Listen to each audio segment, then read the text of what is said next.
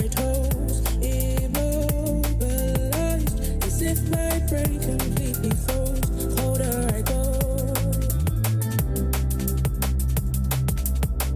colder I go.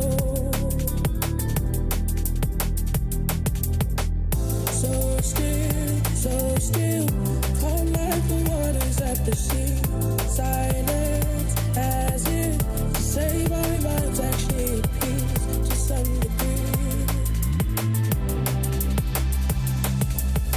To some degree. Your time's supposed to heal. Why do I feel like I've been here for hours?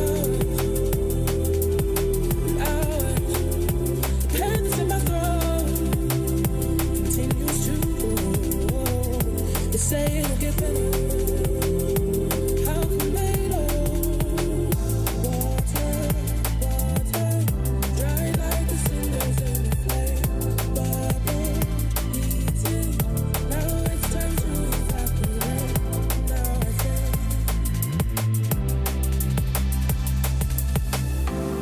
I think. The pain that's in my throat continues to. Say it'll get better. How can they know? If I'm rock bottom, I've hit a new low.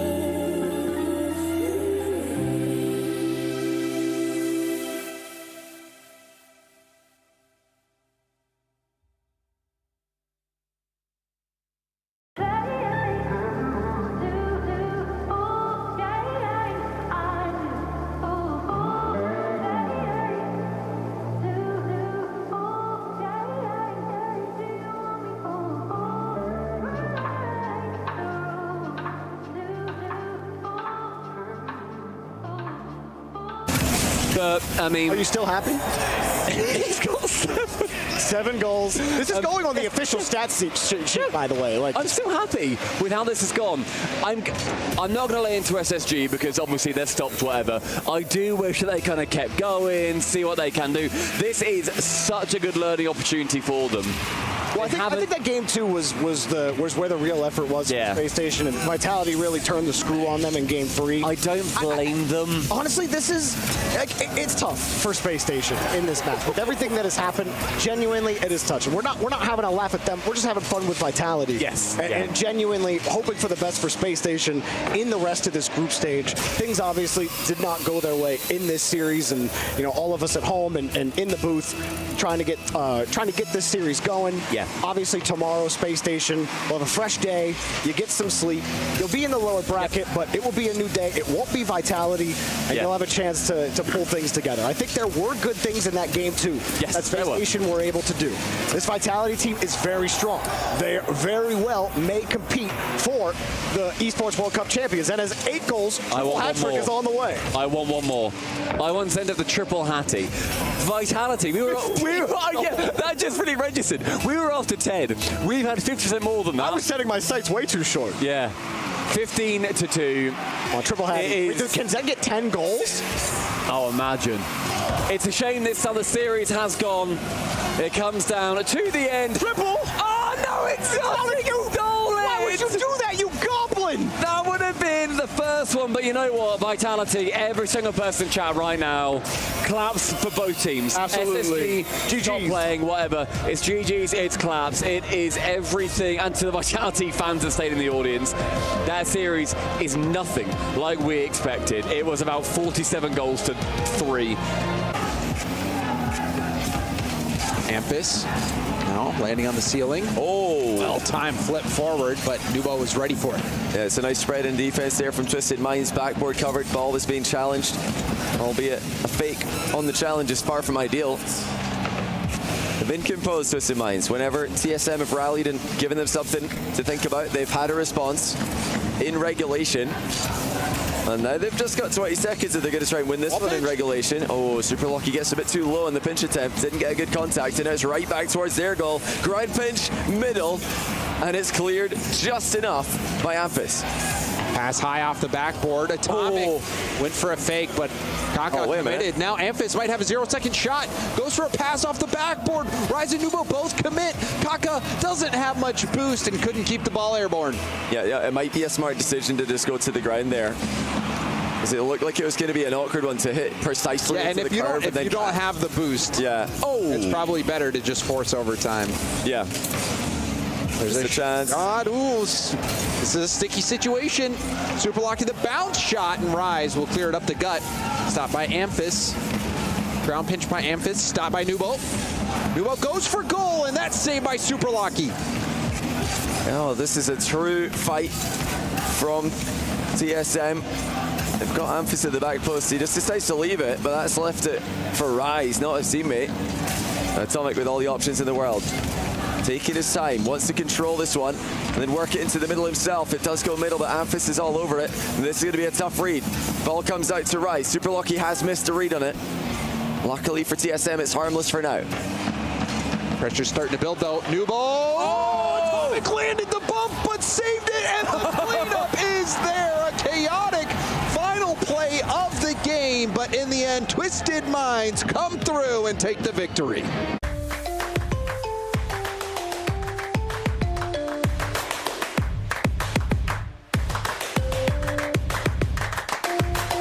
Level up your gaming experience with over 8 billion playlists, only on Spotify, the official audio streaming partner for the 2025 Esports World Cup.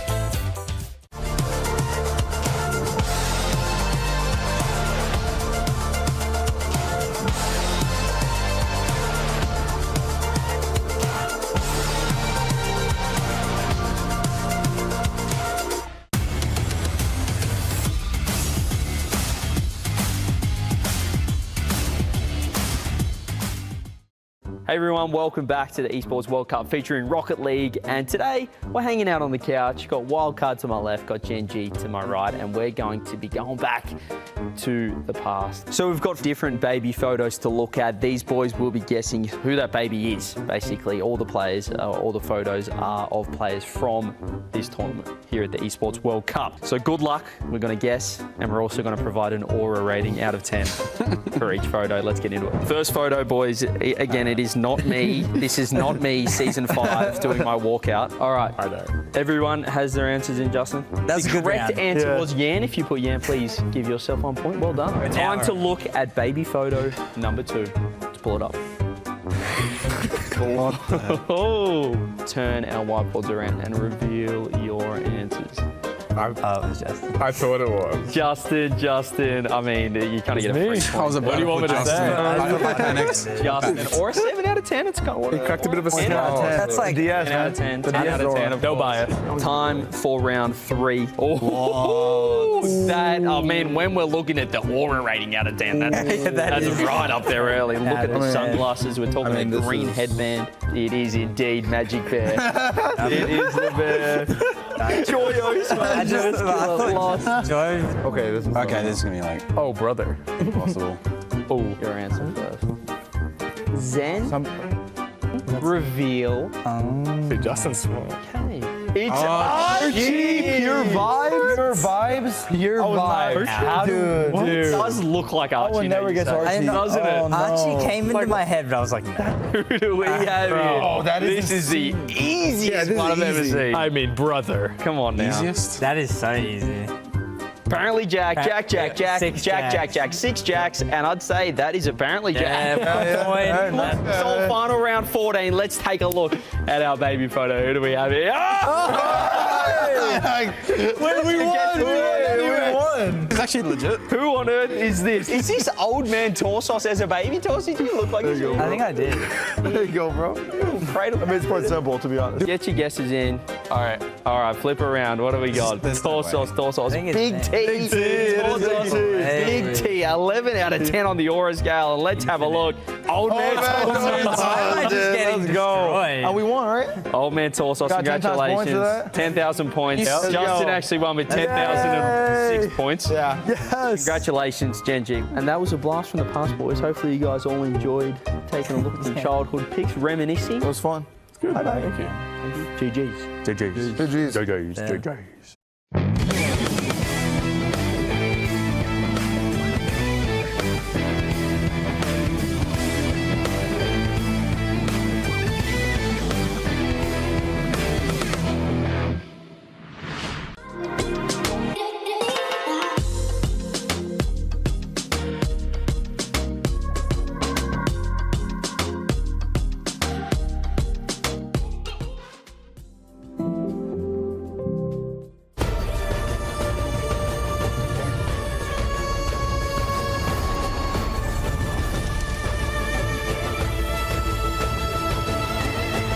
This land is calling.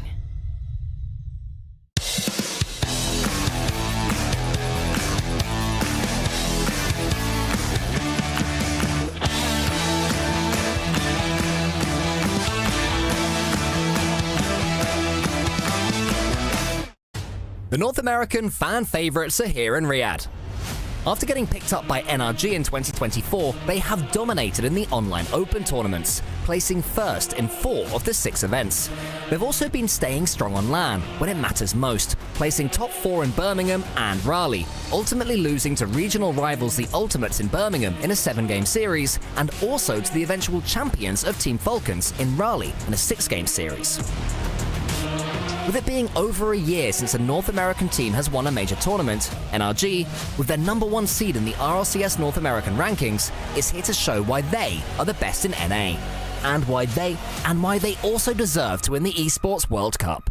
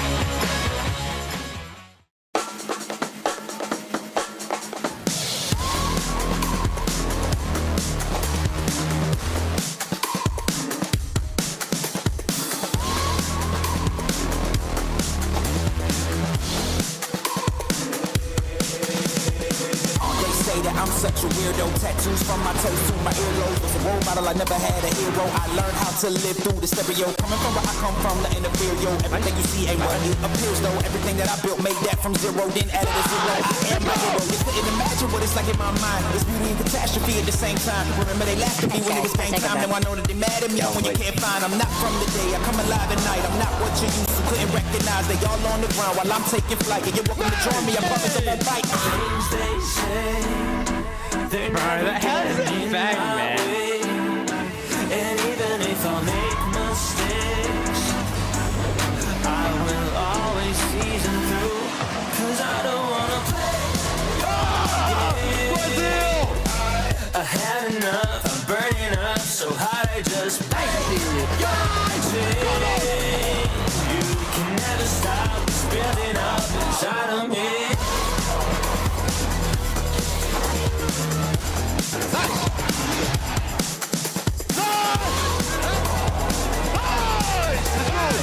Can never stop, it's building up inside of me.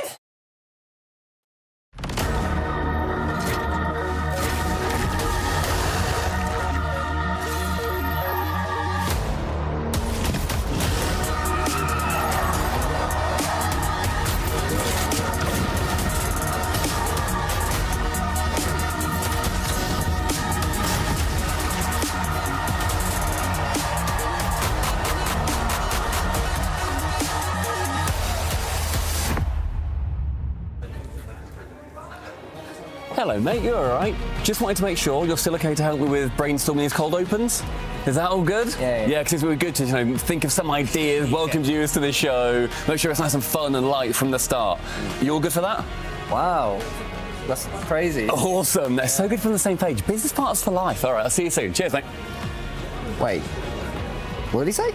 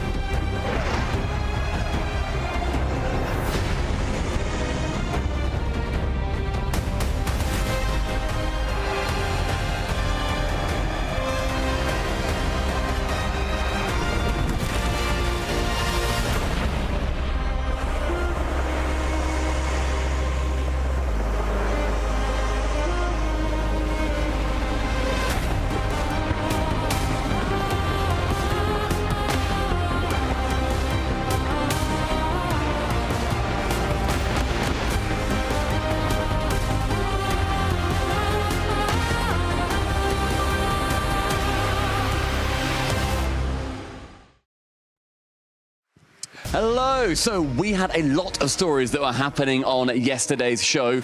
Cole, kick us off with SSG. Space Station Gaming, they stopped playing. It was very controversial. They've apologized since on Twitter, but we'll still see how they do today. Yeah, we had some other massive matches where we saw Falcons. They ended up just about squeaking it over GK, and the Ultimates, a huge performance versus Furia. But now we lead into the key crusher. Finally, Cole, we get to see some teams' logos get obliterated in that machine. I cannot wait to see this. Make sure you're watching the Esports World Cup today. It is going to be hectic.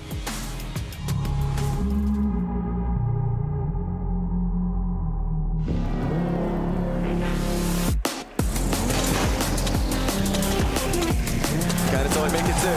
Yes, it can. Teams lose against us because we're better. Maybe what a read off the corner.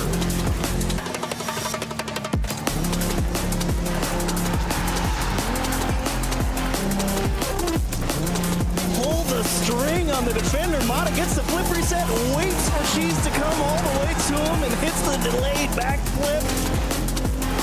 That's a good fake and no chance for Joyo. Oh, man. LJ takes control of this.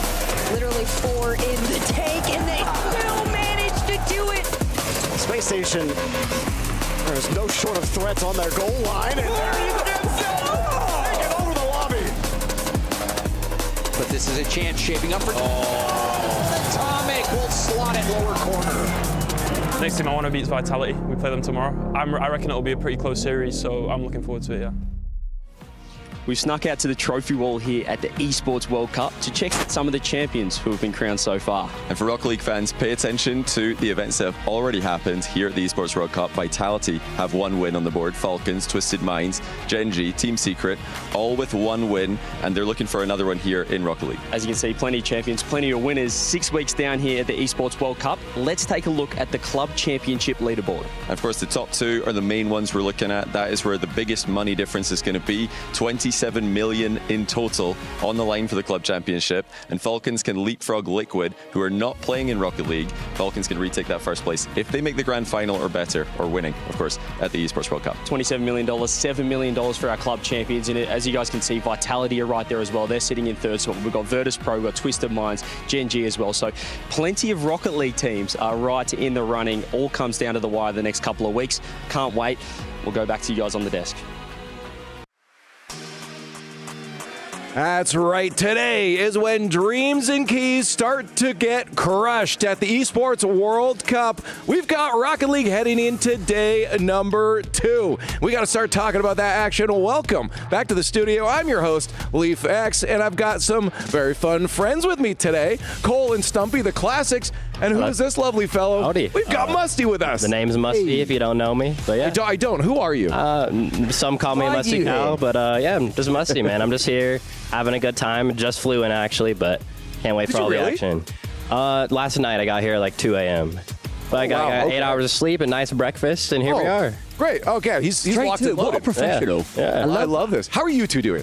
Doing pretty well. Yeah, been lovely. We've already recorded the thing that you guys saw earlier. It's going to be a huge day of Rocket League today. You know, the thing everyone's talking about is space station gaming, but there's going to be all sorts of Rocket League going on as well. I mean, Key it's a crush. huge day. The Key keys crush. being So what was from crushed. last year? I'm excited. Crush for. that Crush key. that key. Crush that key. We get to Crush that actually key. smash them apart. The hydraulic press looks better than ever. It's even more brutal. We get to see the cool photos of teams holding the opponents that they've just beaten. Tears. It's going to be Crying. Yeah, sadness.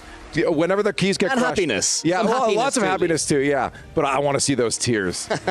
Anyways, yeah, let's you just got in. Yeah. I'm assuming you haven't been able to do much yet. Were you able to watch some of the games from yesterday? Unfortunately, my plane did You not were have flying? Wi-Fi. Yeah, I saw the space station thing.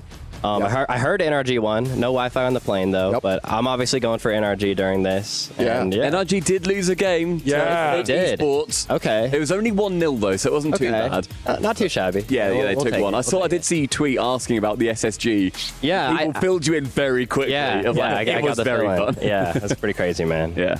But for you in general, coming into this before Esports World Cup, how's things been for you in the world of creator sphere? What's been going on with you? Pretty good, man. We're just making videos as I've been doing the last 9 years. Yeah. And yeah, focusing more on short form. I have my buddy Wes just right over there behind us, helping me out, doing all sorts of short form content. And technically, my views are better than ever if you count shorts. Really? Somehow We in the do count shorts. Shorts in matter. the Big 2-5, I'm doing quite well, so I'm happy, and I'm just happy to be here and be playing Rocket League still 10 years later. Yeah, it's crazy. 10 years. The last time I saw you on a stage, Musty, at the Esports World Cup, you were doing keepy uppies with I was. Neymar watching over. I was very impressed at how you held your nerve. Yeah, it was a lot of fun. I think I got 22 juggles. Way more than I could even imagine doing. I With got that pressure as well. record. I did play soccer or football. Sorry. You can sorry, say sorry, soccer, Sorry. it's I did fine. play No, football it's for football, a long how dare time. you. And I posted a YouTube short about the Neymar thing. And I called it soccer. We were talking about this. 5,000 comments calling me, correcting me that it's football. Europeans, I'm Engagement so farm. sorry. Brilliant. People are commenting. No, That's what you want. it was engagement bait. I did it on purpose. That's great. How is? I'm actually curious. We don't need to get too deep into the weeds here, but how has the transition of creating long form content to short form content been for you? Because it is a transition of how are you telling the story? Yeah, well, obviously, first of all, it's shorter, so you can record more videos at once. But I treat it like mini long form content. I still a lot of short form creators. You could start, clip a little stream clip and post it, and it would do well. It's not really the case anymore. You kind of, behind the scenes, I'm scripting, thinking of different ways to create engagement, and almost like a little long form video, and then the little croppy crop, make it vertical. There you go. And yeah, it's been pretty well for me. How do you come up with your stories? Because obviously with Rocket League, it's a much more straightforward kind of game, right? You're not doing machinima and stuff like this. How do you ideate? What that process look? It's not easy. Sometimes the meetings are 3 or 4 hours, but we kind of just, first we just hope for the best, throw stuff out the wall, see what does well, and then go in the direction of what does well and keep going and going and going in that direction. And then you can kind of think of similar videos or put little slight changes to them. And yeah, lately, I don't know if you guys have seen the KPH series, trying to hit the ball really, really fast. I've seen the Impossible Goal series as well, with the tiny circle goal. Yes, yeah. One every day. That was Wes. I saw Wes then doing, the trying to pinch it into that with the mirror ball. Yeah, Wes he can't hear me right now. He's not back there. Okay. You could be nice. He can't hear you. He's so bad. I see. The opposite. He needed to get a bot to mirror him to do it. He couldn't do it by himself. That's crazy, man. I hate to call you out, Wes. A little lore there. A little lore drop. You mean that? Well, let's take a look at I guess today and what we're going to start seeing today. I know you didn't get to watch a lot of the matches, but based off just coming into this tournament, what you've heard so far, 4 runners, I guess, for you when it comes to the strongest teams. What do you think? And obviously, you're going to be backing NRG, but overall, what's the field look like to you? Obviously, back in NRG, the absolute goats. I ran into Beast Mode, Daniel, and Atomic earlier, and said what's up. Cool handshake and in and out because obviously they're staying focused. But Vitality's looking really good coming into this. You saw the crazy scoreline yesterday. And we actually have a huge match coming up against KC. Yes. So that, I'm going to be, on the edge of my chair for sure. But I feel like those are 3 of the biggest teams coming into it. Obviously got to rep NRG and North America in general, but yeah. Yeah, that's fair. I mean, the bright orange jerseys do stand out for NRG. Yeah. I'm a big fan of those. Those things are, you can't miss them when they're coming to 3 players. Yeah, I was gonna wear mine. I forgot it, unfortunately. I'm stuck in this nice green collar. It's very nice. Yeah, thank you. It's a question I got. Jorby was really mad that Zen had his triple hat trick taken away from him. It was so. I was. I did see that clip. He had 8 goals, zero seconds. Exotic steals it when he comes for an in and out. Yeah, and then he gets the goal instead to make his 5. So that is a double hat trick. He just ruined it. Yeah. And of course, here's your format. Nothing's changed since yesterday. We had 16 teams coming in. We are eliminating some today here. We had 4 groups to 4 teams. Best of 5s. Top 2 per group make it into that top 8. That's important as well later on when we start talking about the club championships. But best of 7 matches is where we start hitting. That's when the games start getting long. We had a long day yesterday. Hopefully not tech pauses tomorrow. Please no. I was in that booth for 3 hours. Right? And of course, they're fighting for a good chunk of money as well here. We've seen it with the club championships and the prize pools here specifically for each game. $1 million on the docket, $400,000 for first place. That's not too bad, Musty, to split amongst the players there, eh? Not too shabby. Like $400K divided by 3 is 100-something each. So that's good. That's really good. Yeah, that's not bad at all. Anyways, we saw some great plays here, but we're going to get into our Sony PS5 top reactions throughout the day. There were some good pop-offs. Obviously, some more than others, some slower games, but Jack. He was so frustrated. What happened there? So they were playing Wildcard, and Wildcard we're using silly cars. You just about see flying out there after Joris scores. It's like clown cars and toppers. Big toppers, snake wheels. And apparently Jack was like, I'm above this. How have we conceded a goal to this? He was not impressed. That's crazy. Okay, and this is the crowd reactions too, I've seen. The crowd have been... Oh, yeah, of course, because you only... Yeah, how's the crowd been? I haven't seen it. The crowd's been great. Good? Furia had drums. Not just trumpets and lights. Falcons, obviously, as ever. Yeah, Falcons always the number one, I feel. Massive. Twisted Minds fans also, they were the last series of yesterday. Zen's talking smack. Yeah. Zen was talking smack. Zen also, when they were playing yesterday, leant round the side of his monitor to shout at SSG, just looked at them, and he was like... What are you doing? Yeah. What are you doing, man? That's crazy. So good. It also has extra spice when they do start crushing the keys as well, when there's some real drama between the players, and then they have to sit and watch you crush their keys. Wow. It gets even better. I saw the little hydraulic press, man. That's a scary looking. Have they let you use it yet? 'Cause I know you've been to Esports World Cup. I believe every year since the start, right? Or Gamers 8 or Esports World Cup? I've been. Have they let you press that button? I don't think I've gotten a button press. But let the man tuned. There might be some cool event coming on tomorrow that I may or may not be participating in. I like it. If I win, hopefully I'll get to. Can I just say, I didn't even know that. I've not just set him up. This is just a thing that we all just learned. A little leak. I'm not going to leak it. All right, cool. Well, stay tuned for tomorrow. But right now, of course, we got to talk about our Aramco Power Rankings. We put these together the other day, Musty, in 3 categories. We had our contenders, which, of course, the teams that you probably would have expected. Do you have any disagreements here? So is this in any particular? Yeah, these are contenders. We have our dark horses and then our Cinderella stories after. I would say that this looks good to me. Okay. Yeah. Clean. Okay. Now the question is, looking at this, are there any teams here that overperformed or underperformed our expectations? I would absolutely move Furia. I think they are not currently suiting that top of dark horses. I wouldn't move them down to the next tier by any means. Maybe to the end of the list. I would put them. I put SSG to the absolute bottom of dark horses / honestly, just to punish them a bit. Cinderella stories. Welcome to that tier. But otherwise, I'd go Furia. I put Furia right to the bottom, along with SSG for dark horses. That was tough because they were playing the Ultimates, who were looking really good. But for Furia, we're still expecting good things out of them. That Musty, I feel like we just haven't seen being delivered at these lands. Yeah. I'm looking forward to seeing greatness. You know what I mean? From Furia.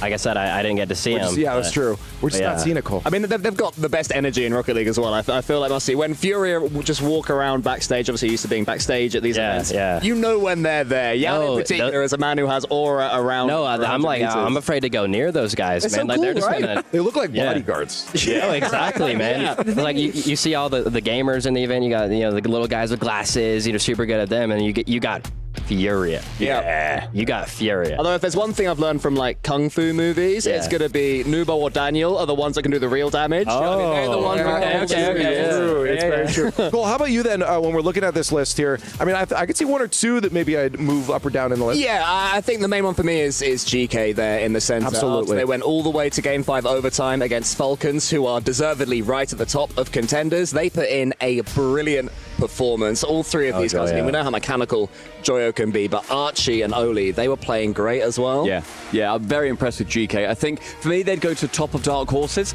I put the number 1 in there. I'd then put Ultimate, although they won, like right behind, but near inseparable for how well they've done. I put them right next to each other. I think that when you then see Joyo on land, I mean, the things that we've seen him do have been amazing. And he's so fun to watch mechanically. You're a very mechanical player as well, Musty. I was. I want to. Musty flick, though, does Joyo. It's got to make you proud. Yeah, I'm looking forward to seeing the Musty flicks from Joyo. He's one of the first pros I've ever seen do them, you know, in actual professional matches. So I'm definitely looking forward to watching him and seeing more stuff. And now it's everywhere, too. Yeah, but I agree with you again in keeping the ultimate just a little bit behind him because GK had to go up against the Falcons, which again, we still hold in super high regard. Coming off that Raleigh win. They're the number 1 team in the world. Yeah. Hands down. I mean, we talk about the 3 players on this team and we say, okay, every single one of them can be MVPs. Like all 3 of these players are insanely talented. Yeah, and they're on like home turf as well. That's and huge. You know, the crowd from the pros I've talked to, they it does affect you, you know, and having the crowd on your side is a very big deal, I feel like. Wait till you're out there today. I can't wait, yeah. Yeah, it's a lot of fun, but I think the issue for Falcons is they've not been able to win on home soil just yet. We've not seen a MENA team take it here in Rocket League so far. They've now done the Raleigh Major. They had FIFA E, did they not as well? They set that record. They did as Saudi Arabia, but not as Falcons. Not for the Esports World Cup, not as Falcons as well, although it's the same team. It's going to be very hard to topple them. Achieves yesterday on the sofa said, okay, my 3 top players in the world right now, Falcons. All 3 of them are his top 3 players. I disagreed with him, but they're certainly up there. And I don't know if you saw the final goal as well. So it's Game 5 overtime against GK. They've got all the pressure on them.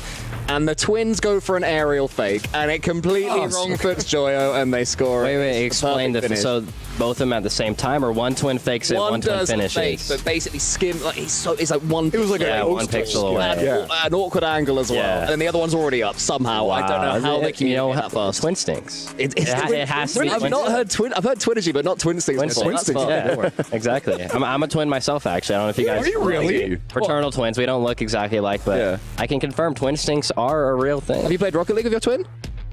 He's not very good at it. Train him up. It could be you. So he fakes it loads, and then you then go for the hits. Yeah. You know, he turns on Rocket League, and then I do everything. Sounds like us, cool. All right. And just thinking about the Cinderella stories that we had there too. Are there anybody from that maybe? I mean, Foot got a game off energy. Does that change any of our prospects for these teams? I mean, Virtus Pro, they got a couple of overtimes against Carmine Corp, which is, you know, that's true. I mean, that's which huge. Is relatively impressive. It's like 8 Virtus seconds, Pro, but still big. It still counts. Virtus Pro as well, over in Teamfight Tactics. They're in the grand finals over there. So in the Club Championship, they've actually drawn equal with Team Vitality. So anything this team can do here is going to be big for the overall money. And we're talking millions of dollars. I think first place gets $7 million or something crazy. It is huge for them. And I think that this is the win. This is Teamfight Tactics over here. Yeah, right? like that secures them through. Obviously, they've already got that top 8. They're already locked in to make sure they get any of that prize money regardless.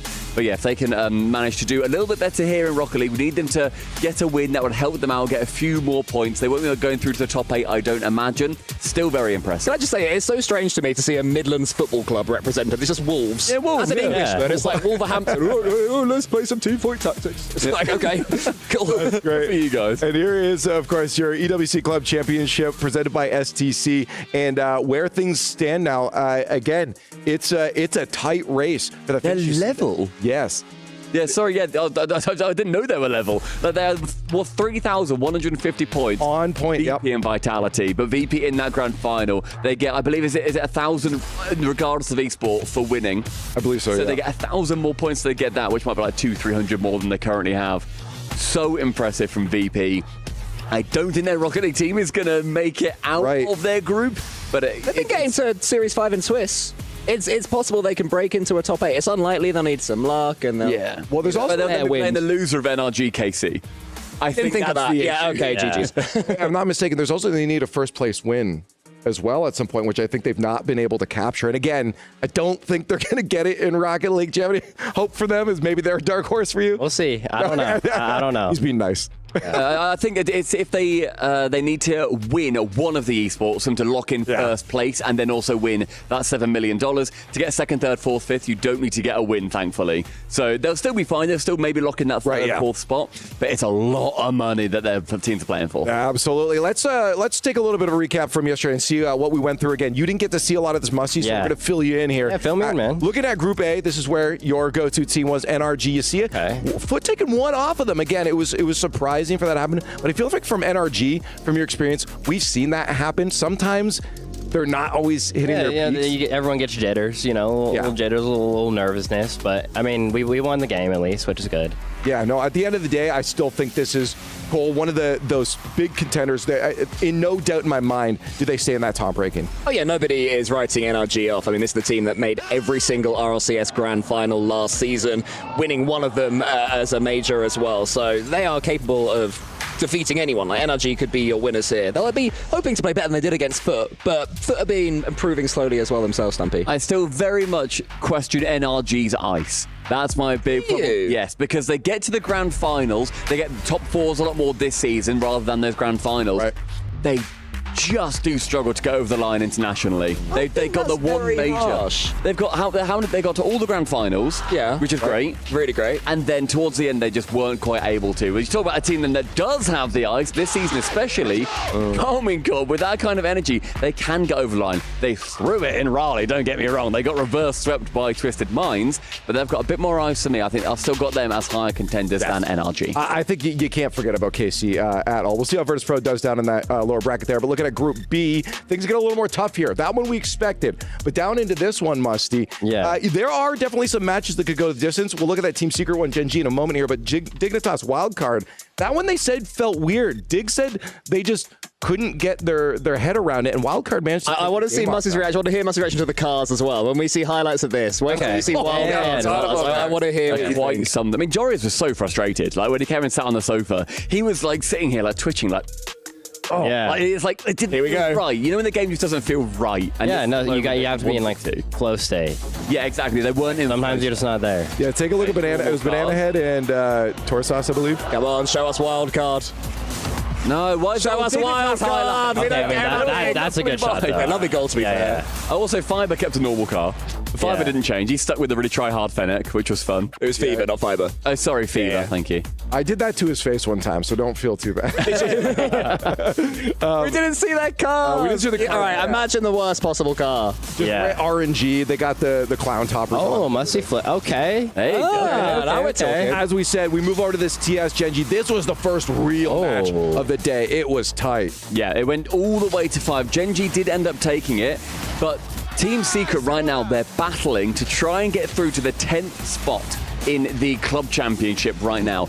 If they get through to that 10th spot, they need to get a top 8 to do that, because they get 2 of their top 8. They've won one of the events, that's one top 8 done. If they then get another one, that then means that they lock in that 10th spot regardless. That is $500,000. For 10th? If they get 10th place in the Club Championship. So that's one win, right? If they need to win one here, or do they need to win 2? I think they need to get through into that top 8 right at the end. There's 8 teams that end up going through. 2 more wins to Secret, they all get $500,000. That is, I didn't even realize how much is on the line. Oh yeah, that's crazy. Yep, a lot of it. And we got to move on to what we called the Group of Death. Musty, this was from the beginning, everyone was like, how are we here? We got to keep our eyes out. Look at the teams in this group.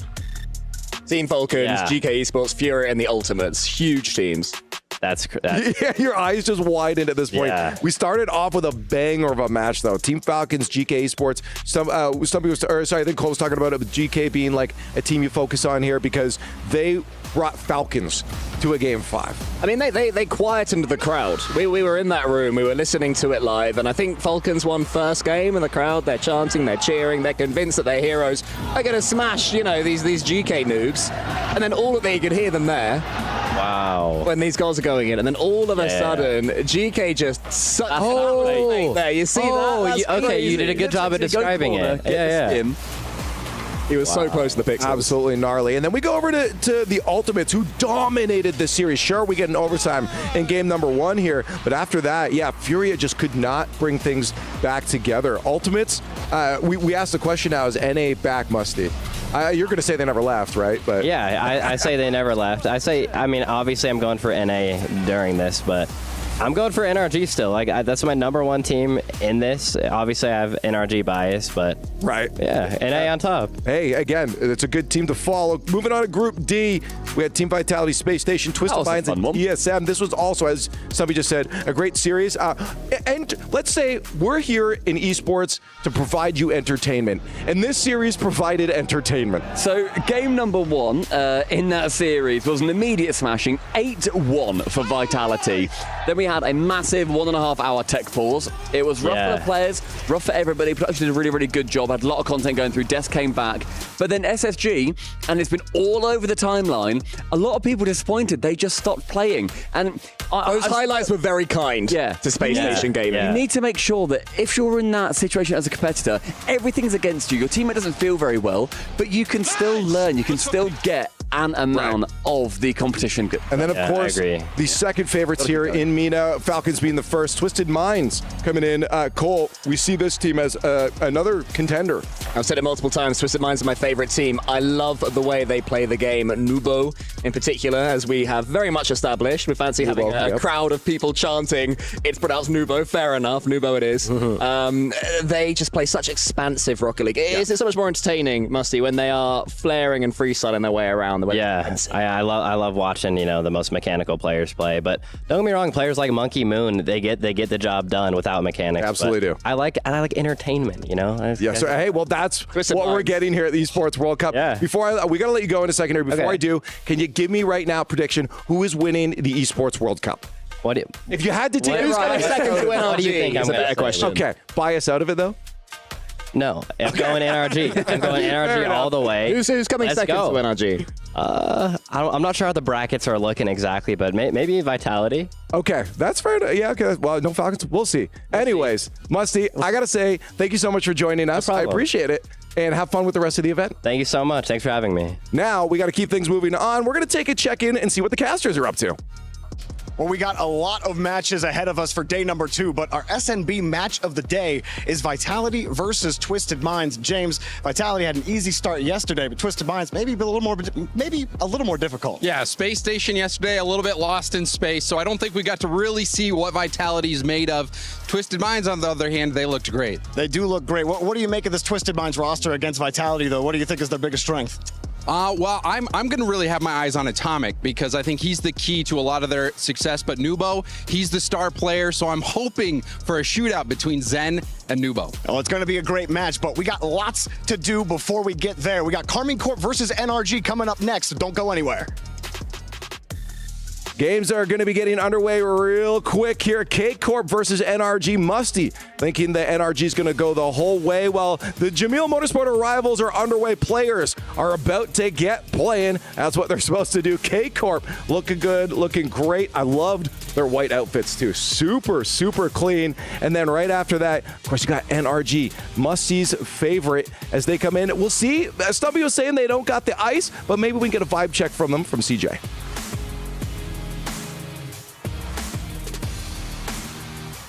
Big series first up. What kind of play style can we expect today from the boys? Nice, strong defense, for sure. Strong defensive play style. I do like that. You think that's going to work against KC? Yeah, it always works. For super defensive, we love to sit back. I love it. Let's go. As a coach, you'd love to play or compete against Farah, obviously. Yeah, I mean, we played against each other, at all the Dream Hacks, so, and coaching against each other is awesome. Awesome. A war of defense. Can't wait.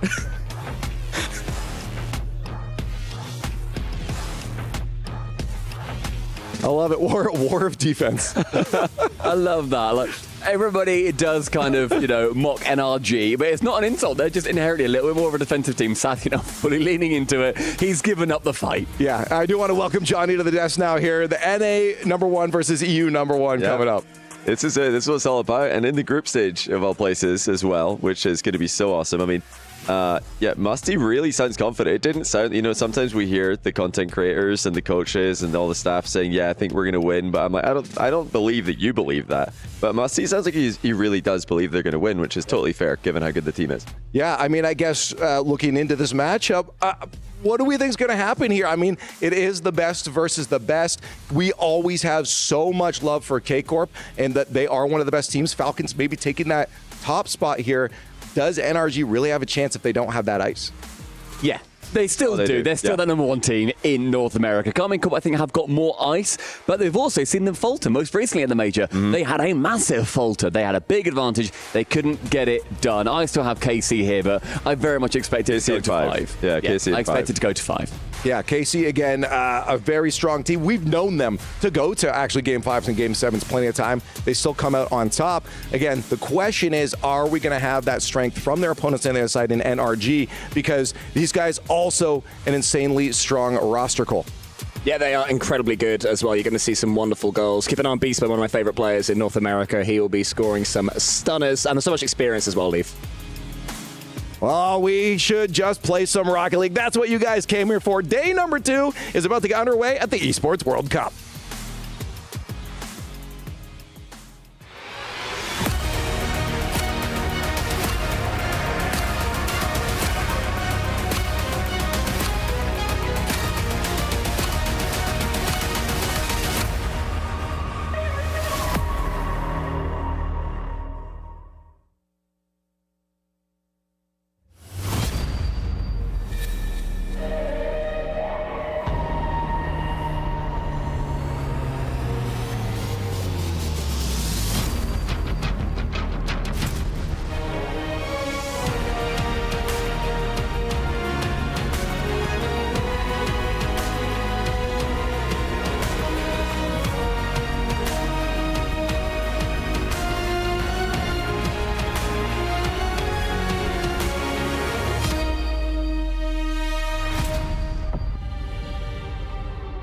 Welcome back, everyone, to EWC, presenting Rocket League. We are in day 2 here, and Fancy, this is where things get a little bit spicy. Absolutely. Spicy is one way to put it. Another way would be high stakes. As we know, we're starting things off with our upper bracket group matches, but right after that, we're going into lower bracket where tournament lives for all of the teams are going to be on the line. I hope the teams are feeling ready. We've got the trophy out here as motivation and the key crusher as threat. So all that's left to do, Fancy, is to bring out the teams. Absolutely. For our first team, for our first opening match on day 2, give it up for NRG.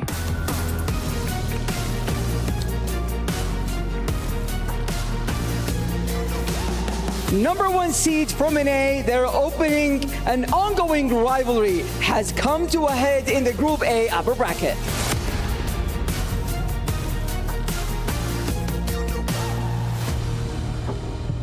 And welcome Carmine Corp, number 1 in EU.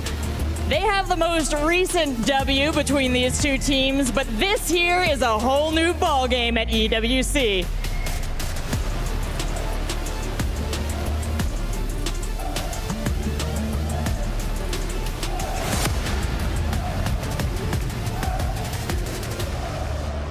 A win in this match would be critical for either teams, making their org eligible to claim the club championship that requires 2 top 8 finishes. Good luck to both.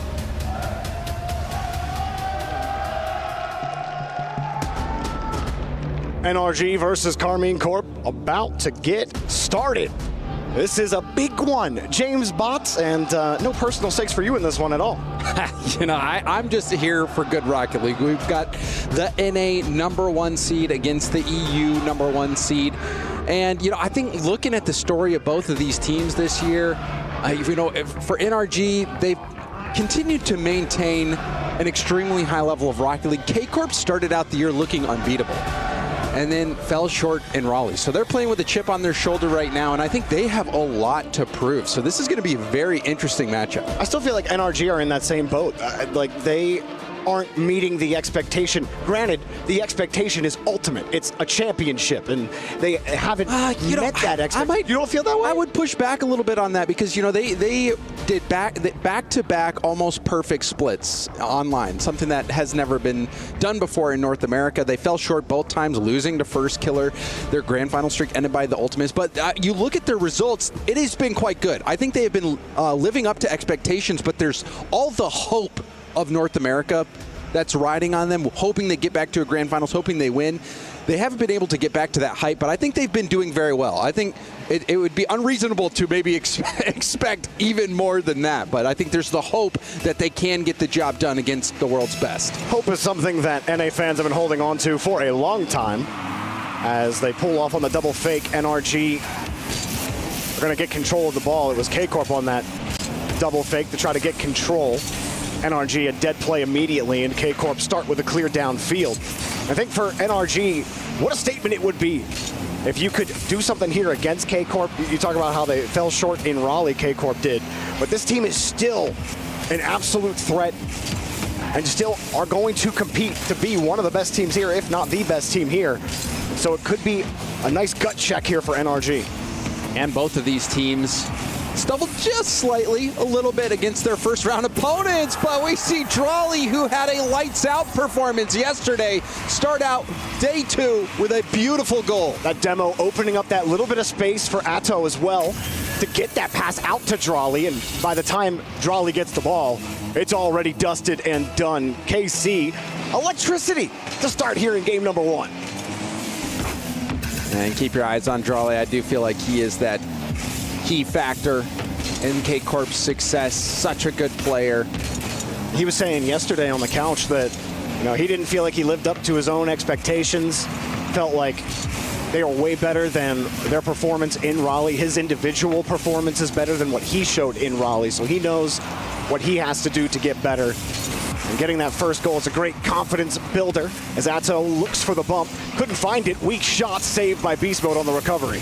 But K-Corp looking so good to start things out, having all this initiative, calm under pressure. You can see how much time Atto's taking there. Beast Mode does clear to the other side of the field, and then that touch from Drawley I do think puts K-Corp in a bit of an awkward spot. However, that pinch on the ground going to send it all the way back. K-Corp, though, another shot on target. A lot for NRG to handle at the moment. A couple of dangerous 50s. Beast Mode. The pop return doesn't work out for him. K-Corp get another clear. Have held this ball, and no touch on the backboard means a free goal for Vatira. You saw Atomic making a play on this ball, but it was hit so hard by Drawley that Atomic couldn't make the read. Now, not how NRG want to start a team who, and I know you might groan when I say this, James, but one of the best defensive teams in the entire world. Yeah, I don't push back too much against the defensive narrative. I think the stats are pretty reliable. I think, it just depends on what you mean by defensive, right? Because I think where somebody might get a little pushback or noise is just saying, hey, do you see what we can do on offense? Do you see what we're capable of with the level of mechanics and the strategy we're able to bring out? We are a deadly team on offense, but at the end of the day, NRG's defense is what keeps them in a majority of their games and wins them a lot of series. And that's why I'm conceding 2 against K-Corp here. That's a tough bout. K-Corp kind of looking like classic KC right now, taking advantage of a few opportunities that they have gotten. And it slips through again. NRG going to concede a 3rd goal here in game 1. And wheels starting to fall off here for NRG. Beast Mode went up for that ball. It looked like maybe, I don't know what the plan was there. You could see him maybe trying to stop a clear attempt out, or if he just jumped up for a ball that he didn't have the boost for, wasn't able to make the play. Regardless, another goal given up here. NRG don't look like they have any answers to this K-Corp attack. Drawley, quick touch out and about 1 million chain dashes. Vatira, next 50, but K-Corp. See Beast Mode downfield. Atto adjusted accordingly. NRG back on defense.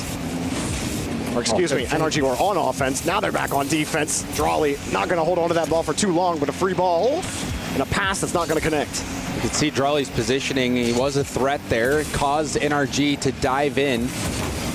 Daniel trying to be patient, but someone's always there for K-Corp on the back line. A good demo, though, does give a brief numbers advantage for NRG. Beast Mode will keep on pressing. Off the ceiling, Beast Mode is dangerous, but he's contested, and it's all the way back to Atomic, who tries to take this airborne into an air dribble. Now off the ceiling, pass over to Beast Mode. Beast Mode denied. 2 committed from K-Corp on the play. Both in the area. We're going to get that save, but a good setup. That's the best setup we've seen from NRG in game number 1, and I think that's good for them. Game 1 starting to get out of reach. You'd like to see, if you're an NRG fan, them get at least one good creative opportunity in the net, something to build on for game number 2. As Drawley pumps some Musty in the midfield and is cut off by NRG. It's been so one-sided so far. Finally do see a shot, but again, it's blocked. NRG has had a few good looks. You even think back to that Beast Mode shot where it was a double commit, but regardless, it was saved. And now finally NRG break through. Drawley positioned a little close to the near post. You can see him not covering that far post. Needed help. Atto too slow on the rotation. Him and Beast Mode got a wheel on that. I was very confused why Beast Mode scored, came up, and then, oh, yeah, he got that little touch, but it was great placement by Atomic. A fake kickoff for NRG. They want to try to double it up.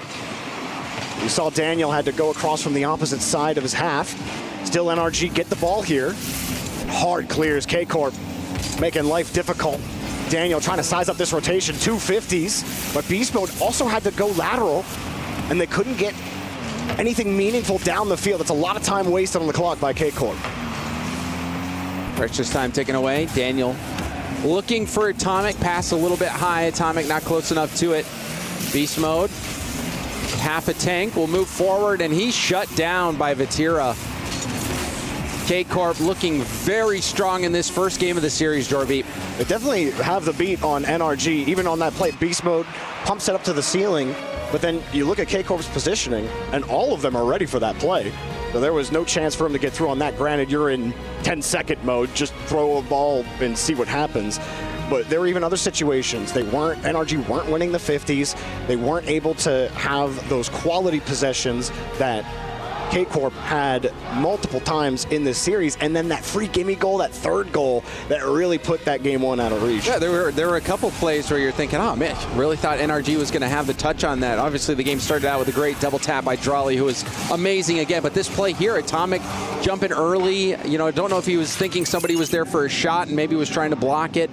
Wasn't able to get the stop there. There was also the miss by Beast Mode, or Beast Mode wasn't in position as third man to be able to get the stop on the third goal for K-Corp. So there were a lot of just head-scratcher moments there for NRG, and like you were mentioning, not much possession either, though the times that NRG did have a few good looks, seemed like it was great defense from K-Corp. Sometimes they were double committing, but sometimes that's what you do. Sometimes that's the strategy, is have 2 players jump to try to shut down that angle. It's what they did on the Beast Mode redirect shot in front of net.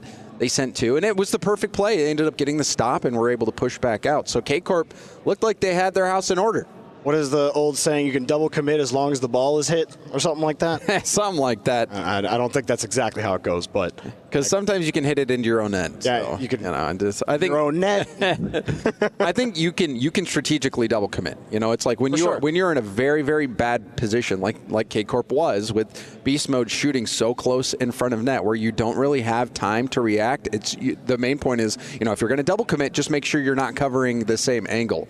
Have somebody go high, somebody go low, or somebody go left, somebody go right. Just make sure you're covering different parts of the net, and that's what K-Corp did. It worked out for them, and they dominated that first game. They looked head and shoulders above NRG in that first game, I'm not going to lie. Yeah, I mean, you had that demo from Vatira that opened up the scoring for Atto to pass over to Drawley, and Drawley hit that double tap.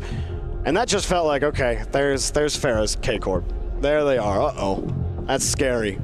What, the technical pause? I've been here before, James. Don't be afraid, Jorby. We just got word that it is only I thought Stumpy was the curse, and now I feel like I'm the curse. Chill out. No. Chill out. Okay. It's just a cable getting replaced. We'll be getting back into game here very shortly. Thank you, everybody at home, for your patience as we get that cable swapped out. But this is a little extra time for Sathu to talk to the NRG crew, NRG boys, trying to get them back on track. We know that they're fully capable of of putting up a performance on par with K-Corp. They've had a lot of really good close matches with K-Corp in the past, but in that first game, K-Corp looking on a different level. I mean, to your point, the last 2 minutes looked a lot better defensively from NRG. That's when we saw their quality opportunities on offense. So definitely a shaky first half in that game. And NRG are a team you do expect to bounce back in this game too. You don't expect K-Corp to walk all over them. And Vatira, happy to see a contingent of the Blue Wall making it out here. A lot of fan contingents have made it out to EWC this year. Yeah, it's been great. And I think, when you're there in person as well in the stadium, you experience how loud it truly is. Chronic was talking about it yesterday. The crowd at times so loud it disrupted his focus. And I mean, it's got to be pretty loud. I didn't seem to hurt him too much. Yeah, I mean, he's still a gamer, You can sometimes you get a stream on the side. You don't need full focus sometimes to get the dub. When you're that good. Flow state, you don't need to think. But the crowd certainly showing up in support of the Blue Wall. But NRG, though, the team that needs the support right now, and I think as a person who's watched a lot of NRG, I hold them in high regard. I want to see more creativity on the front end. Like you were saying, maybe a couple good 50s that can get them possession. But I also love seeing Beast Mode play on the back wall, the enemy back wall. I love him. That's when he's his most fun. Falling off the ceiling or floating right in front of net, not rotating out of the play, staying in the mix, making things difficult for the defense. I want to see more of that, but K-Corp seem to have the answers. They, like we were mentioning before, they don't care to send two. If it takes two people to stop Beast Mode's shot, but Beast Mode's, one play is the whole plan for the NRG attack, and Daniel and Atomic are too far out of the play. That's fine. Send two. Have the third person clean it up. I mean, you might need the Beast Mode pre-jumping to actually get past this defense. It's a risky strat at times, but also you can kind of mitigate that risk based on your positioning. Beast Mode gets downfield. You have Daniel as third, as he always is. Atomic, launch it to your boy and see what he can do. And then on the other side of it too, Jorby, I think cleaning up things just a little bit on defense. You don't really see NRG gets caught out that much or surprised that much or not be able to make the backboard read like we saw on that Atomic play. And so I'm hoping that we can just see a little bit cleaned up defense from NRG as well as amping up the offense a little bit more. K-Corp, on the other hand, they're playing at a high level. I think it's NRG that's going to have to rise to their level right now because, man, they have been looking good. Look at that compared to yesterday. That was a calisthenics pause. And now we're ready for the full workout. Game number 2. See if NRG can get it going. But Beast Mode gets bumped immediately, and that's going to give Vatira a pass, but just wide of the mark, and Atomic was in the area anyway. And Atomic doing a nice job at dodging the bump attempt. Beast Mode grabbing the mid boost and bumping Atto off the ball. Daniel in the air goes for a 50. Daniel's air dribble bumps. NRG scores a lot off of those, Jervy. I think Daniel, one of the best air dribblers in the game. Got Atto on the other side, though. He's just as good at it. Be careful which poison you choose. May end up getting the syringe stuck inside you. Wow. Boom. Another demo, another goal for K-Corp. A classic play here. The fake off the corner. Try to force the defense back. Vatira in the play. Then like you said, not only going for the fake, but Atto continues to provide value, wrapping around the corner, going for that demo. And now we see a demo kickoff by Drive. What was that? That was personal. He went straight for him. Camera angle on that as well. That was crazy. And like we were talking about yesterday, K-Corp, one of the best teams at successfully executing kickoff strategies. I do love that has become a kickoff strategy, which is just demo the other guy. Don't even go for the ball. Love how kickoffs have evolved. K-Corp have been at the forefront of it, and I got smoke screened by the camera. It looked like that ball was heading on target. K-Corp, they find a way to keep the ball out. It's cleared out downfield. NRG have been facing a lot of heat on the demos. Beast Mode tried again for a demo. Atomic moves across off the 50 from Daniel, but Beast Mode was downfield. It looks like NRG are trying to be a little more risky getting down that field, but when they don't win these 50s in the midfield, you can't take these risks. They're just stuffing them on every one of these 50s and another free ball. You can see Daniel being harassed on his rotation out as well. Daniel looking for that boost. NRG being boost starved quite a bit here. Lots of aggression. Drawley landing a bump on Daniel, who did finally make it to the corner, but it's opened up some space right in front of net. Beast Mode with a big clear downfield. Vatira on a couple small pads will get the stop, but Beast Mode with the boost steal from the corner as well. This is an attack shaping up here for NRG. Can they make something of it? Good recovery on the 50 from Beast Mode. Buy some time for NRG. They'll let the ball roll back. Atto had it read easily, but no one will follow up. K-Corp are all set up back on defense. How do NRG push the goal line here? They can't get anything off the backboard. There's always an orange car in the way, and they're forced back again. Good read by Beast Mode. Jumping right in on that flip reset. Doesn't have much boost. Tried to go for a pinch pass across. You can see Daniel getting bumped again. K-Corp so aggressive. The passing play. There's the shot again. 2 go. They cover the same angle, but you got, it seems like every time Beast Mode's getting a shot in front of net, K-Corp just says, all right, we're both going. We're sending everybody. But hold up. Atomic? Atomic. Oh! And you heard it hit the bar. Close call for NRG. They're going to be they're not going to be happy about that one, Jorby. They almost slipped through the defense there, K-Corp. Light touch. Vatira's already downfield. Saw the boost. Couldn't squeeze the goal. Save. Daniel recovers quickly. Gets to 50. Will lose his boost. Beast Mode tries to assist, but Vatira's got the ball. Up high. Across one defender. And Beast Mode doesn't even leave the wall. 50 rockets to the other side. No boost in the midfield for Atomic.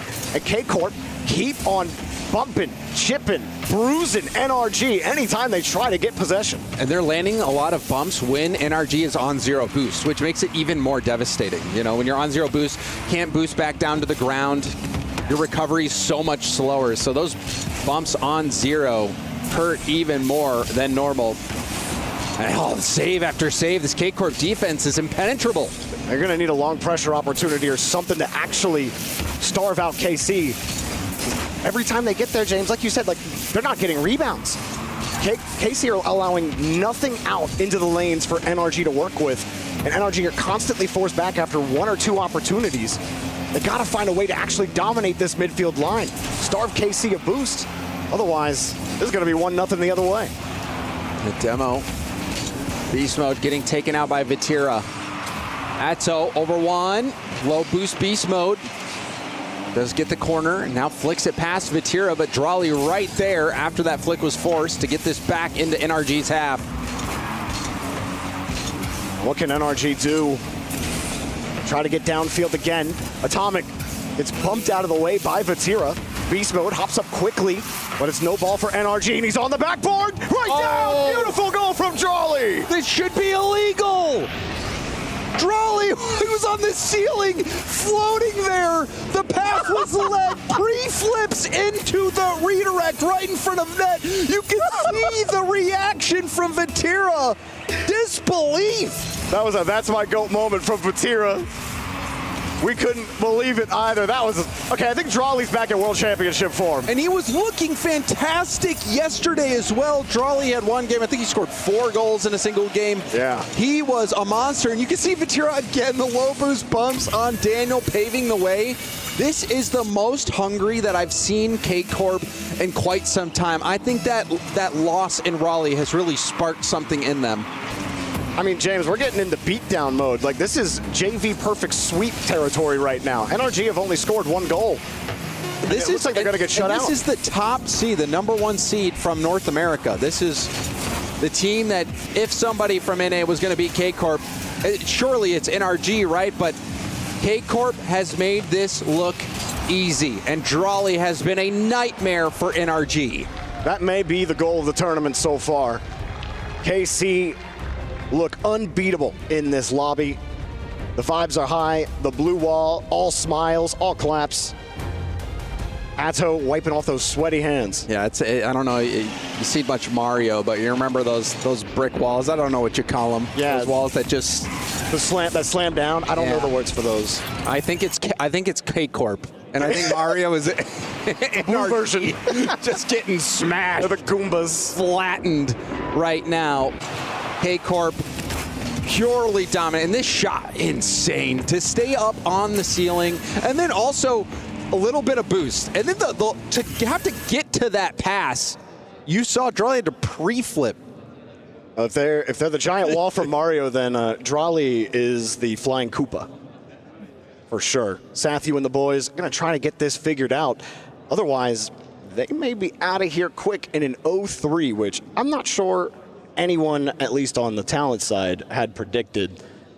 You'd expect NRG to be competitive in this game, but it has been a chippy, physical game from K-Corp and some superstar moments as well. NRG got to pull out that superstar. You know it's in it.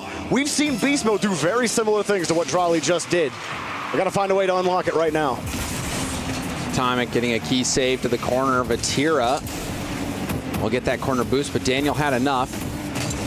Daniel hasn't really played much role. Really, all of NRG has been struggling. Beast Mode has had a couple shots, but both times Beast Mode's been upfield in a dangerous shooting position. It's been a double commit save by K-Corp, who's also been landing all those zero boost bombs. They've been dictating every aspect of this game. K-Corp, they're dominant right now. Drali, ooh. You always have to hold your breath when he's up. Crazy, he's like, yeah, this is something that I will go for. Like the fact that he's like, yep, I'm just gonna turn my card down, even though it's falling down, there's an NRG defender there, yeah, I double tap that. It's just the mind of a player like Drali. Beast Mode actually lets the ball go or misses it. You decide. Popped up high, maybe a chance now for NRG on a break, but there's nobody to bump. Drali was underneath the play and nowhere in danger of getting bumped on that play. But NRG, it looks like they started to have something going there in the midfield, and the K-Corp slowly start pushing them back. There's been a couple moments in this series where you think, oh, this is finally NRG on attack, but every single time it's been getting smothered. And now Drali was threatening the double tap. Atomic had to keep it out. Daniel finally with boost could do some damage here. Reset. It's bumped a little bit off the ball. Goes for but it hits the bar. You had full plow mode on the backboard to clear out that last defender, but the trajectory just wasn't going to allow for the goal. Now a bump from Beast Mode opens it up. Beautiful from Daniel. Oh, this was a great play. High percentage play here from NRG. You can see that little touch, but also Beast Mode going out, bumping Drali, finally giving Daniel an open lane to shoot, and he did not disappoint. There was a little bit of criticism yesterday of the power shots from NRG, but that one was perfect from Daniel. Overpowered the defender, and has finally gotten NRG a lead. It's their first lead of the series. Ball skirts out in front of the box. Vatira will pick it back up. NRG always find a way to scroll their way back into a series. They might start slow in. This could be the start of that, but KC's opportunities look so close every time. Atomic, how much space can you create? 250s, that's decent. Daniel has it back into the corner. Atomic still with some boost to play with. Beast Mode playing tight, but has to move back quick. But NRG will need more of that. You saw Atomic faking high, going low, getting past the first defender, 50ing past the second. Daniel was one good 50 away from NRG getting another goal. So we'll need to see more of that from NRG, being able to take multiple defenders out of the play like Atomic just did. Nothing there for Atto.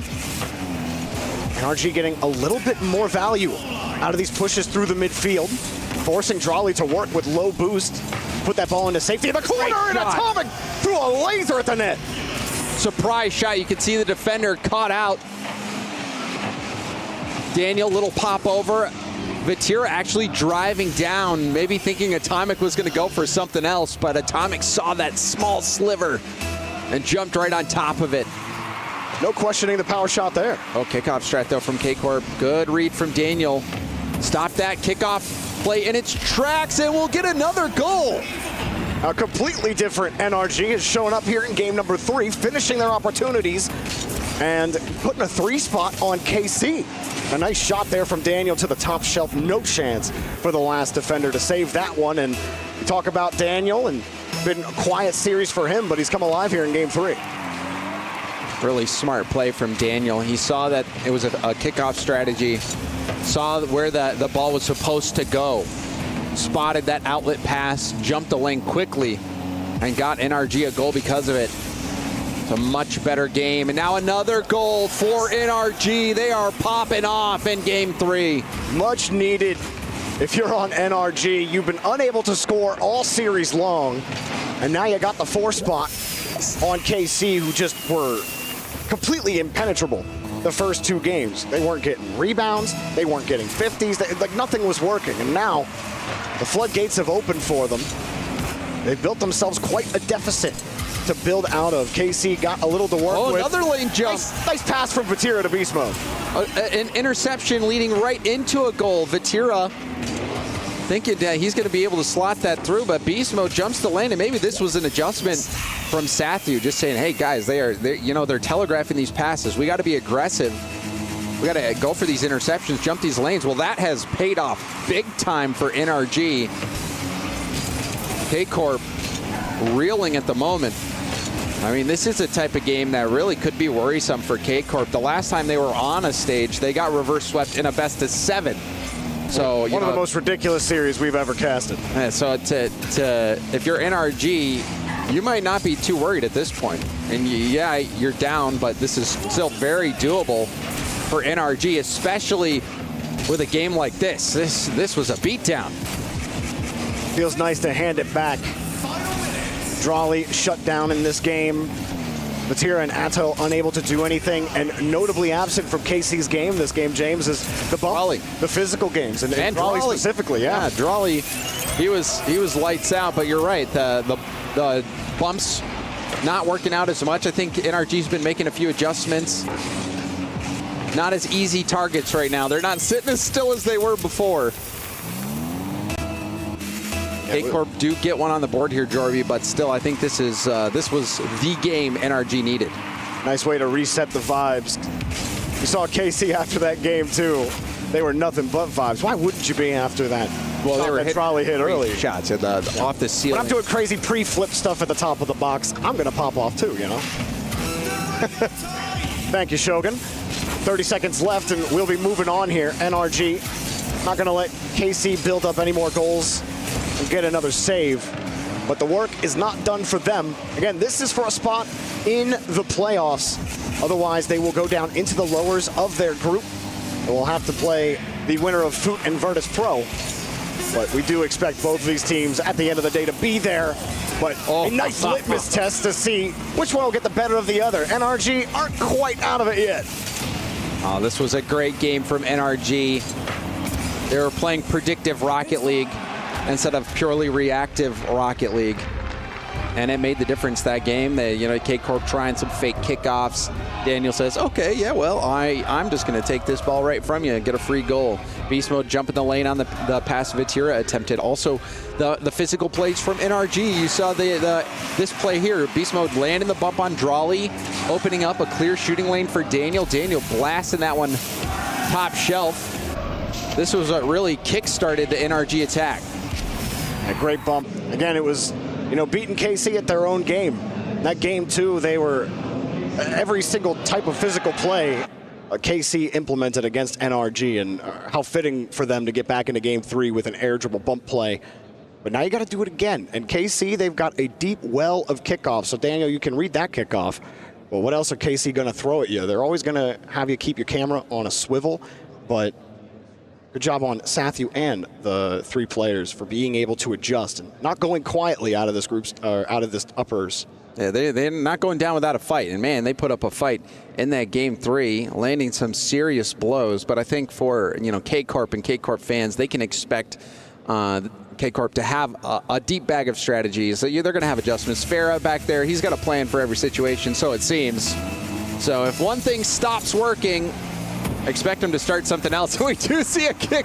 What on earth are these kickoff strats coming to? I think we've seen more double was literally just sitting in that waiting. Yeah. And Daniel also just said, he's like, they're definitely going to fake it, and then I'm just going to shoot the heck out of that ball. Vatira takes a really light shot. NRG might get a chance here. They're looking for Beast Mode. Beast Mode out of that play immediately.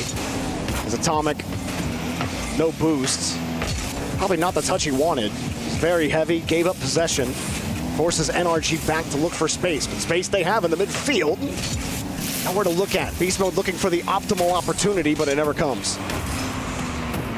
Daniel. Nice 50. Will stay in the play. Goes for a pass to the middle, but nobody from NRG wanted to move up that far. Ball given back to K-Corp. Drawley doesn't make contact. Vatira moves in for an air dribble 50. Beast mode. Trying to contest. Drolly sends it back towards net. What? Oh, insane! I just was holding my breath waiting to see what happened. I can't believe that didn't go in. Oh, my! Yeah, we both leaned forward and said nothing in that moment. Just waiting to see. I thought Daniel was beat off that hit. And he, bounces off the post, sitting on the goal line. I mean, you don't, a lot of times when you're defending that too, you don't really have the time to check to see if anyone's coming. So you just panic, clear that off the line. Sometimes you end up hitting it into your own net, but NRG was so patient there and calm, somehow getting away without conceding a goal. And that's going to be pretty tilting for K-Corp. Beast mode. Get the catch. Give NRG some space down the field. Atomic, a nice go-ahead touch quickly. KC get a touch. Force NRG to work a little harder for it. Beast mode doesn't get an extra touch for a 50. Daniel scoops it around Drolly. Atomic on the wing. 50 low. Atomic pre-flip to get advantage on the ball. Only 12 boosts across, past to Beast mode, and he can't squeeze it! What is this game? What is this game? The ball hitting posts, hitting crossbars, sits on the goal line, just doesn't want to go in. Beast mode wins the touch. One player back on KC. Beast mode knew it. He tried to get the demo, but now they got to fight for it. Daniel, a little bit of space. Light touch, 50 underneath. Beast mode has to cover for Atomic. Quickly from the midfield and the sidewall. Can't get anything done, and KC are able to push it right out. Beast mode wanted to get that pass across, put it a little too close to the defense. Atomic on low boost. Launches it up. Daniel, high hit off the corner, but neither one of his teammates are in position to make a play. Vatira goes for a low 50, rebound out to Eto, but he's shut down, and now Beast mode tries to get out. You can see him shut down by Drolly. NRG keeping up with the pace. KC have had way more opportunities this game already than they did in Game 3. The big difference in Game 4 than Games 1 and 2 is NRG's goal line defense. Their ability to get those clears and give themselves a little time to go get boost. Beast mode cuts in early. Now, how do you move this ball downfield? Well, KC, he was happy to let it go, but there's no boost. It was just grabbed by KC. Midfield also gone. Atomic gets pushed off the ball by Vatira. Not quite done with it yet, as Atto is in front of it. No boost for him to work with, though. An NRG breakout might be a chance. Atomic underneath it. You have a man downfield, but they're not going to get there. Daniel was trying to find a demo. I think he was hoping maybe Atomic started an air dribble towards net. Atomic couldn't get full possession on that ball, and now has to reverse the 50 out to Drolly. Drolly will score it. You knew it was a bad situation when you saw Atomic kicking it into reverse. And it's the 150 that kicks away from him. He side flips off the ball, trying to move it with him into safety, but he didn't have the momentum. It was all KC's. He's going to win that 50 all day. Catching him out, James, like you said, the one time they had one defender back. You know, when you're last man back and you see that last man reversing as well, that is a bad sign. That is a sign that the play has gone wrong, not according to how they were expecting it. And K-Corp capitalize on that misstep from NRG. Vatira trying to get an insurance goal, goes for a 50, rebound out. Won't result in an immediate shot. Atomic up to Beast mode. Beast mode doesn't make contact, and Vatira will try to pop it up to a teammate. However, Daniel jumps the lane. Now the shot, it's good. Atomic ties it up for NRG. Atomic throws the steel chair at the net and makes sure he dizzies K-Corp on the way in. I don't know what the exit velocity was, but it was too fast for KC to save. And that play really started to go wrong when Vatira tried to pop that up to a teammate. But more success for NRG. Just watching the car language, you know, where they're pointing, what they're trying to do. Daniel read that play so quickly, and that's what resulted in that opportunity. Whoa. All right, KC were starting to harass NRG there, but they do get the clear. Atto, a lot of airtime on the ball. Punch down to the corner. Drolly waits for NRG to put it downfield. KC, do they want to play ball? At least one opportunity. Slight pre-jump from Drolly. He gets chipped, giving a little space to Daniel. He wants to return fire. Up to Atomic. Atomic, 2 touches, beast mode not even near it. We got overtime. Oh, this is a big one here. Chance for K-Corp to close it out. But if NRG wins it, they'll have all the momentum heading into game 5. Oh, one off the post. Rebound is scored by Beast Mode. We are going to Champions Field. Just simply can't take the fight out of his team. They look dead in the water in games 1 and 2. But a little ding, a little ping, and one more goal to go to game 5 for NRG. This is unbelievable. K-Corp looked to be on a different level in the first 2 games. You were talking about, it was 1 goal away from a perfect sweep. Looks like so far, it looked like K-Corp was on track for utter domination. And now we see NRG battle back dominant game 3. They crushed K-Corp in game 3. Game 4 was neck and neck. You saw the one mistake. NRG misstep gave that opening to K-Corp, but then, Daniel and Atomic working together to get, here's that last shot. What a 50 from Atomic. That's crazy. Seriously. The fact that doesn't slide on the back of his car and into the net. No, it gets right on the strong part of his 50. That saved too. Raleigh. Man. Crazy stops. I mean, look at that. Millimeters away. That one's really crazy to me. That'd be like slipping under the goalie's pad, bouncing right off the inside of the post before it crosses the line. That was, I think my ears got blown out there, Beast Mode. And then what's great though is yesterday, and that was Beast Mode's or Daniel's dad there. Shout out to Daniel's dad. But one thing that we were talking about yesterday is NRG. When they score and it doesn't mean much, it's just nice. But when they score when it means a lot, it's nice like that. You hear Beast Mode screaming. Oh, he still has that aura photo from Raleigh where the fire comes up behind him and he just shouts to the heavens. Yeah, this NRG team cannot be doubted, can't be discounted. Their skill is undeniable.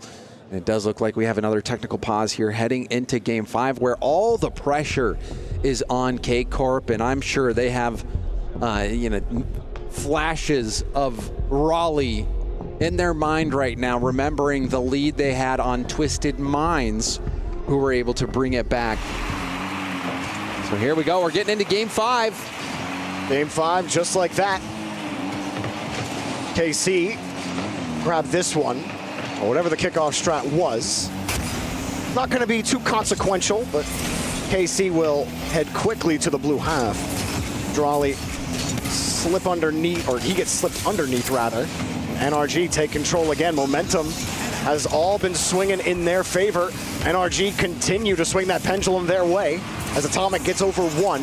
Ball gets away. Beast Mode steals the boost. Daniel in the midfield. Free touch, but easy to take off the backboard. NRG looking for the boosts, trying to starve KC out. KC are getting kind of low. You have 1 on 0 and everyone else on 25. Big demo, big space, and the shot denied. Matira. A brave save there, streaking back just in time to keep that out. NRG haven't let it go either. Beast Mode goes for the tackle. Atto avoids him. You're able to get the juke, but can he get the ball? It's just dumped out in front of the box. KC's so patient, knowing they have to time the 50. You can't hit that too early, otherwise it'll be a dunk. Beast Mode gets control again. NRG have not relinquished possession since the start of this game. And have maintained a pretty good boost advantage as well. Continuing to win the races to the midfield boost and successfully stealing corner boost. NRG, they've been looking good so far. Still scoreless, but NRG appearing to have the edge. Atomic, hard 50 out. Beast Mode was playing the tighter angle. Daniel will buy some time. Beast Mode's already behind him. Daniel won't get the touch he was looking for. Atto right off the ceiling. That was the space right between a pinch and a double touch off the ceiling for him. Couldn't quite get anything going. Vatira holds onto the ball here. And KC starting to find some purchase. Atto buys himself a goal. That's a big goal from Atto. Slots this one, but look at the speed from Vatira and then getting that second 50. That is such an important skill to be able to take 2 defenders out of the play. Vatira, even though he didn't score that one, he was key to the success. Vatira hasn't been scoring a lot of goals for KC, even when they have been really successful. He's been a facilitator. That's exactly the type of game Vatira has been playing for KC this entire year. People see him quiet on the stats and they think, oh, Vatira just isn't producing like he used to. Well, you don't need to. When you've got forces on your team like Drali and Atto, all you got to do is facilitate it, get the 50. Vatira does so there. It's a great play. Even though NRG was looking like they had the edge early on in this game in terms of possession and boost, K-Corp are the ones to strike first. Vatira with a lovely 50, gets by 2 as well, goes for a bump on the 3rd, but Atomic turned and was able to get the clear out. Well, we've seen a couple of times when you're stranded as 3rd man, what's the deadliest thing that someone could do to you? Don't get bumped. Dodge the demo. So far, NRG have been able to avoid that hit, that last deadly hit. Now they need to find a goal. Atomic, that ball ripped to him quickly. Beast Mode sitting on the corner. Atomic will find a way to flush it to him. Daniel waiting all day for this ball. And what a catch to get it out. Beast Mode, no way for him to force that ball in. He will steal the boost, but KC get the clear. Big boom attempted by Daniel. It bounces off the ceiling. Atomic going for goal. Vatira not only getting the stop, but collecting the ball on his back while lovely control, flicking by that defender as well, trying to land bumps. Look at the space Vatira has cleared. Atto just gave it right back to NRG. There's no one in the best position. I'm sorry, Beast Mode. I should know better. He almost turned something out of nothing there. But KC get the ball. Atto, what does he have out of the corner? He's not going to get that corner boot steal. And they didn't get the midfield either. It's an open opportunity, but not an open net. KC find a way to keep it out. Time is starting to tick away for NRG, but they've got possession. Up high, Atomic doesn't get the touch. Daniel, a free space. Can he get to it quickly? Off the ceiling, off the wall, and Beastmo was hoping for a miss. Such a key touch from Drali, like you said, hoping for a miss. But now the goal comes. Daniel putting this one bar down. A little bit of space in the midfield, turning up the wall and thinking he could get there. Atto jumped for it. He knew where the play was going to be. He just could not get his body up there in time. That pass was too fast. The shot was too powerful. Atomic makes a touch that surprises K-Corp, and then Beast Mode's rotating out of the play with nothing in the tank, but puts a dime over to Daniel. That is the type of first man play that you love to see out of Beast Mode. He's upfield, but he's always someone you need to keep an eye on. He can impact and influence the play.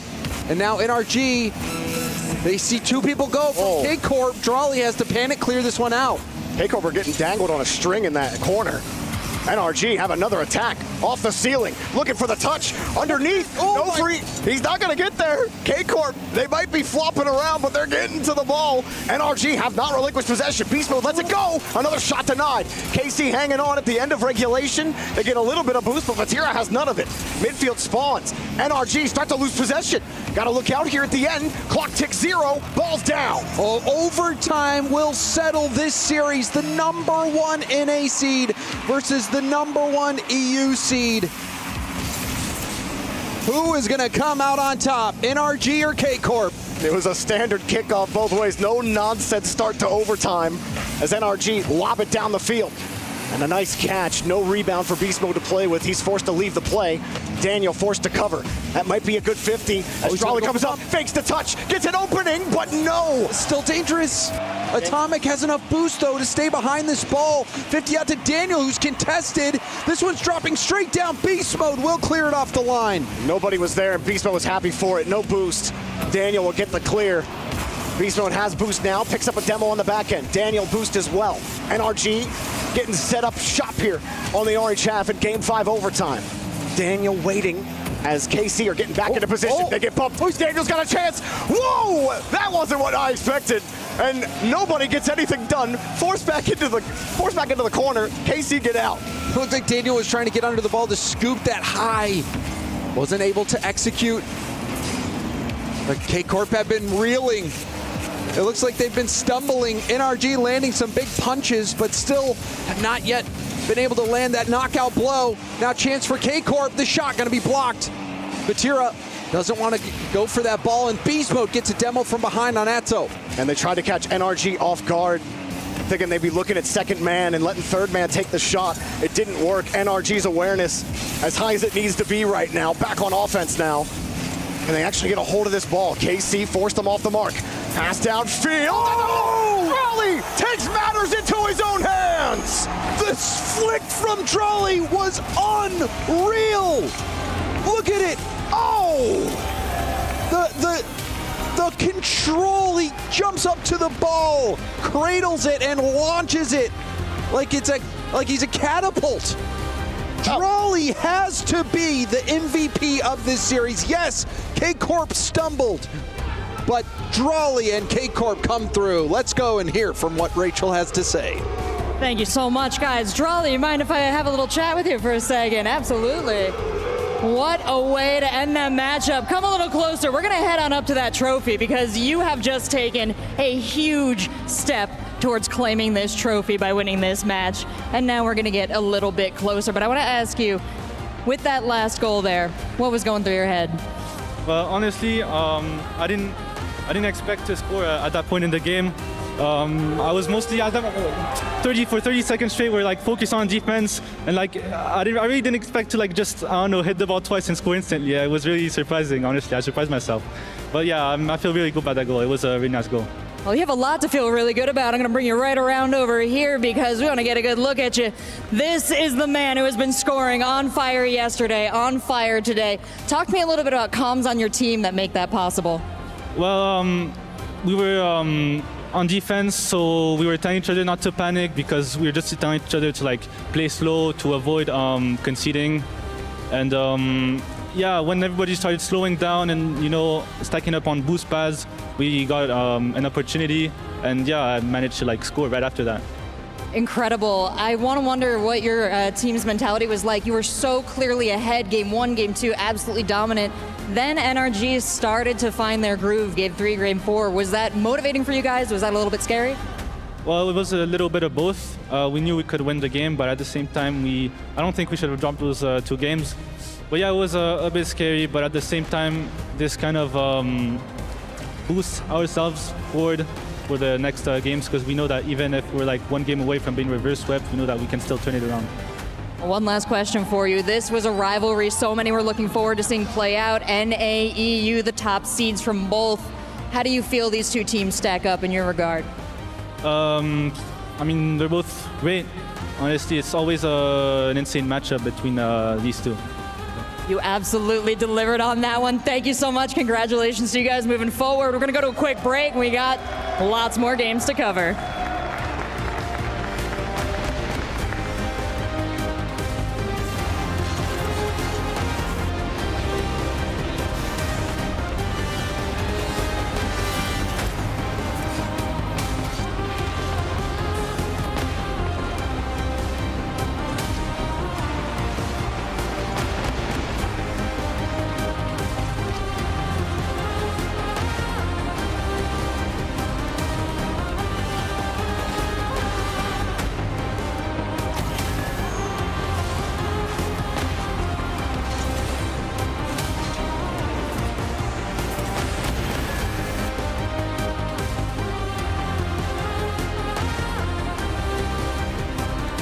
T'es un monstre,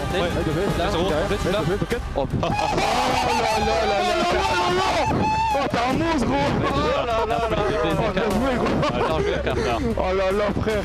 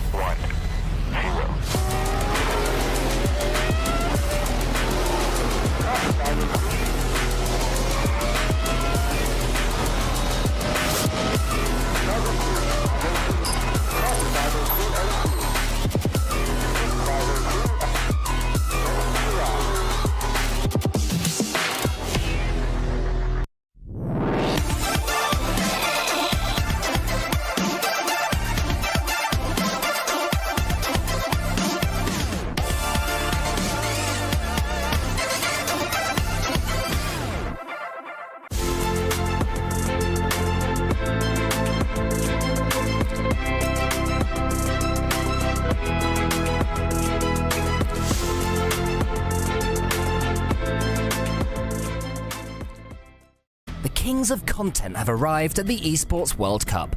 Dignitas started off their year by bringing back Stizzy from the inactive roster and picked up the content king of apparently Jack and his Stormtrooper teammate, Jorius. From there, they had a rocky start in the RLCS Opens with a top 6 spot in the first Open after losing 4-3 to 100%. Then, however, they picked up the pace with a second place finish in Open 2 and a top 4 placement in Open 3, losing to Carmine Corp and GK respectively.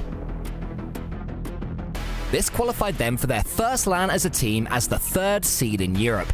Unfortunately, Birmingham did not fare well for the young team, as they fell out of the tournament in the group stage with a 2-3 finish, following back-to-back losses to Furia and GK.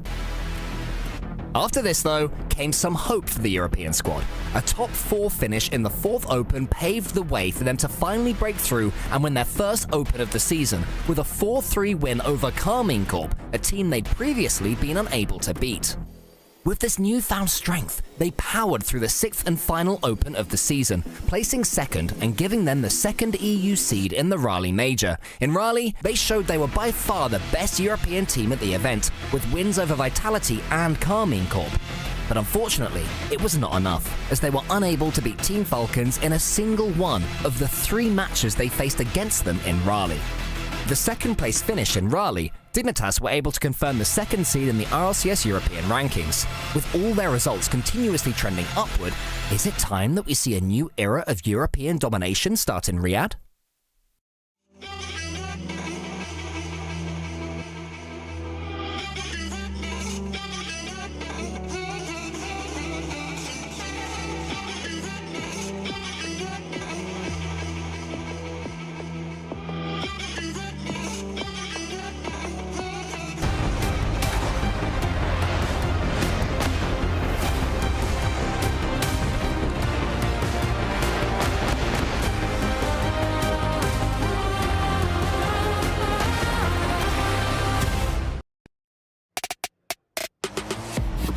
One game down on day number 2, and boy, was it an entertaining one. It looked like K-Corp was going to walk away with this as a 3-0, but NRG out of nowhere got that gusto, put a little mustard on the hot dog, and got it going. Welcome back to the Esports World Cup. I'm Leaf, your host, and we're going to get into it with one of K-Corp's pillars, I would say, as I do have Stumpy and Herc with me, and Farah now is going to be joining me. Farah, welcome in. Congratulations on that. Hi, thank you.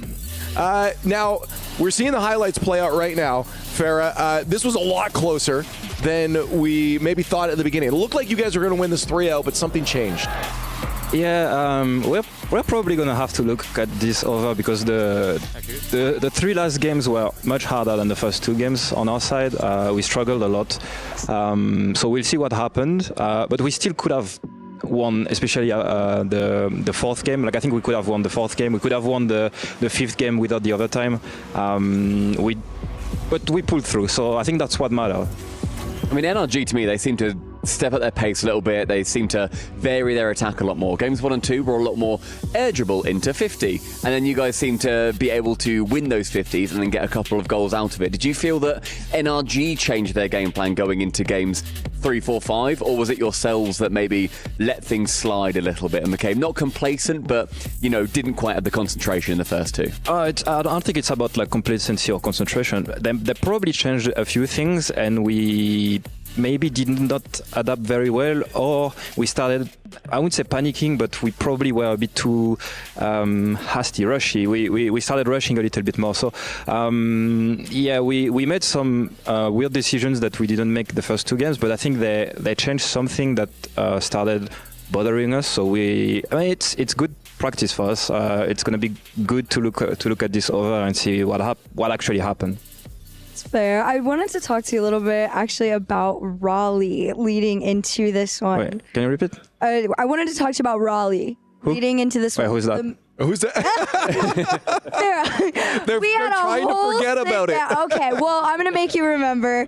I know it's not something We know it's hard. I know. It's the one blimp in your career right now. Oh, no, that's not the only one. It's the most... Do you remember Season 8 land, maybe? Sorry. Okay, that one I was going to be nice. Roast Ferris, Ash. I know that, we had talked a little bit about when it ended that there was going to be a lot of change headed into this before Worlds. How much preparation is going into EWC for Worlds?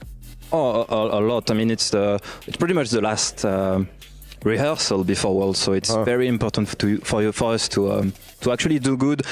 I wouldn't say winning, but obviously we want to win, but the important is to take away things from this event and not just be like, okay, we lost, see you next time. It's more like about, we won, here is why we won, we lost, here is why we lost. And this is what's going to matter at Worlds, to be honest. And obviously our eyes are set on Worlds, but like EWC is so important to gain good momentum. And so far so good. We beat a good team in Energy. We had a tough major that I don't remember about. but yeah, like we bounced back pretty well. And I feel like the game against Energy was important, especially with the way it went, because our last series in Rally was, it ended up being a reverse sweep, and it could have happened the same way here, but yeah, we pulled through. So yeah, I think the bad memories are behind us, and now it's time for the good memories. Yeah, no, absolutely. I mean, you saw it too on there how much it meant to the players too. I mean, even at the beginning, Vatira was just absolutely ecstatic. He's so animated whenever a goal goes in. Is that something just the way he's always been? Is it something that you guys work on to make sure that you guys keep that energy and every goal matters? That's how it is. You can't really force that, right? Like, it's energy, it's hype. He's passionate, but I think everyone here is passionate. You are passionate, you're passionate, right? Everyone is passionate. Oh my God. But yeah, he's expressive with it. He wants to be loud. He wants the world to know he scored, and I think it's a nice energy boost for the whole team. So it's a good asset to have in. It is definitely, and that's why you put him in the center, keep that energy, keep the team together. We saw it. There's so many close calls as well in this series. I mean, goal line saves from different moment to moment. I think Drawley was popping off so many times too. What's your heart like in these moments where you see the ball just on the goal line? It's tough, but it gets easier with time. But I think like this time around, because it's been 1 month we haven't been in a tournament, it's like, okay, I need to get used to it again. So yeah. And like yesterday, the heart rate was a bit higher, even though we played a team that we expected to beat. Today I was able to manage it. I think it's the same for the players. Like, we need to ease into the tournament. Yeah, dude, that was I love listening to them. I mean, there's obviously this competition going on, and also the Club Championship. Carmine Corp now, they're looking to be 21st in the standings, and you've got a very good chance to have a deep run in this competition as well. I believe you're currently 350 points off the top 10. You get 1,000 for a win for the entire event. 10th place gets minimum $500,000. Have Carmine Corp spoken to you about, the fact that they are currently low down in the standings, and you have got a very good chance to earn them a lot of points here? No, I mean, I think they don't want to add too much pressure, so it's not something we talk about a lot, and also because we didn't send a lot of teams, so like I don't think the club expects to go very high up in the standings. But I think they like if we can make a deep run and have a good surprise at the end, I think everyone is going to be happy, and it's good because Rocket League is kind of expensive, so and it's a lot of money to just every dollar counts. I'd say that. Yeah, no, that's true. Yeah, I think. You mentioned before about passion in general, we're passionate too. You as well, though, right? I mean, there's so many moments that are so good. I think back to the moments with you in Boston, how you turn around and an entire crowd. I saw you in those replay packages before where you were, Drawley went for a props. You instantly saw, Vatira's not there. You got him covered on it. And it just, there's so many small things you do for the team. Is it all second nature for you in these moments, these small moments, or have you had to learn a lot of these little things to bring a team together? I mean, we all know each other for a very long time. So I've been there for a very long time. So obviously there is some stuff that I wouldn't say it's second nature, but with time I've I've learned to pretty much know what to do in certain situations. It's some very unique moments, you know, and it's also noticing when, you know, you can do something and noticing when you have to do nothing. But sometimes I'd say the best thing is just to shut up and let the kids do their part, you know. I tell Lee to shut up all the time, but I'm not a good coach apparently. I'm pretty sure the first thing I said to you when you came on set was stop talking. Yeah, he did. I don't know. We could actually say. We can't say what you said to me, but yes, it was to that extent. It was friendly. It was lovely. It was lovely. Yeah, sure. But no, it's true. I think you're right. We've all been in this. We're old. I was gonna say, I remember y'all when I was a little baby. It's so weird, well, not weird, but it's so cool seeing your career evolved. I remember when I first met you, you're a player. Then we got to watch you be a coach, and now you're almost still coach. You're still coach. You're almost like dad now. You're getting. Yeah, you got unk status. You got unk vibes. Yeah. Turning 30 next year. It's not gonna. Join us. The club. Yeah, it's nice. It's good. I'll stay over there. Hey, you know what? I feel like we're just taking a wrong turn on emotions here. Let's let them celebrate and stay in the happy mode. They just got a big win. So I'm going to let you go and get back to the team. There's lots of work to do. I want to say congratulations. Thank you so much for joining us on the desk here. Thank you, guys. I'll see you later. There it is. And now, of course, we got to start talking about our next matchup. It's going to be Dignitas facing off against Gen.G. Yesterday, we saw Gen.G have a fantastic series up against Team Secret. Dignitas, however, saying they felt a little bit weird. We're hoping for their sake, coming in today that they've got things on a wrap. They had a great sleep. We're going to see, though, otherwise Gen.G could end up overtaking them. Let's get down there with CJ and grab a little vibe check. Jeez, I want to grab you for a little bit of a walk in. How are we doing, man? Doing good. How are you? Doing very well. Dignitas first up, day 2. How you feeling? Feeling good. Confident. Confident, ready to go. And I mean, how's it been so far at the Esports World Cup? It's been awesome, man. I love Riyadh. I love Rocket League, so it's a good mixture. Vibes for the team, good at the moment? Oh, excellent. Greg's been working in that department, getting the vibes up. Yes, sir. Yes, sir. I mean, you seem pretty confident, ready to go there. So I'm so excited, bro. I'm so excited. I'm here to prove a point. Awesome. Well, best of luck, mate. Thank you, bro. Cheers. And then, of course, we welcome Cole back to the desk here. Yeah, this matchup coming up here, Dignitas versus Gen.G. I'm honestly really excited for this, knowing that Dignitas is one of our contenders, but also had a bit of they won, but felt weird kind of day. Gen.G may have a chance here. Yeah, Dignitas certainly in a good way at the moment, believing their own hype, and it's hype that they've well earned. They have battled incredibly hard in Europe to become Europe's clear second seed this season. And now I think they want to take out some frustrations here on the international stage after not winning in Raleigh.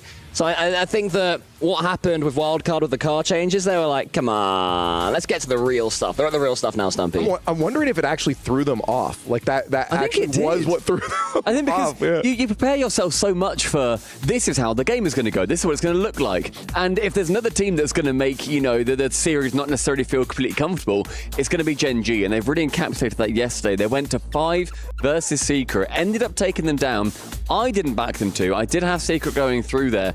But I mean, Herc, they were just such a spectacular team. And they're one of the most exciting teams to have a real ramp up towards the end of the season as well with the pickup of Justin. Oh, absolutely. I almost just adore this roster change a little bit because Gen.G is such fanboy vibes all the way around. Oh, right? of course, yeah. I feel like almost every move they've had since even with the previous member with Reddles and Magic, right? It starts out with the little duo. Then they bring in Cheese because Cheese was fanboy. Yeah. And then they bring in Justin, so then they both get to fanboy, and the whole team, they truly just have the best vibes ever. And then on the flip side of things, you have Dignitas with the reunion. I feel like family all the way around in this series. It's really stressful to talk about, but it, like you said, it's so unexpected. You never really know what you're going to get with either of these teams on any given day, other than when they're both at their peak. It is disgusting. Yeah, well, the thing is, we saw in Cheese yesterday had our Sony Daily MVP. Yep. Here, any 3 of these Dignitas players, I think, could also earn that. And we look towards the MVP. Last year at EWC, Jory is joining Chiefs. He was the Great White, the MVP. But we got a little bit of stick for that. Gibbs made an entire video saying, you're wrong. I still disagree. Gibbs the fool. We all know. Gibbs isn't here. And he's in over it. Gibbs, you know? But, I completely agree. They've got I think they need to be able to lock in that bit more, because if they do get a little bit shaken by these changes, a few car changes, then you need to have a bit more mental fortitude to be able to withstand. We're about to get into it, so quickly, give me a one-word answer here. Who's taking it? Dignitas. Apparently Jack Joris Dizzy. Are you going Gen.G? I'm still going Gen.G. Okay, sorry. we got one Gen.G on the end there. We'll see if that's enough to give them what they need to overtake Dignitas. Our second match here at EWC day number 2 for Rocket League is about to get underway. And there you have it. First spot in the top 8 is locked. KC has punched their ticket to the playoffs. Many more to go as we head into our second match of the day. For one team, this is about momentum. For the other, it's about staying alive in the club championship race.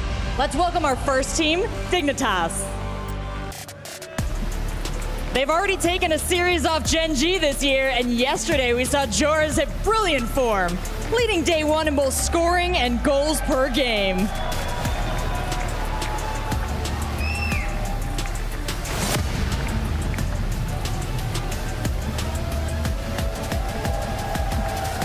And their opponents, it's Gen.G.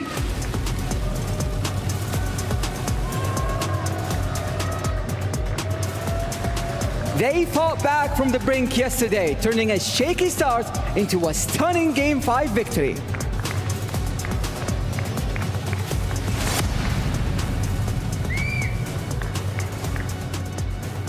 Who's taking that first seed straight into our quarterfinals?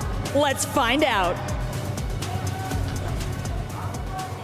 Well, we've got an excellent matchup between NA and EU once more. We saw yesterday the graphic achieves the rise of NA because NA was winning, but the first NA domino has fallen. Will we see another? How are they back? There's only one way to find out. It's to keep playing all the games, and another step up the rung. Team Secret showed they found a new level. Dignitas has elevated nicely throughout the season, placing second in Raleigh, so another tough test here for Gen.G back-to-back. And honestly, I don't even want to guess who I think is going to win. I just want to see game 1, feel it out a little bit. You know, I don't know if I can really say definitively what I think is going to happen here. Well, I definitely feel like Gen.G is the underdog. I don't think you can, I think that's the only reasonable position you can take. Just looking at Dignitas' recent results, Gen.G, you know, they are a good team, but we've seen Dignitas rise to new heights. And I think that Dignitas is where Gen.G wants to be. They want to make it to that next level. So this is the way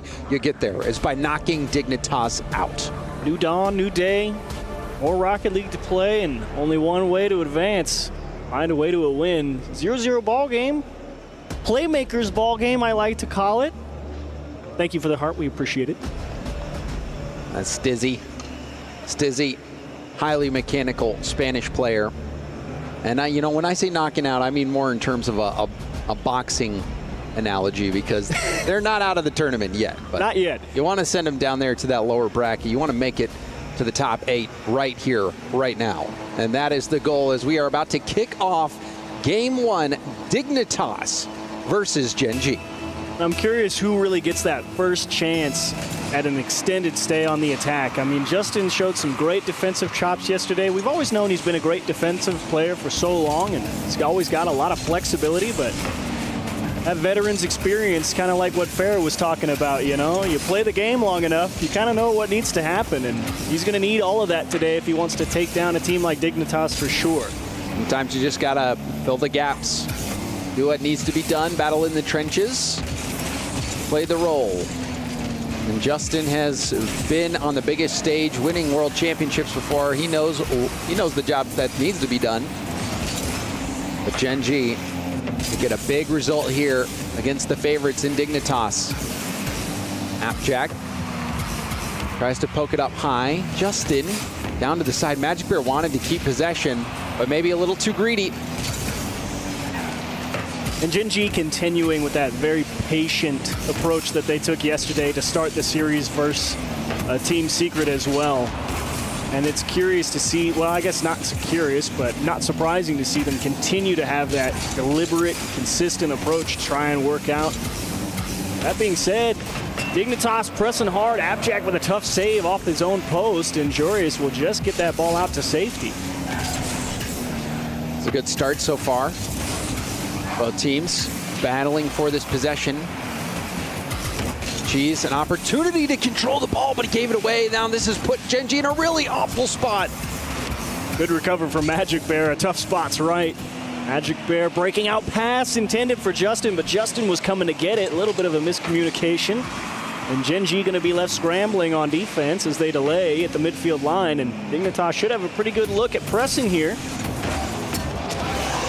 Oh, the first goal of the series going to last year's MVP, Jorius.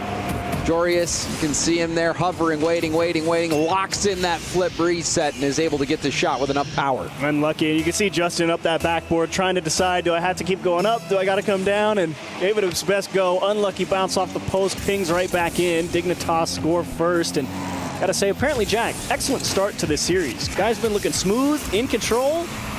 Definitely a strong start to day 2 for him as well. Justin trying to pinch pop that up. Got demoed for it. Now this is another shot opportunity. Gen.G's being a little bit greedy with these touches. They're trying to take control and paying the price. That's an excellent job from Jack in the corner. You know, he just says, look, I know I don't have the ball, so I'm going to try and put as much pressure on the defense as possible. Get physical. Don't worry about the play. Whatever happens, happens. And indeed, Stizzy playing tight in case the ball leaks out. Jorius sees the ball pop out and come all the way to him, and he's there to close and fill the gap, like you said at the start of the series. Great opening for Dig. You can't ask for much more. And, you know, you appreciate the fact that Gen.G's trying to bring things down, trying to control it. But, oh, this looks savable. It does get back in time, but Gen.G trying to take those little extra bits of control. Sometimes it's backfired on them. Dignitas playing with excellent speed. Stizzy gets the reset. Late pass into the middle. It doesn't fool Magic Bear, but Gen.G still forced on defense. And into the middle for Cheese. Good save from Stizzy. A lot of great rotation from Dignitas. They know we don't have to press anymore at this point. 2 minutes on the clock. You got a nice, comfortable lead. All you got to do here is control the game, and you can see Justin, this is what he started doing yesterday. I mean, he started really squeezing the goal line at Team Secret, and he's looking to run it back here versus Dig. Back-to-back demos, and yesterday these two teams were the most demo-heavy teams in the tournament. You're already seeing that play out here in Game 1 as well.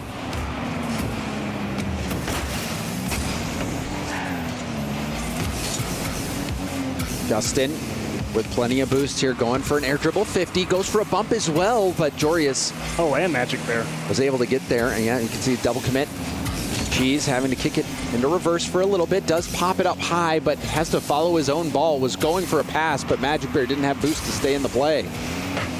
Magic Bear having picked up that mid-right boost pad, able to keep the ball in play on the blue half, but a little bit of a donation there from Cheese, just kind of slapped it out to Dig, and Stizzy trying to get creative, and that's actually off the post. Jorius, I mean, not going to be devastated that he didn't score. His team's winning. It was a tight angle. It was a tight angle. It was a scoreable ball on a perfect shot, it looked like, but yeah, it was a very tight angle, and still more time being wasted.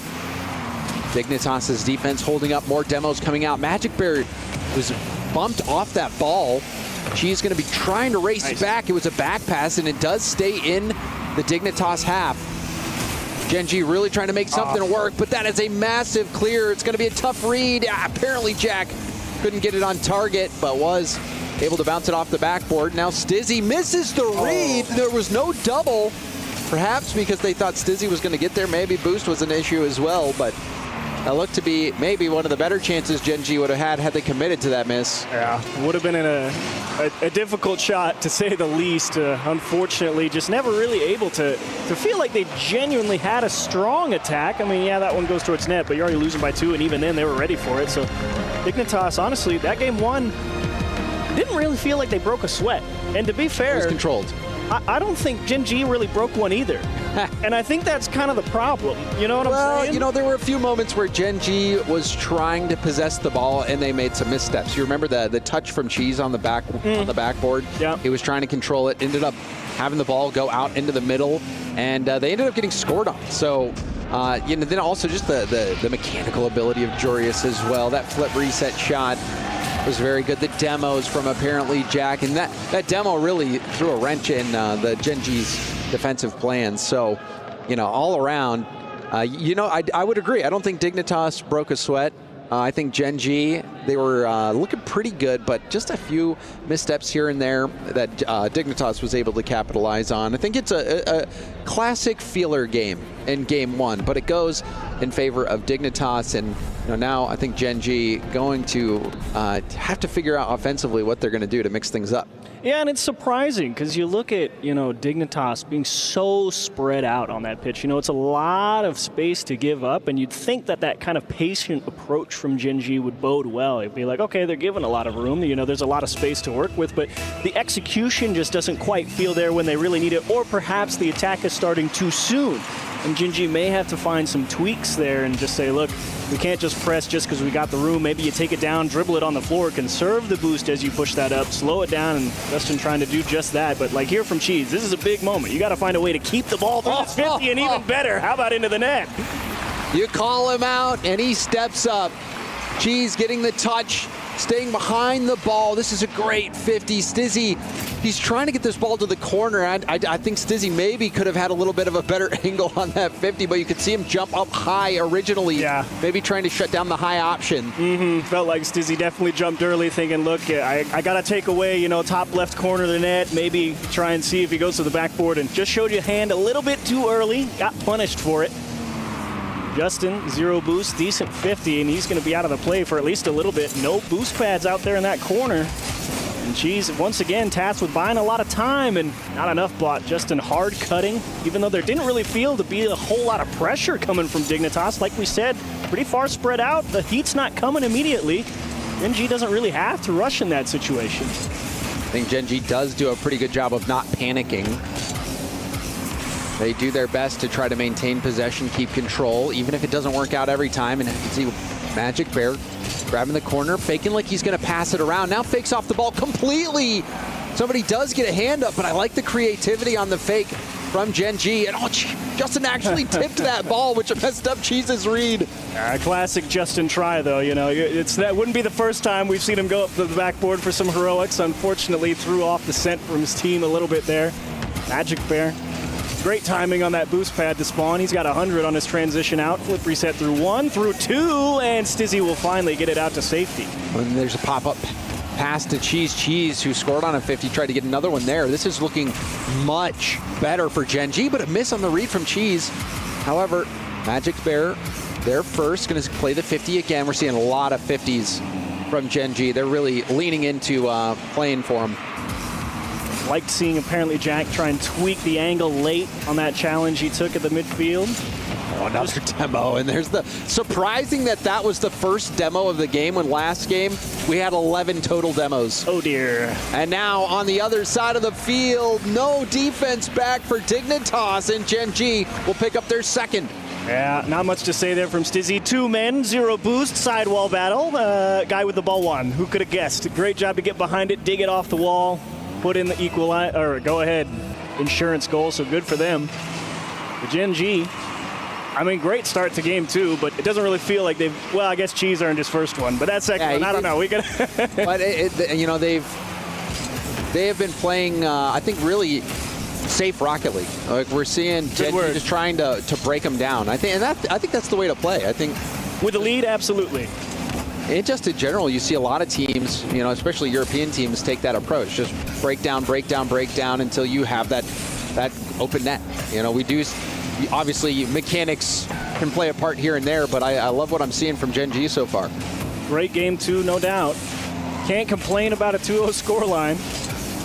As Stizzy trying to up the pace a little bit here, Dignitas feels like they know they got to get the engine going quick if they want to find a way back as we hit that 2-minute mark. Like to give themselves a lot of time to find an equalizer, and that's a bad hit. Just tips off Justin's nose. It's going to send Gen.G all the way back, and Dig's going to take a lot of room here. This is good for Dig. Big bump as well from Stizzy. Dorius late to the scene, still gets a hand up. And a very lovely 50 from Cheese to get that around. Appjack trying to slam the door on him, and now Cheese wants the bump, and Dorius, great job. A little bit of acrobatics getting around a tough 50 in his own net. Finds a way to break out. Stizzy with a flip reset. Second touch, and great patience from Cheese. Not panicking. Hard one off the backboard. Here comes Dorius, top right corner, and dinged away. Really tried to slot that one perfectly. was so close. I mean, it was a decent rip. The net was open in that top corner, had it been slotted perfectly. But Jorius just off target. Bad hit. Still another chance. Double? Yeah. And you felt like it was coming to Chiefs. Yeah, you see this clear. It's a ball out to Magic Bear. He gets his 100 boost. Oops. Yeah, you just that's a donation. It's a tough ball. It doesn't have the heat to really get Magic Bear through the corner. It went to Magic Bear, not through him. So Magic Bear accelerates past the ball, can't keep possession, tips it right back into his box, and just like that, dig right back in the game. A minute on the clock is an eternity when you've only got to score one. Even play at 0 seconds. Gives you a chance. Jorius pushing it forward, goes for a 50.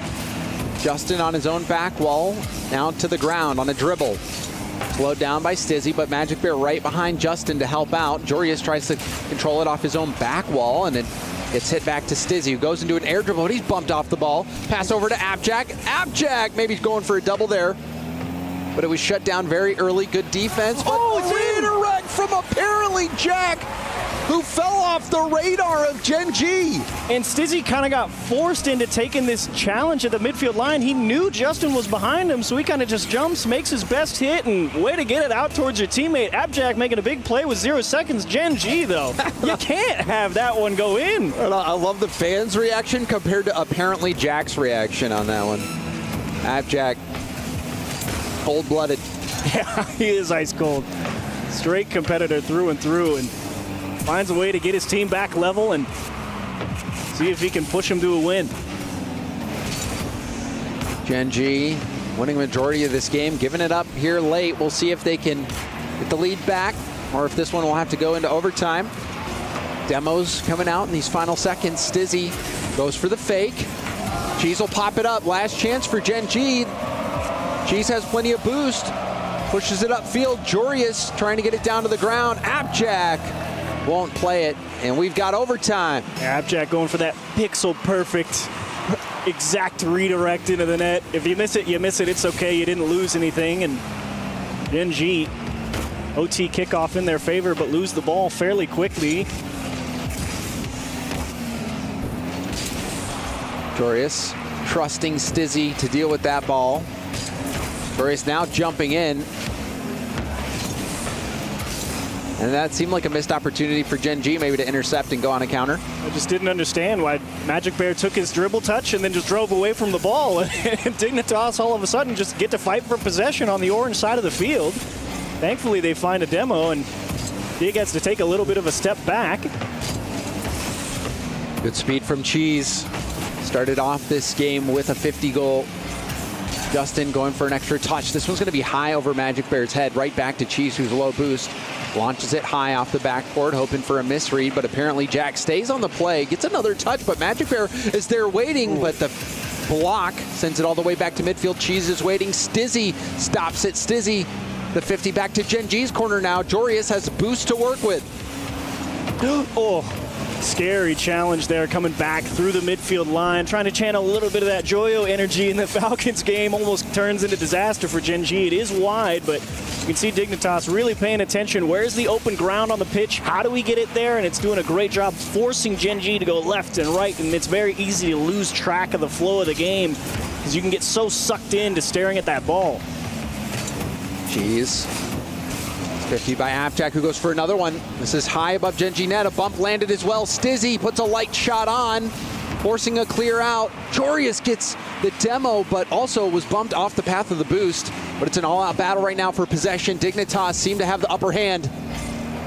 Long way to go, and Dignitas very conservative there. You know, they didn't want to squeeze. They said, look, we know we have a slight advantage. Let's fall back for a second, grab 100 pads. We're going to have the numbers, and Cheese doing good work. Jorius gets caught as third man with only 12 or so. Thankfully, he's able to make a couple of great 50s and really keep Dig on the attack. Apparently, Jack to finish the job, and that's going to be 3-2 Dig, up 2 in the series now. Jack, cold as ice. He gets the redirect goal that ties things up, and then the double tap to win it, and his reaction, just another day in the office. Just another day on the rock for Abjack, you know, out there winning games casually. I got to say, well done, Jorius. I kind of got scared seeing him as third man having to take that 50 with such limited boost, and did a great job to kill it, get back up, make a second touch. Napjack there to finish it. Really nice job from Dignitas to find a way to rally there. And yeah, you are kind of scratching your head if you're Gen.G. Feels like, we're taking the time that we want to take, but just feels that attack has no teeth to it for Gen.G. And for Gen.G, yeah, that's got to be even more devastating to be winning a majority of that game, giving up the lead in the last minute. And I mean, it's just apparently Jack's performance so good. He is one of the most clutch playmakers in the game.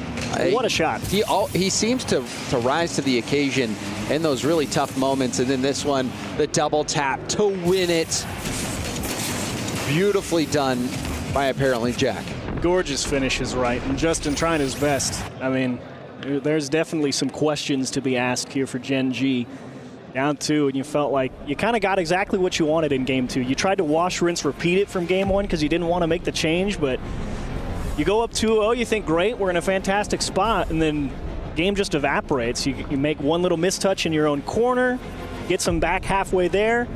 The second one comes around, they make a good play, and you're even, and then you just lose. It's tough. And Dignitas, yeah, there's a reason they found their way into a grand final in Raleigh. Gen.G getting a small taste of it there. Yeah, I think that the difference between Gen.G and Dignitas right now, Dignitas, they can play that safe Rocket League, but they also know when to turn it up, amp it up, go for some, solo plays, risky plays, know when to just kind of play for it all. Push the chips in. Exactly. I mean, we were talking at the start of that game, too. It never really felt like the heat was there, and then they said, look, we got to up the pace a little bit, and they've started to hit that challenge a little faster out of the middle, try and up that pressure on Gen.G just a little. Paid dividends as they found a way back, and Game 3 begins. All the balls in Gen.G's court need to find an answer. G's stopped again. It's been a very aggressive series as well. 11 demos Game 1, 11 demos Game 2 as well. We're seeing lots of aggression. Also the boost battle being won currently by Dignitas. See if they can keep things going. Even though Gen.G was winning a majority of that last game, it still feels like Dignitas is always right there. They're in control, even when they're not winning. It seems like they have a plan and they're prepared to come back. Good communication there from Stizzy and Jorius, figuring out who should take that challenge, but Dignitas kind of getting jammed in their own corner, but Gen.G not really there to press as the ball goes across the net, and actually it's going to be a shot here for Appjack. He can't quite get it on frame. Dignitas work out of a jam, and Gen.G just surprising to see them not really in position to try and press the attack in a 0-0 game when you didn't have a whole lot to lose. You knew how the 50 was playing out. It just feels like a hunt for blood, not there. Justin just coming up empty either way. A lot of defenders in the net, not sure it would have found a way through. Justin, high pop. Victorious, well-timed challenge. Justin does get that first demo of the game. Appjack stealing the corner boost. This ball finds its way to him. We've seen a couple touches by Gen.G which get launched right back at their net. That one, fortunately for Gen.G, didn't result in an immediate goal, beautiful. but it might result in a late goal. You can see Stizzy trying to work every possible angle. You love to see that patience from Stizzy, though. You realize that, hey, here's a chance to get in the bag, really throw a lot of stuff at the defense, see what sticks, and finally the attack breaks through. Apparently Jack from the right side. And this is a tough shot to be able to get so much power on. He's shooting across his body. He even keeps it high. There was no one back in net, but it was a great shot from Appjack. I mean, that's why a player like Appjack gets to stay around the competitive scene for so long. Dude grinds. He works on the basics. He says, look, I want to make sure every hit I take is square. I get the power on it. Doesn't matter what angle it is. Put the work in. You can deliver in a seemingly difficult situation and make it look routine. Yeah, from game theory all the way down to fundamentals. Apparently, Jack, one of the best in the game. Jorius pushing it up and over Justin. Cheese is there to lend a helping hand, but it's possession back out for Stizzy, who's going to push it up off the ceiling. Wanted to go for another touch, maybe off the backboard, but All back in the hands of Dignitas as they keep this attack going. Gen.G is in Defense Simulator 2025. Yeah, you are seeing Dignitas start to realize, oh, okay, we know where they're going to clear the ball. It doesn't really feel like Gen.G picking the best places to get the ball out to safety because it's starting to feel like it's launching straight into the Dignitas waiting arms at the midfield line, and now they're just kind of poking and prodding and saying, save this one, okay, save that one, and it feels like only a matter of time before Gen.G stretch themselves a little too thin. Exactly what we saw happen on the Appjack goal. Eventually wearing down the Gen.G defense, letting Appjack shoot on that undefended net. But now we see Gen.G on a dribble. Cheese, though, demoed from behind again. A situation of Gen.G taking too much time that they don't have. And then the mechanics by Stizzy punish them. And you got to let Stizzy go to work. I mean, he's been showing since the start of Game 3, hey, the solo game is feeling good for me. Give me the ball. I mean, he doesn't force the challenge because Appjack says, I'm going to hit him. He says, great, I'll let him keep dribbling. And he turns around, turns in a great 1v1 goal. It was a beautiful goal. And that aspect of the game seems to be missing from Gen.G right now. An individual mechanical play yielding the goal. Oh, a lot of the whifty-whifties, as Jerby would say. The domino effect of the miss. Stizzy with enough boost to do some damage here, Jeeves. Enough to do some work, and another chance in the second opportunity from Justin on the line turns into a save, apparently Jack. A lot of room in his own half, gets through one. Decent challenge from Magic Bear, but still some work to be done, and thankfully a helping hand rotating back through, but 47 on the clock. I mean, Gen.G feels like, last spark kind of gone out a little bit, because even now, down 2, it doesn't feel like they're in position, able to really go take the fight to dig. It's still just Dignitas saying, yep, now that we know we've got you where we want you, everything's on target, forcing Gen.G on the back foot. You got to make a save. You got to rotate back. We're not going to give you the opportunity to find some room to work with. Gen.G has just been stuck in their own half a majority of this game. Magic Bear trying to go for a bump, but even then Stizzy beats out the touch, and Stizzy still on the ball. In these final seconds, ticking away this last game routine, it felt like Gen.G needed to win that last game. They gave it up in the final seconds. And then in Game 3, Dignitas puts the series on cruise control and flies right by Gen.G. Great show from Dignitas here. You wanted to go out and take care of business, you absolutely did it. And more importantly, I mean, they did it in great style. Game 1, it's exactly what they wanted. Kind of this very cautious, feel each other out, you come away with a win. Game 2, the real telling story though. You're down 0-2, you find a way to come back and win it. Game 3 begins, shut them down. Locked in. Great show from Dignitas, well deserved. Yes, Stizzy had some good goals, but for me, the MVP had to be apparently Jack. Let's go hear what more Fancy has to say. Thank you so much, gentlemen. I will grab Jorius right now with me for an interview. Thank you, Jack. I'm going for Jorius this time. If you can join me a little bit to the trophy, I want to talk to you for a bit. Okay. So yesterday you were leading on the scoring and also on the goals per game. So you were doing an amazing run in the Rally Major as well. What is it about high-pressure situations that brings the best out of you? Ooh, I know. Yeah, I think it gives you a little bit of adrenaline, gets you in the flow state a little easier than just regular games in season. Always nice to have the crowd here. Makes you want to play even better for them. So yeah, I think that's it. Absolutely. I mean, let's take a look at the trophy that you're getting closer and closer to get. You're heading into top 8 now. Is there an opponent that you would like to face? Ooh, I mean, I don't think there's any decided yet from the lower bracket. Looking at the groups right now, hope maybe an Ultimates or Furia, something like that. All right, okay. Well, if you can just step right here and take a look at this trophy, it says nothing is granted and everything is earned. And you guys are just a few steps away from that. You're running the Rally Major, might not be the best after what happened in the finals, but do you think that this is the game or the tournament that you would take this trophy with you? I mean, the whole season we've only been getting better and better at each tournament.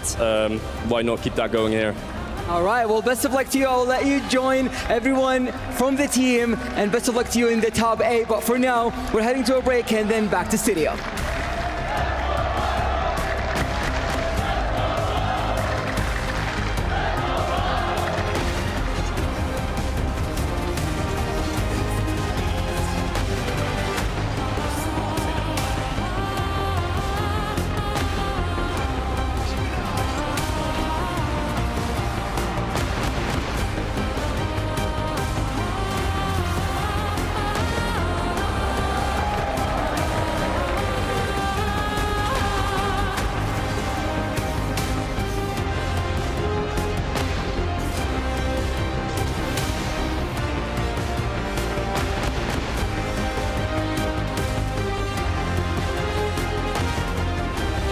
Soul Run. Nice! Let's go. So good. Yeah. He's jumping for celebration.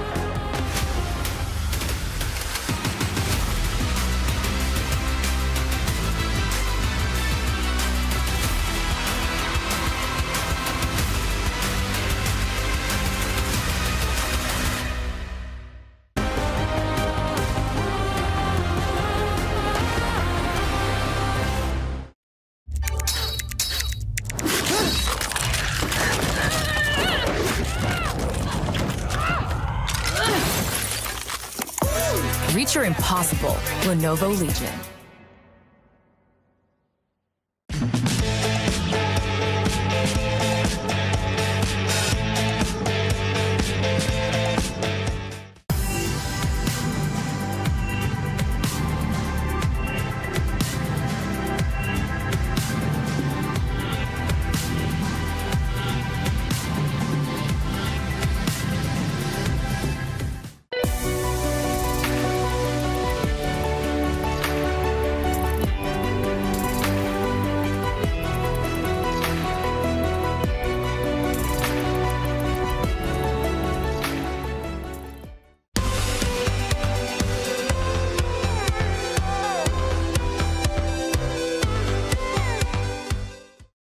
صراحة اللحظات في روكت ليج كثيرة ومن أبرزها وأحلاها أني حققت كأس العالم مع المنتخب والبطولة الأخيرة الرالي ميجر اللي كانت في أمريكا، وصراحة من أكثر اللحظات الممتعة. أكثر مكان ما توقعت أني أروح له صراحة LA أمريكا لوس أنجلس، وصراحة مدينة جميلة وأتمنى أني أزورها مرة ثانية. أكثر شخص أثر فيني في روكت ليج وصراحة هو اللاعب خالد أثر فيني من ناحية في البطولات، كيف إني صرت أدخل بثقة وأدخل ألعب لعبي بشكل كامل، وشخص له تأثير إيجابي كثير علي في مسيرتي في روكت ليج. كيف تغيرت شخصيتي قبل إني أصير برو بلاير وبعد ما أصير برو بلاير ما تغيرت كثير، بس الفرق إنه زاد مثلا عندك جمهور، عندك محبين، كل ما تفوز بطولة تشوف المشجعين كيف يعزونك ويحمسونك، وصرت جدي أكثر في الأوقات. هذا تقريبا الشيء الوحيد اللي قبل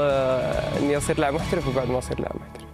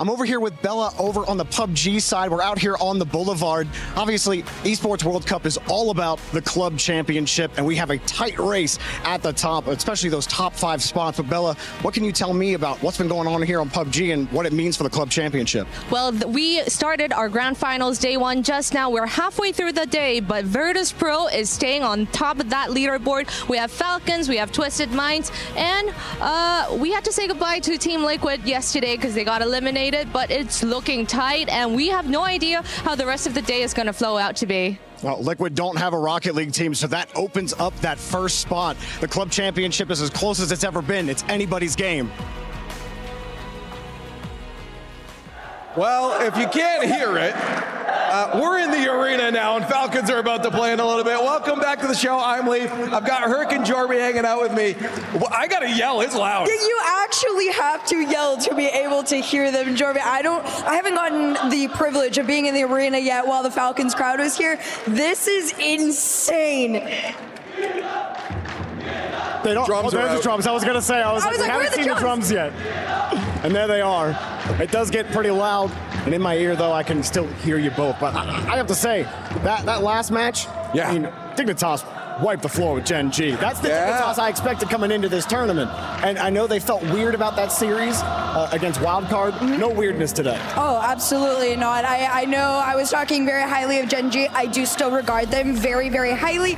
At the end of the day, though, Dignitas really is a top 3 team in this event. So this result really wasn't that unexpected. I am curious, because on the desk, you were the only one that predicted Gen.G. Was that real, or was that just a heart? I will be honest, it was a very real prediction. I felt like there was a world where maybe they could have pulled off an upset. They looked good yesterday. They had come out swinging like they did yesterday. Today felt a little bit more reserved, but granted, this Gen.G roster, oh my. That Jack play is absolutely ridiculous. I could have had that one on repeat for a while. And I mean, he was following up Charlie's shot, which is, for me, the shot of the year so far, but that little play from Jack was sick. Yeah, no, overall, you heard Joria say it on stage as well, that every event they've gotten better and better and better, and it shows in the results as well. Obviously, getting into the grand finals, facing off against a familiar face, and not being able to complete it, the Falcons taking that in Raleigh, but Dignitas has continually gotten better. That is not a lie. And not only just Dignitas, but you do got to give some flowers to Stizzy. He was this player that really was kind of like wishy-washy. Everybody knew he had the potential to be great and incredible. That's why he was brought on, and they were kind of built around him. Seeing him get into his own has been so much fun and elevated this roster so much. Yeah, I'm excited to see more of them, but I'm definitely excited for what the crowd's getting excited for coming up next. That's true. Well, again, that's going to wrap up our Group B there for the upper finals. Overall, that one wasn't as intense as the next group we're going to see, but for Group B overall, it still was some pretty good competition. Group A, we knew what was going to go on here, right? It had to be NRG and K-Corp moving on through, but then a very close series after that, Herc, for the NRG K-Corp match. Yeah, that I think went a little bit closer than anybody on that field would have liked it to. Unfortunately for NRG, they did fall short. Not flat, but short. Carmine Corp did pull off the win, so they aren't going to have to play another one. NRG, of course, going up against either Foot or Virtus Pro, whoever they get sent with. Which we expect Jorby them to win. It's a valid sentiment. What's the valid sentiment? That they're going to win. Oh, yes. Absolutely. There's no question about that one. Undeniably. And then, of course, we just saw a match in Group B where Dignitas cleared on through. It was a dominating performance over Gen.G. And now, of course, Gen.G will have to drop down into that lower bracket where they face off against the winner of Wildcard Team Secret. That one, maybe a little bit more in question. I want the Secret rematch. I think that things got away from them. They looked so good in the first half of that series, and Secret are a team that can get better over time. They showed that in Raleigh as well. They didn't flounder after that 3-2 series against K-Corp they had at the very beginning of Swiss and Raleigh, if you remember. They got better and got the best placement for the SAM 2 seed that we've seen in a minute. So Secret absolutely have that advantage against Wildcard. Wildcard aren't out of it by any means, but Secret definitely have the advantage. Absolutely. I agree with you 100% here. But then, of course, if you know how that alphabet works, it goes A, B, and then C, which we've been calling our group of death, because that's exactly what it is. These games should have all been good. First, of course, Team Falcons GK was fantastic. Then Furia falling just a little bit short on their series. Is it weird for me to say that Furia are the worst team in this group? No, honestly, because it's no, accurate. it is not It probably weird. hurts you, but it does hurt me. I feel like Furia, they have been receding for a little while now, for a couple of tournaments, and I haven't seen that same team that can be dominant and that runs all over their opposition with speed. They just haven't been that team. That's why I don't want to delay any longer. I want to start talking about the next matchup here. The Ultimates facing down the hometown heroes in the Falcons. This matchup is actually something of nightmares for some people on this end of the arena, but right now I'm just excited to get into it. Right, well, here you have it. Your Jamil Motorsport arrivals are arriving. They are happening right now. The teams are making their way in here. Yeah, sometimes you stumble. The Ultimates, again, coming off a dominating performance, but the Falcons, they are still our favorites. The Falcons are the favorites. To me, they're the favorites of the tournament. You know, they're the Raleigh Major champions. They won the FIFA E World Cup a couple months back, and now they come back on home turf and do what they couldn't do before. They're going to run the table this summer.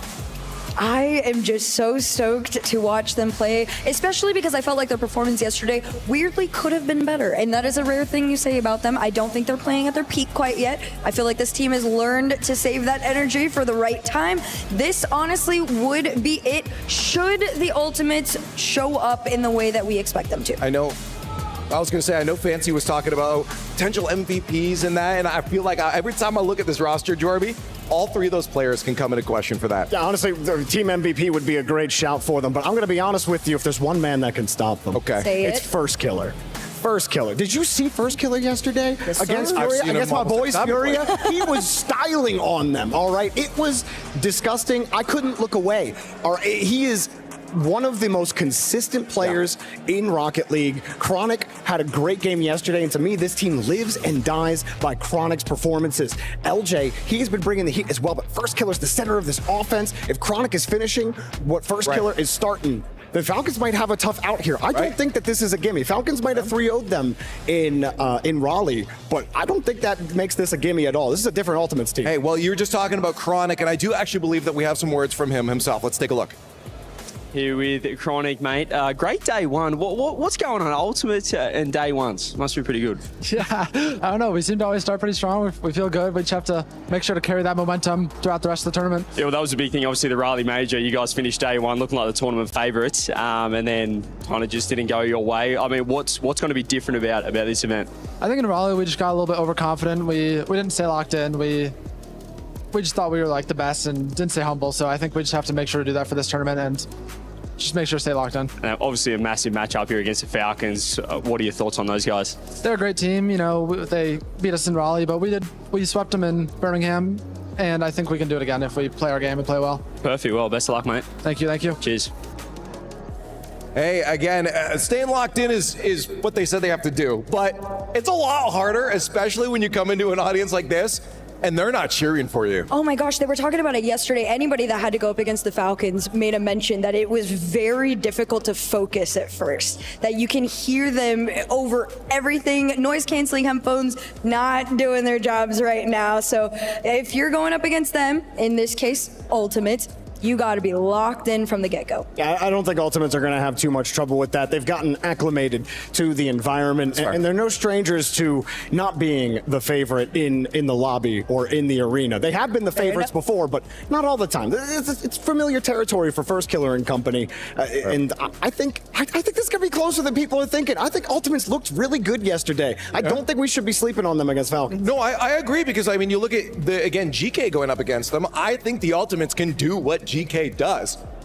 Honestly, probably more consistently. So yeah, having it be a close series is not a far-fetched thing at all. No, not at all. I think also after yesterday's performance from the Ultimates, it is very clear that they're not coming in on a slow start. So that is a really good sign. And of course, like you said, the team kind of is, I know we all stay centered around FK. I personally feel Chronic. If Chronic is having a great day, that team actually is taking Falcons down. So yeah, I mean, Chronic's the finisher. First Killer's definitely the center. First and then second. No, it's Chronic. Wait. I love it. Anyways, looking at the gameplay though, I mean, what is it about Ultimates that's going to do well against Falcons, or maybe that the Falcons will have maybe an advantage over? I feel both these teams are really quick. I think the fact is the Ultimates have 3 players that are capable of beating you individually. The First Killer LJ connection is something that we see sometimes. We don't see it all the time. I think we're going to see it here. The one thing that Ultimates have to be privy to is the Falcons' creativity on both halves of the pitch. Not just offense, but also defense. Think about how they beat GK yesterday. The signature move of the Falcons, which is the aerial fake shot, something that they have mastered, perfected. Ultimates have to be on the lookout for those type of plays from Falcons. I do want to make a mention that you were like right on it. These two teams are actually a lot more similar than most people realize. They are composed of very incredible individual players, right? They can hone their own on their solo plays. The key difference is who shows up as a team in moments that is, who shows up better as a team in these situations. Right now, Ultimate seems to struggle with that a little bit more. That is why the Falcons have been so successful over time. Yeah, I don't think it's a question that you know they're going to show up as a team. They have twins. That literally, it doesn't Nobody more minds are synergetic linked, than okay? that. I think TRK is the third twin at this point. Probably. But you make a great point. Like, Ultimates, they haven't always been the most synergetic. That really was what hindered them in the NA Opens for so long. The one time we saw them really get it together was when everybody starts doing those 2-man, 3-man passing plays. We got glimpses of that yesterday. That was when they looked at their best. But as soon as one person falters and you start seeing LJ doing his own thing on one end of the field, maybe FK does a cut unnecessarily, that's when you start to get a little bit shaky with your hope for the squad. Yeah, well, again, Falcons, I will have to say I do have more confidence looking at the Ultimates before. We've seen sometimes some of the players on the roster will start to try to take things into their own hands if things aren't going the way that they should be. Definitely, as Jorby just said, you have to be watching out for the incredibly mastered dribbles, the fakes, that they have that twinnergy going on. Also, by the way, a third twin would be a triplet. Go with it. It's okay. So Falcons. A third twin would be a chronic. Third twin, a second chronic. Yeah, right. But realistically, I think coming into this, Falcons probably have a little bit of a favor. Would you guys agree or disagree with that? Absolutely. Okay. No. I mean, Falcons are the favorite, coming in. Okay. How about you guys? Do you think the Falcons are the favorites? Yeah. Definitely do. I think they're ready. Why don't we just get into our match, because I think we got it. The Ultimates facing down the Falcons. Top 8 secured. Another team sends the Gladiator tightrope in the lower bracket. Congrats to Dignitas and good luck to Gen.G. Absolutely. And our next match, one team has a chance to humble the other crowd, and the other team has huge, massive club challenge implications, Rachel. It would be a little bit afraid. I can't even hear you right now. I kind of can't, so I'm really glad we scripted this. And I'd be a little afraid to play against the Falcons in this house. There are so many great players, but luckily, this next team is braver than I am. Let's bring them on out. It's the Ultimates! At the Birmingham Major, they pulled out a 3-0 in this matchup. We'll find out today if they can do it again.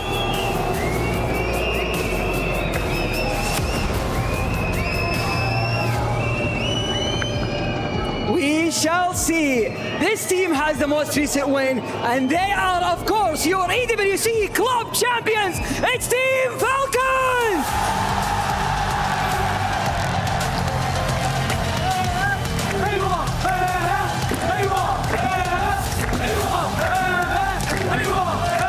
It's TRK, Robots and Killers, and their fans rocked the stadium yesterday. Today, even more home team intimacy. This is it. The winner goes to our top 8. Casters, take it away. Well, this is a match of the day. Falcons back again to try and make a perfect run through the group of death, but Ultimates trying to spoil them for the second time this season, like we talked about earlier on at Chiefs. They've already got that one win on the Falcons. Falcons got their revenge in Rally, but this is the decider. Yeah, tight one in Rally, no doubt. Yes, a sweep for Falcons, but 1-goal games all throughout. Falcons show they can definitely at the least hang with them, but like you said, new tournament. It's been a couple of weeks at the least. You got to find a way to go out there, fight against the home crowd. It's tough. You can stand up there and stand in front of the PC, waving, going, yeah, give me the booze, blah, blah, all that stuff. But still, it's a tough battle, and they know they're in for it. And it's interesting because if we were going to guess who went to Game 5 yesterday, who got the sweep, I think most of us would think surely it was the Falcons who got the sweep, and it was the Ultimates who went to Game 5. But it was actually the other way around. Falcons had to really grind their win out, and they got the win. A win is a win in this format. But it was a lot closer than a lot of us expected. Ultimates, sweeping Furia. I mean, that is a statement win from them. Yeah, I mean, Ultimates, big performance yesterday. Very happy to see them come out and kind of drop the hammer on a team that you expect to be contending for deep runs in Furia. So Ultimates wasting no time, showing up big early, They want to keep that momentum, and you really wonder if they're able to bring that heat to the Falcons. Because we saw it yesterday. Falcons take every first touch. It's great control. They will force possession every opportunity. Doesn't matter what situation it is. They will try and take control themselves and individually beat you at every chance they can. So Ultimates, you're going to need something special because it's not so easy to just bully them backwards. Yeah. And, Falcons, despite going game 5 yesterday, it was still a pretty composed performance from them, and I think GK did play excellently. So I don't know if that's a bad look on Falcons at all to go to game 5 against GK, who have shown some phenomenal performances this year. They swept KC online in a huge upset to win a regional in RLCS in Europe. So it could have just been a good day for GK. That's what the Falcons fans are hoping. All the Falcons fans in-house are hoping, okay, I hope they came up to our level. It's not that we went down a little bit in the power rankings, but as for Ultimates, they were in a slump a little bit, and that one bad day really in Rally. They were 2-0 in day 1, and then they went 0-3 on the second day, and that's what can happen in Rocket League. One bad day and you're eliminated. But I like what I heard from Chronic pre-match. He said that they're not going to be overconfident. I think it's pretty difficult to be overconfident given who they're facing in this one. But they're going to be giving all of the opponents in this group the respect they deserve. Yeah, I agree. It was an excellent learning experience, I think, for Falcons, or the Ultimates, excuse me, because they did have all those expectations at the start of the year, like, hey, we're at minimum in people's minds clear number 2 in North America. We can kind of walk through whatever the heck we want to do because we know we've got some of the 3 best players that aren't on NRG in our region here, and to have them just get completely boxed out 3 straight series in a row, like Chronic said, a very humbling experience. And it's good to take the lessons away from that and come in fresh-faced, get started hot. You couldn't ask for much more. It's all on the Ultimates to prove that they've learned their lessons here. It'll be a tough pill to swallow if you kind of just get punched in the mouth by Falcons. Yeah. To be fair, Falcons kind of just beats up on everybody, it feels like sometimes. It will be important if you want to get an easier quarter-final match once we get to that stage. You got to win through your group. If you do go through the lower bracket in this group, which is going to be far from easy, you have to beat the winner of Furia GK to exit there. But Group C, Group of Death, plays Group B, I believe, in the playoffs. And we already know it's Dignitas. So Falcons are very confident in that matchup. Dignitas are going to be hate-watching Falcons right now, thinking, please don't make us play these guys again. So Dignitas fans at home, you guys, I'm assuming, are Ultimates fans today if you want to avoid that Falcons match until later in the tournament. Yeah, it's never good when you are actively thinking about trying to dodge. They say that the most valuable asset that athletes can have over other athletes is fear. And Falcons definitely inspire that in a lot of different people for a lot of good reasons. So fear, Falcons, always valuable, and they have earned that reputation. The attack is lethal. The defense is pretty close to spotless. It takes some inspired Rocket League to find a way through those guys sometimes. And I think if you're the Ultimates here, you got to demonstrate that you're able to come out here, take control early, want a nice, solid kickoff, collect your boost, go get out there, get up in their face quick, force Falcons to prove that there's not enough attack on you guys for us to be worried about. I want to see the Ultimates toe-to-toe for speed with Falcons. That's the real first hurdle to get over for them. Well, here we go. It's straight away a fake kickoff by Falcons with the close cheek combination coming in behind it. Very aggressive start from one of the most aggressive teams in the entire history of the game. And surely going to be a continuation of how they play every single match that they run into. Bumps are coming in defense now from Falcons, but Ultimates know how to defend those. They run into plenty bumps in the North American region. I said I wanted them to match speed. It definitely feels like out the gate, everybody as quick as possible. No doubt about that. As LJ will cut here in the middle, looking for a little bit of control. Sneaks by TRK. Killers takes his time. Gets a quality 50 and right through first killer in the middle. When Ultimates did beat Falcons in Birmingham, there was a lot of counter-attacking goals. The Ultimates are very good at that. But that, of course, relies on Falcons overextending, something they did not really do in Rally. It was their best composed defensive performance that we've ever seen from them. That was really the difference. They've always had the offense, Falcons, but can they have the discipline to avoid those overextensions, avoid giving away those free goals that they have over the years? Nice job from Chronic. You can see him sneaking by in the back line there, stealing away those corner boosts of Falcons, trying to limit the danger that the deep man presents, or perhaps limit the defensive capability. Either way, I love the approach from Ultimates early. Swallow up as many of those boost pads as you can, because that's where Falcons make their money, in the air. Oh, both players in the air in that previous exchange looking for the block on the other one. Neither makes contact.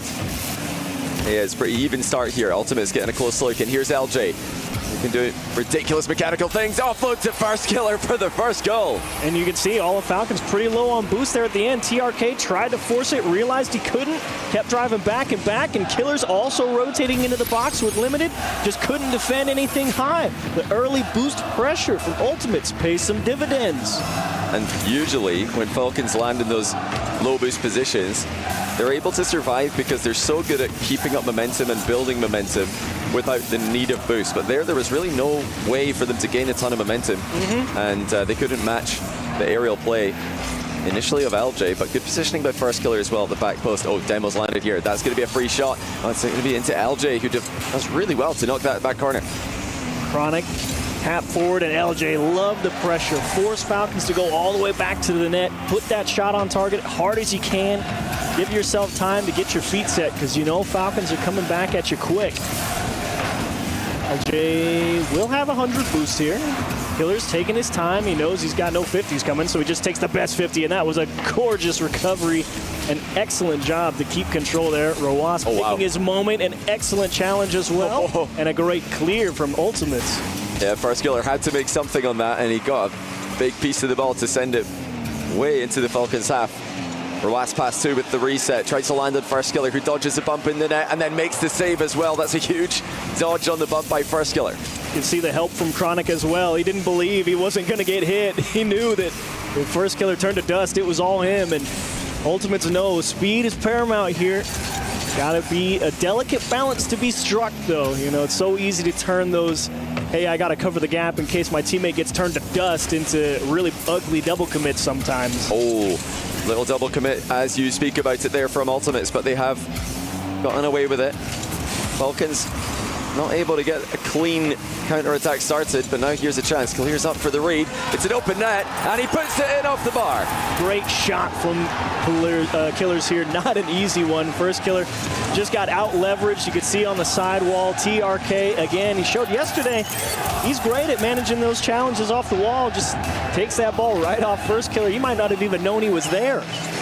They've always been the region known for their 50-50 gameplay.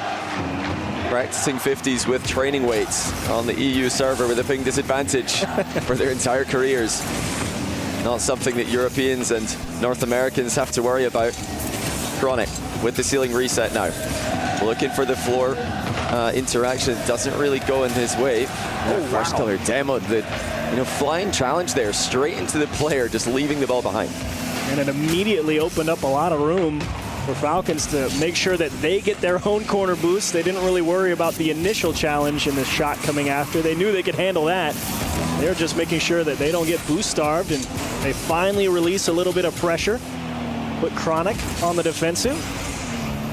And now it's Ultimate's got to prove that, hey, we control our own half of the pitch too. This one might very quickly devolve into a possession war at the midfield line. Well, Falcons went for the risky 50 mid there. Did not go their way. Now here come Ultimates. LJ knocks it forward. The bump just misses on the backboard. That could have been catastrophic for Falcons.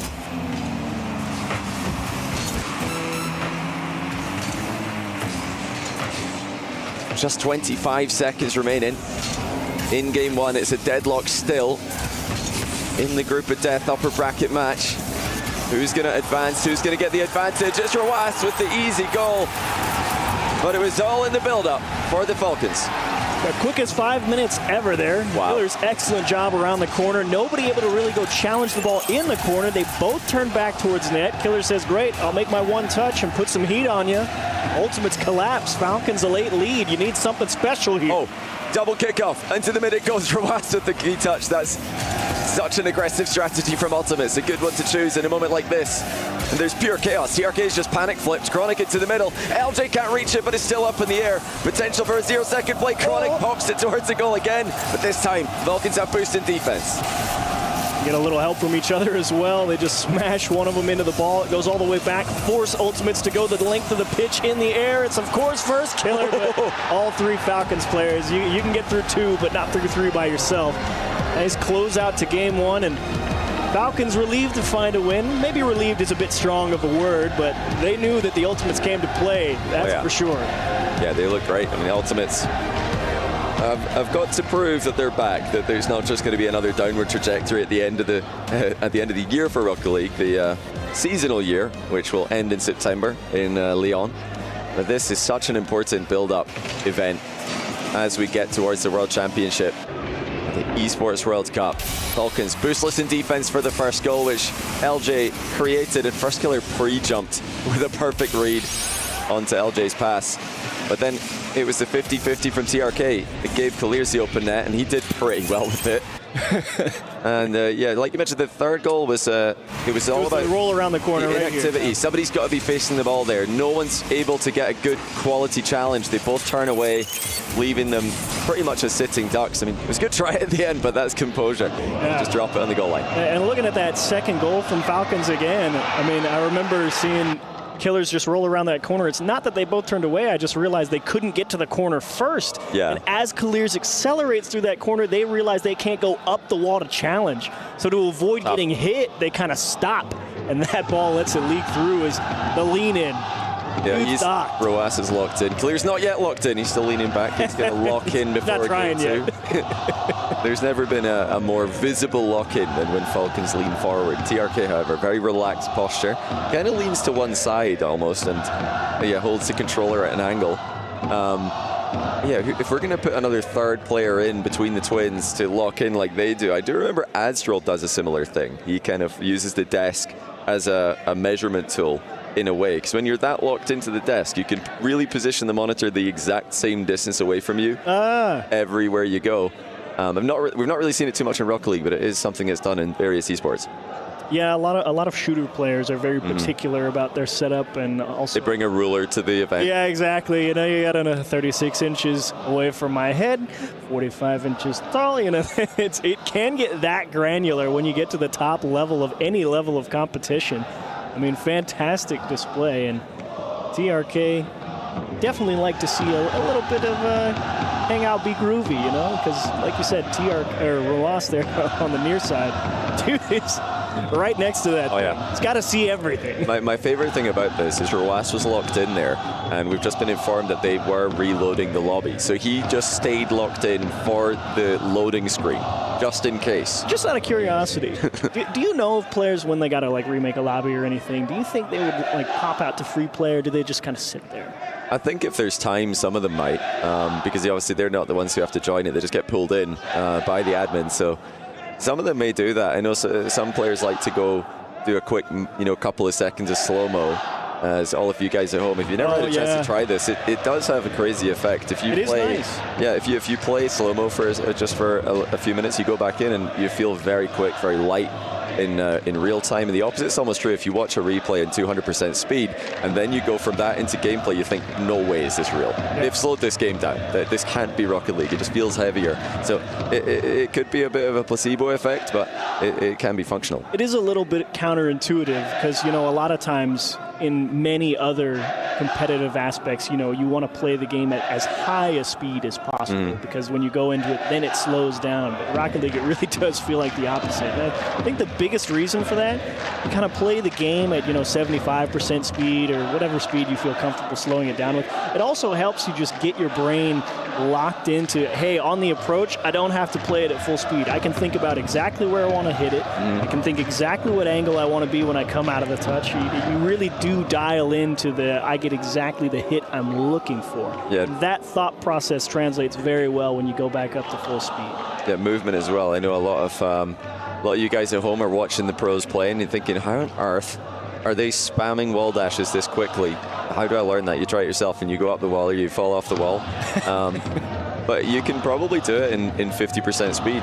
You'd surprise yourselves if you're, you know, relatively experienced with Rocket League. Go and try it in slow-mo, and when every input is more deliberate, and you don't really think of it as a train of actions, it's just, you know, a bunch of individual actions, then it becomes more intentional, and that's really what it is for pro players. They're not thinking about, oh, I'm just spamming this and seeing what happens. No, every single wall dash is intentional. Absolutely. Every single movement is has a purpose. It's not just an out of control thing like it may have been when it was first discovered. Yeah. That's how they tell, you know, musicians to practice. You know, if you got to play some crazy piece, you never want to try just playing it at speed first. You can't do it. You got to understand the muscle memory. You got to practice slow to be able to execute at quick speeds. You got to know exactly what you're doing, when you're doing it, and what it's going to do.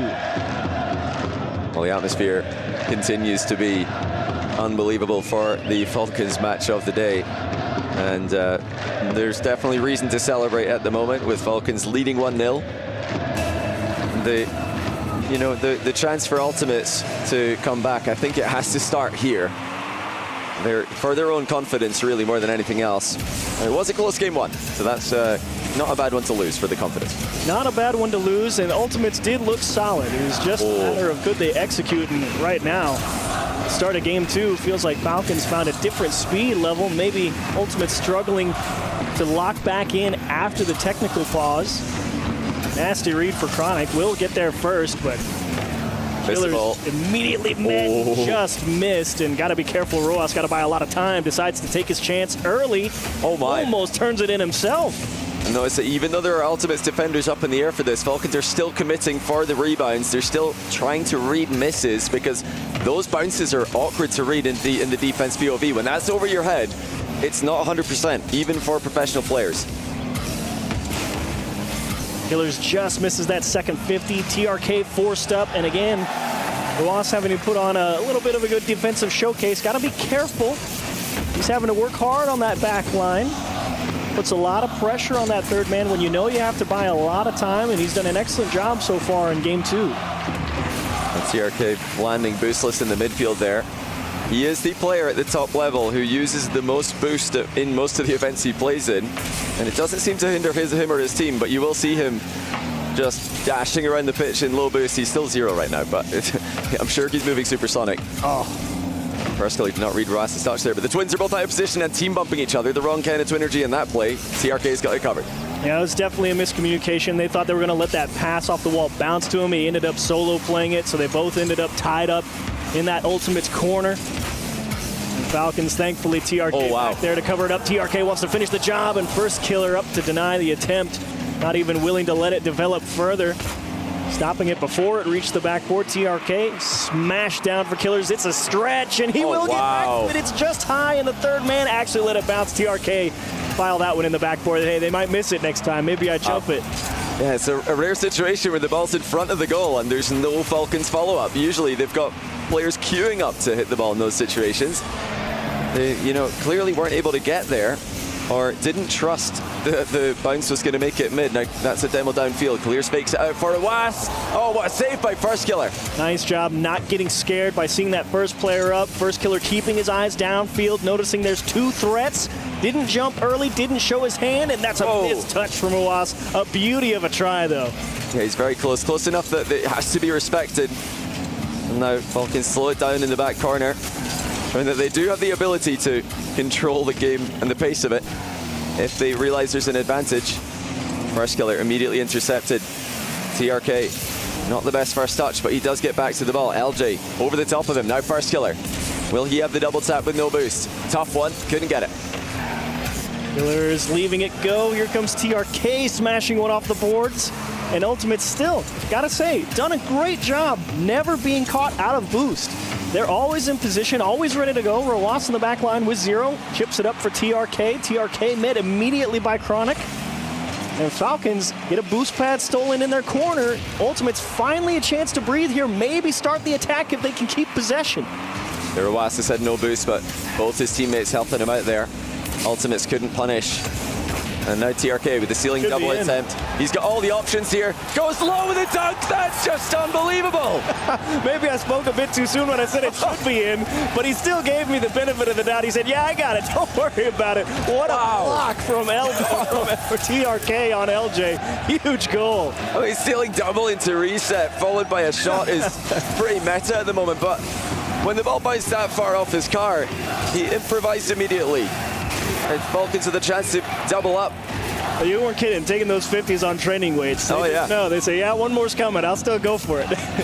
They just know where to go.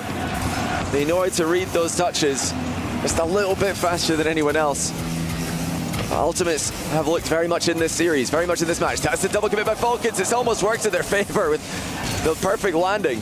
It's the reaction, right? Killer's jumps initially thinking he's going to take that first. Oh! First Killer will break back down the other way. 48 on the clock, and TRK can't believe it.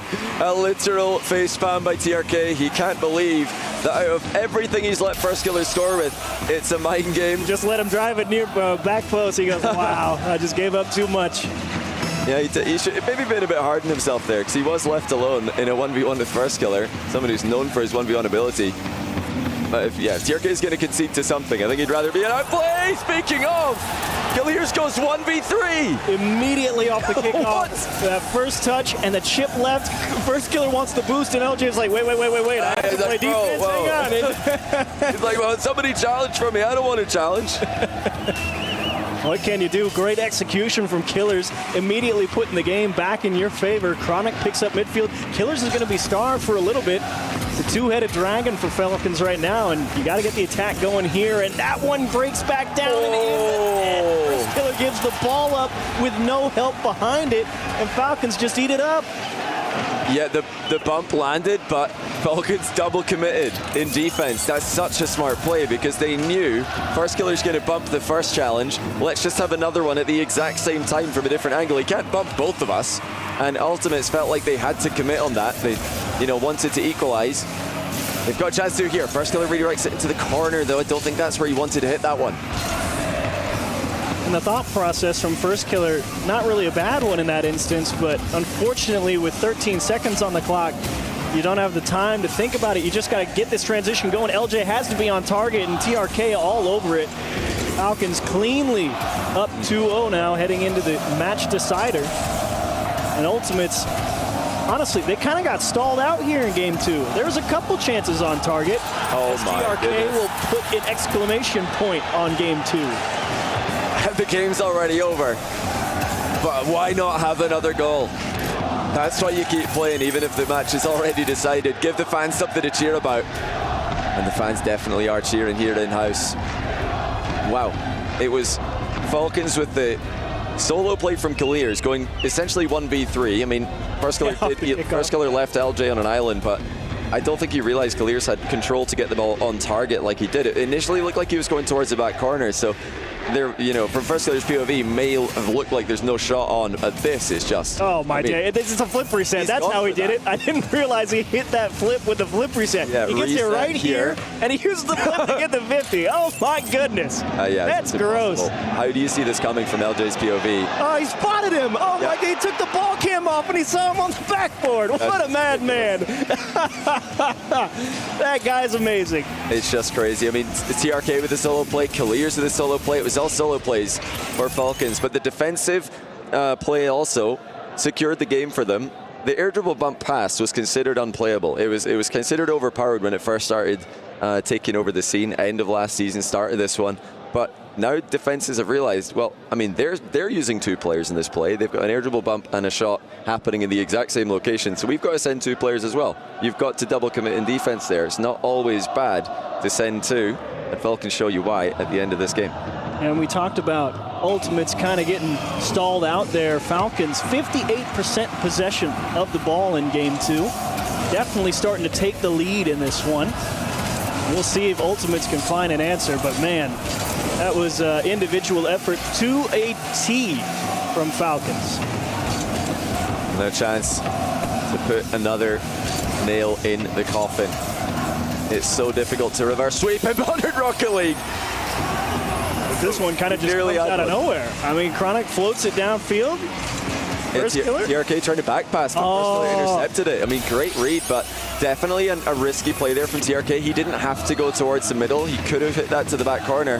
He chose not to. I'm not against the back pass as an idea there, but you definitely got to make sure you hit it hard enough that you get there. It's scary. You got to basically shoot on your own net.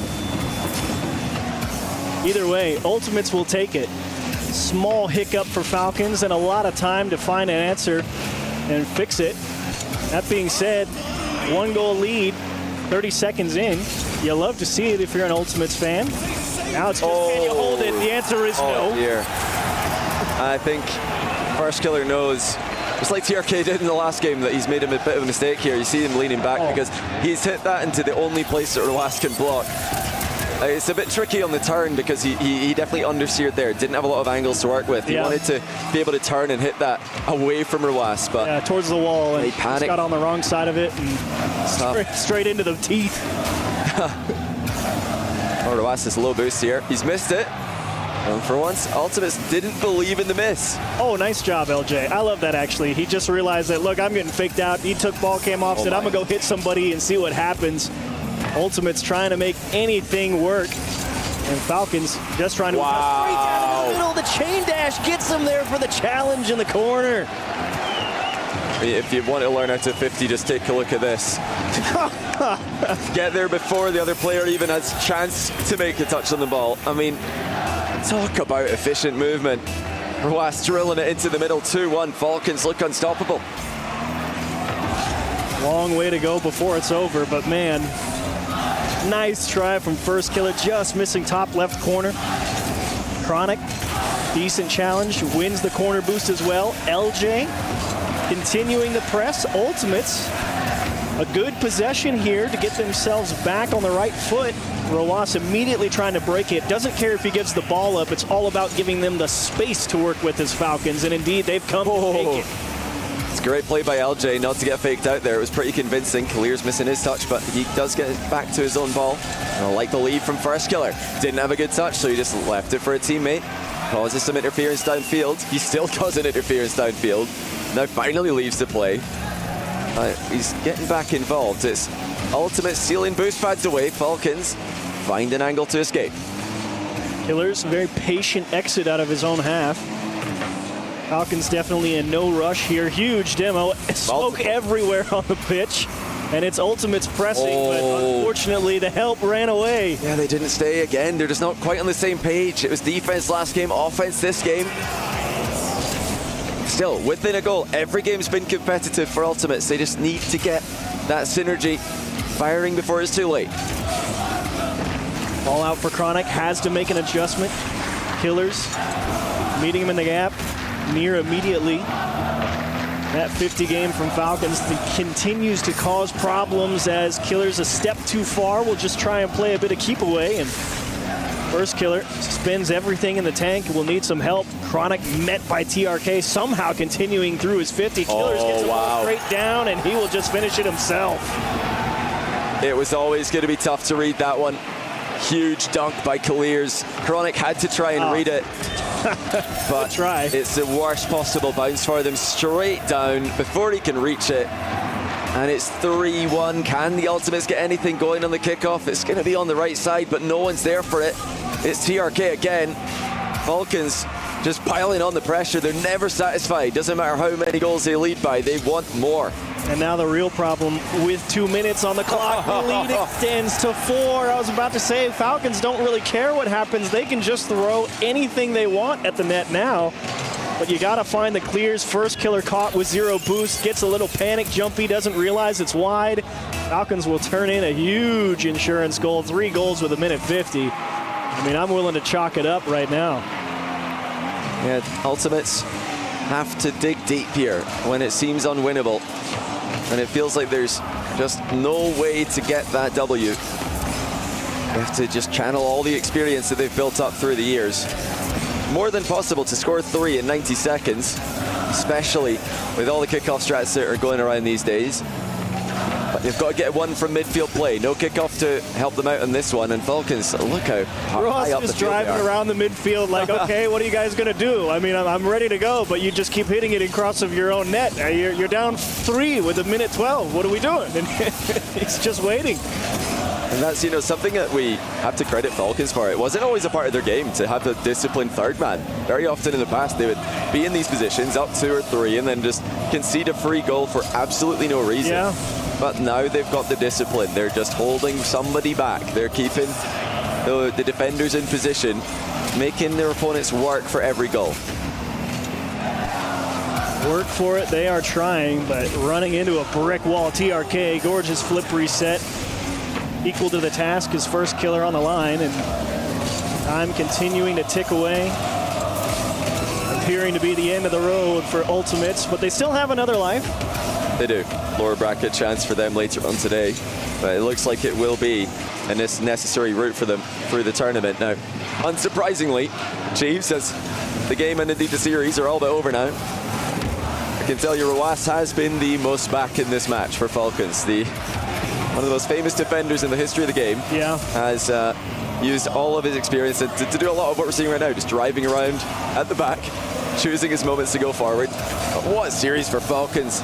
Advancing into the top 8 once again, and with a statement win, 3-0. Beating Ultimates for the second tournament in a row, second time in a sweep as well. In back-to-back months. And I think the thing that impressed me the most about Falcons, the adaptiveness.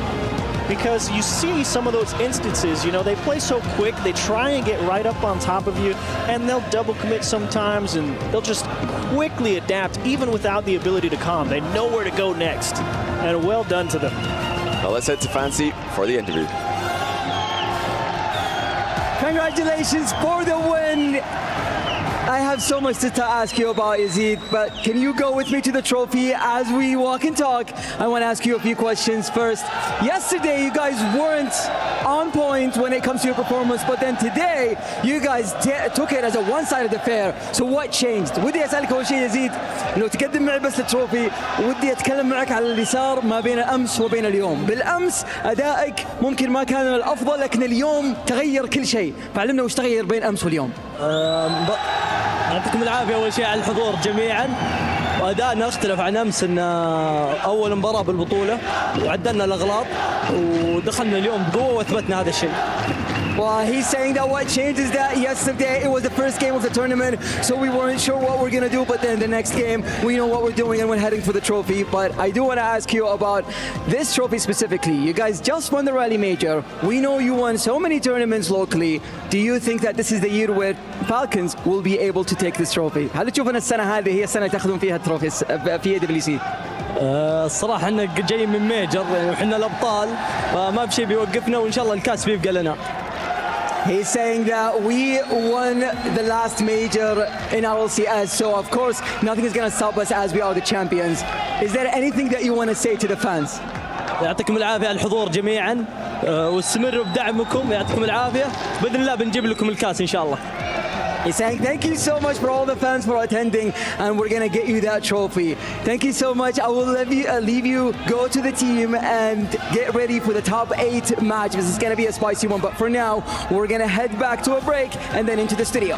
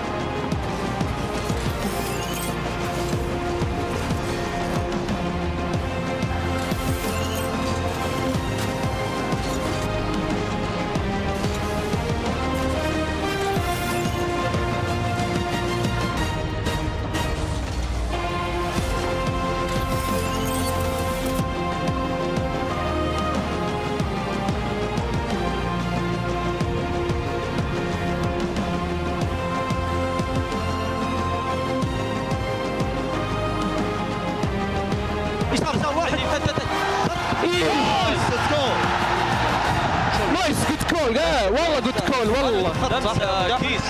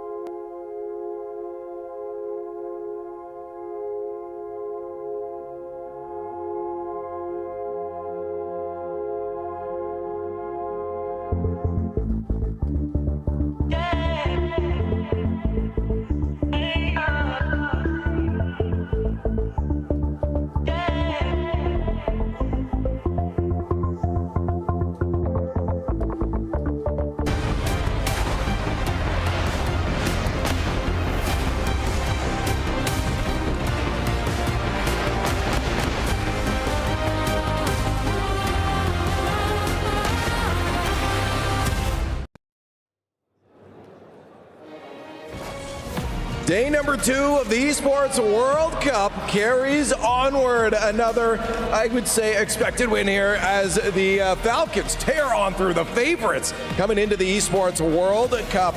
I'm Leaf, and I'm hanging it out with Jorby and James. James, thanks for joining.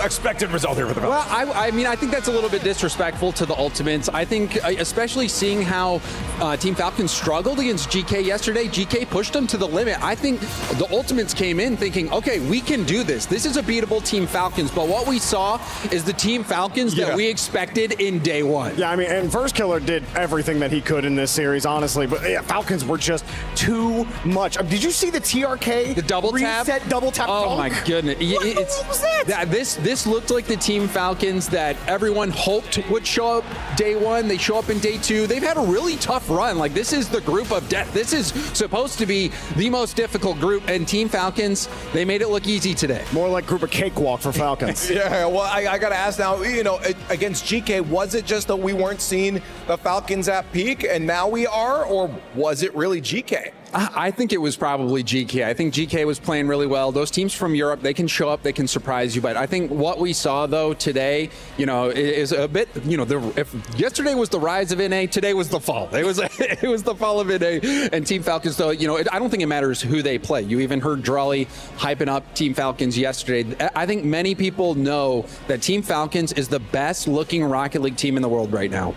Let's take a look at that bracket that you just mentioned, what was called the Group of Death. And that's exactly what we expected it to be. We saw early on, Jorby, that Furia was having some issues, and now we see the Ultimates having those issues. Yeah, I'm hoping Furia GK is some cinema. I'd love to see Furia go and get another crack at Ultimates, but that GK roster, we were just talking about it. They played up to Falcons' potential. They almost took it off of them, and so they very well might be the second best team in this group. Hey, let's start talking about that next match coming up here, because it's another doozy. This is Twisted Minds facing down Team Vitality. Big dogs in every regard from both sides here. Yeah, and I think I speak for many people when I say I'm excited about the potential shootout between Nubo and Zen. We've seen this matchup before, and we've seen it shape up in that way. Both of these players, I think a lot of people widely regard them as in the conversation for best player in the world. Nubo is going to be playing in the RLCS 1v1 World Championship as well. He is so good and so fun to watch. And also, you know, just taking a wider look outside of just the Rocket League, this is a big matchup in terms of the club championship. That's right here, but I do believe that we have the Jamil Motorsport arrivals now on the way. Teams are walking in, they're getting ready. Team Vitality, you see Monkey Moon having fun the other day. I'm feeling real confident, but again, this is not going to be an easy matchup. It's going to be tough. They're going up against that second MENA team, and that number 2 doesn't mean a whole lot when it comes to having a whole crowd. That could very well make them just as powerful. And again, you see them making their way in here, and I think in just a few moments here, we're going to end up having a vibe check from CJ. Mate, how are we doing? Big day yesterday taking down my boys. What were your thoughts on that one? Apologies for that one, mate, but yeah, it was a long day. It was an unfortunate situation for all of us, you know. We had to wait a couple of hours to play. So our warm-up scrim was pretty useless. It was about 5 hours between the warm-up and the actual series, but we got the job done. They played well, and yeah, we just played better.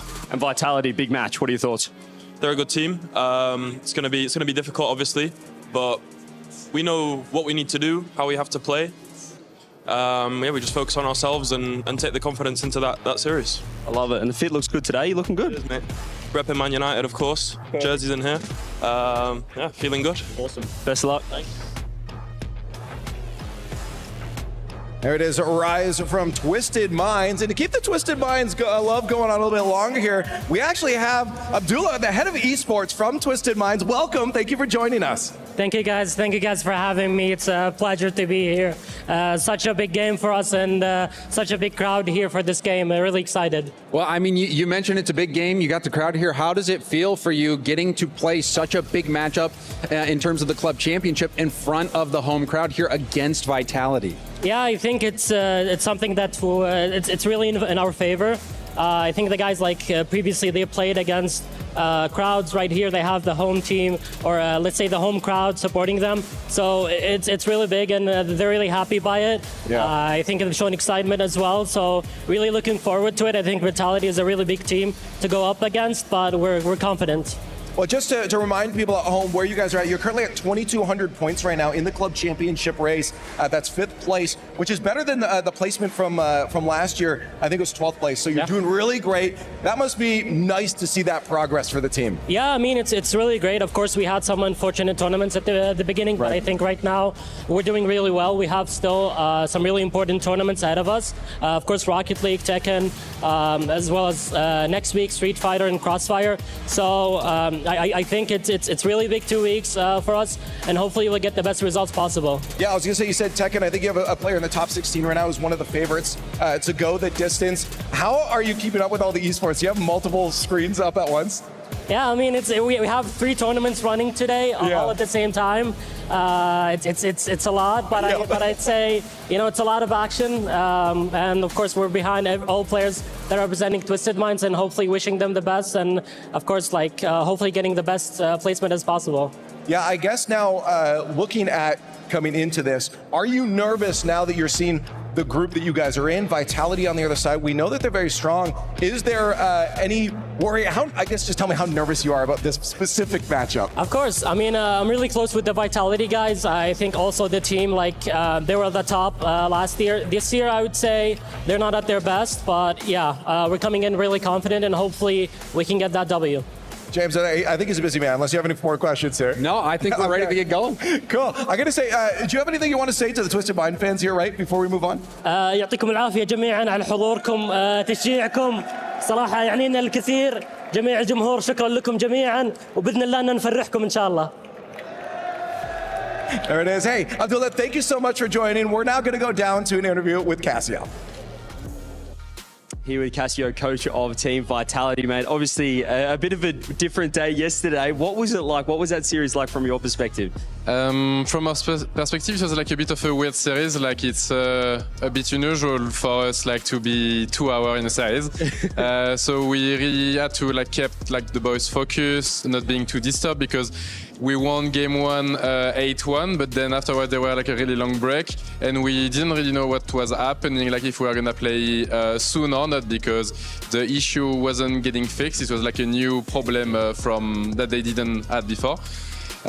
So we had to stay focused, and the series went well for us. Like I think it was more for them, like that it was like more painful because they never led in like a 2-hour matchup. So I think for them it was a bit tough.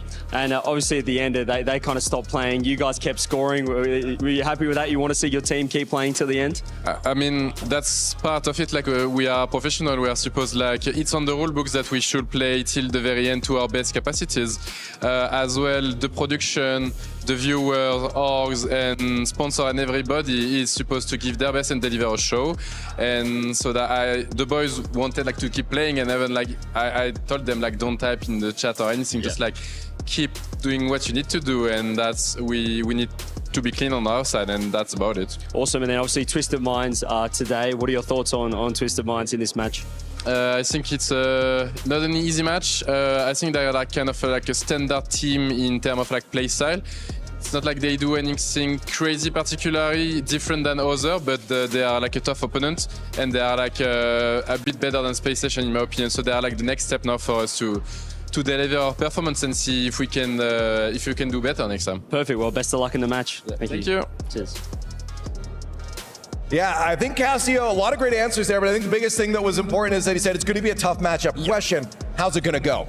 I think I'm leaning towards Vitality after seeing what they did, but, I think both of these teams is going to be interesting because neither one of them were really tested in their first match of EWC. I'm kind of leaning Vitality too, but I think it's going to be a close one. This could be 5 like Carmine Corben. Okay, well, we'll see if Vitality can do it because we know the home crowd is here for Twisted Minds. Let's get the game started.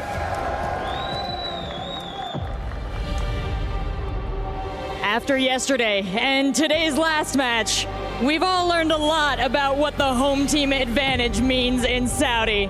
I've taken refuge here on the stage to bring out our next team.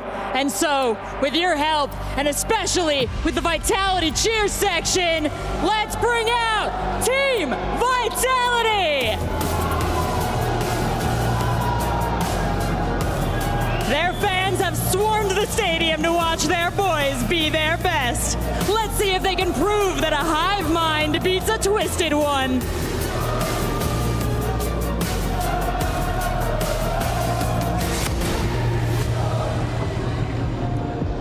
Whoa there. Vitality might hail from the home of Rocket League, but they are in our neighborhood now. Here to lay down the law, it's Twisted Minds!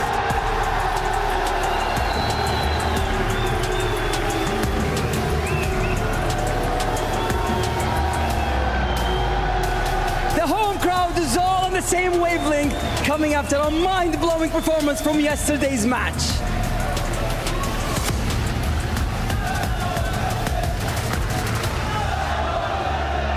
When you're in the top 8, lose, you put your tournament life on the line. Let's kick things off with our casters.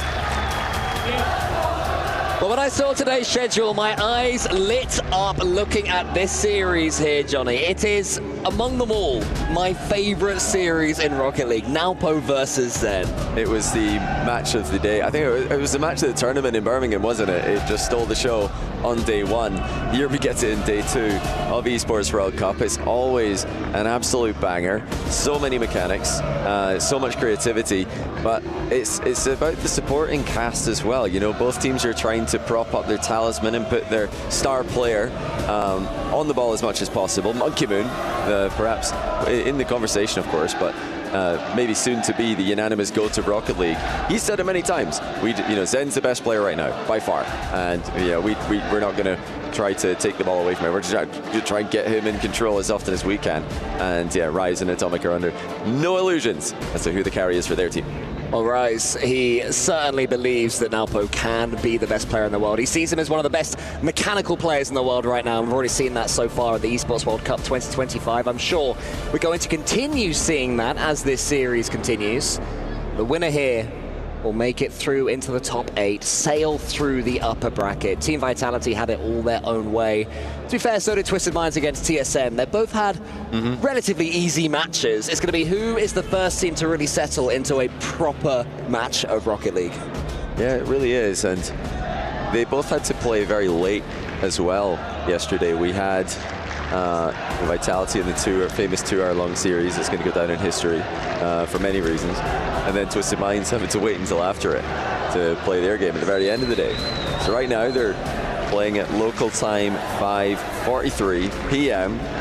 Lovely time, just as the sun is setting outside and you don't need to put on your sun cream, Cole. I still do. If anyone does, it's me.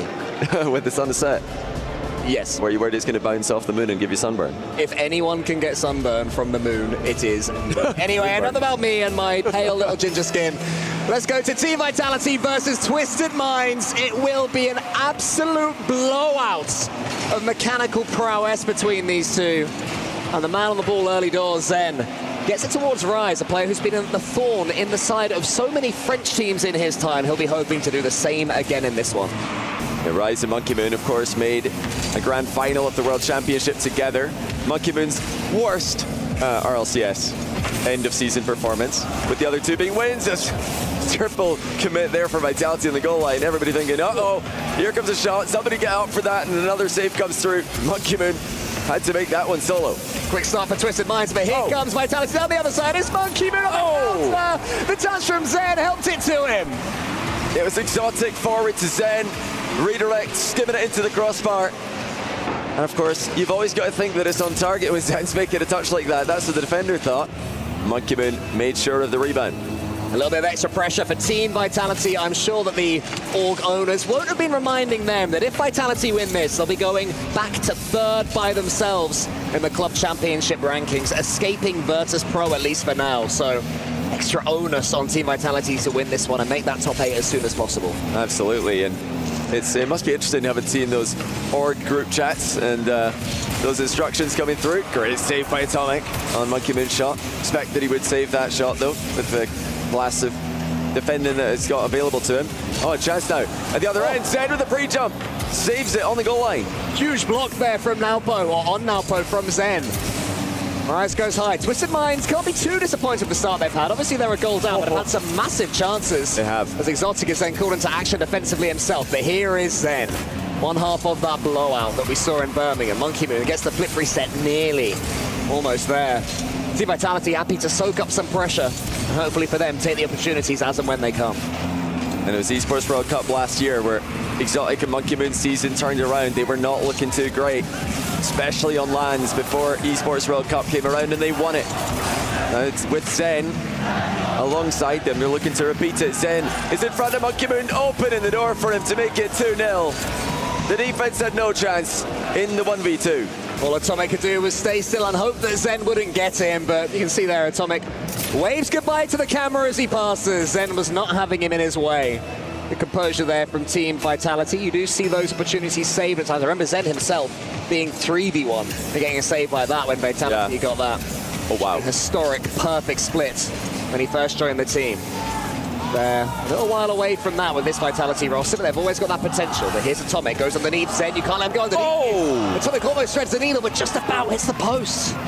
Oh, so far, I mean, that would have changed the tune, of course, but so far it's been Vitality. I've had the better synergy, had the full team performing well. Defense has been a different level for them as well. That's another goal line save. But they've had plenty bodies goal side of every single shot that Twisted Minds have taken. I think the triple commit that they got straight away, it was scored then by them straight after, pretty much sums up the way Team Vitality are defending in this one. They can attack too with Zen. Of course, he's able to generate an almost impossible angle from there. He'll go again. Monkey Moon's underneath it. And what I would say, Team Vitality, they've been getting in each other's way when they've been losing series this season. It's like they've got these 3 amazing players, but they don't quite know how to play around each other. So far in this event, and certainly in this game, they've known how to play around each other. That's a huge shot from Nalpo. Bullies it home. What a pass mid. The threat of the backboard touch was there. That's where Monkey Moon went. The threat of the immediate shot was there. Zen was rotating in for it, but the mid pass uncovered. And that's your man now. Put with the finish. Absolutely slams it top shelf. I think what Twisted Minds are realizing, though, is that Team Vitality always have at least one player in goal. So shots are going to have to be powerful. They're going to have to be accurate. They can't just trickle them home. The crowd will be hoping that Twisted Minds are able to build a... And a quick fire 1-2, it's 2-2. And everyone's getting involved for Twisted Minds. It's Rise with the touch, it's now put the touch off the sidewall. That's an intentional pass to Atomic, who beats the defender to put it in. And suddenly the momentum swung in the way of the hometown favourites. Team Vitality were looking stronger in the opening half of this opening game. Can they get that back? Here's Zen, goes for a flip reset that fakes it out. He'll use it to get his wave dash to keep a little bit of pace. Monkey Moon's coming in. Exotic as the third man arrives. It's almost redirected there by, I think it was Monkey Moon. But instead, Rise can come away with 100 boosts. You know, Gibbs Minds can slow it down. I reckon Gibbs would have scored that. The redirect king. Yeah. Pretty tough at pro play level, though. And, great reaction time. So many goal line saves in this match. Every shot has been respected. Now Zen taking the scenic route on the counter attack. Left to right, has to leave the ball behind. Atomic takes over, looking in field towards Nightblood. He doesn't commit too hard to the play, but now here comes Zen again. And he's accidentally flipped off the wall, a rare mistake. Yeah, you won't see that too often. Normally Zen will at least cause some trouble, but it's in. Who are we, Johnny, to question Zen? This is what he knew was going to happen. Oh, well, Rise has looked for an output in the middle there, but Monkey Moon's read it so early, and if there's one player in the open era that you don't want challenging an outlet pass in the air, it's Monkey Moon. He gets up so quickly, and he sticks it straight into the net. He's known to have that crazy sensitivity in his sticks as well in the threes, whereas most players are between 1.4 and about 2.2. Monkey Moon hugely speedy in his movements. 45 seconds for Twisted Minds to come back again. They will be frustrated after that one, giving away a goal to allow Monkey Moon to get his Game 1 hat-trick.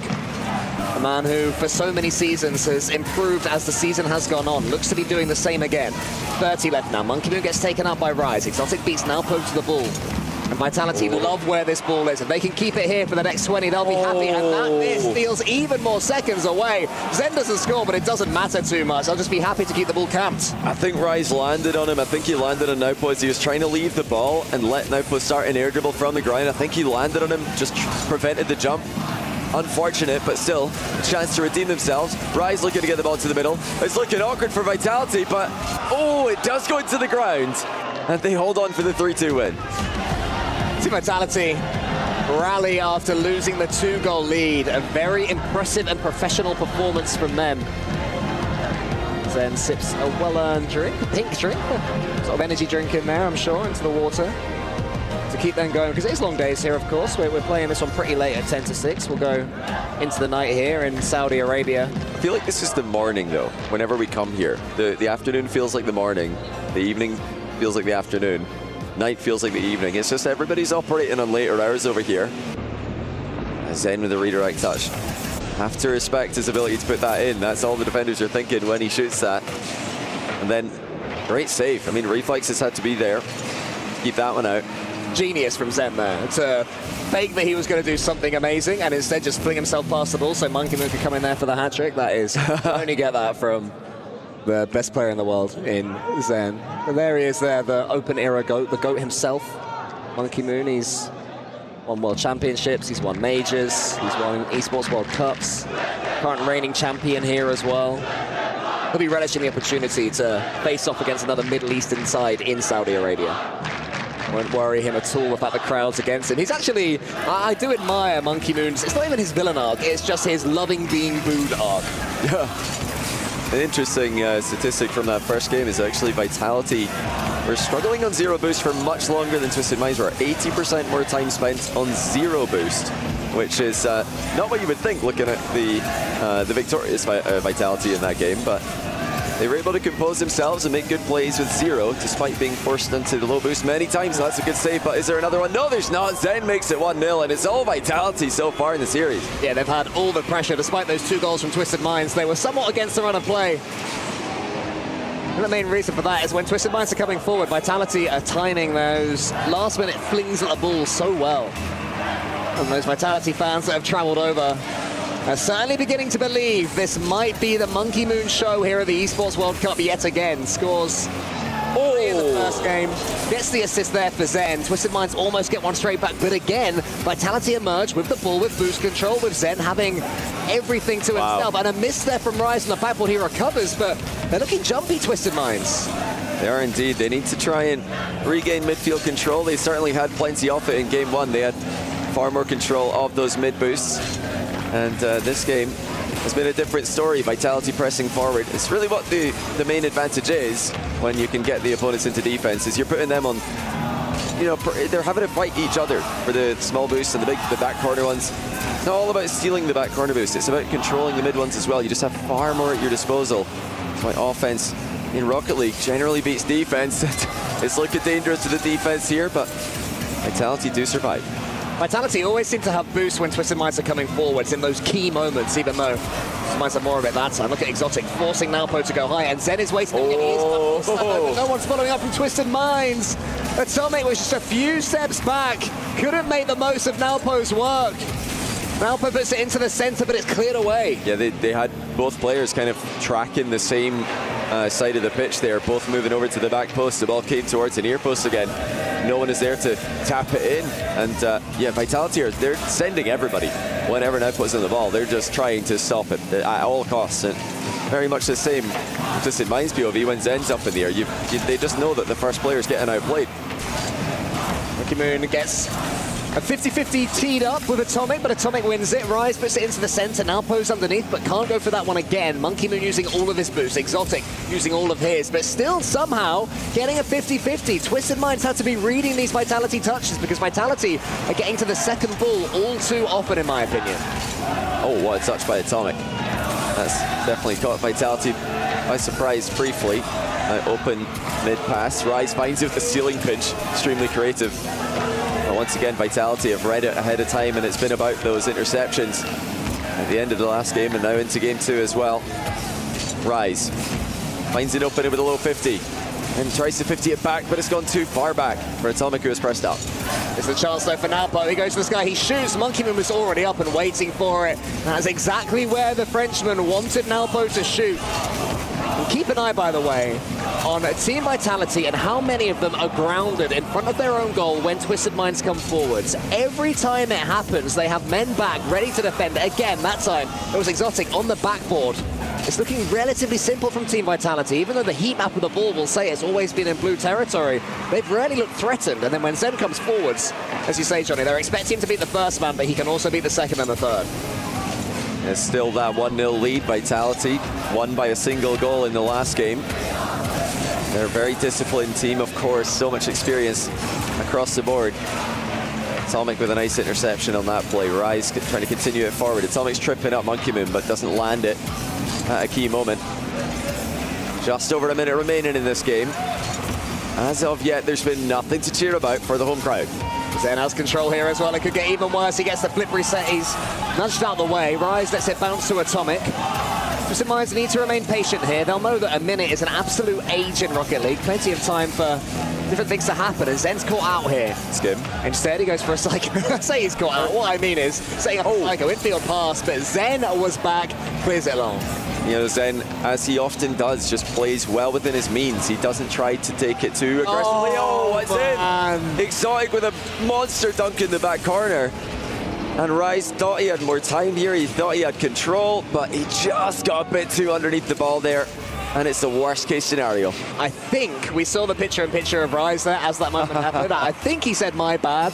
I think he took responsibility for that one immediately, which is the captaincy and maturity we expect from Rise. Oh, he's missed the ball there again. I mean, they've got to lock in here, Twisted Minds. They're known to reverse sweep European teams, but it's not something they want to do from the get-go. You don't want to get in that habit, do you, of having to do that? Do they have an answer? Do they have a goal? Something to celebrate in this game. Has to happen now if it's going to be relevant in terms of the game's result, but Exotic, not for the first time this game, covers the backboard, and it's going to go top in. Zen with the goal credit, 13 seconds to go It's all over in game 2. Yeah, right now, nothing is going Twisted Minds' way. We did see similar earlier on when NRG faced Karmine Corp. The first couple of games looked like this, and NRG suddenly stepped up. Twisted Minds more than capable of doing the same, but up to this point, it's been an absolute masterclass from Coach Casio. He is playing Twisted Minds off the park. Trying to give Middle East their first loss. Trying to give Saudi Arabia their first loss at this event. Falcons are, of course, 2-0 through into the quarterfinals. Twisted Minds currently 1 win, no losses, but they're going to need to reverse sweep Vitality as Zen just gets the flip reset handoff. Looking like a high-level bot there with the assist for the 4th goal. Well, our stage host Seltzer had an amazing line coming into this one, of saying that Team Vitality are trying to prove that a hive mind is better than a twisted mind, and so far they are all working on the same way. You see why I'm not out there, by the way. I totally fluffed just referencing. You're kind of, yeah. And that was my audition, and I failed miserably. Well, Rachel, your job's safe for now. Yeah, more than from Cole. But we've been seeing a lot of that hive mind kind of play. It does apply to Vitality, and indeed Monkey Moon is a new Vitality player alongside Exotic for this season. Zen's been with them for a few seasons, but every Monkey Moon team throughout the Open era, Atomic nearly got a nice redirect there to tie the game. Yeah, every Monkey Moon team, when they're operating at full power, they do look like a hive mind. But you mentioned it earlier in the series, when things are going wrong for Monkey Moon teams in the Open era, it's because they're not on the same page. They're double committing, they're team bumping each other, they're getting in each other's way, they're not reading each other on the pitch. But Vitality have not had that problem, and for the rest of the Rocket League world, it's a bit scary because Monkey Moon teams tend to do this at the end of every season. He's first place, second place, first place in RLCS Worlds since the Open era started. Which is just an incredible run from Monkey Moon. Oh. Looks like they're back. The dynamic duo, Shogi and Johnny Boy, back for more. It always catches me out when I suddenly hear Shogi going 3. Anyway, I should go over it. It's going to happen every single series. But we do head into game 3. Team Vitality look to have this one in the palm of their hands. Are they able to clutch it for themselves and claim what they feel is theirs? Exotic tees up Monkey Moon. Monkey Moon almost gets it through. And Twisted Minds is looking like they're going to have to do some defending early on. Well, perhaps unsurprisingly to Naupo fans, Twisted Minds have been the faster of the two teams in this matchup, but it hasn't made a difference. Vitality have been more precise, they've been more deliberate with their speed. It's the bursts of pace for Vitality, as opposed to the constant zooming around the midfield that Twisted Minds have opted for. Now here comes Zen. Oh, what a reset! Rattled off the post and then in from Exotic. Back post support at the perfect time. But it wasn't just the mix as well, it was the fake out before. Twisted Minds had ball control. Zen just waited. He let the opponent dive past the ball, then he took control, and then begins the Zen masterpiece. The flip reset at the end, it was followed up well. Just a stunning game of 3v3 Rocket League there. Beautiful play. It's just another continuation of what we've been seeing all day. Oh, open net now for Rise. He buries it. That was a scary one because you can see the defender coming back, so there was a bit of urgency to hit the open net. And whenever there's some kind of time constraint in an open goal, any kind of pressure, you don't want to be in that position. But perfect outlet pass gives Twisted Minds the equalizer.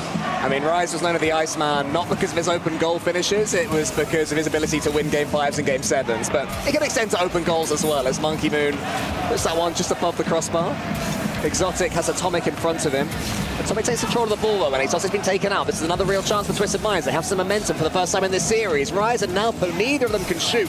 Naupo eventually manages to angle his way there. Zen saves it and gets it towards Exotic. Great defending Zen in the end. They definitely got their minds in a bit of a twist there. They weren't on the same page. Naupo trying to solo play, Rise call in, fake it so he would have an open net, but you know, either one of those plays would have been fine, but only if you both make the same play. As it was, Twisted Minds attack faded, and now they have to rebuild. They have to get the ball off Zen, which is one of the hardest things to do in Rocket League. So many of these young mechanical players underrated with their ability to just stick to the ball. Here's Atomic doing just that with a reset. And saved by Monkey Moon. Yeah, lovely opportunity there for Twisted Minds. They had Vitality looking pretty flat-footed, directly below the ball instead of in front of it, so they couldn't attack it. Vitality did enough. Just about huge pitch comes in. There was one demo. If there could have been two, that was flying straight in. Instead, It remains 1-1, and Twisted Minds, this remains their best opportunity in the series. If they can get the next goal, they'll have their first lead and their first real shot of belief in this one. Well, let's hit that backwards. Atomic's ready for it, but Vitality are just reading absolutely everything right now. Zen off the ceiling, looking to get it downwards, but Rise in the nick of time intercepts it. Now push backwards here. Atomic's able to cover and then the ball long again. Twisted Minds have been leaving players lingering upfield. They have had outlet pass options, bump options. That's how they scored their first goal, but it's going to be tricky to take Vitality out when they're playing this well. Well, there's a miss there from Monkey Moon, but it just fall on a plate for Zen.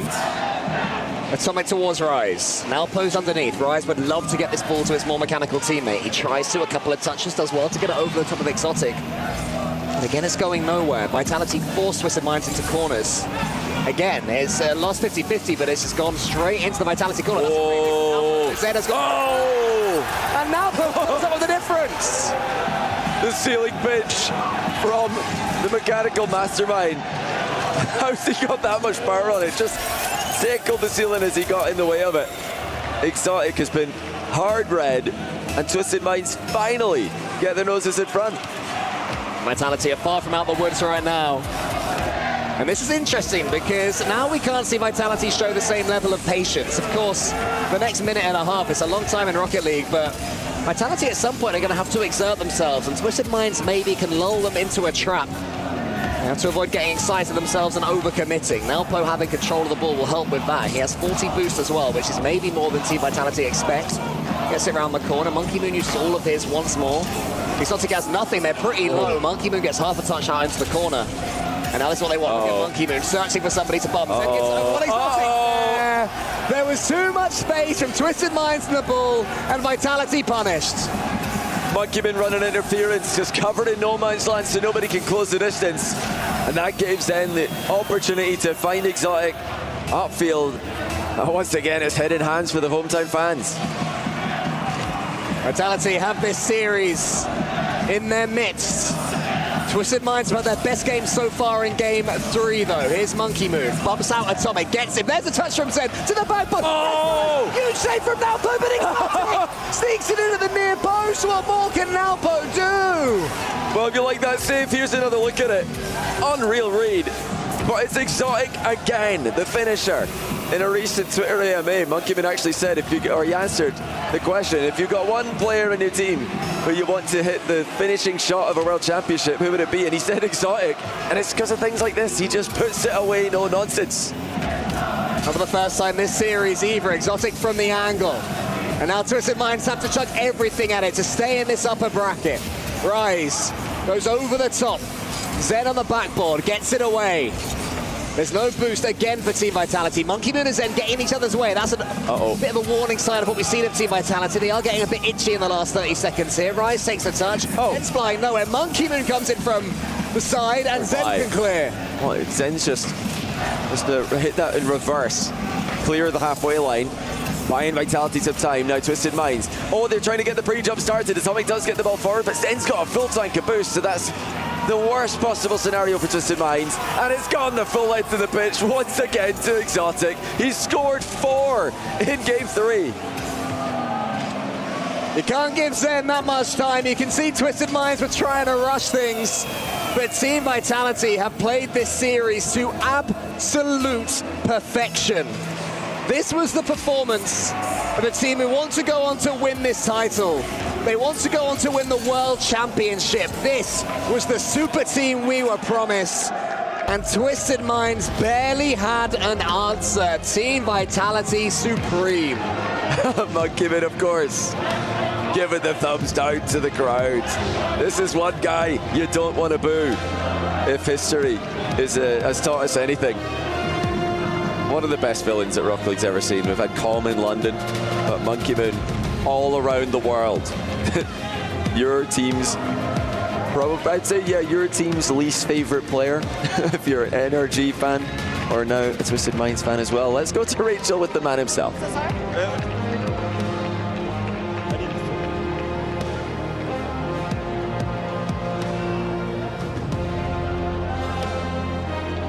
so much. Appreciate it, Monkey Moon. Going the extra mile to do the interview without a translator, but I don't think we need a lot of words to talk about what went down here today.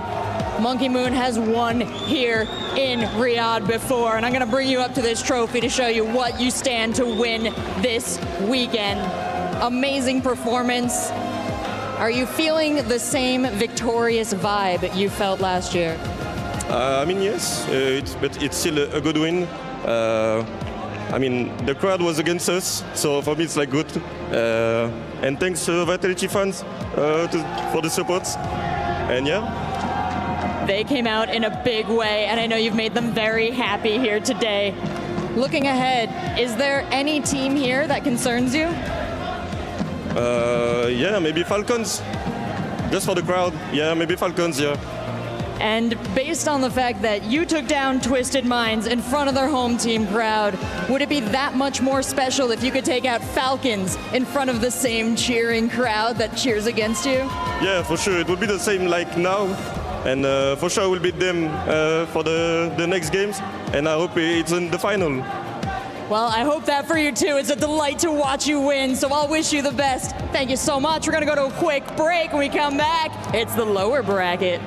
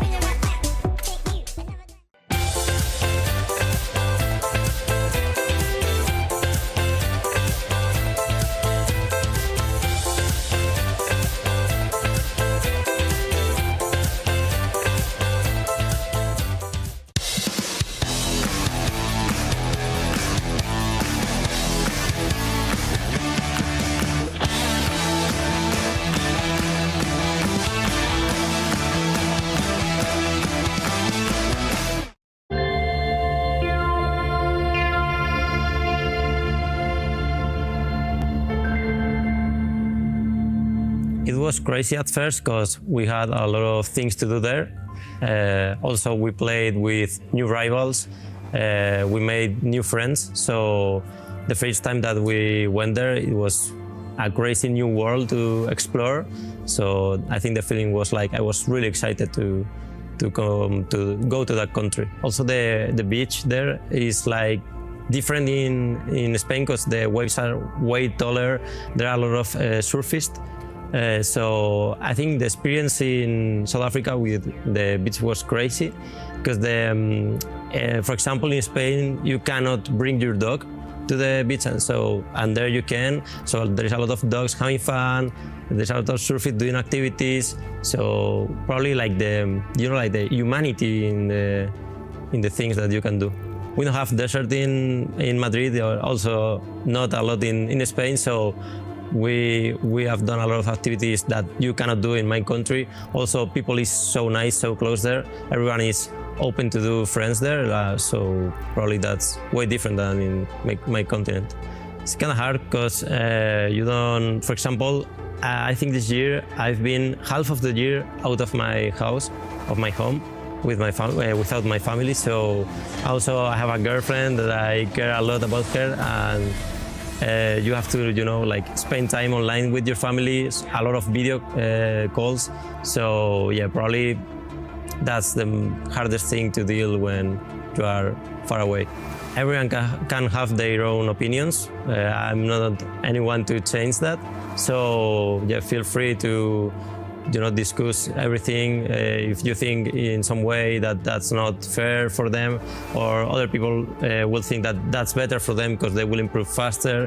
There is a lot of opinions always in everything. Like most of the things that you do in your life, people will get the opinion. I also made European champion once, and people were happy about that. People were mad about that. So yeah, with the South African thing, it was mostly the same.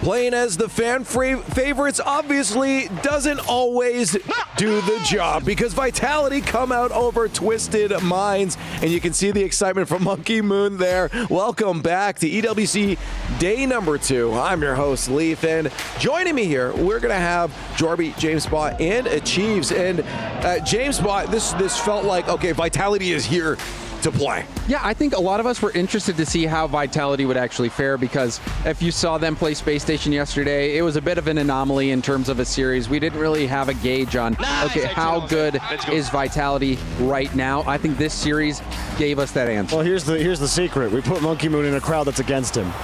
All right, yes, it charged him up. That's the only way Falcons are going to get bounced out of this tournament. Monkey Moon on the Esports World Cup stage, it just seems like he reaches another level. He's OP. Yeah, no, he really is. The question is, can he carry that through? Obviously qualified now into that top 8, so we'll be looking at best of 7s from here on out, and it's going to be Twisted Minds dropping to that lower bracket. For them, what does this mean? Because obviously they had higher hopes than getting 3-0. I mean, of course they had higher hopes. I think we included Twisted Minds in the contenders graphic for a reason. They're a good team. Vitality looked much better than them. So now I think, in my mind, I don't mean to discount TSM. Obviously, SSG had a terrible day yesterday, but I think they can bounce back, and I think it will actually be an interesting matchup if Space Station makes it past TSM. I don't think it's a given that Twisted Minds necessarily beats them. And it puts a bit of a bee in your bonnet for Twisted Minds as well. If you end up getting bounced out right there for the club championship, the top 8's pretty big. You need some points. They're right on the cusp of that top 5 in there for them as well. So Twisted Minds need a good showing tomorrow at the least if they want to keep making progress up that leaderboard for the club championship. Yeah, are you, just quick question here, Jorby, are you in agreement that it'll be Space Station potentially going through over TSM? Like, do you think they could bounce back? I need to see Space Station before I make any predictions about Space Station. I want to see how they do coming into today. Yeah. I think after yesterday, how they bounce back today mentally is a huge factor in where they go in this tournament. Cool. Okay, well, let's start talking about our next matchup here. Big one for the org overall. Virtus Pro facing down Foot Esports. Big talk, and we may end up looking at some more from Virtus Pro in a bit here, because they're playing over in TFT. Hopefully we get some updates soon from them, because Virtus Pro needs a first place win. I don't know if they're going to get it here in Rocket League, James. I do. I do know that they're not. Brutal. It almost had me. They were in the Cinderella story group for a reason. I think they can definitely contribute. I think they can upset, but it would be the craziest thing we've ever seen in Rocket League history if Virtus Pro made a run like that.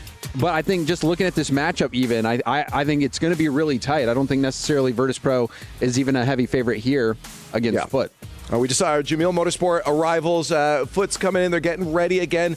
Kind of always the underdogs in terms of fan favorites here. Maybe they can take down Virtus Pro. I feel like this is a matchup that would be a little bit more in their favor compared to some of the other ones here. Achieves when it comes to this matchup. Yeah, this is an interesting match. I think James made an interesting point, not heavy favorites. I feel like that this one is closer to a coin flip for me than it is leaning one way or the other personally. I think if I'm gonna give the edge anywhere, it's probably here on Foot, because they've put on some good shows in the past. Interesting. So you would take Foot over VP here? I think ever so slightly. I can understand that, because they've taken some games off some good teams. Yeah. But the results, I feel like it's so much different winning a game on a big land than it is winning a series. And we have just not seen that out of Foot. Like they have been struggling to win any series whatsoever. Oh, I thought you were saying they were struggling to win games. I was like, well, no, the games in Raleigh. We see them get games. We just don't see them close out series. So VP, on the other hand, I think they have shown not only can we take games, but we can close out series. We have confidence in ourselves. They are mechanical. Catalysm, to me, I think is the best player on that team as well, but he's backed up by Sosa, who we've seen play in North America for a long time, and then Sphinx, who's the most exciting player out of APAC. So I personally would give the edge to VP just based on the event or the series wins that we've seen them come out with. I get what you're saying. You've been awfully quiet on putting on a side for this. It feels like it's kind of split maybe over here. Where are you at? I don't really feel like I need to pick a side. I think James really kind of encapsulated everything. I think the talent on Virtus Pro is better. I think their results are better than Foot's. But I think we're comparing a mud crawler to a dirt goblin. Like, Did you expand on that? You can compare them. They really don't look that different. I've never seen either one. they don't look that different. And yet, you know exactly what he means. I do. I think I painted an image. I get it. I get you. I guess it is really tough for us to have this conversation because not to disrespect either one of these teams, but we look at who they have to face next. And I don't think any one of us believes that they make it past that. Yeah, it's tough seeding. You got the number one NA, number one EU seed that you're going to have to go up against. And so I don't think really anyone's expecting them to make it out of the group. But this is really the matchup where, you can be like, hey, at least we weren't last, right? I think that's really what you can go off of. But also, just kind of going back to what Achieves is saying, how he thinks it's more of a coin flip. I also kind of agree that this is very close to a coin flip for me. I think the players, like in terms of just raw talent, I think the raw talent is very close here. Even though Foot hasn't had series wins, just player for player, this is going to be close. Do you want? Let's land on one because this actually is as James said, a close one. I want to get some predictions just for bragging rights if we get it right. Yeah, I think the reason you're doing that is so we can see if Jorby likes mud crawlers or dirt. Yeah, that's it, really. For me, I've got VP. You're going VP? I'll take Foot still, and if VP wins, Sphinx has a big game. Give me the Dirt Goblins. Sphinx and Company got it. Virtus Pro. Okay. Mud Crawlers and Dirt Goblins will be on your screen soon. Regardless, it's going to be Rocket League. Hopefully, a nice, close series here. Let's continue EWC day number 2.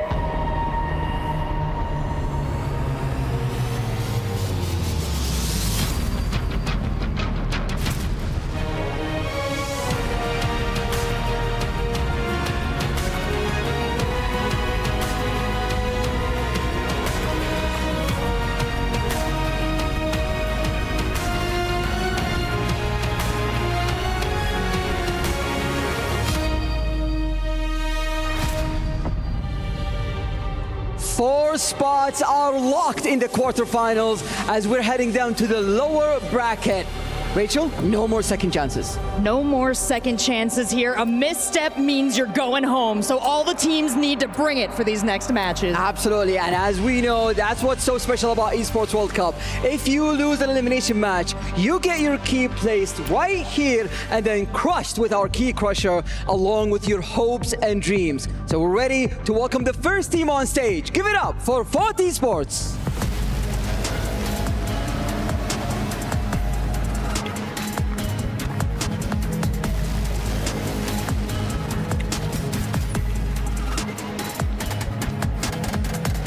They showed up for their opening matches in the group stage. Can they go the distance for this one?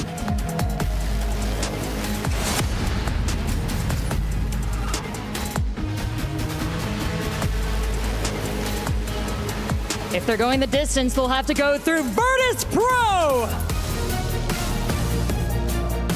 Their organization has been climbing the club championship ladder. In fact, right now they're in the grand finals for TFT. Let's see what VP's Rocket League team can do to support. It's time to start our first elimination series. Let's go. It's going to be a long road home for both of these sides, both coming from very far away here to the Esports World Cup.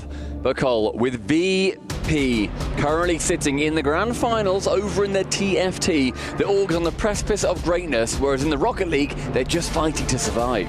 Yeah, I mean, it seems unlikely that Virtus.pro are going to be able to back themselves any points in the club championship in Rocket League. The winner of this, of course, will face off against a pretty easy team. You might have heard of NRG. How difficult can they be? Well, I mean, footnote that they're not easy. but I mean, they got that one game against them. I know that on the pre-show, I poo-pooed them a little bit. I kind of put them down and said, it doesn't really matter too much. But I think you quite rightly pushed back and said, it is a good result still, getting even a 1-0 lead and then winning it versus the best team in North America. Oh, of course, yeah. If either team, when they get to that lower bracket final, gets a game against NRG, it's impressive. But we are jumping ahead of ourselves. We still have to have this one. We have to have a battle of regional pride right here, right now. For who, they went to Sub-Saharan Africa, they've done good for themselves. Yeah. And Virtus.pro over in APAC Sphinx, the leader, of APAC Rocket League. It's so exciting seeing these import teams come through and then actually pick up a player that comes from their native region. It's so good to see them supporting Sphinx coming through, taking over from Realize, the Japanese legend from APAC. But Sphinx is definitely that new character, and his mechanics are out of this world, especially when you consider that the region he comes from isn't one that's normally represented him at the absolute highest level. Virtus.pro have done relatively well for themselves this season, getting to Series 5 in Swiss, back when they were Luminosity Gaming at the Birmingham Major. A very impressive performance. Absolutely bullying OCE along the way. It was 2 OCE wins, wasn't it? It was 2 OCE wins. Yeah. So they'll be sad that they didn't get a chance to go up against either TSM or Wildcard here, but they've got to beat what's put in front of them. And Foot, who are yet to have an international victory, have been close. They were reverse swept by Team Secret. They took Space Station Gaming to 5 games in a series the last time around. Really so good. They've been hoovering up games and I think quietly going about their business. The fact that they got 1 against NRG wasn't that massive a surprise, and I'd put them as slight favourites here. I still feel more 50-50. I think I agree with the Chiefs. It feels like a coin flip. But in our first elimination matches, one of these keys is going to get crushed. And honestly, it's my favorite thing about EWC and VP. They're going to be starting off big in the RL. Catalysm, the big old German there, getting a huge dunk on VK Salen. Germany won, Spain 0. Not a football result you hear too much of nowadays, of the way that both international teams have been going on, but Catalysm would have enjoyed that one.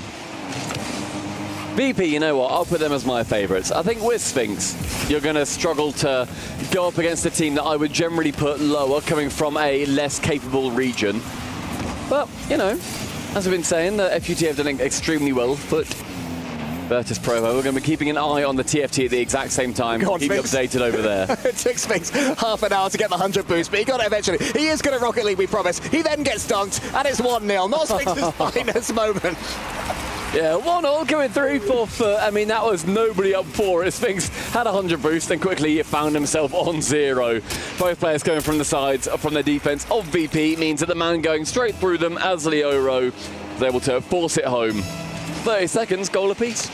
Yeah, it's a good, fun series of Rocket League. That's what we're expecting here. This will not be the highest standard of the game that we're going to see across these next few days, but it means ever so much to the players that we're watching. And sometimes that sort of slight tier down can lead to entertaining matches. The defending might not be quite as perfect as we saw just now with Team Vitality blocking out Twisted Minds, but there will be goals, there will be mishaps, and there'll be entertainment across these up to 5 games. I fancy a Game 5 as well. Yeah, I feel like a lot of the series today could have gone to a Game 5 that kind of haven't. The one that we really saw that I thought was going to go to 5 was that NRG match, where of course we saw FUT yesterday taking them just to that 4th game. But when you talk about them hoovering up a couple of results, what do you think has really stopped them from then going that extra mile and finishing off series so far? It's yours and my favourite concept. I'm not sure if this is what you're teeing me up for, but the answer is winner's tilt. When a team gets so close, they start to think, we might actually do this. And suddenly they start playing differently. It's happened time after time. You can't let it happen. And Foot aren't letting it happen so far. They're playing their game, and it's got them the lead in the end. Tell you what, this low touch here manages to not roll up, which is absolutely diabolical for the VP defense. I thought that was rolling. For VK Salem, thank goodness this bounced low, because that could go anywhere. He's in position to finish it. That's going to be the lead for Foot. Yeah, credit to VK Salem there. He judged it well. He had a feeling that the bounce was going to be cruel to Virtus Pro. I was about to say Violent Panda when my eye saw VP there. I had to catch myself and stop myself. He's had a good day as well. You know, the Dignitas doing well, so... Smashed it, didn't they?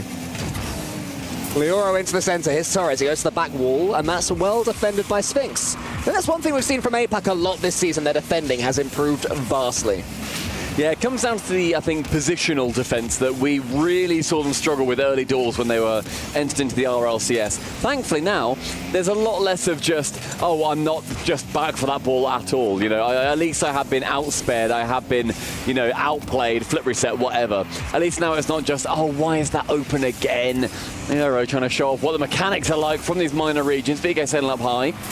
He's a lot of boost to go for that, whereas Torres, I think, wanted to find his way in, so Foot weren't able to link up on that play in particular. Catalysm lands beside the ball and forces it into the corner. Gets it into the centre. Great play from Catalysm yet again. And what a block that was from Leoro. Sosa looked for all the world like he was going to come in there, the Canadian, but wasn't quite able to do so after a huge block. Sosa, who was massively impressive back in Birmingham when Luminosity Gaming back then did make it to Series 5. He had such a good tournament. He's a dangerous player in his own right, but he's not done too much so far in this one. And Foot seem to certainly have the capability of keeping Virtus Pro at bay. I feel like VP have got a decent amount that they can show in this series, and I hope they're able to, because you lose this now and you are going to be going home. Key is going to get crushed. For you guys that, by the way, have not seen a key crushing ceremony last year in EWC when it was introduced, and now it is even better with the brand new machine in the middle of the stage. My goodness, stick around. This might not be the absolute tippity-toppiest RL quality that you're going to see, but the way that that key gets crushed is devastating, and it's going to be the hammer dropping on the VP defense yet again. 90 seconds to go, and Foot get yet another goal. It's a bad miss from the final defender of VP. Yeah, no, that's not quite good enough from Virtus Pro for all we're saying about how this region has been improving and how these guys have been taking series, taking games, taking notches off of Oceania in particular. You cannot be missing that ball. It was there to be won, but this is better from Sphinx. He gets the dunk. Leoro gets it central. Good miss, good read, good block, good shot. Good save again from Torres. Foot on the cusp of taking the lead. Virtus Pro going to keep on fighting. Sosa, he has boost, has a flip reset. Can he get it into the far corner? He takes it early. Catalysm's there, but blocked once more by Foot. That time it goes past the goal line. VK Salem uses all his boost to get it as far as Sphinx. What Sphinx got in the tag is the Malaysian. He goes underneath him, and still Virtus Pro can't get the goal. It was a lovely play from VP. They just started swarming. They had fantastic positioning and great ideas to link up with each other. There's still these ideas flowing. Sphinx are reset, but VK Salem waits on the backboard. Even with zero boost, his positioning, as we discussed earlier across both regions, they are absolutely improving. Sosa nearly taps it around the Canadian, wanting to get the second for Virtus Pro. Up high yet again with the next man to it is going to be a Foot player. Final 30. Foot still lead. Catalysm has this one on the side. He wants to go over the 100 boost. No, instead he gets into a pre-jumping Sosa. Lovely idea. But again, Foot don't fall for it. VK Salem gets a huge dunk. Virtus Pro have shown signs. Here comes Torres, though. Sosa puts it wide. It's looking like game one will go the way of Foot. Virtus Pro scored the first. They have to score now, though, for it to be something, but it's not going to happen. Going to be 1-0 Foot. And I said they were slight favourites, and that was a slightly better performance, I'd say, as well as the difference in goals. Yeah, a bit better put together, I think, across the board from Foot. They were able to link up a little bit more, had a few less defensive errors. That should have really been a 2-1, but, I mean, the final player, can't remember who it was, for Virtus Pro, on the backboard, couldn't make contact, an easy open goal, overcommit for the second goal, easily fixed errors, but whether they can do that within the span of a best of 5 is another question. Well, we've got the key crushing to look forward forward to for whichever team loses this one. We have also got another little battle on our hands because Torres and Sosa are the only two players, I believe, who are yet to score in the Esports World Cup 2025. So keep an eye on those two players. I highly doubt they've even realized this. It's not the sort of thing you notice across various games in a series, but we now know it. So going forward, keep an eye on that one. Fever also yet to score in the EWC. Fever! So Fever's still waiting, which is, by the way, wild that Fever just hasn't scored in the EWC at all yet. That feels very odd. I mean, you know, hashtag get Fever a goal. That's hashtag get Thieves a goal. Get Fever a goal. Thick as thieves. But unfortunately, he's not going to be in this series, so he is going to. If the other two get a goal, then just by sheer scheduling, he is going to be the last. All right, okay, suddenly Fever's perked up. He's watching this one going, oh, man. He's saying, goodness gracious, I don't want to be him. I believe he'll say, Struth. Struth. Don't want to be that guy. So who's it? It was Torres and... Sosa and Fever.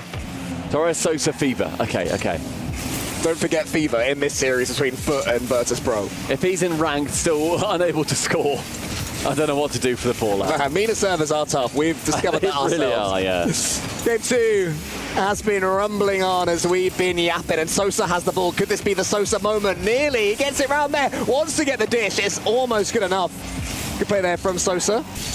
BK Salem, though. He's had a great series so far, BK Salem. Yeah, I mean, he has been, I think, a player that has generally had more stick put towards him as well when it comes to the representation and the import discussion in the RLCS. He is a very vocal player, very vocal character, and that puts a little bit of a target on his back. But I think he plays into it. He's that pantomime villain, and he's quite happy to maybe use that to fuel him, because when you then look at the domestic success that Foot have had, they've outclassed Limitless on every single opportunity. Whether you agree with it or not, Foot are that better team. Com, Monkey Moon, VK Salem on the Mount Rushmore of Rocket League villains. Oh, goodness me. I'd have that as that Dreams 3v3 team as well. It's Catalysm. Wants to get the ball to Sosa. We all want Sosa to get this ball. We're desperate for him to score. Give me Torres. Yeah? Give me Torres. Sosa wants to get that one central. An assist I'm sure that he has had. VK Salem forced into that back corner. Low boost. It was low boost for a little bit for Foot. That one's awkward as Leora just sends it to no one. Sosa, he gets control of the ball. He's more of an assisting player. Sphinx ends up turning the wrong way, sends it high on that left-hand wing. Catalysm, a lot of boost and space, but Leora, the next man to challenge. VK Salem, he has the ball. He's been my pick of the bunch so far for Foot. Catalysm is up for this one. He got the goal for Virtus Pro earlier in game number 1, and this has been a much quieter second game. So far, Foot are positioning much more defensively than Virtus Pro, so they're more than happy to play this counter-attacking game. Sosa was almost in there. Instead, he gets a huge bump for Sphinx. The savior from Malaysia. He gets the first for Virtus Pro. We can also confirm that VP have lost their match in the TFT, Teamfight Tactics. They have not taken it. Instead, it goes to Weibo Gaming, and that then leaves Vitality currently in the 3rd spot in the Club Championship, and VP are going to be settling, I believe, for that 4th position, or at least that's where they are now. You're a big Teamfight Tactics man, Stumpy. How did Weibo really beat Virtus Pro there? Or they press their buttons and they click their mice, unless it's a mobile game, in which case they did neither. Well, there you go. Reporting from the ground there for Stumpy comment on Teamfight Tactics. And all seriousness, keep an eye out, because we are speaking to people from other games, and they're speaking to us as well. The Esports World Cup community is huge across all of these. The cross-pollination. Lovely to hear what is going on across every single video game here. But Virtus Pro keep their lead. They scored first in the last game. They've broken the deadlock again. Sosa was underneath that one, praying for the ball to fall to him. Still nothing from him or Torres. He actually had a shot a little bit earlier on as well while we were talking about TFT, and it had to be saved by 2 players. It was very close. Can that count? No, because Torres, he's waiting, he's lurking, as is Fever in the wings.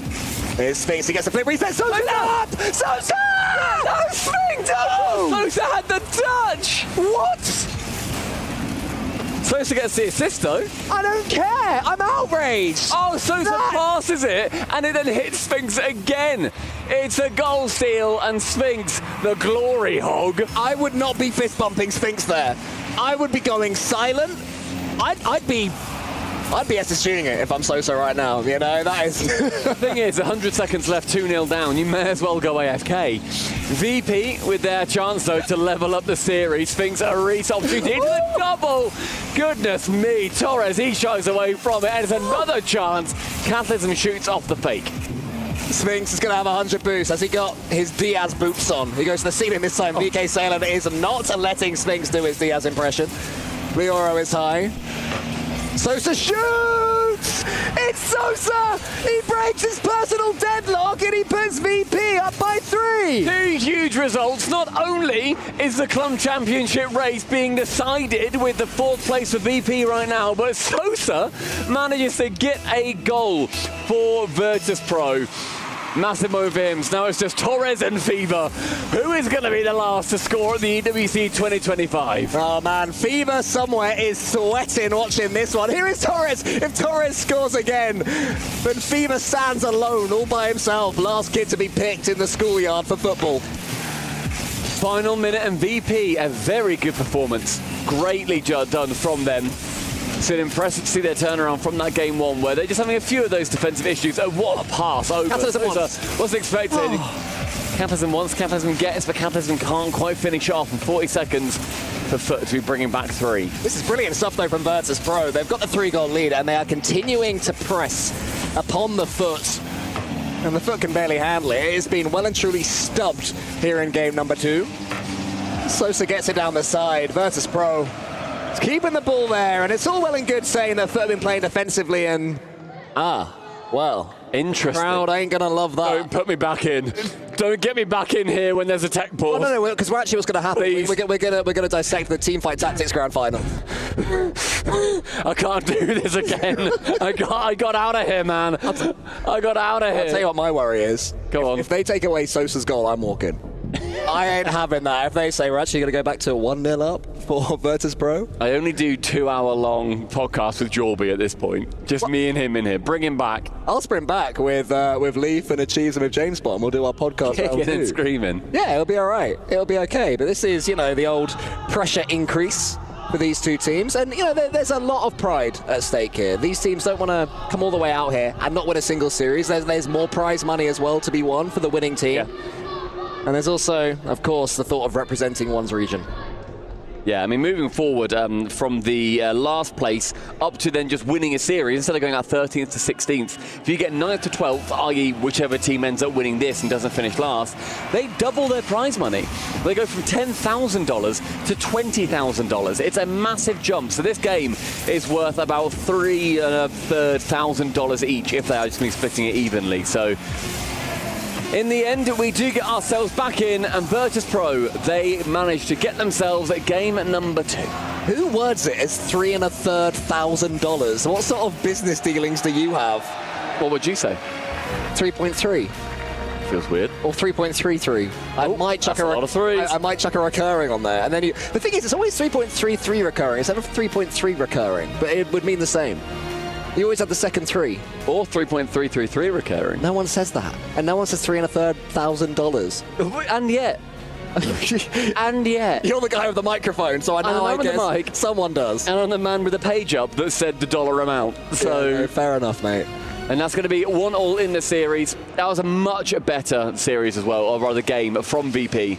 A lot more convincing. I mean, Foot are completely unable to score when they were the ones dominating the first. Yeah, I mean, they scored their first with 2.9 minutes left in this one. That feels silly to say. I don't agree with that one. And then nearly we saw Sosa.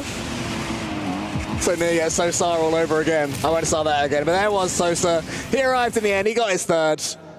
I'm hoping we're going to see that one again, or are we going to steal Sosa's moment from him? We're going to steal Sosa's moment. We're not even going to get to see the moment that he broke the Sosa deadlock and left it just to Torres and Fever. And we said that, you know, that was VP having a much more confident game. It was in the Foot Esports half for 64% of the game. That's a lot of pressure going their way. I mean, that then ends up leading to, I think normally it's like 55-45 for any given game for like the winning team over the other. So getting 10% on top is a huge part of VP's game plan by all accounts. On reset over as Sphinx And VP getting that first demo of the game. Pops it central. Chance here for Sosa. He's got bloodlust and he gets his second. The Sosa floodgates have well and truly opened. He gets one. He gets two. We should have had the third that was stolen by Sphinx. It's a Sosa-Nami. We are not starting that again. We are. We are not. Sosa-Nami. We are not starting that again, all right? Sosa's got his goal. The Canadian who could. He Canadian. It's Catalysm. Thought Lioro missed that one for a second, but he got a touch. Sphinx into the center. And Sosa is waiting. Sosa sniffs blood. He wants a third for himself, that is. A 2-0 lead for Virtus Pro. Sosa only thinks about Sosa. A very selfish player. He is very selfish. Ongoing central is taken away. Sphinx steals it from Sosa, who is my MVP currently. I mean, FUT now, they're struggling to get too much pressure on the board, and fantastic demos from VP. I think they've had 3 or so far. Sosa. Thank you, Shogun. Catalysm gets bumped into it. Actually goes very well for him. Can't quite carry it on. Sphinx on the right alleviates any pressure, as then Sosa ends up rotating in, and this ball stays in the blue half. We'll call that a shot from Sosa, who wants more. BK Salem is up. We're not talking about Torres enough. The only man on this pitch who's yet to score a goal in Esports World Cup 2025. So now we'll all be hoping that he can get himself one. Lovely passing play there. Catalysm was there. That is a true bit of quality there from Virtus Pro. VK Salem, he shoots into the corner. Sphinx gets the block. It is denied. Lioro rolls it round. Torres has a chance to make his own duck. Saved by Catalysm. Fever nearly sitting on his bill, on his little pedestal, with 0 goals to his name. 100 seconds elapsed. Pops out far to that right-hand side. Sphinx is going to be the first one to it as Torres then challenges. Off down from Sosa. The Euro up much sooner, but Catalysm ends up going low for it as it's got a choreograph from the blue player. Sphinx a carry, a reset, but he ends up popping away from the ball and makes no contact himself. Torres can only find Catalysm. Virtus Pro are beginning to show extra quality. Looking like a superior team right now. Sphinx gets a catch from the ceiling. Sphinx is incredible. I mean, you see him smile and laugh after, but that is the goal of a killer.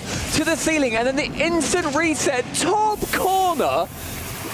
Genuine contender for one of the goals of this tournament so far. The quality that he brings to not only APAC but to VP as well is just astounding. I mean, there's a type of goal that you and I love above all others, Stumpy. The improvisational goal, the one that you don't see every day, the one you can't replicate in free play. And that right there from Sphinx was one of them. Earlier on, I called him the savior from Malaysia, and that is carrying. This guy has got pure quality in his veins. Sosa shoots a little bit wide. Good effort, son.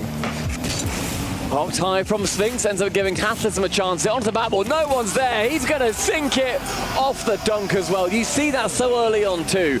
As soon as it's sent up, no one challenges. No one has boost to challenge it. VK7 does get a touch on the block, but then he sneaks it past the other 2 players. Great play as VP really wrangle a hold on this series. I feel like the rest of Sub-Saharan Africa will be watching this one after being beaten down by Foot throughout the season and enjoying what Virtus Pro are offering right now. I think I can think of a few players and people from SSA in particular that are going to be looking at this series with some glee. VK Salem goes by himself. Catalysm underneath the ball, but VK Salem gets it to the side. Sosa is there. That one's rolling around. But not out of this one just yet. More than capable of scoring 3 goals against Virtus Pro in 2 minutes. VP, I'm not sure if they will have the composure to hold out if Foot get a couple.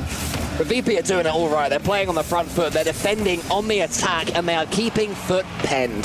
Yeah, I'd love to see what the possession, or the half-field statistics are like on this match as well, because this one to me feels a little bit more dominant. Touch high from Sosa, down central again. Torres forced to save it away. And bear in mind, if Torres doesn't score in this game or the next, that's going to be his scoring chances here at EWC done with. Or the one after that as well, because it might go to 5, don't forget. So he might have a couple more chances. But right now, it's looking like Virtus Pro are pulling away. Perhaps I was wrong when I said that Foot were slight favourites.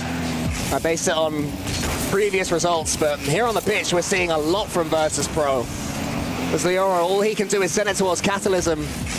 But just need to take their foot off the pedal, pun not intended, a little bit. I honestly think they need to take that. That's awesome. That's so good. They need to take their boot off the pedal, you know? Yeah. Exactly. Oh, is that?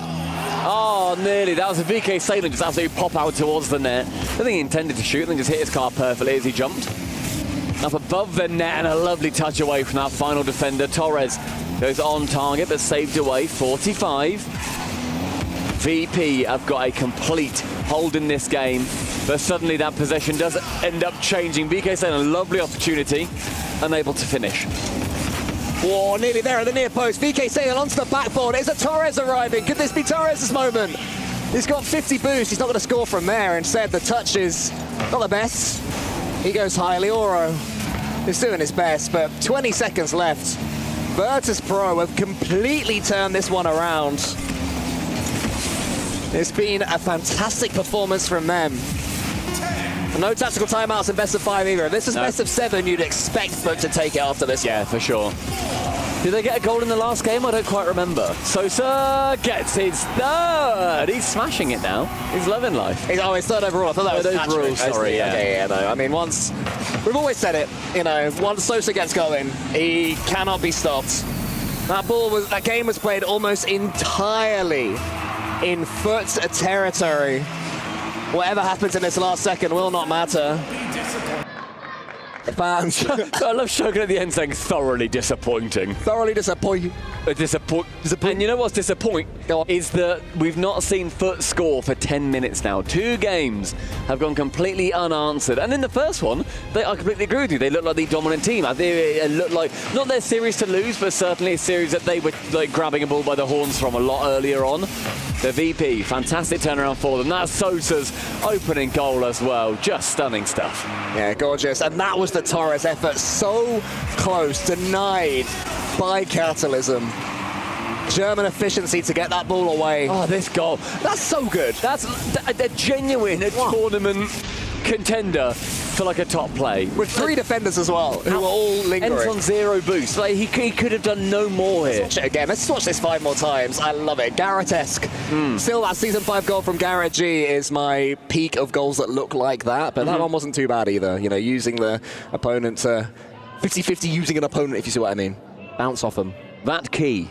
5 minutes potentially away from getting crushed is a huge thing that for esports aren't going to want to have to post to their socials. It's something that a lot of people who are watching right now may well be looking forward to. But it's something that the players are going to try absolute best to make sure does not happen here. Game 4, BP's chance to shut them down for the rest of EWC 2025. As Torres, he still chases that one goal that he's wanted the whole event. I'm rooting for my boy Torres. He's got to get himself a goal. I don't mind who wins, as long as he does. But then maybe that's me to Fever. You know, maybe that leaves Fever as the last kid to be picked for the school football team. You ever been the last kid picked in football, Stumpy? It really hurts. You ever been the last kid picked in football in the playground? Me, the athletic hunk that I am, the man that has been... Yeah, frequently. I'm sorry, mate. Pretty much every time. I was just chucked in goal. Oh no. Yeah. But also I'm tall, so I was actually quite good in goal. The only thing worse than being put in goal, being put left back. Ask me where I play 11 aside. Go on. It's actually right back. Oh. We look down right back at home. Nice, very good. In his first minute so far, hasn't really seen either of the teams have particularly convincing chances. I don't believe any shots coming through. Catlin's got 1 on his side. So stays around as that pest. Makes it very awkward. And sees Big Hit just waiting. So goes away from the ball. Immediately attacks him. But look at the pressure. As soon as it starts to build for VP, they do take every chance they can. Just about tipped over the bar by the defender. And Foot stay in it so far. Yeah, big save there from Torres as well. He got the block on, but it was looking like Foot were about to be breached once again. Virtus Pro continue to have this obscene amount of pressure. Torres gets it around the corner, needs to beat his opponent to the ball here, and does. Wants to get the Doomsday dish. He's desperate to etch his name into the annals of the Esports World Cup history by getting himself a goal, but not quite on that occasion. So once he scored here, no one can take it away from you. Now, no matter what happens, it's like, cool, I scored at the Esports World Cup. That's a very cool thing to be able to say. He'll get the T-shirt that is given to all players that do. True. It's an expensive print job, that, because it's everyone except Fever, bless him.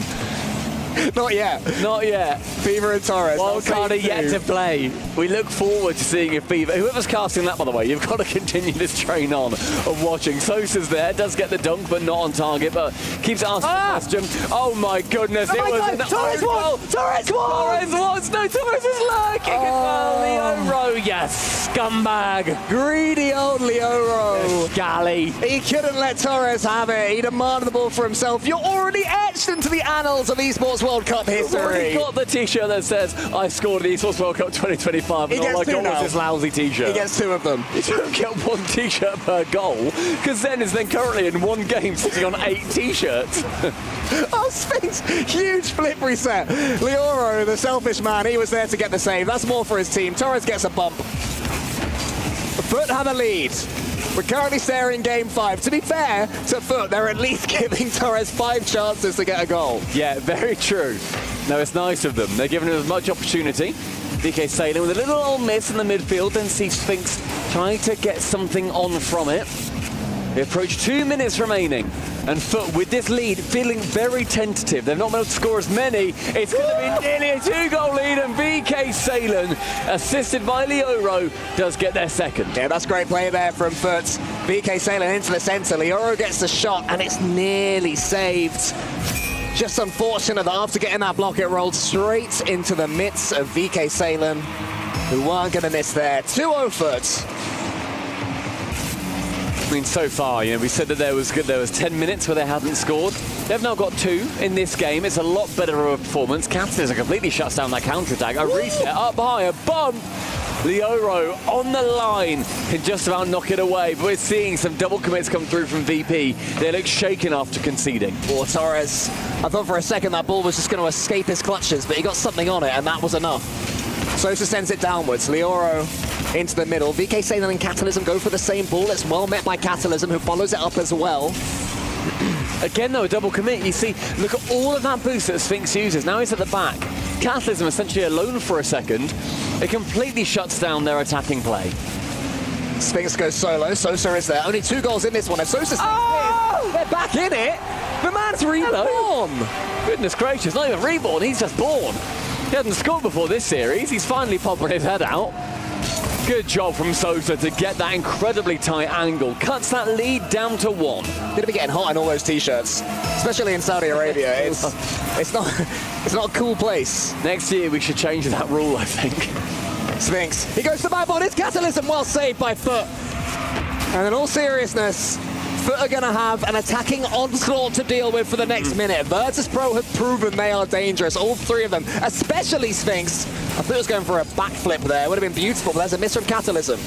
VK Salen puts it out wide. Leoro is coming in. Catalysm in front of him. Can he get the pass? Is Torres waiting? Instead, it's VK Salen who's going to be next up to that ball. The 50-50 ain't bad for ending this game well. Yeah, it's a great dunk in the end, making sure that it does just stay on that VP half, wastes 3-4 seconds, but they're going to be very vital. That's 10th of the time remaining. VK Salen, great block. Torres on target! It's Leoro! No! No! It was nearly an own goal off him. Leoro didn't even touch that! What is this? Referee, he did not touch that ball. Who are these admins? How can you be so cruel? I mean, it's a huge turnaround from Foot. They've done a great job in game number 4. We are probably going to be going to a game 5. And you can't ask for anything more in these elimination matches either. To make sure that you do then go through to that game 5. You've given everything. The Aero Trust is there a lot there. He's feeding him saves because he can't get goals, which I respect. Fair. Well, yeah, because I mean, all of those saves pairs of trousers that he's going to be getting. You get a pair of trousers per save. Yeah, but if only he had a t-shirt to go with it, he would be so fashionable. They go together great. The grading is beautiful. They get a nice belt and it matches the 2. Unfortunately, he's going to have no service if he goes into a shop wearing only his I got a save at the Esports World Cup trousers. We're hoping that he's going to be getting a goal in the 5th game, deciding who goes home, whose key gets crushed, and who is the first team eliminated from the 2025 EWC. And who was the last player not to score? I am not letting that one go at all. That is going to be a key focus here in game number 5. But no, there is prize money, the difference with what happens here on Season 5. We actually have a list of players that did not score at any EWC after making it. We have Virtuoso. Poor Vert. We have Kevin, Big Kev, our mate Kev. No, Kev, no. Yep, Snoozy, Guns, So 2 times APAC and 2 times SSA. Oh. So there's a real grudge match here between these two regions as well. How is that? Honestly, I can't believe that one. I want to see a Johnny Boy YouTube video about how that didn't go down as Torres' goal. It would have been so good as well if Torres' only goal was an own goal. It's just a ping pong. It's like a horrible ping pong own goal. But I mean, game 5, if you get a horrible ping pong own goal, literally, who cares? Agreed. They all count for one. If it's Sphinx's wonder goal from earlier, if it's a Leo Rowe ping pong masterclass, whatever it ends up being has to go in your favor. It is game number 5. This is do or die. Foot have a backflip from the kickoff, so Johnny Boy will be overjoyed, especially if Foot can get themselves a goal here from it. But no, it's a huge dunk there from Catalysm straight into the opposite corner. Sphinx is 100 boost. He has danger. He has defenders in front of him. Does he care? Just about. Torres gets the block. In all seriousness, defensively, Torres has had a great series. Yeah, he's doing extremely well. On the other side of things, Foot's shooting percentage was 60%. It was an incredible offensive effort. They did a great job to make sure that they stayed nearly on target. 25 to 30 is considered good, and they got double that. So great effort from Foot. Needs to be shut down by VP. Oh, Torres are going for a flip reset from the ceiling there. Almost Sphinx-esque, but not quite to be. It's been a decent start here to game number 5. Both teams trying to attack, and I do feel like Foot are trying to be on the front foot a little bit more than they had been previously. That one sneaks underneath all of them. Leo Rowe's there, just sends it out wide. There's Leo with 0 boost as well, so can't actually get it too far. BK Sailor's down on no boost. Oh, the lovely fake. Torres says, I'll have, and BK Sailor says, I don't want you to. A pinch then goes long and alleviates a lot of that pressure, which I think they'll be quite happy about. Sphinx's turn now. The mechanics have been in his favour so far this series. They need to continue into game 5. You're going to see some scrappy plays in game number 5. It's always the case. The pressure is highest. But I still think of APAC. I think of Virtus.pro in a massive game 5 up against, who was it against? The Org. They were Koi. Up against Koi, where they finally won that one. And that's what got them to Birmingham. And from there, they've just had an increasingly good season. Sosa on the left wall completely misses. It's a nightmare for him, and so Foot are going to be taking over. Wide of target, Catalysm can find one, goes high. Sphinx now, the 3-man passing play. Oh my. The reset, drops it down, used it instantly. I don't think he needed to, but thought, why not? This could sneak its way in. VK stayed a little bit of contact into the corner. Torres tries to harass Catalysm, sends him flying. And with 2 minutes, both these teams, I don't think playing cagier, but their defense, it feels like there's a lot more tension to it. Catalysm goes to the backboard, wants to sink. This one could be a huge goal, but 2 Foot players, they need to trust each other. It's a tough read, but if someone calls it, you have to believe they will get it, because this is what it leads to. Catalysm, again, has 100 boost, uses 60 of it to get into the center, but that's red. It might be going all the way in. Sosa has to chase it and does. Leoro up against Sosa, to the backboard with him. VK Sailor's following up. Leoro almost gets it in. One of the moments of the tournament so far, first goal! There it is, production were waiting and ready! Beaver's the last man picked for the game of football, or cricket I guess, it's Australia. The fact that Torres manages to do it, a potential team-saving goal at that. We're halfway through, it's the only one in game 5. This man may have found the absolute best time to strike. But VP, the iron is still hot. They've got many opportunities. That one's popped high and central. It goes low and bottom left. Sphinx with the equalizer. Smart finish there from Sphinx. He knew that a pre-jump would be forthcoming, so made sure to get it back behind the player. Leoro could only dive desperately to the side. Sphinx is the best mechanical player on the pitch. If it's going to come down to a wonder moment, he's going to be your guy. Sometimes, though, you don't need that wonder moment. You might see the very solid team play. Both these teams have faltered at various points, positionally, you know, not even necessarily mechanically, but just what the decisions they end up making. Need to make sure they do not let that pressure get to them, although I am sure they're overwhelmed by it. Chance here as Torres could pinch it central. Ends up going high and above. Leoro gets the demo. I think Torres wanted him to make sure that he could just be there waiting for the pass to come central instead. 2 Virtus.pro players slam themselves at the ball, but that's what I would call a good double commit. They caught it cleanly, they got it high, so that meant Catalysm could wait till he came in. Sphinx is beaten there by VK Sailors. Sosa into the corner. Leoro into the middle here. Don't forget, this is a huge potential moment for FUT Esports, still trying to get their first ever International Series win. Virtus.pro trying not to let them. Big block again there from Virtus.pro, having to do some defending and doing it valiantly. Now Sphinx onto the backboard. Torres in trouble, misses. Sosa shoots, but it's saved.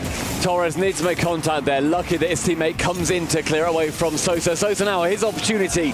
Top right, a little bit too high and wide, but look at the double commits from FUT. They're using boosts from two players to get to the same position. It is inefficiency. VP could strike on that. Instead, it goes the other side. Sosa, huge clear. Torres has control of the ball to himself. 1 minute left. Goes over one, goes past Catalysm 2. Sosa almost got bumped by Torres, managed to avoid him. Good defending. Wonderful play so far from both teams. Neither relenting. Catalysm, chance to bump, sends Leoro away from it. It's on target, but Leoro, the recovery. Yeah, Torres as well is able to flip his way into this one. Catalysm, does he get boost and ball? No, it's just ball. Sphinx gets the boost, so that's good defensive decision-making there from Virtus.pro. Catalysm can send it forward. It falls to Sphinx, the real danger man, but it's Torres with Leoro in front of him. Sosa's in trouble here. And look at Sphinx and his awareness. It was a little bit too slow. I love the idea. Hit it on target, go for the man. Unfortunately, did not come through for FUT. Catalysm loses that one out to VK Salem, but Sphinx was back. It's a poor clearance, in all honesty. Torres pushes it to the corner. Will there be one more chance in the next 10? Torres is central. Who's there? It's only Sosa. Catalysm, low boost. That pitch is a lifesaver for VP, but VK Salem can't quite get that one away from Sosa. High up into the corner. Another chance until it hits the ground. Game 5. Overtime to see who survives. FUT 1 goal away from their first International Series win. Virtus.pro representing APAC, putting their region on their back yet again. That one goes to the ceiling. Torres puts that one to the wall. Sphinx dunks him down. Sosa's coming in but won't get it. Catalysm has to be aware of the opponents coming on. And we survive the first 20 seconds without incident. The boost across the board is staying relatively even, neither having that big advantage on either side. And that has been the difference maker so far in these games otherwise. VK Salem picks the line mid-100, goes up, sees Sosa from the blind spot, gets the bump on target! Who else but VK Salem? And look at what it means to FUT. A huge moment from VK Salem. A man, a team who has put up with so much leveled at them on social media. They fought through it every step of the way. And as those fist bumps come out, FUT can no longer be said to have never won an international series. It's a massive confidence booster, ahead of Worlds as well. We've got to look towards Virtus.pro. They couldn't make it in the grand finals in the team fight tactics. They couldn't make it through, not in that last place position here in the Rocket League. And unfortunately, Cole, that means that 2 of VP's keys are going to get crushed within 20 minutes of each other. It's been, a tough few minutes there for Virtus.pro as an org, but man, that's what happens when you sign up to the Esports World Cup. You feel the thrills, you feel the victory, you feel the glory, but on the other end, you feel your key being mangled, being crushed, being slammed down with absolutely no sympathy at all. And for that to happen, we can go over to Fancy on the stage. Thank you so much, gentlemen. They finally did it for the esports. They secured their first ever international win. I have VK Salem with me. I'm sure you're overwhelmed by emotions by now, so just tell me how you feel. It's great. Finally, we won one important series in an important tournament, so I'm so excited. I know all of my teammates are going crazy right now, so thank you so much for everyone that is supporting for us, cheering for us, and that's it. We won. I mean, this match, you guys didn't come as the favorite at all, but everyone didn't expect that FUT will actually pull out. So how did you guys prepare for this match particularly? I don't know. We made a lot of screams. We saw yesterday that we were playing great, and I don't know, my teammates are going crazy, sorry. And we made it because it's like, I don't have words right now because I'm so excited. I'm so nervous. I want to talk with my friends, talk with my family, because finally we won a really important match, but we will do our best until we play Gen.G tomorrow. Well, guess what? You didn't just win this elimination match. You get to crush the first ever key in EWC featuring Rocket League. We're gonna go do that right now. Are you ready? Yeah, of course. All right, please join me right here to the key crush. As VP's journey in the tournament has ended, we're gonna witness the first ever key crush right now. It is going to be magnificent, so please enjoy this moment.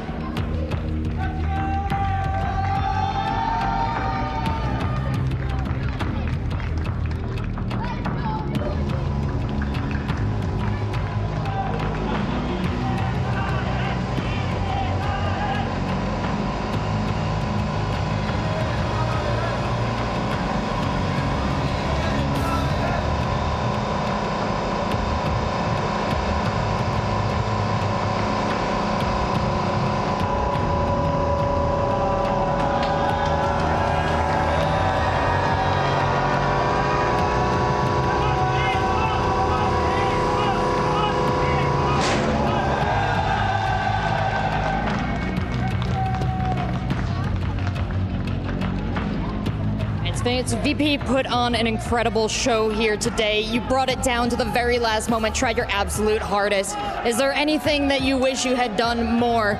You brought so much to us already. For sure, for sure. I mean, I definitely wish we had more grind going into this, maybe more scrims. Unfortunately, it just wasn't our day. Well, you have many days in the future, and we'll wish you good luck. But before we let you go, you have so many fans here, so many people excited to watch you play. What do you want to say to them? Yeah, to all the fans, we really appreciate you guys. It motivates us to keep grinding. I love it from you guys. Really appreciate it. Thank you so much. Appreciate it. We'll send you back to your team. Thank you.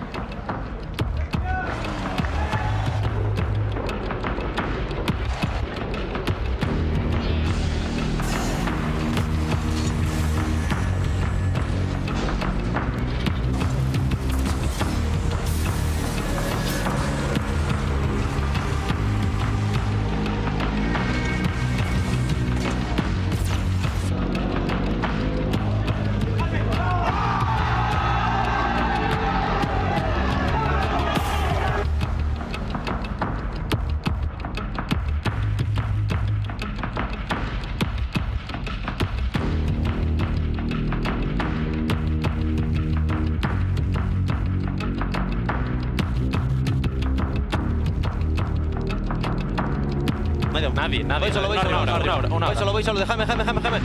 ¡Dejadme!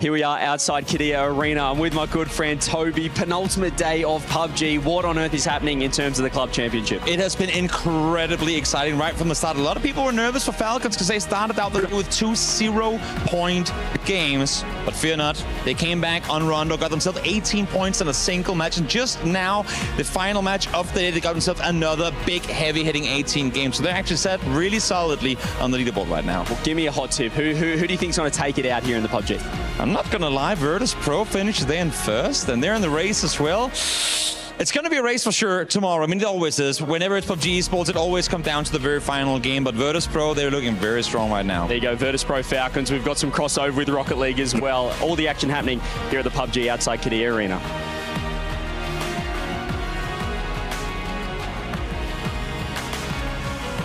Welcome back. You just heard a bit of an update there as well. Weibo Gaming did take the win over Virtus Pro. We were mentioning it in the pre-show just before this, or the pre-match just before this one we just saw, and maybe we would have seen Virtus Pro jump up 1,000 points. Would have been huge for the organization. They still have other games going on, but they weren't able to claim TFT. Welcome back to the Rocket League broadcast here at EWC. I'm Leaf, and I have James, and we have Johnny Boy and Achieves joining me on the desk. James, Virtus Pro could not gain it there, nor in Rocket League. Yeah, I mean, me and Achieves were talking about this before the series started. I think we both were in agreement. This felt like a coin flip, and the series kind of played out that way, going all the way to that Game 5. And I think Virtus Pro had some good moments. Foot had some good moments. I think though for Foot, this is a really big result. Like, they had some good game wins at international lands before, but now they get to crush the first key era at EWC 2025.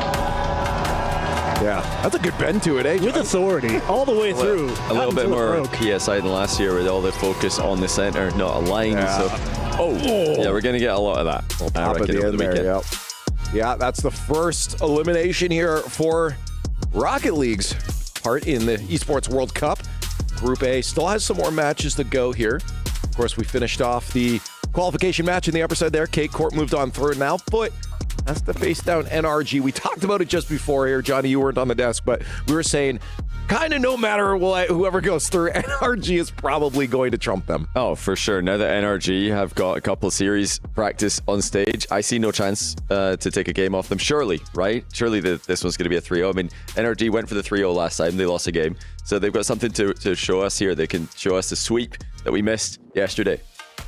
Yeah, this is usually the point, James, where I'll ask, hey, now that we've seen Foot play, do we think they got a chance going up against the next team? I'm with Johnny here. I think NRG is actually going to be pretty motivated to sweep them as well, because I think Foot is a team they expect themselves to sweep. Even in Beast Mode's interview last time, he's like, we let our foot off the gas. I don't think they're going to make that mistake again. I think they're going to come out. Did he mean the pun when he said that? Is that intentional? Maybe. Probably not. But either way, Achieves Virtus Pro. It looked like it was close. Like they almost had it. Yeah, I thought they were going to need to have a big game from Sphinx if they wanted to win, and he put out a good show, to be quite honest. But unfortunately, it just came down to that Game 5 overtime. And if you get to that point, all bets are off. Doesn't matter how well the rest of the series was going. It can come down to one great play, one bad mistake, and unfortunately for Virtus Pro, just fell short right at the end there, and walked away with it. Yeah, disappointing. They've been kind of trying to establish themselves as the best of the rest outside of the big four regions. Right. They have been the best team out of OCE, APAC, and SSA, and now they've taken a loss to SSA, who've been on bottom of the pile. So this is really shaking up the standings a little bit. They're not going to be happy with that. I mean, I'm sure they were trying to, at least, at a minimum, finish third in this group. I think the biggest thing you have to realize that all these players are decent as well. I mean, especially once we saw a lot of that interregional transfer happen, we're started to see some of that talent from the regions bleed in. And I think, coming into this, people were still really on Virtus Pro's side as well because they had Sphinx, which is a homegrown talent from that region. Yeah, what? I was going to comment on how hype Foot was. They've gotten some good game wins even against NRG that game 1, but to finally have a series win on land on the international stage, that's huge for them. And so, I think a lot of people, they're frustrated with the invasion of Spanish players coming over to SSA. But, we see imports all over. Of course. And so, I think it was well earned from them. Good performance. They deserve that win. We'll see if they can do it against NRG later, but we still have a lot more Rocket League to go here on day number 2. So let's start talking about our next matchup. It's going to be one of those other regions that was just mentioned, OCE with Wildcard facing off against Team Secret, one of those bigger, stronger regions. Team Secret looked pretty good the other day, Johnny. Just the question is, how far can they go now in this lower? Well, yeah, Team Secret, they had a disappointing in Birmingham. They had a great rally, and now they're trying to make that lower bracket run in the group so that they can get the rematch with Gen.G. That would be a great rematch. They went to Game 5 in the first go-around, and I'm sure they'd love to play them again. Wildcard are just trying to save their season, though. It's been a disaster for the trio who had a pretty decent previous year of Rocket League. They stuck together, right? And it's all gone wrong. They finished, behind APAC in Birmingham. They finished dead last in Rally, so yeah, they need to get a regain here. You see them looking good, though, or happy at least, in the Jamil Motorsport Arrivals. So for the squad, I mean, they always kind of have a smile on their face, but I feel like the mental sometimes for this you know, they're missing Gemma. They're missing Gemma here, and I didn't really know what to make of the preset situation. I'm curious what you guys thought of it, but seeing Banana Head and Torsauce, I wasn't a big fan. I want to feel like players are putting their best foot forward. I think really Torsauce is okay, but I don't want to see Banana Head in it. I don't think that's going to work for him. I think Torsauce could do whatever he wants at this point. He's basically he's done it long enough. It doesn't matter. He's just trolling. So he's the old man that's in the chair that doesn't care what you think of him anymore. But for B-Head, I've heard it before from him directly that sometimes the mental, he doesn't believe in himself as much as he should. He's an extremely strong player. And that's why I think you mentioned it, James, that, that loss of not having Jimmy here, there is kind of a real value that's provided by coaches. You can have, at the very least as a player, if all three of you are having a bad series, you've got someone behind you that can at least get everybody oriented in the right direction. If you're looking a little scattered on the pitch, you can be like, guys, it's okay, settle down, and give you something to latch onto. And I do think that absence is definitely felt by Wildcard here. Well, we got to give some attention to their opponents on the other side. Of course, Team Secret, they came off a loss against Gen.G. It was Game 5. It was a really great series. They're definitely going to want this one back. They're not going to be too happy with what happened up there. And we also have to say for this, it is Swift's birthday today, so maybe we get a birthday. Are we singing happy birthday right now? How old is he now? Is he 17? 17. I think we got a graphic now. There you go. Happy birthday to you. Happy birthday to you. Happy birthday, dear Swift. Extra tea. Happy birthday to you. There we go. I'm so glad we did that. That was fun. Absolutely beautiful. I can't believe we went for that. That's crazy. Feels birthday. Only with the graphic. That's true. Yeah. The production doing the graphics are killing it, to be honest. Now, the real question is, with the last minute before we get this match started here, what are you guys going to go? I mean, this could go either way. I'm maybe leaning Team Secret. My heart and my head is both telling me Team Secret because your heart's telling you Secret. I mean, I really didn't like seeing the presets yesterday. I didn't like the Cillian details. So I don't know. All indicators to me point to Team Secret. I'm Secret both sides, heart and head as well. I think they've definitely proved the level up. I'm down. No heart. No, absolutely not. I think they looked miserable yesterday. Wow. Okay, no heart. I got heart for OCE, but my head says. Oh yeah, I love the players. Don't get me wrong. I love the players, but I want to. You didn't like what you said. I want to see them, even if you got to fake it. Fake it till you make it, man. Do the right things and trust the process. Well, we'll find out if the mental is a little bit better today as we go into our next match. It's going to be Wildcard versus Team Secret. Well, there you have it. Our first key has been crushed on this stage. As we head into our second lower bracket match, another key is going to get crushed. Absolutely. It's devastating to see these keys busted apart, but it is so thrilling to see the games we're getting out of it. And you know what? We've got another thrilling game coming up, so let's bring out our teams, starting with Wildcard.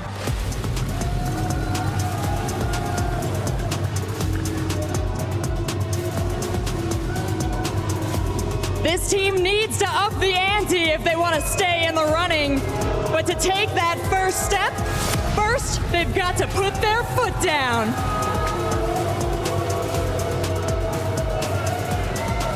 Welcome to the stage, their opponents, Team Secret.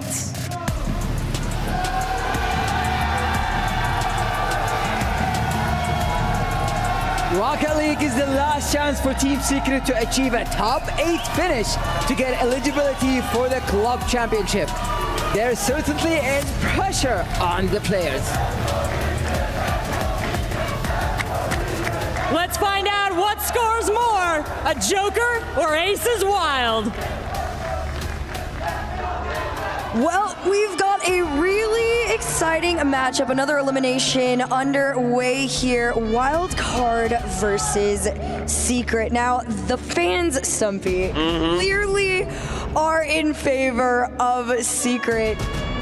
Just about. I don't know if that is enough to crush the spirits of Wildcard. Yeah, I think that. Oh, firstly, I love the fact that Wildcard walked out. Torsos, who has never done anything to anybody, with his fever. If they put their hand there, it's like, what did you say? Yeah, you're booing. Like, what are you doing? Is that accent? Yeah, you're booing us there, you drongo. But then, I imagine that's all the Furia fans there wanting to support the South American countrymen in Secret, who, exactly as Fancy said, they need to get this top 8. They need to win one more series, then they're eligible for the $500,000 they would get as part of the Club Championship. So not only are this Team Secret Rocket League team playing for their own lives in the competition, they are playing for their orgs and the other teams that have represented the badge on their chests. So just a tiny bit of pressure, not a ton. Yeah, but on the flip side of things, of course, Wildcard looking to redeem themselves, especially after Raleigh. They'd gotten so close to hopefully getting out of another Swiss, not quite that time, so maybe a top 8 here could make all of the world. Oh, he's back. He's back. I'm so sorry, I'll have to listen to this. Oh, he's back again, baby. Banana Head with the Banana Mobile. I want that preset. I want none of these try-hard Nina Fenix. I want that preset right there. Do you think that's just an anti-tilt mechanism? Because he's got no reason right now to be tilted. Okay, never mind. Yeah, he does. And cue the car swap. Yeah. Head straight back over towards the Octane, or just a much more sensible Fennec. It's Torsos with a silly backflip that gives Motta the first opening. Just a little pass off the backboard there. You saw third man rotate a little bit too far out. We definitely went boost over ball on that one. Hopefully, same mistake doesn't get made again. But KB1 trying to spot Swift. It was a really good read there by Fever. And, well, 30 seconds into this one, Team Secret has had all the pressure. Yeah, Wildcard wanting to make sure that they maybe just get that same level of confidence that they had versus Dignitas. They did manage to be honest, tilt Dignitas. Joris was so frustrated when he came and joined us on the sofa after that series. Jack said it never felt like they really got into it. I think the cars are a huge part of that. If you see this vehicle bearing down on you, there's going to be something in your head that thinks, oh, they shouldn't beat us. They don't deserve to beat us. And we've seen before that OCE can be the Sam Killers. That is a legacy that CJ left at the majors and through all of his career. OCE do seem to have that knack to be able to beat South American teams, but Team Secret so far do look that little bit better. They really do. They've had, honestly, an incredible weekend so far. They've pretty much progressed as time has gone on, despite their loss yesterday. But of course, Wildcard, although also haven't quite found as much success, might be able to get back into it here. That's a gross pass. Love the patience on this one. Were we waiting on Fever or Torsos? Fever. Dang it. Fever's yet to score, and I also got We're getting closer though. He's assisting. He got an assist. That's one step away. I got quite a devastating statistic at the top of this series. Fever, if he doesn't score in this series and then they end up losing, he will be the only OCE player ever to come to an EWC and then is without a goal. I don't believe that that's happening here. I think the boys are going to set him up for success, and Fever's going to solo right here into the Musty off the side and no touch. 2 minutes through, and it's a completely drawn game as Torsos wants to commit, but sees Banana Head going forwards for that ball. Swift central, no chance on the dunk for him, unfortunately, as now Torsos works his way through. Again, no opportunity. Banana Head does not pick up that back boost. Gets set nice and high. There's opportunities here for Wildcard to break through that final defensive line, but currently they are unable to. Halfway through the game now. On that back line, Torsos doesn't really get it too far away. Fever, again, gives away control of that ball. The bump attempt from KV1. Tries to execute it on the final line, sent long by Thieves. This one up into the backboard, off the corner, in the mid. We're going to see who's going to get first touch on this one. Torsos drives him upfield. You thought it could have been a slight open, but the demo on the back end might have hit it. Banana Head had shot opportunity here. Torsos with the follow, still too high. I mean, onto the crossbar, you then hear Fever have it ring out across the entirety of the map. You look so sad for what I've said about Fever so far, and now you're laughing. How dare you laugh at him? How dare How dare you laugh at him? No, I'm quite literally his biggest fan right now. I want him to score. I really would like that. I want him to get a save here. Yeah, that's fair. But Swift as well, 17th birthday. We won't subject you to our singing for our happy birthday, because nobody needs to hear that, quite frankly.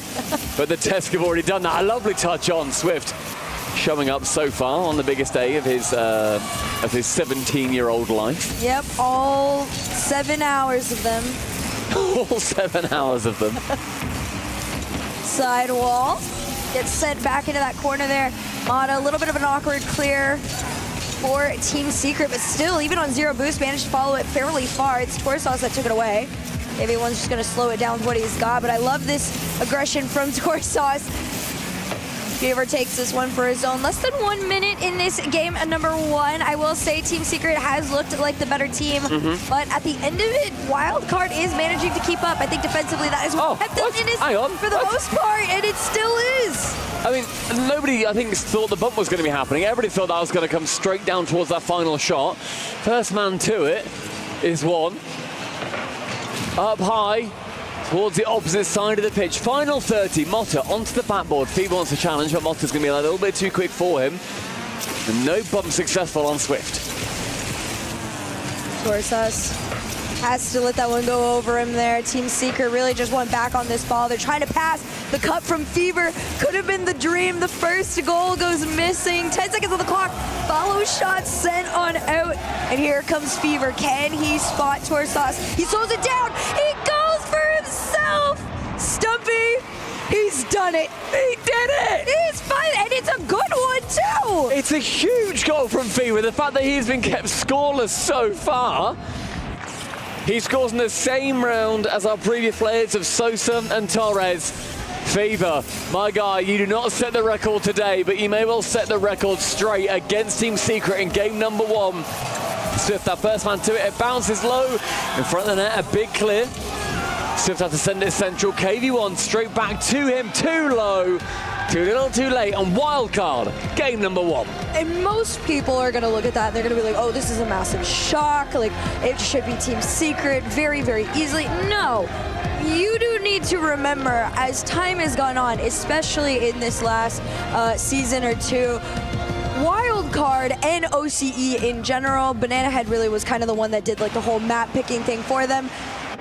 They are closing the gap with most regions, whether they like it or not. So the fact that Wildcard was able to get this first game is a huge deal and step of confidence. Again, this is an elimination match. And of course, Team Secret, they got a lot of pressure on their shoulder here, but that Fever solo play, he's finally stepped up. He's in it. He's back in it. The Doomsday Dish as well here at the EWC, and something that I think that is going to go under the radar, something that Johnny Boy's filled me in on. Apparently, both Torsos and Banana Head are both currently using backers mod to make their cars look completely different on their screens. So only the opponent is seeing their troll presets. That is genius. That is so clever. They see a normal car on their side. Meanwhile, their opponents have to deal with the boost sound not just them, us and the entire world. Us and the world has to deal with it. Can we get back as mod on our observer PCs? Wildcard though, game number 1, despite Secret, but pretty much like a larger percentage of it, looking like the better team. They really and truly are. I do think this is a lot more equal than people are assuming, but you are right. They are playing much better than people would have expected coming into this one. Great 50 forward from Fever. This one taken away. Torsos. I love the lean on it. That's how you know they are so locked in. And for now, Wildcard, first 30 seconds is all in their favor. And so far, this pressure has been quite clearly on the side of the OCE team. Fever up, but does get beaten. KV1 over the top. Motta ignores ball, goes for man. And my word, I'd want to demo that car as well. That baffles me.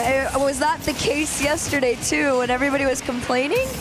Yeah, maybe. So does that like discredit everybody's conversations of saying that they weren't taking it seriously? And it honestly might, because they've clearly thought about it. Yeah. I love that tactic so much. There's that boost meta as well for a little while, where it's the grass boost used instead. But that one, you may not be able to see the grass boost, and you may not be able to see KV1 coming either.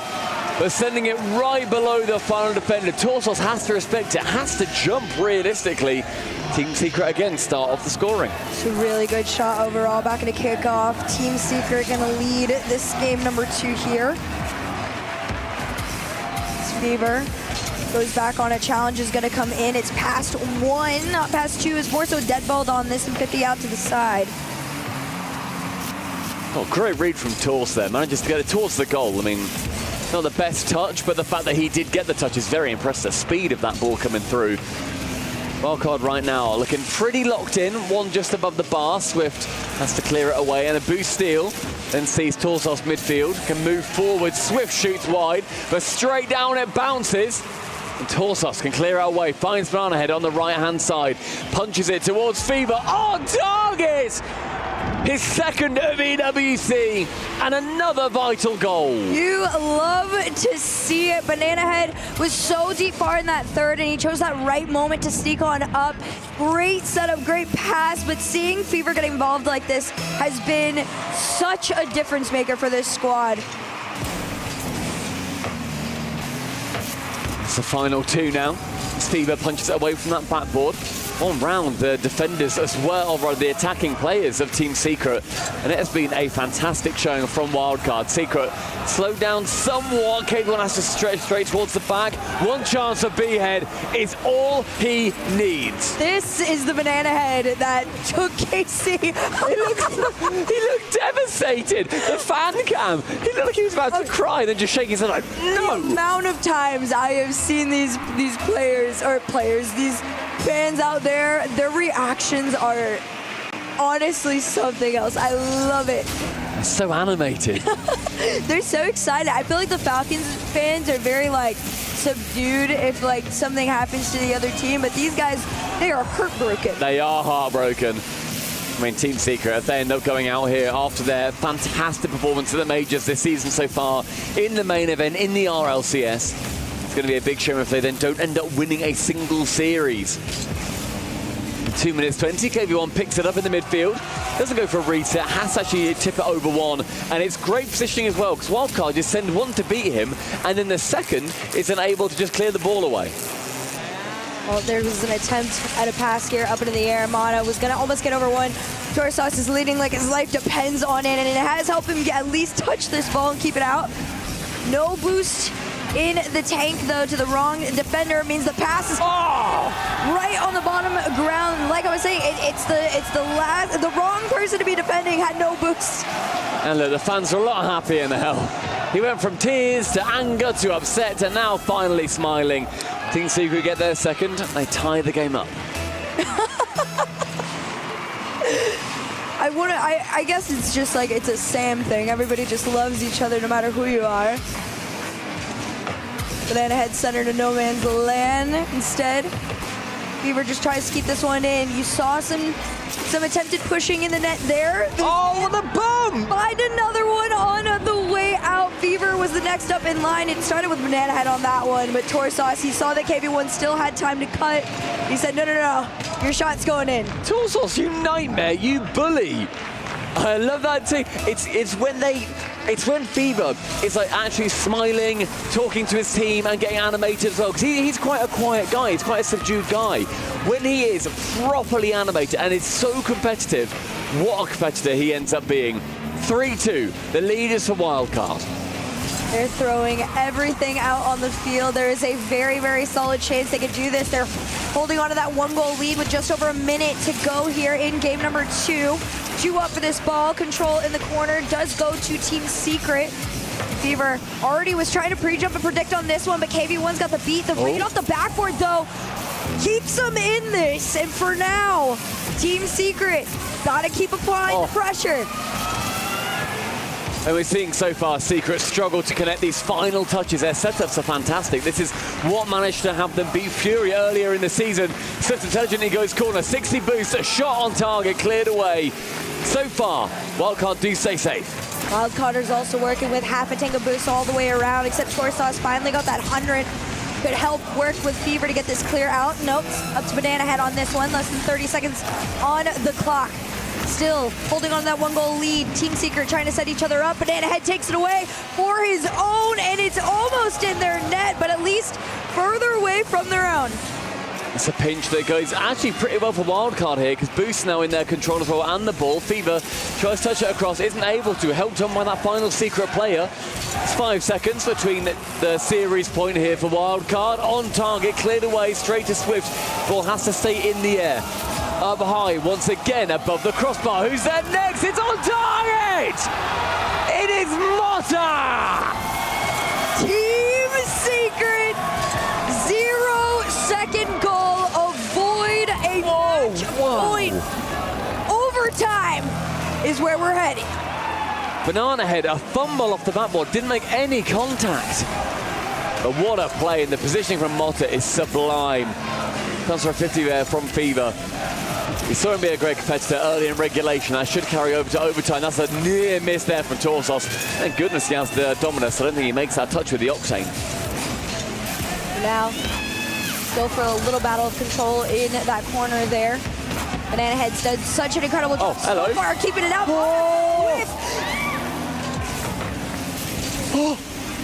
Big ol' clear. Puts Wildcard upfield. Demo comes out. Another attempted center. KV1's touch actually was almost in Wildcard's favor. And Motta's working with everything, just natural power. Swift next. Torsauce takes it away. And right now, Wildcard are trying to keep from stumbling on this momentum. I mean, both sides didn't realize that they had opportunities to score, or rather, they couldn't react just in time. Motta, a huge chance. Not able to sink it, though. Fever onto that backboard, straight towards B-Head. The full court carry is in progress. He actually changed boost, I think, somehow. Maybe we didn't see it earlier. It's a low 50. Swift can save it away, and the boost for Team Secret is dire right now. You're going to have to get some sort of a resource if you want to be able to continue to defend. KV1's clear is a big one. Motta's going to try up the sidewall. He almost does it, but angle not quite on target. How has he hoped? Instead, it's Wildcard. Pass over to Banana Head. Pre-jump, save out. I mean, that's a lot of fish coming out of Torsos' side. He has not been stinking up the gaff here in game number 2. He's looked great. I'm very impressed across the board with all of these players. The resilience or their ability to stay in the lead has been fantastic so far. Swift can't find his teammate. And then the low 50 again. Fever fancied that on target. Isn't able to. 2 minutes now in overtime. Banana Head, the last man to receive the ball. Been such a pillar in keeping Wildcard in possession of this ball so many times. Fever tried to play it slow. Torsauce up next. Banana Head might try and sneak this one in. It got just away from him on this one. You can feel the pressure building in the arena on the field. Reset has the flip taken away. And that's not going to stop Wildcard here. Pressure is still on. 2.5 minutes now. KV1 clearing away from his own goal line. Only goes as far as Banana Head, who whiffs again. That was the issue. That's why they ended up conceding at the end of regulation before. Motta. But nobody really. Torsos to receive. Didn't really have to jump there, but does opt to. Therefore, uses a lot of boost. A very important resource here in this overtime in particular. Motta very intelligently takes it low via the boost as well. Torsos onto ceiling, sends it low. It's on target, cleared away again by a Secret player. But the pressure is building for Wildcard. Fever is going to be the one to try and end it here. It's a floater in front of the net. Mata over to KV1. Team Secret, they've tried to spot each other, but it's not really formulating into a play. It's just these 2 passes to attempt to get past the mid-line. They continue to get cut off, even in this half. KV1 over to Swift. Fever cuts him up again. Well, now as we pass the 3 minutes 20 mark, we do officially get the longest overtime in the EWC event so far in Rocket League. And it's both up for Wildcard and Secret to be able to take it. Both looking equally as likely so far. One central. The shot is on target, but very quickly blocked away. Swift goes up to challenge. 2 are up to save it on that chance for WC. Right now, Wildcard has 2 members on 0 boost. Everybody had a few moments to gather some resources on this, and that might be enough to get the clear. It does. Mata's going to try and keep this out from staying on target, but here comes Wildcard. Fever stayed deep in that third. It's a pretty solid field, but it stays out. It's a lovely touch there. I think that was B-Head wanting to find Fever again. It's a great idea, but somehow read by the defensive Team Secret. Swift on target, cleared away routinely by Fever. Who's next to it? It will be Banana Head, but with no ability to carry on. He does get bumped away. The thing that's starting to scare me as time goes on, Wildcard has had a couple of double commits on these attempted touches, so you can definitely tell that things are ramping up. And you're going to have to get synergetic. KV1 reset over 1, Banana Head denies. Oh, what a touch from Tors. Great job. The heat check did its job. It checked the heat, but Tors was there already cooking in the kitchen. Into the corner, Banana Head, the next man, wanting to continue on that ball. Sees one central, Swift receives the pass. Mott's now the next one to it. My word, almost 5 minutes. We're going to see if it makes it the entire way there, Mata. The demo! Team Secret take Wildcard off the field. Fever starting to get back into it. You can see them on it too. Just the sheer reaction tied series overall. That was a very nervy overtime. You know what? Neither team sat back. Neither of them were just waiting. Neither are playing it boring and defensive. Both sides going all out. Full entertainment mode, which I respect them both for a lot. And it just ends up coming down to Secret having the nerve, and they are able to secure game number 2. I do want to point out the finger injury. Yeah, that's really hard to play with. I didn't notice that before. I don't know if that definitely had to have been today. It was not there yesterday, I don't think so. But that's an important button, L1, because that's normally... I wouldn't know. To me, that's a jump button. You jump on L1? No, that's on the mouse. You play KVN? Yes. You are sick in the head. As is Torsos in this lobby. And bear in mind, coming from that 0-second play. Sorry, I've called you sick in the head. Lovely play there, but it's Banana Head. He had boost, he just missed jumps by a pixel. That's so unfortunate on that too. But I will say Wildcard have to keep their heads held high after that one. It was not a bad performance by any means throughout that game. But for now, we're going to have to see, does Wildcard bounce back? Now, Wildcard has faced off against Team Secret before. They fell to them 1-3 at the Raleigh Major. Hoping to come up with a new story for themselves here. Fever shot on target, Swift to send off. Rare miss just overhead. Sends Wildcard retreating home. I mean, Team Secret got a lot of momentum here. That was a very well-earned overtime by them. It was very well played from both sides. Yes. And you know what? The amount of bumps that we saw as well, I'm amazed that overtime lasted 5 minutes. But it comes down to the final bump, that final demo. In regulation, when a couple of the bump demo goals to Banana Head. He threatens going for the bump on the backboard, and that is enough to keep Swift at bay. And that's what Wildcard's going to start doing. They're going to start having to pull out these mind games onto Team Secret, especially if Team Secret's just coming in full force with those demos, taking them off their back line. Wildcard has no issue finding shot opportunity against Team Secret. More so about getting through into that net around the corner. Swift tries to set himself up. No center here. Mata's going to try off the sidewall for KV1. Low boost means pretty decently easy save for Wildcard. Oh, what a pass. That is a stunning pass. To remove all the speed from that ball as well as it's going across. Look at how he has to tackle this. Goes back in front of it, drops it in front of the net. Lovely play between the two. The birthday boy finding Motta and the equalizer very much in tow. I love how in sync this team is too. A lot of their stuff is going to be setups to each other in some form or fashion. First demolition of this one, though, going to KV1. We're going to see if the aggression keeps up. Crazy goal line save there from Motta, and maybe the shot off Swift. Is end to end. Two shots coming in on opposite goals in about 5 seconds of each other. Lovely play from both teams. I love the aggression from both sides too. Both knowing, cool, it's our last chance and we will send everything. 3:35 on the clock. It's been fairly back and forth. Not as much heavy possession at one given time as there was in game number one here. Motta takes this one back.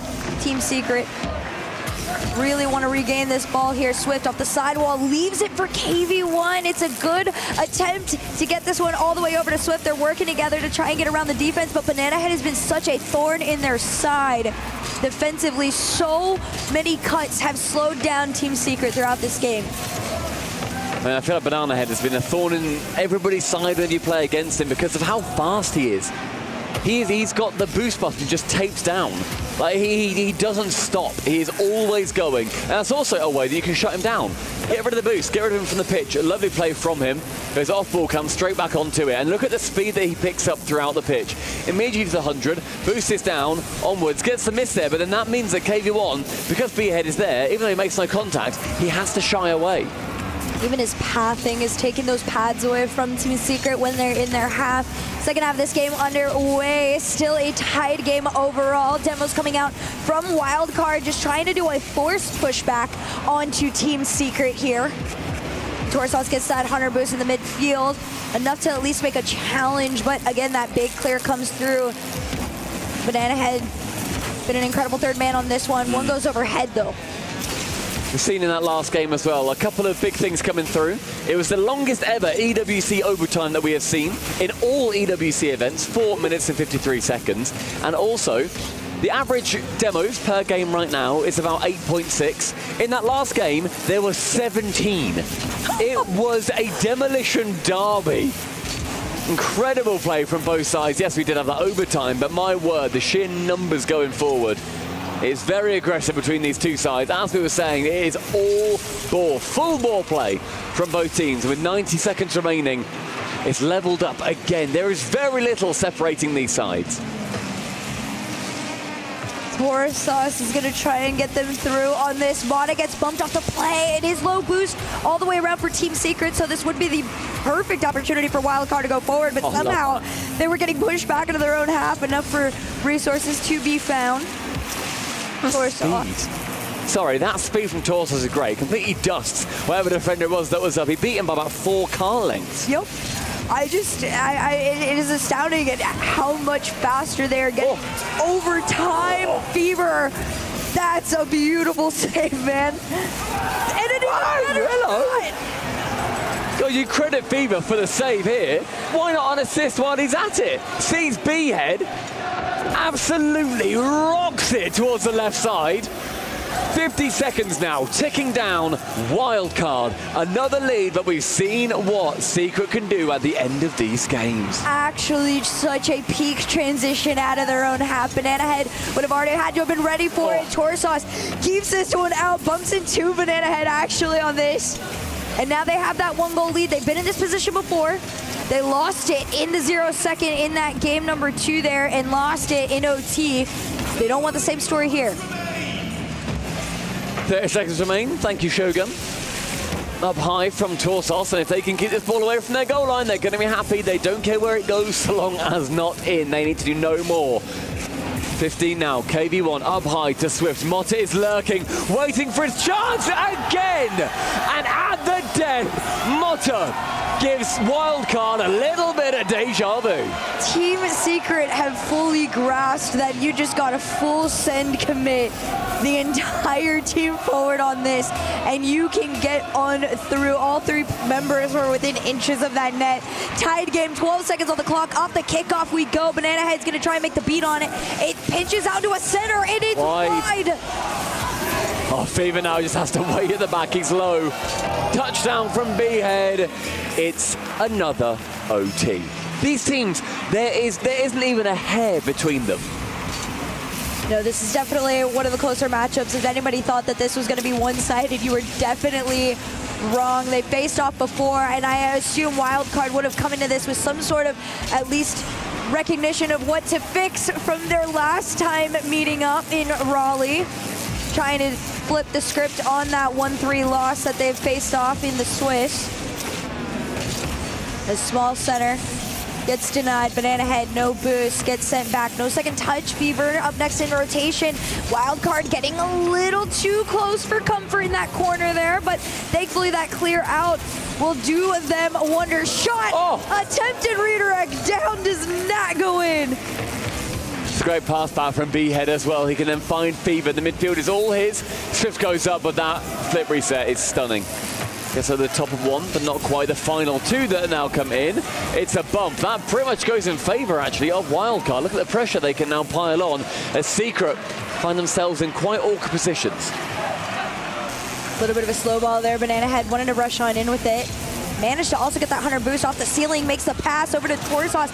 Awkward touch, couldn't quite make the shot that he wanted to on it, but it's not going to stop Fever from trying to get this save. Again, Banana Head really has been that crucial momentum from that midline forward for Wildcard. I mean, these passes round are so nice from the side of Wildcard. Like the fact that they're going for these passes and then following them straight up is putting Secret on edge. The shot on target, pinched away by Motta. Here's the dagger and the savior, both at once. It's a fake, it's a shot, it's on target, but no! It's a pinball and out, and Team Secret get another chance at this game. And you know if you're Wildcard, your heart is racing. Banana Head's already trying to go forward. There's no bump on either defender in the net on this one. For now, it's a clear from Team Secret out into the corner. Banana Head follows it, leaves this one, demoed off the play. In general, it's shot opportunity off the backboard. Follow comes in, and he's sent off. Torsos just has to dive in front with no boost. It's dangerous. And look at now the pressure really starts to mount. Fever, the only player with any real amount of boost. Torsos can pick up some. Fever then gets a wonderful 50. B-Head not quite reacting quick enough to send it straight to the sidewall for a skim or a pass. Tors, the next one to it, does miss, but that then forces Motta to miss as well. Half a game of regulation in this OT. Does Fever end it here? He goes for the double bump. It's still not enough. Banana Head's desperately trying to see if Torsos is going to commit to the play. But right now, Wildcard a little bit too late to everybody's idea on that one, and it does go wayside. But Fever's going to try again. Takes his time with this one forward, off into the corner. Who's next other than, of course, Banana Head? Yeah, I mean, that was just an alley-oop, then straight to Banana Head. It stays in that corner the entire time, unfortunately, for Wildcard.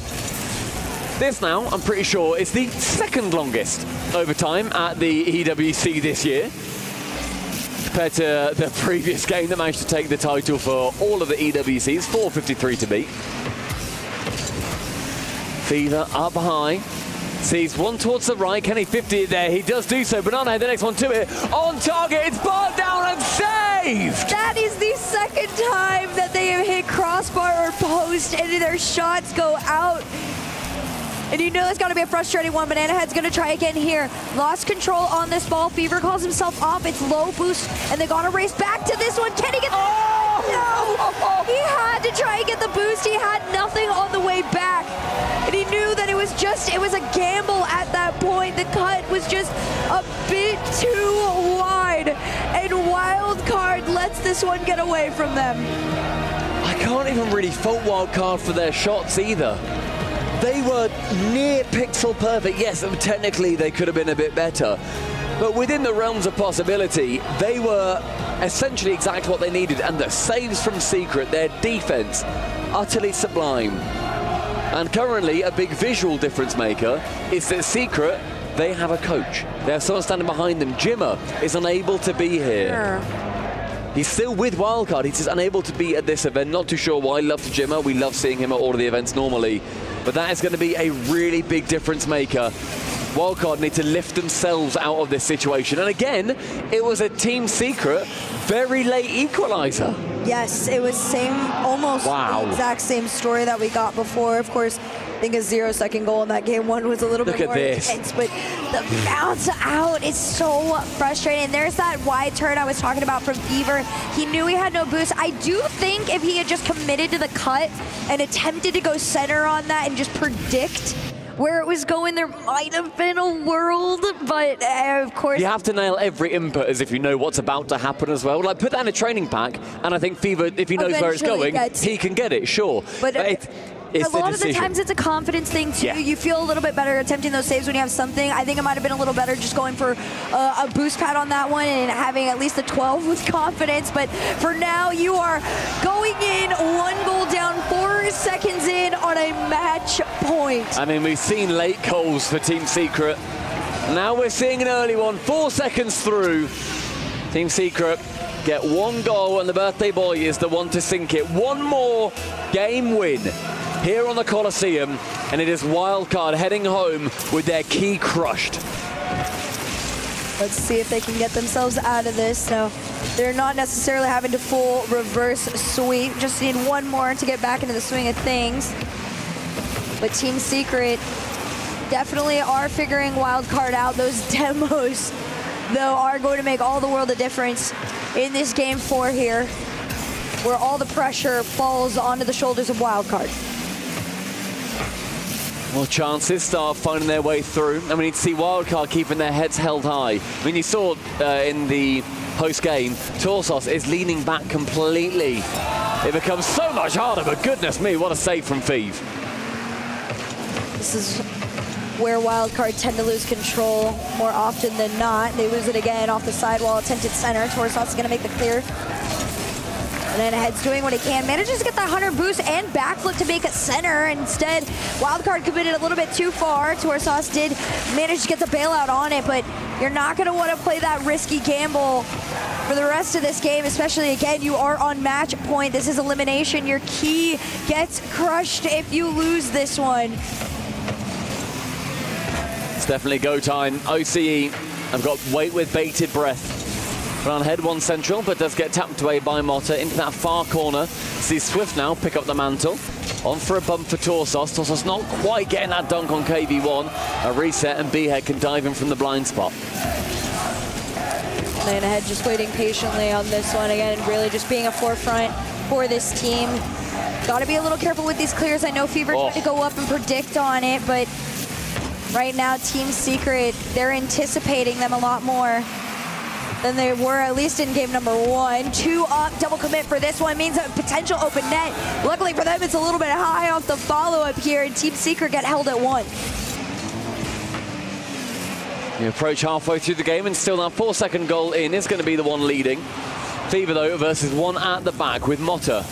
Does nearly get bumped out of the way. Fever sees Swift in his sights, isn't able to land it.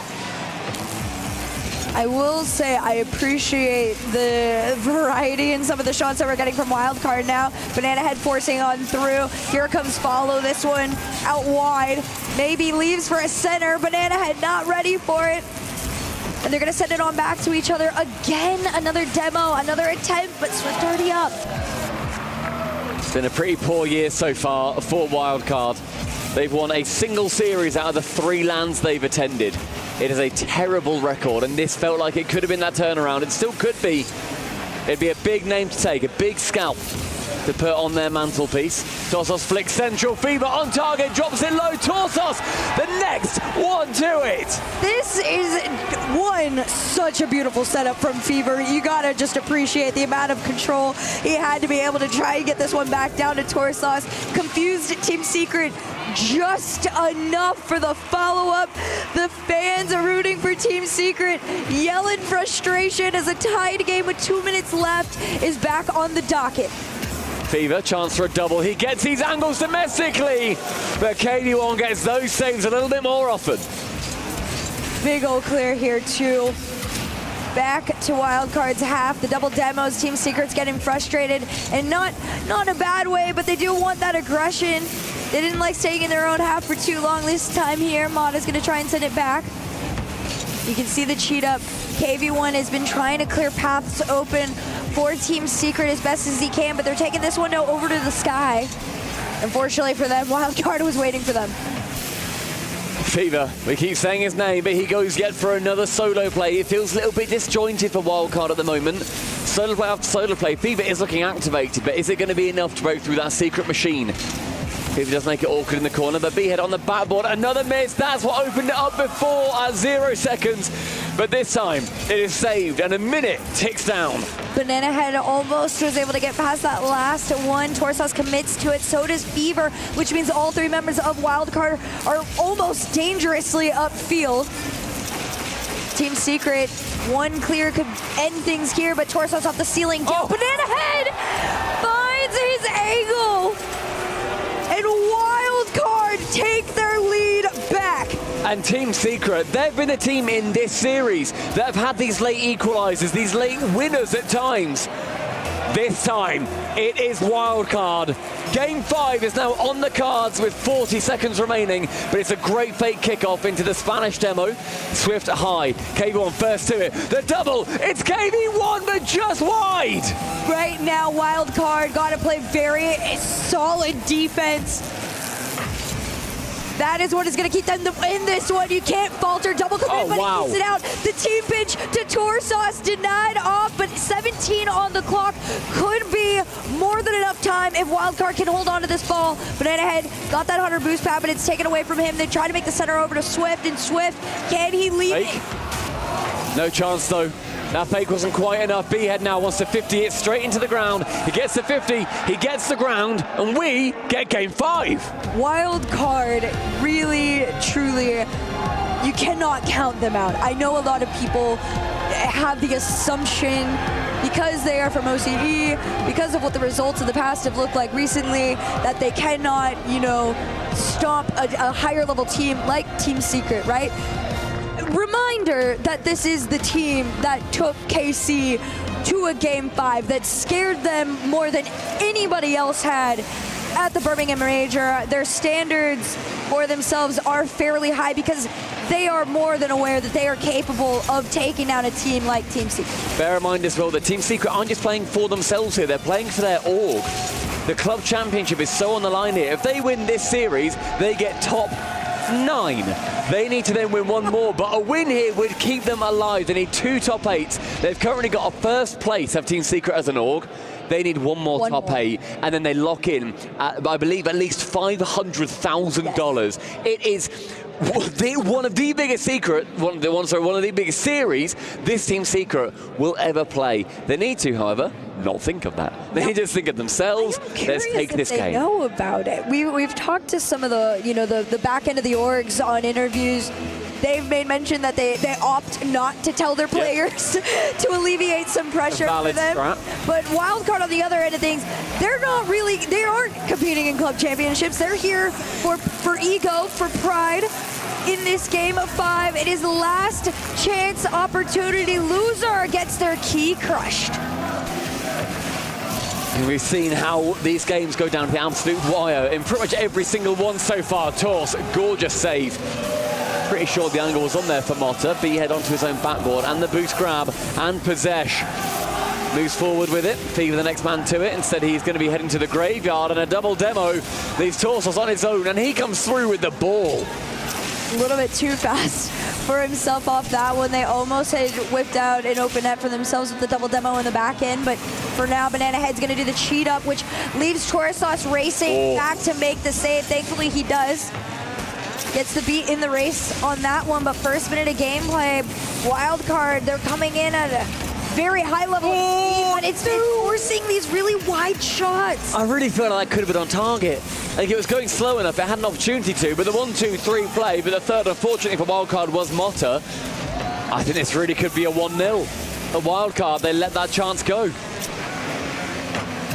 Let's see what they can work with here. Swift trying to find his teammate. Mata has tried to center it off the ceiling. It was a good idea Unfortunately for them, it just was red. All three members of Wildcard were in the net. This time, 2 keep out KV1's attempt. And there's Banana Head again. That mid line he just owns. Yeah, wasn't able to work it past that man coming through to challenge him. Swift, though, normally has those angles. Instead opts to go straight towards Motta, and a scoring machine has Motta been in this series so far. Right now, Team Secret, they are a little all over the place. I will say they are still connected. It's more about finishing through on a lot of these plays. Motta cheating upfield, nobody to bump or take out. It was more just a shot opportunity loss. Another attempt off the ceiling is kind of becoming a little bit more frequent for this Team Secret squad. They're trying to get power off of it, but Wildcard's doing the same thing off the ground. I love seeing Banana Head just cutting about in the orange half, seeing if he can get rid of as many players as possible. Great 50 from Team Secret. But the next hand to hit is going to be Torse. The reset is on the cards to the backboard. The double is shut down by the defender. Halfway through the game, and my word, these two teams are devastatingly even. They really and truly are. Again, they have already faced off. This is a moment for Wildcard to redeem themselves in the head-to-head. Completely scoreless, though, in this Game 5, the one that matters most for Team Secret. 500K and a club championship spot on the line for Wildcard. The best result of their entire season is right in front of them. Torsos off the ceiling, sent off by KV1, but Banana Head's not going to let the play end there. Another touch sent down. Wildcard slowly inching forward. There's a chance there for Torse to get it more into the orange half, as it has seemed like this pressure is just going back and forth every time. Motta's the one to connect with that. 90 seconds, and there are 2 keys on the line, but only one's going to be surviving. Into that back right corner, Motta, his chance, denied. Fever, it's up, sees Banana Head, sees maybe his name in lights. Isn't going to be able to do either, as the Team Secret defense swarms. Really big clear on this one. You got to take your time with it, though, and they will. Torsos air dribbling all the way forward. Swift stops him dead in his tracks. Team Secret haven't been able to spot each other in that blue side for quite some time now. This is one of the better attempts at a clear, but for now, that Torsos lead is keeping him in that orange half. Finally, a demo out for Team Secret off the ceiling down, shot into the corner. I don't want to imagine what the nerves are like right now for both of these sides. Swift has to get that clear well, and does so spectacularly. Finds Motta up on the backboard, a reset. Ends again towards KV1, now B-Head, burst Swift, burst the birthday boy. Banana Head bumps straight back into it. Final 30. Such low boost for Team Secret right now. They're trying to gather their resources as Fever goes to Banana Head. Banana Head tries to go in, but it's on target and out. Banana Head still circling, though. Lurking menacingly as these next 15 go by. What speed from Fever. Ends up securing it. KV1 on the backboard. No boost for anyone on Secret, but a huge clear. Banana Head waits and lurks, keeps it to himself. It's a safe touch. We're going to be seeing Wildcard keep it up. 0 seconds has not been kind to them so far. Swift up high. Next one to it is KV1, but no! Overtime again! I would expect absolutely nothing less. Golden Goal gets a golden key in their hand to crush. Swift bumped off for his effort. Torsos has no boost in the tank. He's just going to try and hand it off and get his team on the right track, but they got to play this one a little bit safer, and he does. He stays, you see him lurking further in that deep third in preparation for exactly this, the shot transition out. It's the third overtime in the series, and so far it has been so neck and neck, and it's a chance. It's KV1 yet again. Team Secret at the death. Destroy the dreams of Wildcard. First the Raleigh Major, second Game 5, third their key. An incredible victory. They also had the crowd on their side, so I can't imagine the feeling of hearing that roar behind you in that win. A neck-and-neck series, closer than most would have thought. Heartbreaking. heartbreaking loss for Wildcard, but still, this was the best I have seen them play in a very long time. It's so disappointing to see them end up going home here. They have had a very poor season so far. They've now got one more land to make up for it in Lyon at the World Championship. A lot of people root for that team, but they were not here today. Instead, it is the Team Secret supporters, the South American fans, who I'm sure have a little bit of a Venn diagram along with the Furia fans. Team Secret go forward to face off against Gen.G in the lower bracket. Meanwhile, Wildcard take that very long trip back to Australia. Again, just a frustrating loss, but for Team Secret, good road to tomorrow. And again, secured a new spot in the club championship, 500K into their pockets, potentially more as time goes on. Malta, what a knockdown, drag-out fight. Once again, lower bracket has delivered on the excitement, but you were in it. I gotta ask, those overtimes, those long back and forth, what was it like to play in your position? It was very fun.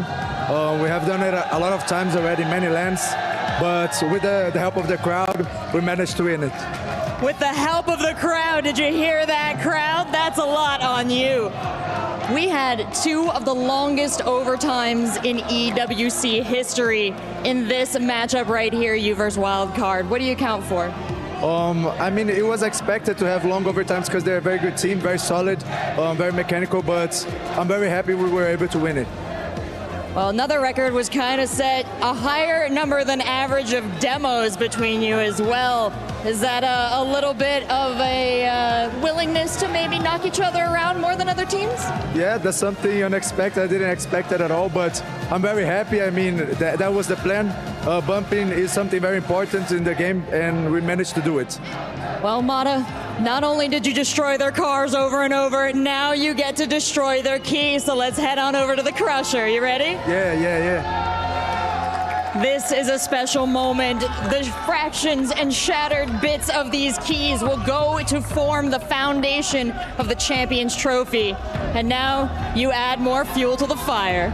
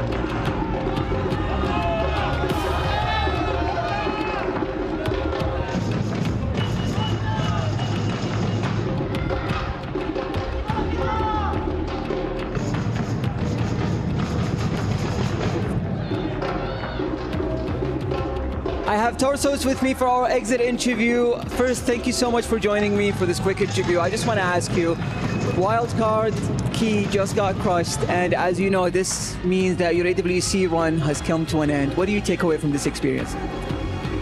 I think there's a lot to take away. We definitely we didn't play too badly, I thought. Like, maybe we're changing our play style quite a bit, so like over the season. So definitely hope we could have done better. You know, the first ever 4-0 victory for us, I thought, that series. Not to be a squishy muffins, but you know, that's how it goes. I mean, absolutely. That was one of the most entertaining matches we've watched. It was one of the longest overtimes we've had in EWC as well. I'm not just talking about this year, also last year. But is there anything that you learned from this match? I suppose we probably forgot to go for demos. I suppose in the overtimes played too passively. Definitely the nerves got to us and did some classic OC throwing when it mattered most. So pretty unfortunate. All right, well, thank you for joining me on this interview again, and commiserations. We'll see you on the next one. Back to the studio.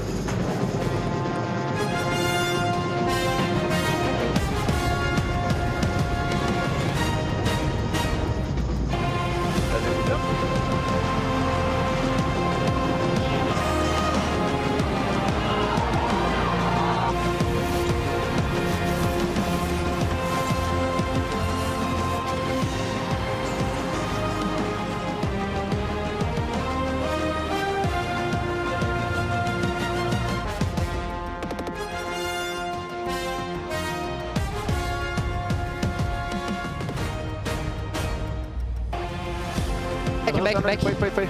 Bumpar? Não, tá mal? Dei uma. Caralho, jogou muito. Boa, caralho.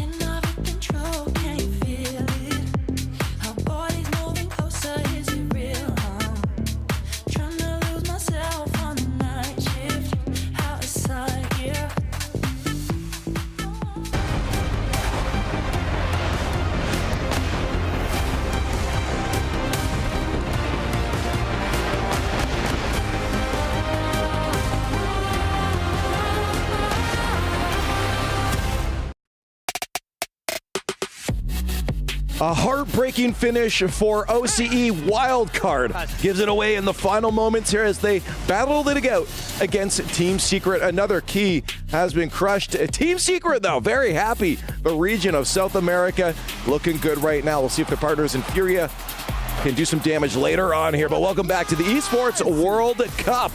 The Rocket League portion of the event continues here in day 2. I'm your host, Leaf, and with me, we have Cole, Achieves, and Johnny Boy. Johnny Boy, you called that crystal ball, man. Oh, man. I mean, it felt inevitable that we were going to get a heartbreaking ending for Wildcard after such an impressive performance, because they kind of looked like they're back, even though they lost. They were kind of back. But Team Secret are too clutch. 1-0 second goal, 3 overtime wins. They just had all the ice, and Wildcard had great plays. Easily their best performance is seen from them in a while. It's been such a disappointing year from them.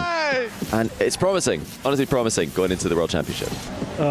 Tough break there, though, at the end. You just can't find the clear. And that was devastating, man. You really wanted to see something good for them, but at the same time, you got to give it up. Team Secret, well done. Welcome back. You're still pushing. Crush that key. Crush that key. Yeah, crush that key. I like the way it breaks the end bit right at the end, yeah. as well. It's with authority. Not even kept secure. Yeah, that was. I was with Johnny because in those final moments, something in the back of my head says, "I've seen this before." Just didn't trust OC, didn't trust Wildcard. I can't. You don't trust Dominus Torsos. He looks floating through. You want to get into the Dominus Torsos? Speaking of We've been arguing about that for a good 20 minutes.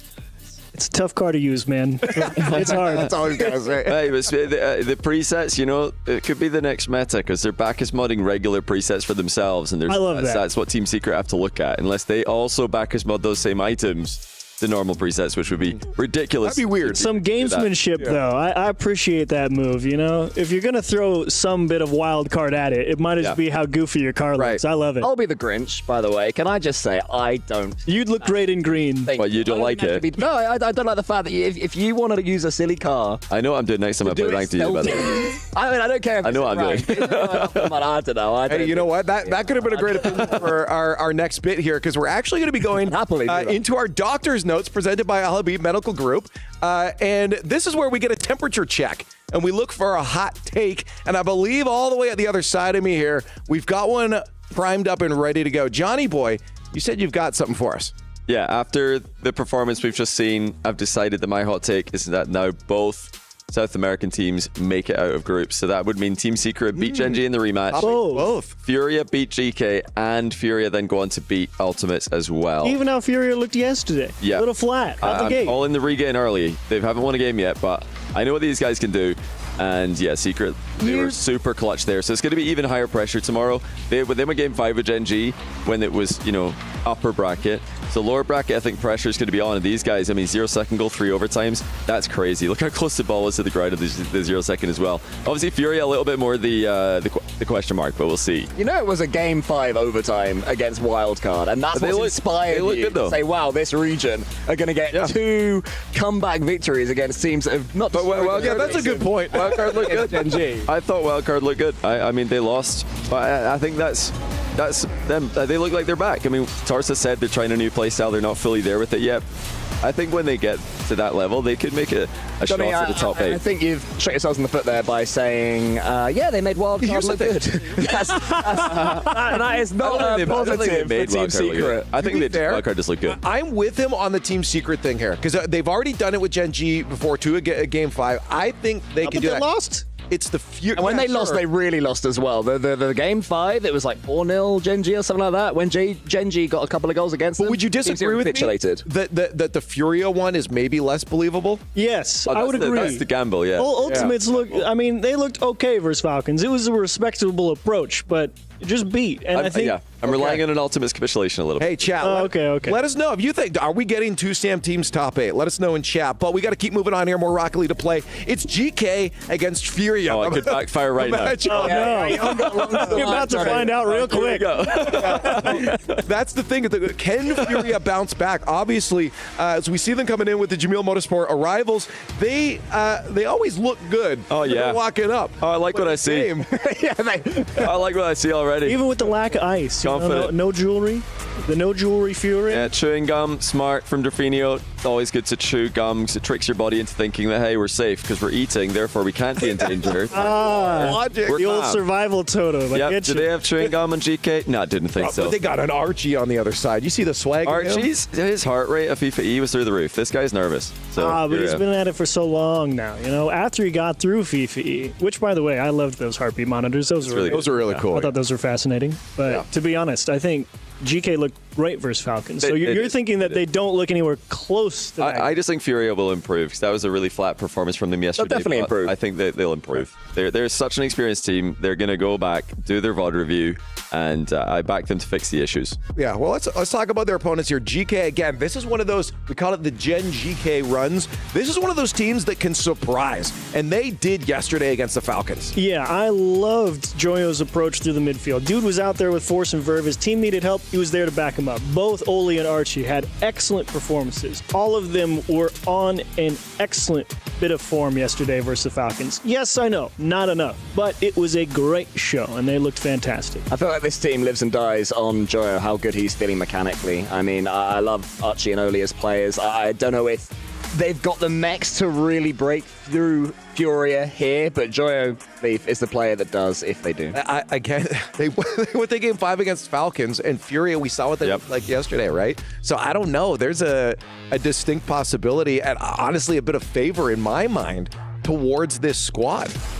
Yeah, that makes sense, especially the fact that Furia, they went out in the Swiss in Raleigh as well. I mean, that sticks with you. For a team like Furia, they're used to semi-finals. That's sort of become their part, and they fell way below. But they lost They're to in danger of doing it Casey, again. It was Casey in the fifth. and That's the extenuating circumstance. It was Casey in the fifth, which is rare. But they also lost to Swiss and Mines, who made top 6. I just remember they had a crazy strength of schedule, and this is a group of death. So, I mean, they're getting hit hard with that's true. the strength of schedule in these tournaments. Maybe we can find some confidence in our next interview here. We actually had some words from STL. We'll see maybe if Furia will get some confidence from this. Here with STL, coach of Furia. Tough game yesterday, tough first series. Yeah. FK, Chronicle, LJ are very good players. We had a good game plan. We couldn't execute, so it's all good. We have a new approach today. Hopefully we're going to beat GK. And the group of death, everyone is talking about it. Does it feel like the group of death from your perspective? Yeah, definitely. I mean, NRG is playing Foot, Carmine's playing Virtus Pro, we're playing Falcons, Ultimate, and GK. What I can say? Yeah, I mean, as you said, GK matchup as well. What do you look for with GK? What do you think about them? Well, I was impressed with them because they got Falcons to 5 Champions Field. I think they're going to play a bit slow compared to their usual selves. They're going to respect us a little bit, and we're going to crush them. And what do you want to see from your team in terms of how they play? I think just more energy. If you have more energy on the field, no pun intended, with energy, we can beat anyone every time. Awesome. Well, best of luck in the match. Thank you. Cheers. Well, it all comes down to how they actually play. You can talk as much as you want. I love that he diagnosed it, though. He said more energy. We all said they looked flat yesterday. He said, look, we had no energy. Great. You know exactly what's wrong then. I love it. That's true. And this is a team that can get hype. We've seen what Jufinho can do on the other side of that desk. He's an animated guy. I want to see a little bit of fire from Jufinho in particular. I want to see Jan demanding that ball. If Jan starts off, Jono, if something crazy, I'll start to believe. Like in the first minute or so, an early doors Jan master. I already believe. Really help. I already believe, Cole. Yeah? I have to believe. You have to. You Said it. That was said it. In front of a camera on the telly. Okay. Well, we know where he's going. He's got to say Furia. I'm GK on this one. I would like to be GK, but once is not enough. I think I'm with Johnny. I don't know if they go all the way to top 8. I'm GK. Joey Masterclass coming I'm with you with me. Okay, here we go. Split desk. Let's get into this match in just a moment here. GK versus Furia. It is another key crushing, though. Let's get the game started. Well, there you have it. 2 keys have been crushed. One more is coming down in a few minutes, and the crowd is shaking this arena, Rachel. It's a party in here. The Furia fans understand the assignment. They saw how much the Saudi crowd hyped up the home teams, and they're bringing that energy here. Absolutely, and we're about to call out the teams right now. I don't know if the fans are going to hate me, but for now, I'm calling out the first team on stage. Give it up for GK Esports.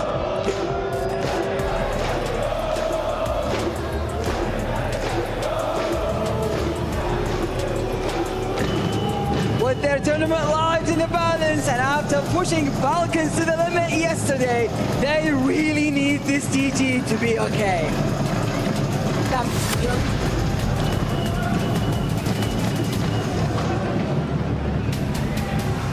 And now, welcome to the stage,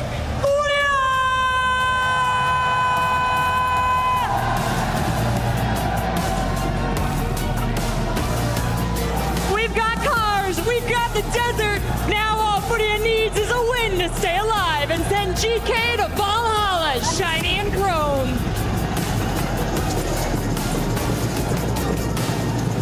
Let's send it on off to the casters and fancy Let's Go dance. Is this Saudi Arabia or Brazil? Honestly, I'm having some trouble picking this one out. I love the whole Furia contingent that has come out to EWC to watch this team play, but GK Esports, they almost put the hometown favorites in their place yesterday, taking Falcons 2-5. Furia did not have the same type of match against Ultimates, falling 3-0. They have a long way to climb for sure, and I think a lot of people are looking at GK right now, Hercules, and thinking this might be a team that could go the distance if they can repeat that type of performance. Yep, I definitely agree with that sentiment. I think either of these teams have a very decent chance. However, that yes. I love that smile. Thank you, Drufo. Thank you. Dr. Ufi. They've got Garfield down their corner. They've got, half the country over there, apparently. Aura. Yeah. That's your personal favorite? I honestly, when they zoom in, I start finding like new things. Like every time you look at it, you'll discover something new. It's kind of like a Where's Waldo situation. Well, Waldo nowhere to be found, but we do have 6 players that are about to take the pitch. This GK team, Joyo, Oli, Archie, had a lot of great plays yesterday. Joyo especially I was impressed with, but all 3 of them had some great moments in that Falcons series. For Furia, I feel like I've been harping on this all week, but I gotta see that old Furia, that Furia that's faster than anybody else on the pitch. Where's the Yan that takes over the lobby? Lost has been the best player on this team for a little bit now, and Furia get a free goal. Drafinho gets credit. I was gonna say, forget the other 2. Drafinho said, I'll step up first.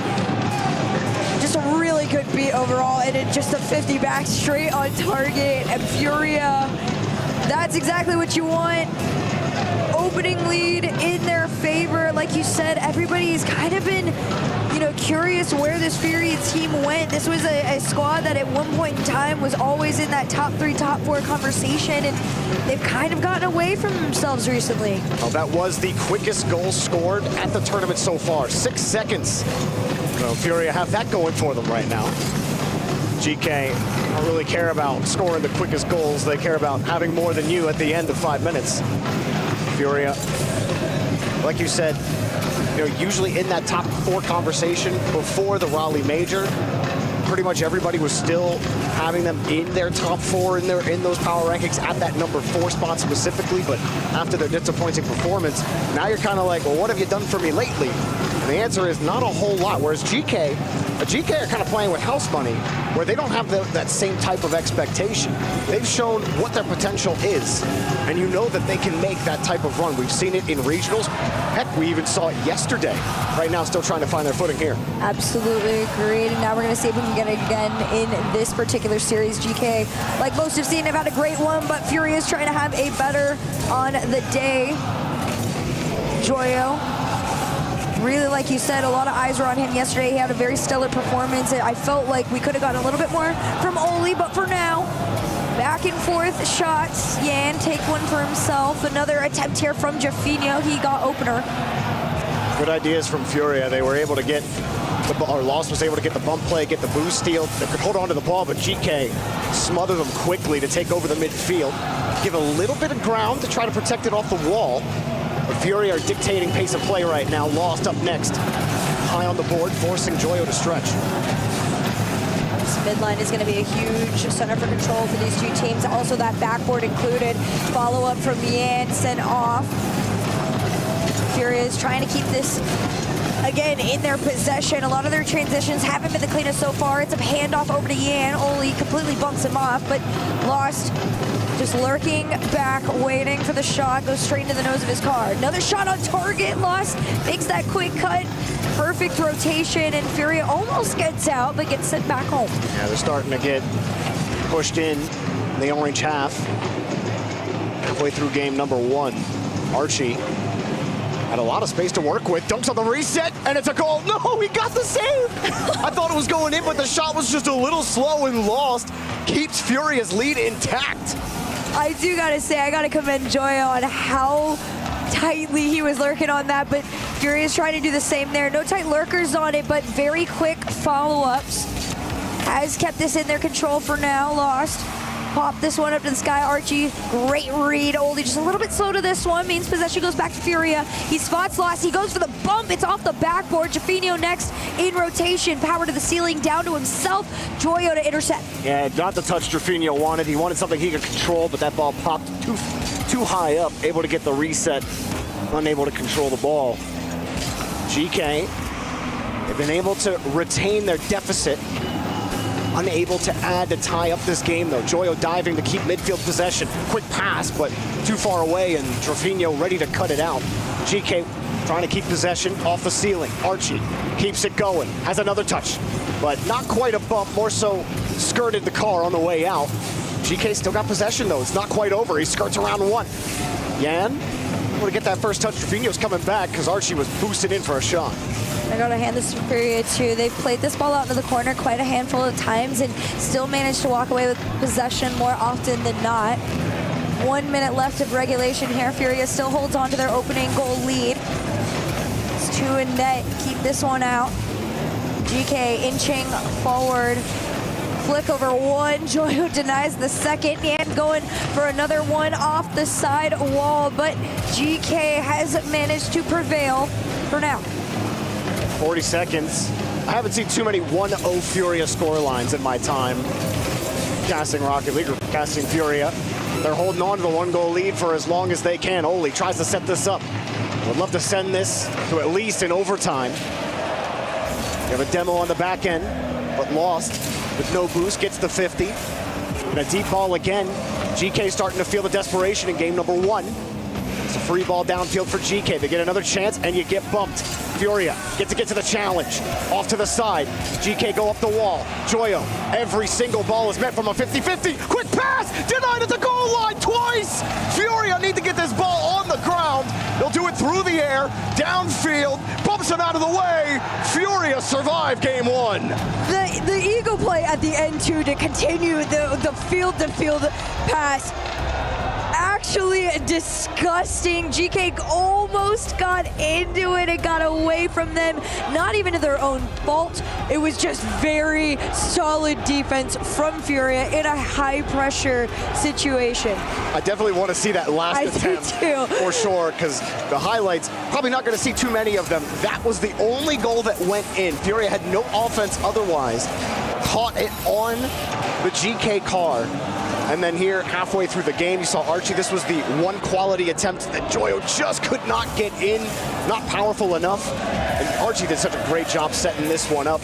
And after that, I don't believe there was another quality opportunity until the end of the game right here. Great pass, he hit it right into Drafinho. You have the right side of the net. You've got the top. Like you said, you set up the pass. You did all the work to generate that opportunity. The only thing you had to do was get the last half of the work done, have the shot be in an unsavable position. GK couldn't do it. Furia hang on to that lead.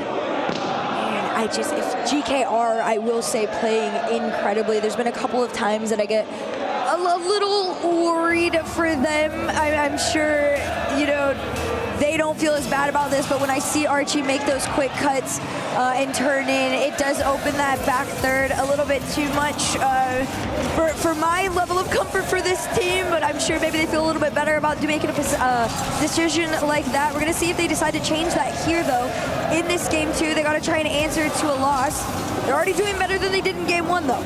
Well, I wonder how many of these came in the final minute, but there were 11 demos in that last game. From both sides. They started racking up in that final minute. I think most of those were from GK. Yan, 3 sets over 1. Lost. Low pop. Furia trying to control this out of the corner. For everything we were saying about how Furia were hanging on defense, they did not have much on offense. I think GK had more quality opportunities than they did. I actually think so, too. I feel like the shots that we were getting out of them felt a little bit more methodical. And we're going to see if they can get that from them. Again, Furia was more like an opportunity arise in front of them, and they just full sent Joyo off the ceiling, reset, very powerful to that backboard. It does get dead ball. Archie tried to make the center on it. Oli already committed. He's going to try and waterfall it down, but Furia's defense plays the patient game and transitions out. They needed that clear because they lost both their corner boosts. They were able to get a midfield boost, get some small pads, but that was going to be a dangerous opportunity. Lost, gets around one GK defender, can't dunk the second, but a chance for more pressure for Furia. GK double commit, but a huge clear. Yeah, that double commit is really scary too. Sometimes GK have these moments of, they play a little so fast that they almost get ahead of themselves. And it's not even a communication issue, it's just everybody wants to be the one to go fast. Oh, that's a wide one gone. That was an opportunity, but the pass was so fast to Lost. The timing has to be immaculate. You can see the crowd. The Brazil contingent out for Furia. It's been a tight one, but Definitely better form for Furia than yesterday against Ultimate. I think you still have some questions about their offensive efficiency. GK are certainly threatening them. In this game so far, GK's offense has not been as much of a threat. Furia dropped down pass, and that would have been insane. Nice try though, Yan. Yan going across, can't open up a gate for loss. Trevino has to play defense. Gets the 50, but that plays. Saw only getting harassed on the back line, almost got bumped, but gets the touch. Yeah, very slight touch or bump on him, kept him off that one. You already see Lost was trying to, set himself up, lurk for a potential center on this. Right now, Furia's game plan, just be a menace. You got over 2 minutes left, completely scoreless. Pass over to Yan. Can he redirect it? No, he dead balls it down. Joyo reads the play. And Lost is trying to keep it going. He has to hand it off to Joyo. It's low resources all the way around for GK. No more than 100 across the board. And they're still doing the pressure shots forward. And Furia got their corner boost. There was a midfield grab. And everyone on GK is able to get back. Now they finally get some more boost, but now they're getting demoed. Trevino dropping it. Yan came down. But Furia are trying to give GK multiple looks.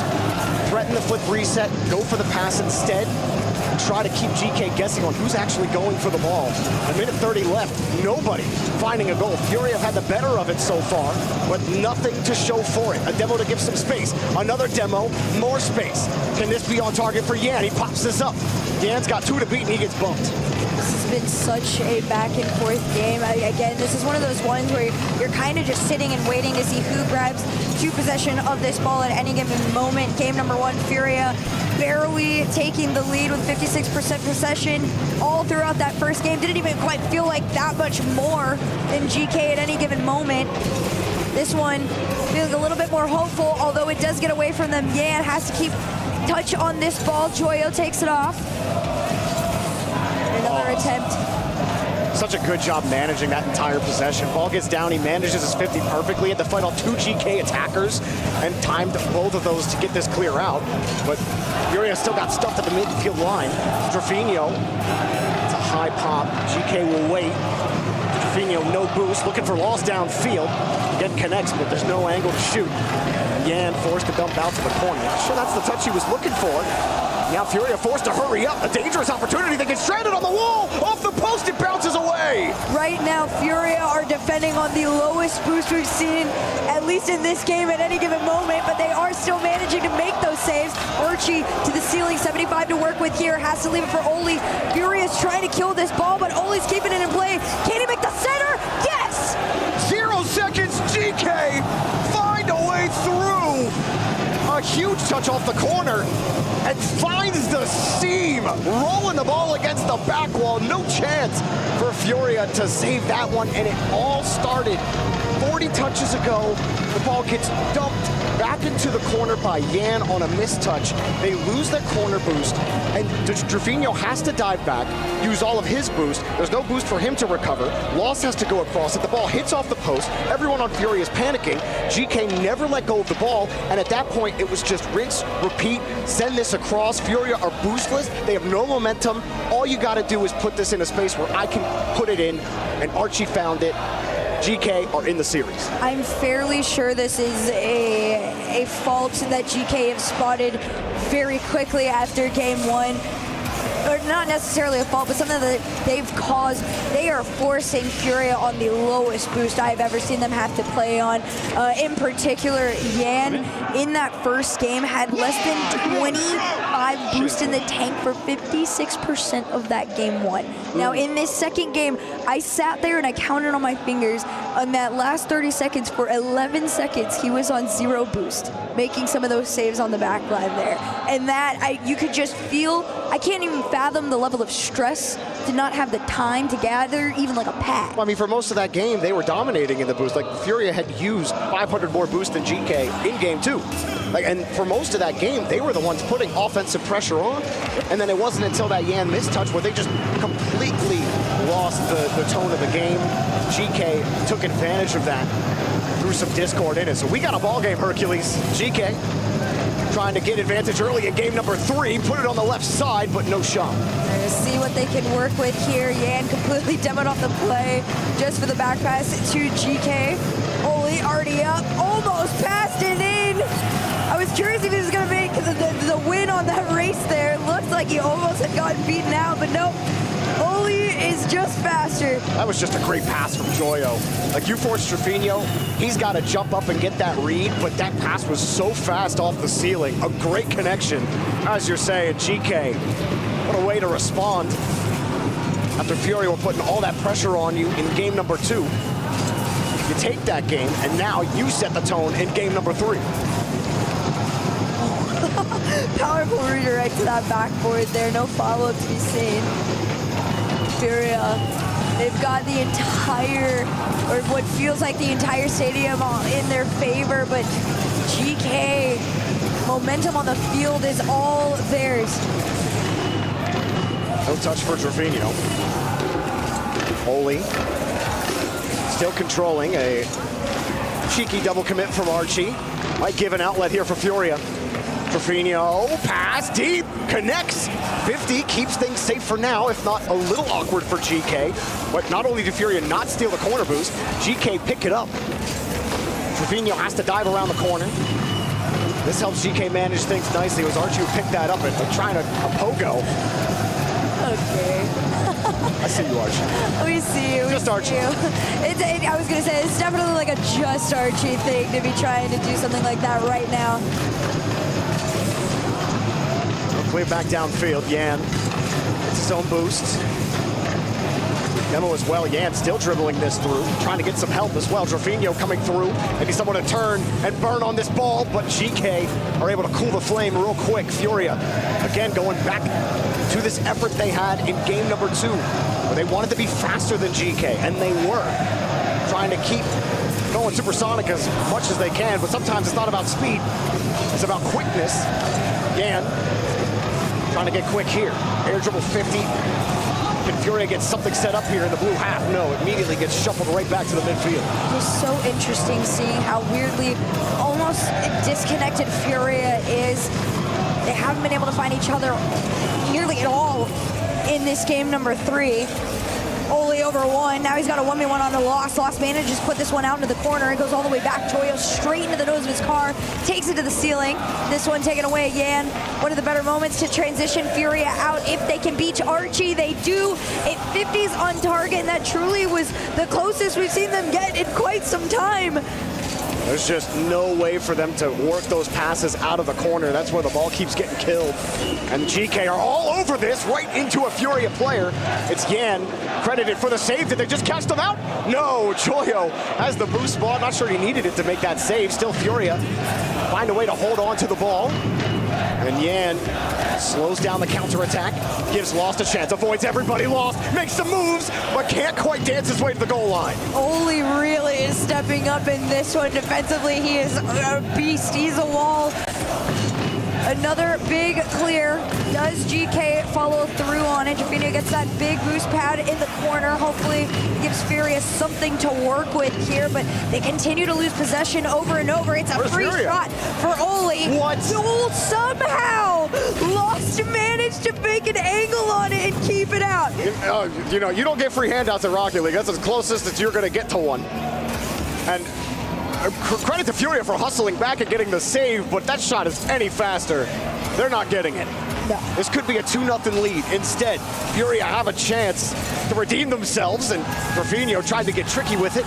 It doesn't work out. GK get in front of every ball. Another pop here for Joyo. Sizes up the 50. It's Furia now in the position where they have to find a way just to score 1 goal. But it's proving to be the most difficult task. Joyo keeps possession. Oli around 1 defender. Trevino coming in quick. He's nowhere to be found, and GK doing everything they can to make sure that there's always a blue car on the ball. Yep, there's always somebody either on the car or ready, quick to follow through. You see Archie circling behind Joyo even, all 3 in a perfect lap. 22 seconds on the clock here, Furia. This one's getting away from you if you can't find something soon. 1 goal lead still being held on to. Oli wants to turn it into 2 if possible. Here comes Joyo to make the stop. He does. 8 seconds on the clock. Trevino, 1 last effort if he can. It's past 1. It's a shot backboard. Oh, fake down. Can Furia keep it up? You gotta shoot that. You have to shoot that. 100% of the time, that needs to be a double tap. I'm going to go as far to say that he just missed. I think so too. I think it got ahead of him at that point. Either he missed or it was a miscommunication because Rafinha was so far back. Go ahead. I'm sorry, Herc. No. I'm making this hand signal like, please run that replay back. I want to see it so bad because I'm in the same boat. I already had started making the call as if it was going to be a double because I too was like, there's no way you don't double off that. You had the time, you had the space to take the shot. What happened?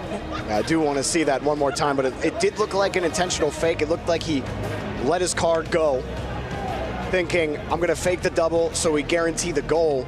But it looked like there was a lot of net available to shoot at on that double tap. But Furia, that's a tough one. GK created a great opportunity here off of a great pass from Joyo, and they never let that lead go afterwards. That was a great play. And hitting the left side of the net as well. But Furia, the offense kind of withered again. They didn't have that kind of pressure. The ball kept getting killed into the corner, and here it is. Yan lets it drop, and it's lost there. Lost, comes back, not Trofino, excuse me. So Lost tried to get the call, so a miscommunication. Lost wasn't ready to take that fake, and he ends up mistouching it. Furia end up losing the game. So now this is it. Tournament life for Furia. Otherwise, their key's getting crushed. Right now, GK have only gotten better with time. Same can't be said for Fury, but this could be the start of it. They tried to force through. No success, though. Instead, a very familiar GK clear.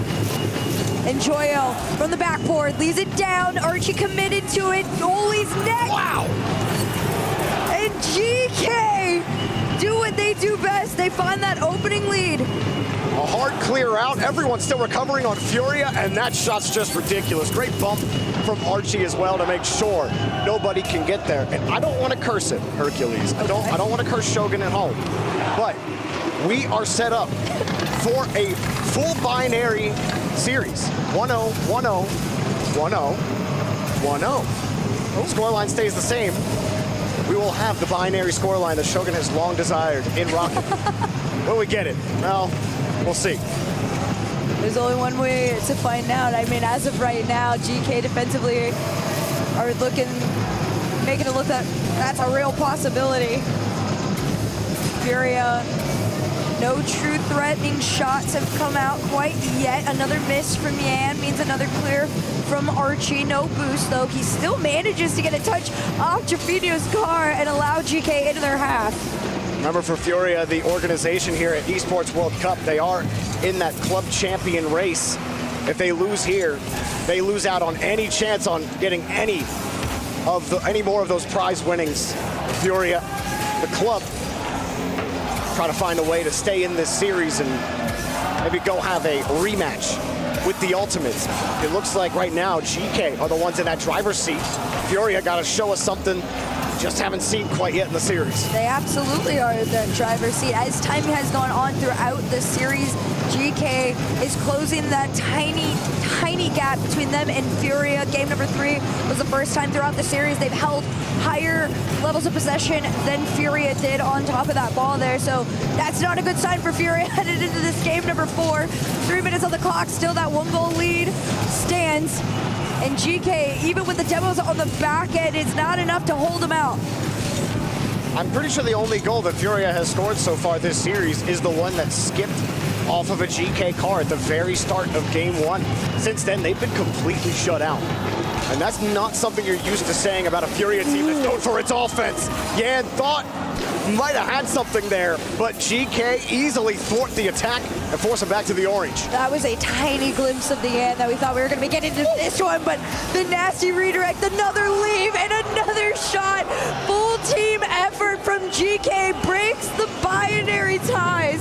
No binary tie, no binary series for Shogun. I'm convinced the world is out to get him. It is. Well, 2-0 for GK. While the binary series is dead, one thing is also true is that it's almost been the entire series of Rocket League since Furia has scored. Archie not going to get there. Furia are going to have to pull some magic out of the hat. Looking through, no goal just yet. Tried to find a pass. That wasn't going to work.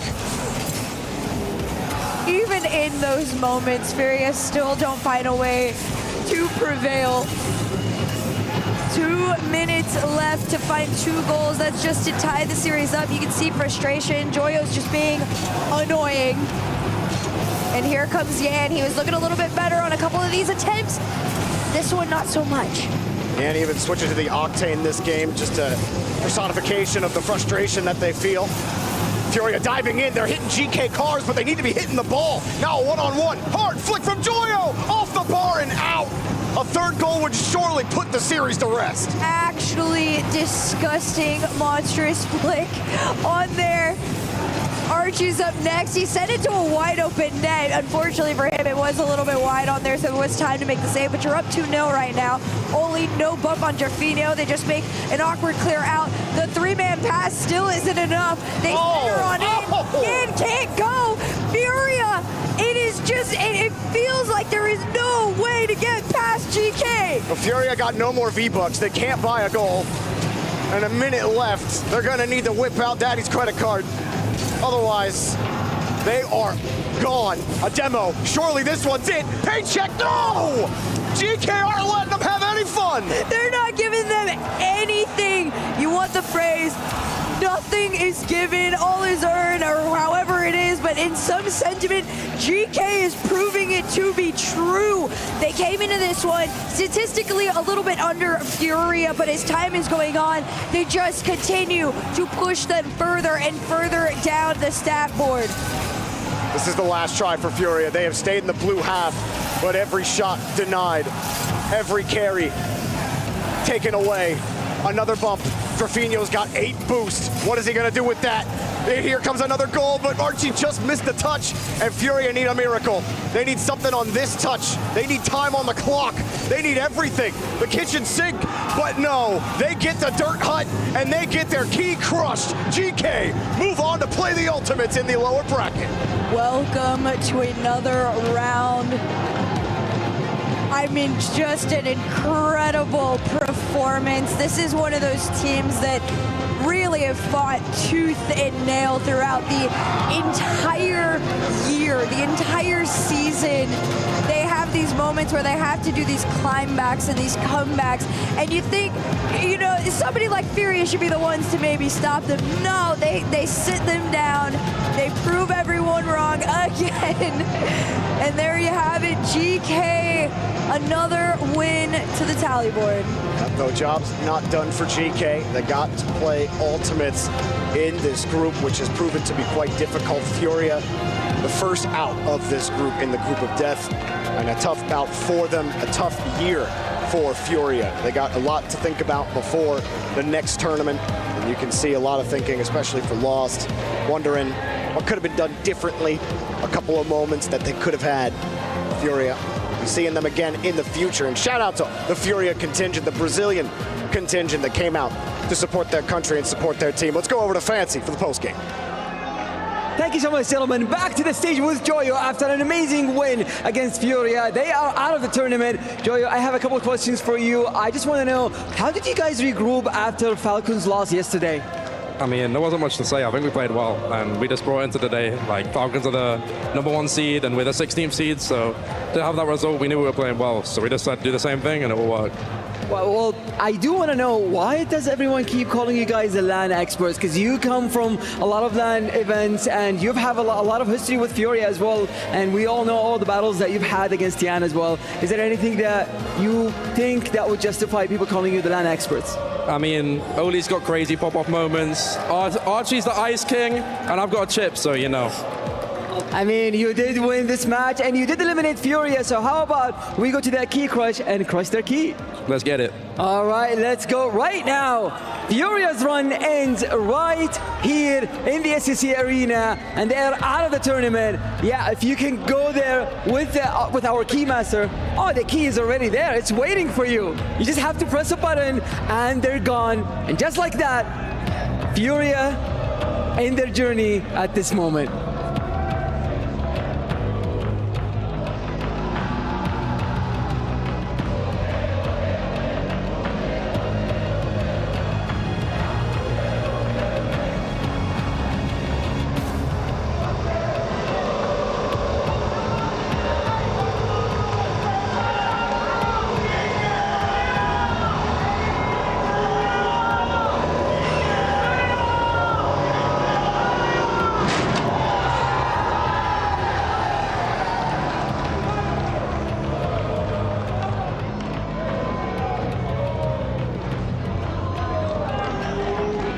Shafino, Furia put up such an incredible fight, and your fans came out here and put everything they had into cheering you on. You have such a wonderful support group, so many people who are still so excited to see you guys succeed in the future. Anything you want to say to them? They are the best. Unfortunately, we couldn't find our level in this tournament and in the major, but they are amazing. We love them and we need their support. And your team has worked so hard. You have all put in so many hours of practice, the travel out here, the time. Anything you want to say, credit to your teammates, to yourselves, that we might not even be aware of that you put in? That we are going to work hard towards to be a better tournament for us and just do the max we can to be the best in Worlds. You will see them again. Thank you so much, Shafino. You can head back to your team.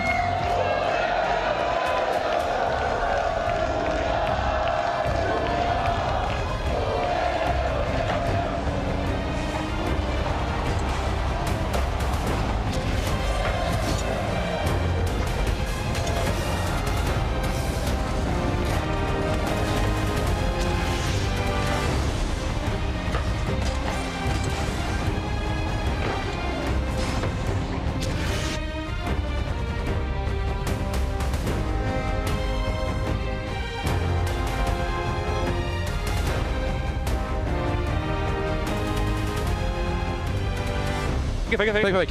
Right. Nice. Nice! Come on! Come on, let's go!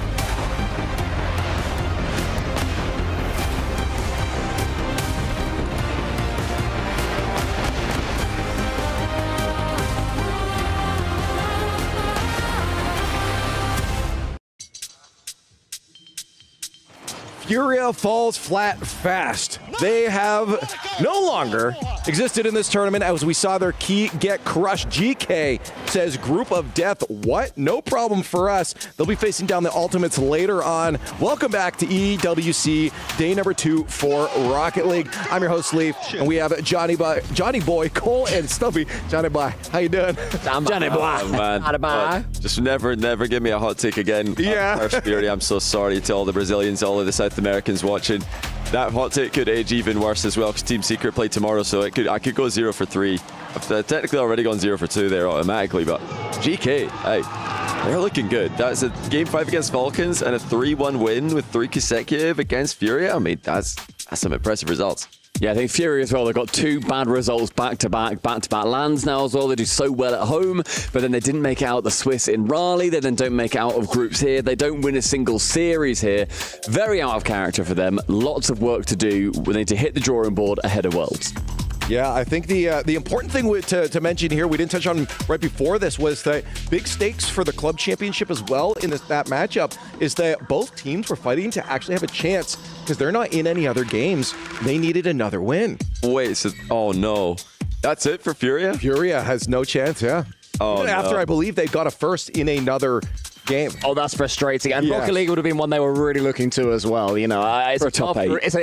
it's a tough group for Furia, but this is a squad that should have been more than good enough to make it into the top 8. So Furia, out you get. Rules is rules, baby. That's what it is. But GK does keep their hopes alive again. This is their last game. So if they can get a top 8 position here, they'll have to go through the ultimates to get there.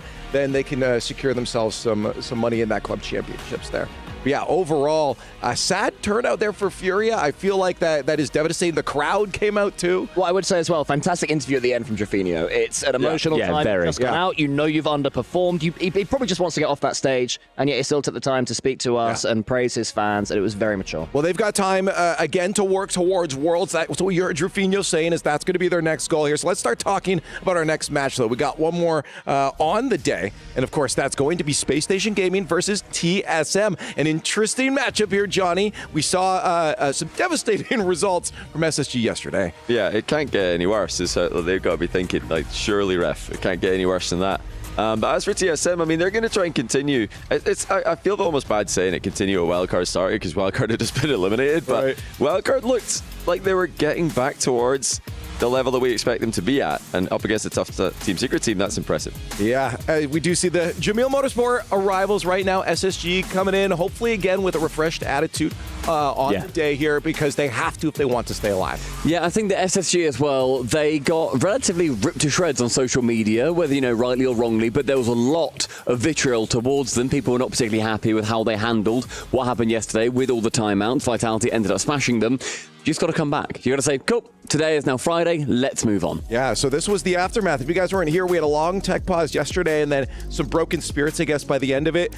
This is Monkey Moon. Savage. Was a little upset, I guess, with the professionalism that he saw there. But I do believe that we saw a response afterwards from the other players. 10,000 likes, by the way. Yeah, so this was the response. I'm sincerely sorry for the actions I did today, and it was really immature of me for giving up early, and there's nothing to excuse it. And I let down a lot of people, and I should have acted again. Truly sorry. So yeah, that's great response. I think that's a great response. Hopefully, we look forward. And I do believe they all tweeted that as well. Yes, similar that's true, tweets. Not all the same tweet. It wasn't a copy paste job. They all did apologize. Yeah, right. We can forget. We can forget about that and move on and let the gameplay do the talking in the tournament, so they can still do something here and get themselves into the top 8. And actually, you know what? Let's let them do the talking. I believe we have an interview from SSG. Here with Xperia, coach of Space Station. I mean, it was a crazy day yesterday, to say the least. I mean, what was it like from your perspective? No, it was just very tiring. We didn't expect anything to happen. We planned things around, especially with caffeine intake, especially for Kofer. And yeah, a very big crush of caffeine and sugar. And with the lights on, we asked the admins to be fast and everything. We couldn't come to an agreement, and everyone's just tired. Something we should have never done. We should have kept playing. I should have forced the players to keep playing. I should have been more on their ass because of that. But yeah, we failed. We failed the community, we failed the fans, we failed the sponsors, the orgs, everyone here. And I want to say sorry to everyone for that. But yeah, it wasn't the greatest moment, honestly. And I guess what are you expecting from you guys in the team today in response, I guess, against TSM? Honestly, we need a win. There's no other response. A loss here is just we're showing everyone that we don't care. So we need to win today and show everyone that we came here to win, we came here to perform, and that yesterday was just a failure from our side. Awesome. Well, I'm looking forward to seeing a strong performance from the guys. Best of luck. Thank you. Thank you. Cheers. I mean, that's as real as it gets. He says, we've got to win today. I mean, even if they lose, but as long as they put in a good showing. But the stakes are not just about their key getting crushed. It's about their reputation at this point. Yeah, I mean, I think when you look at, as I said, they kind of got torn apart.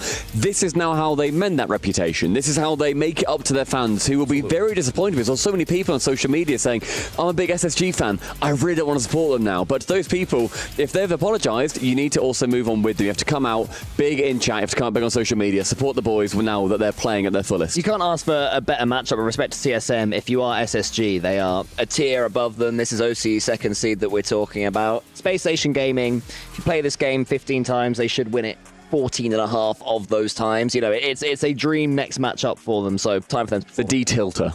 Should be. No. It might be a retail. Should be. With cream on top of it. Could be the ultimate tilter as well. There's danger here, but I think they should be fine. Hey, well, we just heard from SSG, so why don't we give TSM a chance to talk?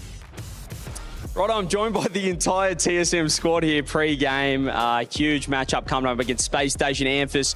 Did you watch yesterday? Did you watch SSG? What are your thoughts on them? We may have been waiting for 2 hours for our game while it was going on, to be honest. So that's might be why we looked a bit tired during our series. But I mean, we're thinking playing some mind games. Maybe we'll go up like 5-0 and maybe get them to give up early in the series. We'll see if they do it again. I got one for Coach Mock over here, mate. I mean, if you guys happen to be down a few goals, are you telling the boys to keep playing? Absolutely. Considering the backlash on Twitter, I've been seeing absolutely they're keeping playing. So that's good. Lockie, performance so far. How you feeling on the sticks? I'm feeling alright on the sticks. I mean, I haven't got many hours played right now, but considering the circumstances, you know, I feel like I'm playing pretty well. And Kaka, last time you were here, mate, couple of wins against General Mates. Can we see a similar performance from you today? I hope so. The scrim results haven't been as good as we hoped. Don't leak the scrim results. Why not? Hey, game day's all that counts, boys. So I'll back you guys in. Best of luck. Cheers. Thanks. They came out hot in the interview and kind of fizzled out by the end. No, it's still like confidence at all. What's going on? Yeah, don't actually have many hours. Yeah, we've been losing every scrim, but hey, maybe we can go up 5. They should have ended with Amphis. Amphis had the most to say. Finish him. Don't finish it, poor old Kaka. All downhill. Well, hopefully for them in the gameplay, it's not downhill for them. I like that, though, because, again, I think this is being able to take one on the chin like that for SSG is going to be the first steps to bringing this back. Again, I've always said I believe in those second chances, and it's undeniably there was entertainment.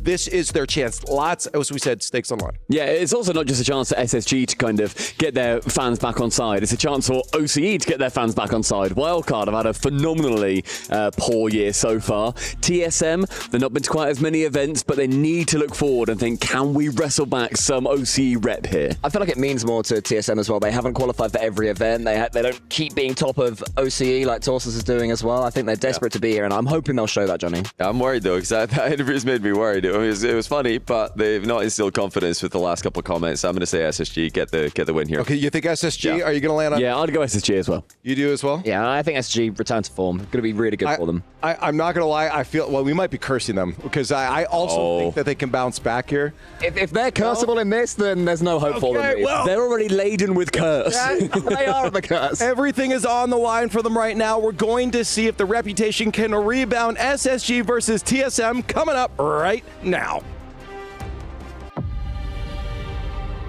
I cannot believe, Fancy, that we have reached the end of our second day here.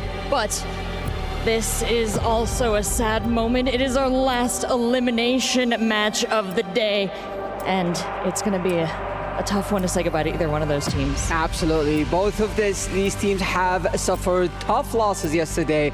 It's their only chance to bounce back into the tournament and get one more shot at going to the playoffs and a chance to get this trophy. So let's welcome the first one to the stage. Give it up for Space Station Gaming.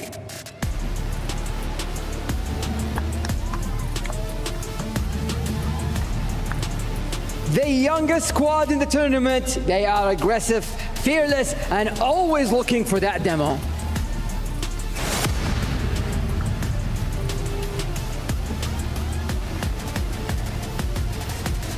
And their opponents, TSM.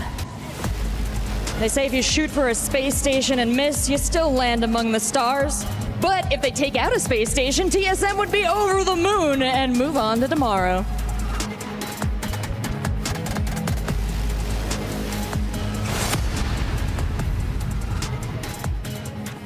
Let's send these two teams to battle. Space Station versus TSM. TSM, the last hope for Oceania in this tournament. Space Station, well, the last hope maybe for themselves, facing some, well, we've been over it a million times, but their own adversity after yesterday. They're in prove-it mode, James, not to other people, but to themselves. Yeah, I think to everybody, Jorby. I think it's to everybody. I think, you know, it was disappointing what happened yesterday, but a learning experience. And so we'll see what Space Station learned from yesterday.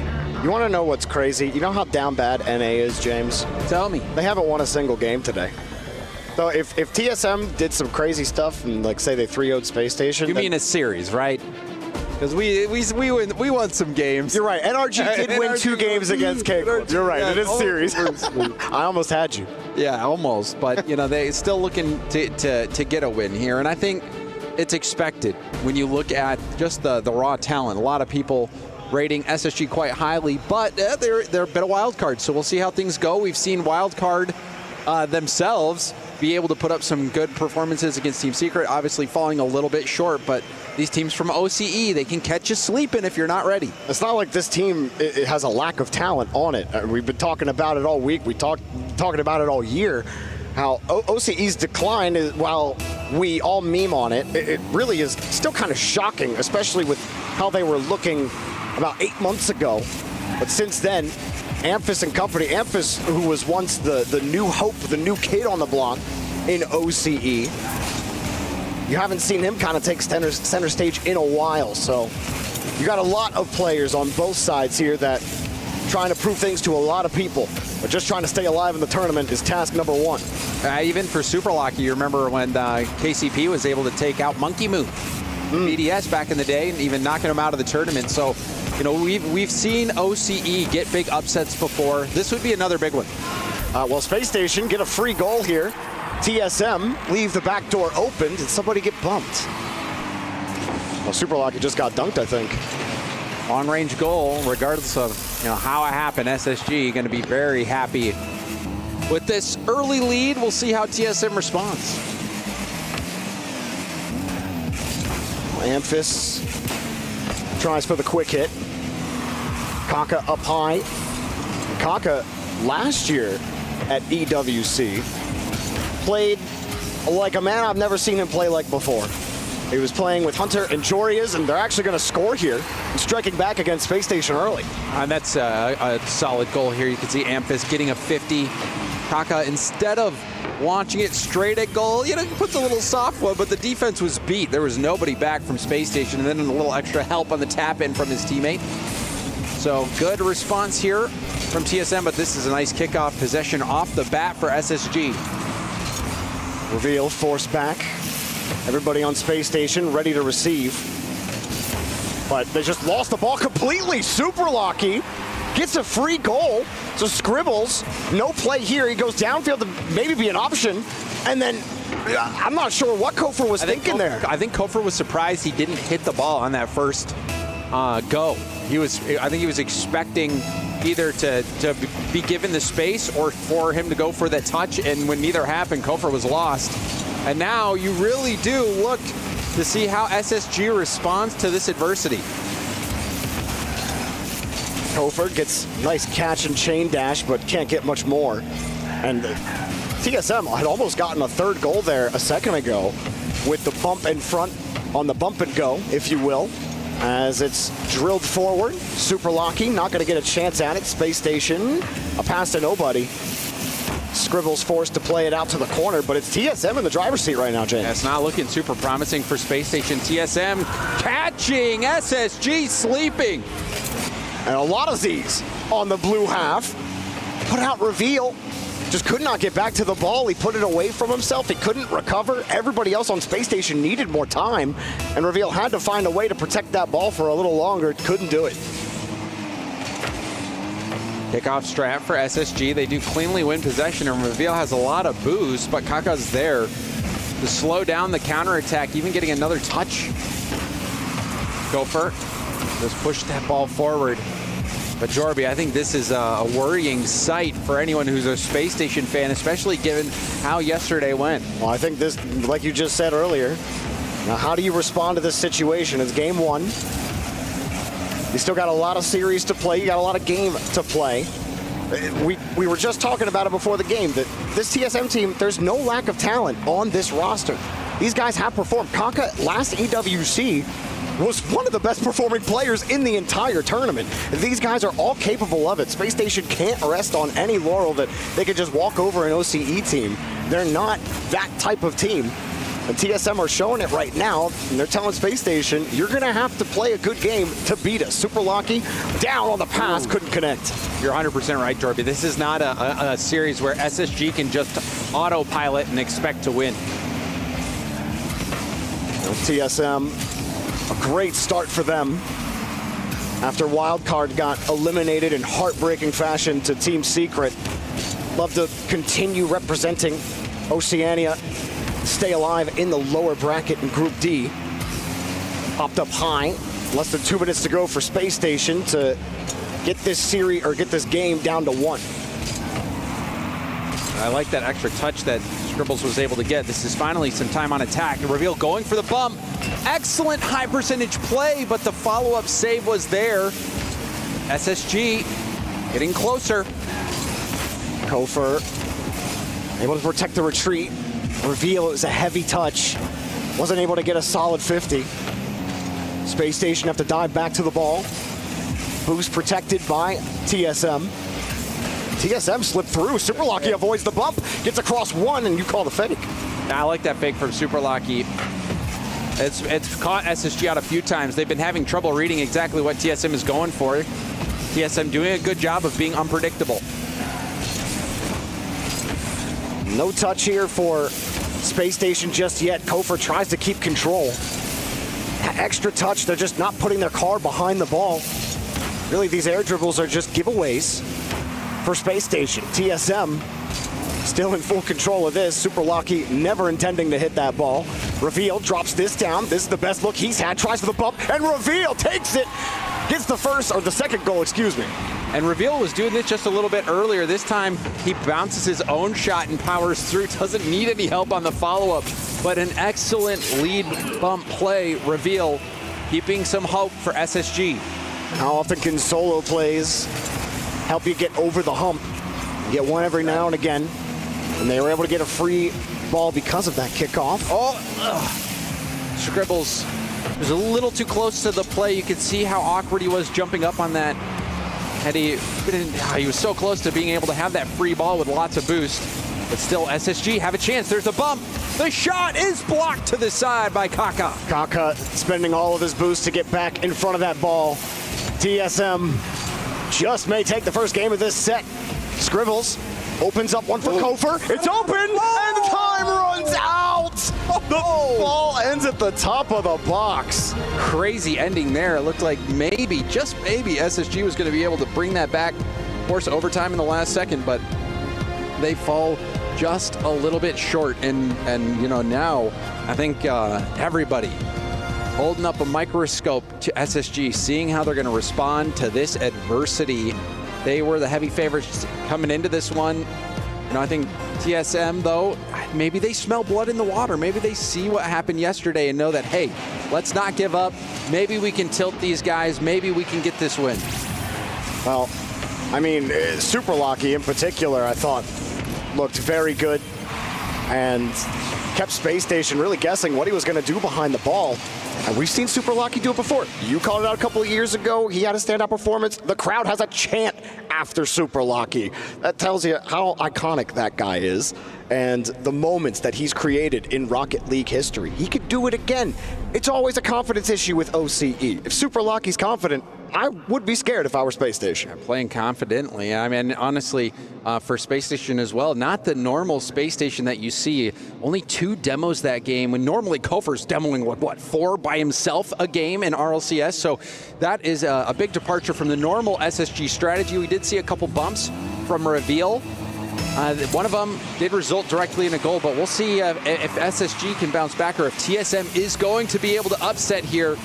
Would be a big win for them, but SSG are the first to strike. Well, here you go. You get everyone looking at Scribbles, and then Reveal pops out of the box to get the goal. To Space Station, they score quickly. This is how game 1 started as well, and TSM clawed their way back quickly. Very true, Jorby. TSM playing, it appears like they're playing confidently. It feels like they're doing everything right so far. And they, oh, surely it goes in, finally. Are you a future teller, or what do they call that, a magician? I believe Oracle is the correct term. Yeah, you could call me Mr. Oracle Jorby. It doesn't sound that great, but I like it.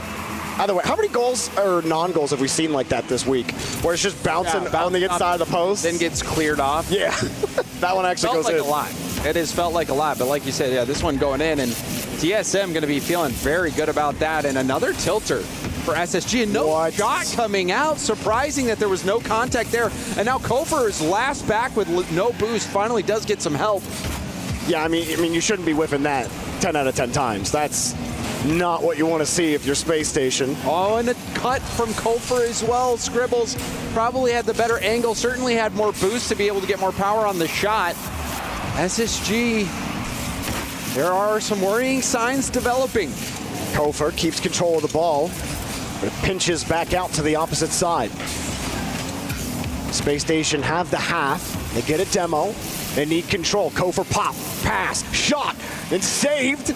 A little awkward. Nobody from TSM actually right off the top of the net, recovering quickly, and a race to the ball. Kaka will take a demo for his efforts, but it's a free ball for reveal. Double tap denied. There was no orange trail. Super Lucky didn't get a piece of it. Looking much better from SSG though. Almost getting a rebound opportunity. It was good ball movement as well leading up to the shot. A decent shot as well. What a touch. Drop pass. Super Lucky decides to dive in. Can be risky when you're the third man. And now this is given a brief numbers advantage for SSG, but Amphis does well to keep this into the corner. But Amphis gonna have to go again. No, it does get some help from Kaka. But SSG having multiple good attacks now. The defense from TSM holding up. Amphis, a nice approach. He didn't have a lot of boost to help out with that reset. Amphis has to run back quickly now. And nice approach to the ball. Didn't put himself in demo territory, if you will. And keeps TSM locked tied. But Space Station are hunting. Kofer is demoing, bumping, but no shot at all. And it just taunts them in the box. A couple times Scribbles has been so close to being in the right spot. Just a little too close to the play. But overall, I think these are positive developments for SSG. They're getting more and more chances, and finally they break through. Kofer will finally get a game-leading goal here. Scribbles does get the setup and this little chip on Super Lucky, so he has no chance to recover, forcing an impossible save out of Kaka. I think we're seeing SSG start to get up to speed. They have the lead. They've been keeping TSM back, but this one off kickoff, so it's heading right towards the net. Definitely they've been able to hang on to the ball. I think their touch quality was something that definitely killed them in game number 1, where every touch they tried to control was heavy, and it was into an orange car, and they couldn't get their car actually behind it. That hasn't been the case with Scribbles and company this time. Space Station coming alive. That raw talent starting to show itself. Look at this play from Scribbles. The late contortion to get the flip reset. Clean goal. Great stuff from Scribbles. And you can see him getting high. Getting lippy. He's getting lippy. You like to see it. A different energy for Space Station, and they kill him on the kickoff. SSG have taken control of the game. Just a little slip on the cheat-up kickoff. You're just the faster player. And Kofer and company doing much better here in game number 2. Now TSM, the ball's in their court. Kickoff strat again. And we've been seeing a lot of kickoff strats for SSG, and it seemed to have worked out so far. They're getting possession off kickoff quite a bit. Another demo and another goal. Nice job from Scribbles. As soon as you called him out earlier, James, he's almost in the right spot. He's almost doing the right thing. All of a sudden, he's at the center of every single one of these goals for Space Station. Space Station's hit a different level right now, and I think this is the SSG that people probably were expecting in game 1. And another fake kickoff here from SSG. They're going almost every time. They are mixing it up on the kickoffs. Well, clearly some lessons were learned. What a shot! My God, Amphis. Oh man, this one was crazy. Almost just going straight in, but Amphis even following that up. Look at that. Jeez. Unblockable. The fact that bounces right back to him is insane. Prepared for it. Prepared for it. I mean, he's probably like, surely this is going to not go in, right? It's going to just sit on the goal line. That would be the OCE luck. He knows.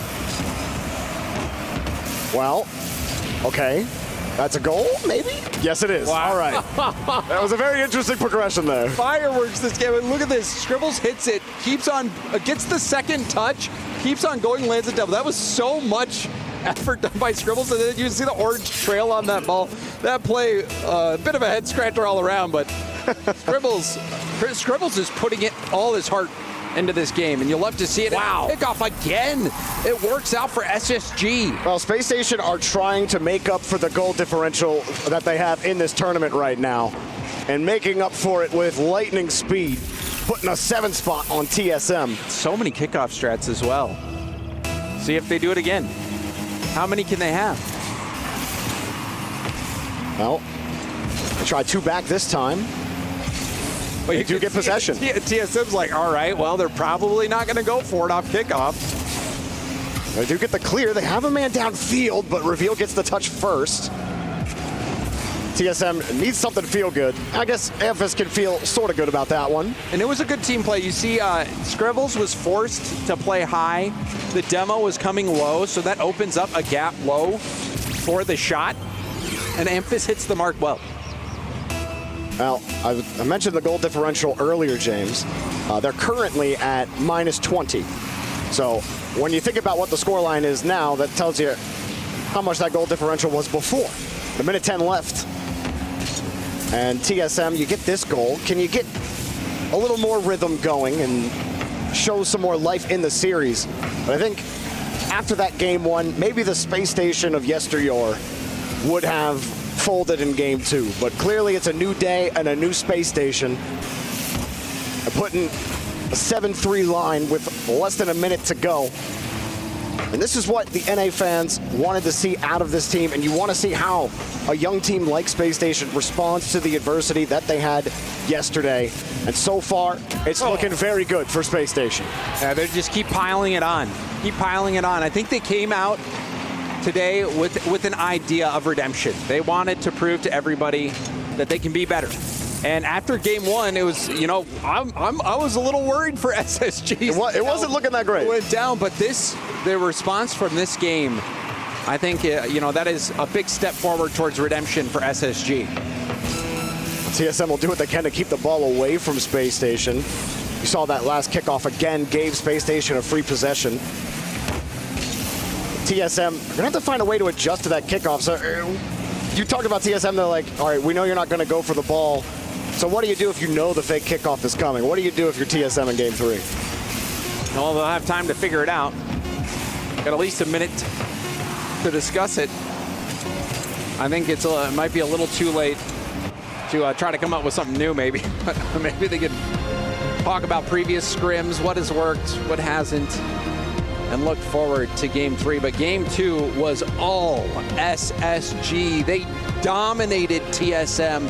They came out swinging. They had kickoff strats left and right. Scribbles was everywhere making plays. Space Station looked good.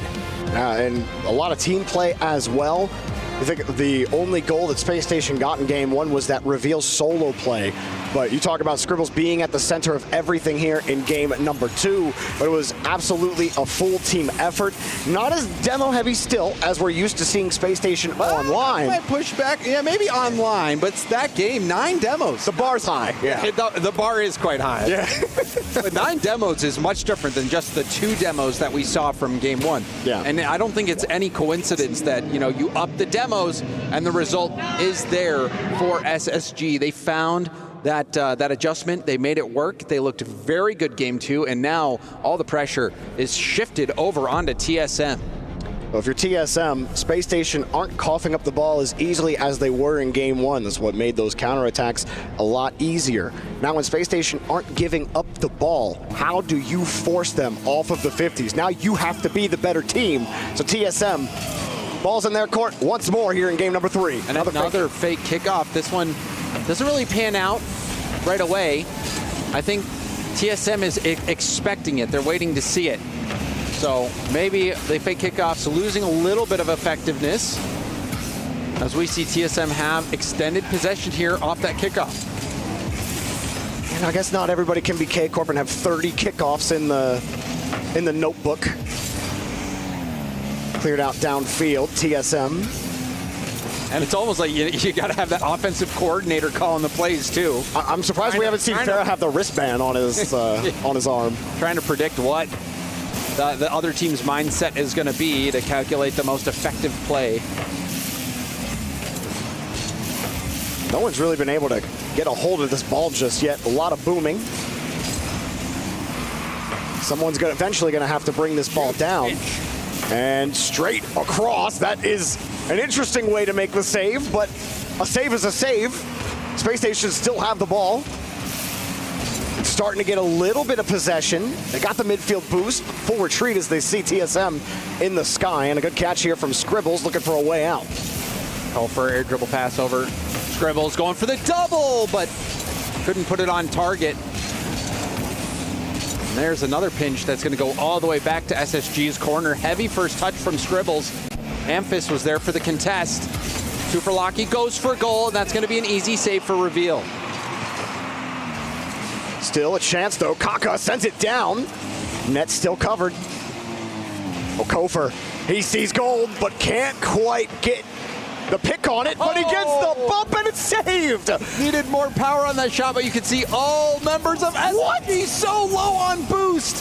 Super lucky. Okay, I see your game. You can't be beaten so easily. 2 minutes into the game, and you thought surely 1-0 Space Station. Instead, TSM put a shot on target, or a little off target, but enough to get Space Station looking at the ball. And a little bit of space, but Scribbles with no boost, forced to dump and chase. And another catch. TSM have some life here. Great defense from TSM. Not folding under the pressure. SSG, though, I think did well on the attack with such low boost to make it threatening. Coming very close to walking away with the goal. Kaka running back, wanted the boost, wanted to play defense. Can't quite get to the 50. Space Station gets set up for this one. Backboard clear, easy. But Kofer's here with boost. Can't quite get back to the ball. Scribbles missed his corner boost, and he gets demoed. I think it spawned right after he left. So it's just unfortunate timing for Scribbles there. Still getting those 50s, though. I think they mitigated a lot of that pain just now. As if Amphis gets a better touch, TSM got a really good possession. Instead, they're missing the ball. But that might work out for Kaka. Redirect too light, easily saved. Pass a little bit awkward for Scribbles, but lets it bounce off the wall. Gets it up and over to Reveal. Reveal going for the double, but sent it wide. Good idea. You had the net covered. Try to create an opening with the wall. Amphis gets a little pull bump to help him out. Kaka downfield. Pops it over. Super Lucky loses the touch completely. That is fully awkward. Amphis is getting bumped. Harassed! Kaka saves him. And another pump out. Reveal has to leave. No boost available for him as he uses everything, and it kicks away from the one player who could have shot it. TSM again streaking back. That man from behind getting back just in time to make the save. Excellent effort from TSM, making sure that there's additional help back on defense. Much better form from TSM. No rebound. Demo on the backside from Super Lucky. Kaka, 50 boost with control. Just tried to keep that ball locked into the corner. Get Demo, but Super Lucky, supersonic into the ball. Demoing, one more shot, but it's saved again. Somehow, Kofer credited and keeps it out. Super Lucky gets it around one. Reveal from an awkward position. Slowed it down for a bit. Kaka trying to use his boost.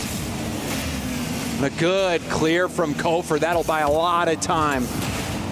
The defense for Space Station starting to look a lot like the defense from GK against Furia. There was no real opportunity. Every ball killed into the corner. Every seeming opportunity actually fools goal. SSG, they still haven't scored though. Here's the first, Scribbles! Super Lucky was caught. I think surprised that this ball made it around. Was expecting Kaka to get a 50 and keep it in the corner, and when it got up and over Kaka, Super Lucky completely caught off guard, an easy goal, and you see Scribbles shouting. He's got some attitude tonight. I want to hear the player cons on that. I want to know what he's saying. Hopefully it's safe for broadcast. Kaka for TSM in game number 3. Want to tie this up. Super Lucky next up. You got boost, but you don't have the ball. TSM, maybe they get a chance. It's knocked down to the ground. Space Station hold on with an excellent defensive performance in game number 3. Game 2 is offense. Game 2 is defense.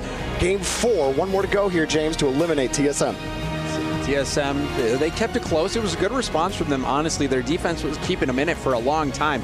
And it was that one play in the corner, that defensive breakdown, where Super Lucky and Kaka not on the same page. You know, because it's not necessarily a bad play if you have somebody where Super Lucky is to try to force the wraparound, because it could be an easy clear for Super Lucky. But Super Lucky was totally expecting a 50 or something, and there's the bump and the save. Super Lucky getting back just in the nick of time.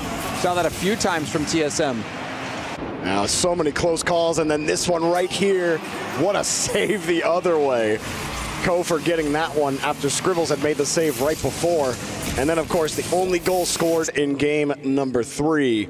And the hype on the Space Station side. As now Space Station, it's a completely different team on day 2 of the Esports World Cup. They need one more game, and they got a date in the lower bracket tomorrow. I think they're locked in. I mean, you see the passion that Scribbles is playing with as well. They are not here to mess around. They're not here to give up. All that being said, TSM, they did keep it tight. They did have some good opportunities. This will not be a gimme game at all for Space Station.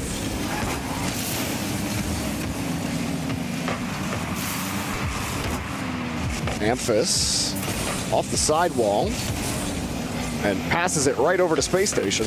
Tries to make up for it. It's still Space Station ball. Quick give, quick go, but no shot. It looked like it was a nice pass. That was shaping up, maybe threatening opportunity. But TSM's defense last game was very, very good. And this game as well, looks like they're off on the right foot. When we talk about, Space Station, they were able to keep the ball closer to the chest in game 2, hence why they were able to score 8 goals. TSM were never able to get boost. That means you can't gain momentum, James, but they had a lot more speed that time, matching Space Station in speed in game number 3. That the actual stat. I'm not giving you a Feels Fact chat. That is from our statistician. Thank you very much. Super Lucky.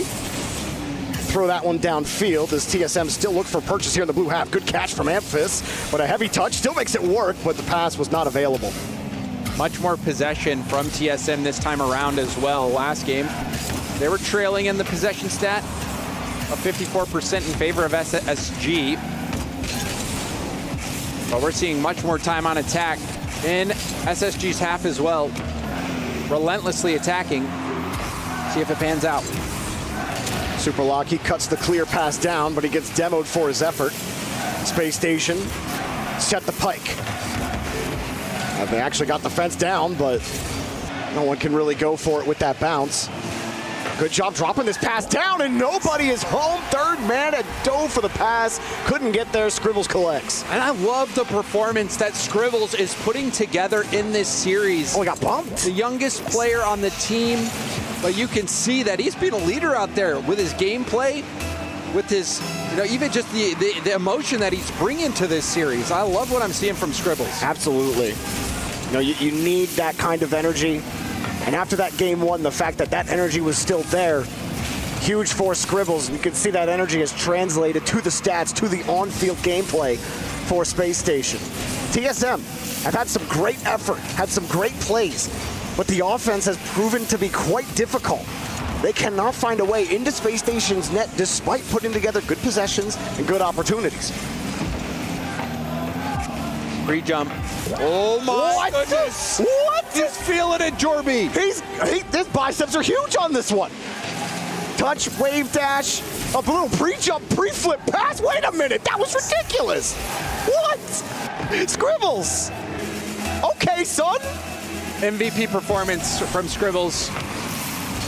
like I was saying, the performance he has put together for this series, and even thinking back to game one where TSM won game one, I think we were all holding our breath wondering if SSG was going to fall off the rails, but I think Scribbles has been the heart and soul of this team for this series. Hard hit for Space Station. You've been able to see it on their faces since the start of game two. I think they really believe in themselves. TSM, can they find a way to chill the Jets at all? That's a free net and a free goal. Kofer will collect Reveal's points. Well, Kofer is there because, I mean, with a shot like this, it's not necessarily a given. You want to be there just in case he hits it off the post. Kofer there to make sure that ball goes in and did his job, even though it was a steal. Always. 2 minutes to go. And now, TSM, what are you going to do? You have not scored in quite a while here. Kofer gets tripped up a bit, still makes the 50 work. And I really do feel like it. First touch quality makes all the difference, doesn't it? Like Space Station, I really felt like it was that first touch quality that was killing them. And then that's just been gone since game two, and TSM have no answer. Yeah, SSG's hit a different gear. And like I was saying before, particularly I think Scribbles stepped up big time this series. Looking very good. One of the best shots of the day. Yeah, making some highlight plays. And this should be another goal. Oh! That's what I'm saying. That's why you got to have somebody in front of net. To be fair, that ball wasn't on target. Yeah, I mean, you have to be. I mean, the net was open, but the angle's really tough on that. Even though Reveal hit the mark last time. But a good play by the defense, getting a demo on the oncoming attacker that was going to try to finish that ball off. The time running out for TSM, less than a minute to go, down by 3. Game 2 and game 4 made me feel like I'm back online at home casting a Space Station game. There's about a demo every 3 seconds, and the score is like 3 to whatever, 8 to whatever. Space Station finding the form, finding the potential against TSM, but super lucky. Not so quiet here, 31 seconds. Certainly improbable, but not impossible. It's certainly not impossible. If you watched RLCS, the Ultimates and Gentlemates fiasco, I think it was 3 goals in 9 seconds. So we'll see what kickoff tricks TSM has. Tried to go for a slow kickoff, but it was countered by the speed flip. Fast kickoff from SSG. So time melting away. SSG look like they have this one in the bag, Jorby. I think they do. They're playing like it. They're jumping around the ball like they've won 15 seconds, and they will have won. Amphis misses the ball. He had no boost. Time running away, and it's a victory lap for Space Station. It's the start of the journey to redemption for Space Station. The only step they could have taken was the next one. They got another leg to go here, but Space Station are back in the tournament. Super Lucky will take one for the road, but OCE has been eliminated from the Esports World Cup. Great stuff from Space Station Gaming. Scribbles, my personal MVP on that one. But a bounce back from SSG, a disappointing performance yesterday, but they put that behind them. This is a new SSG, and they got the result today, knocking out TSM.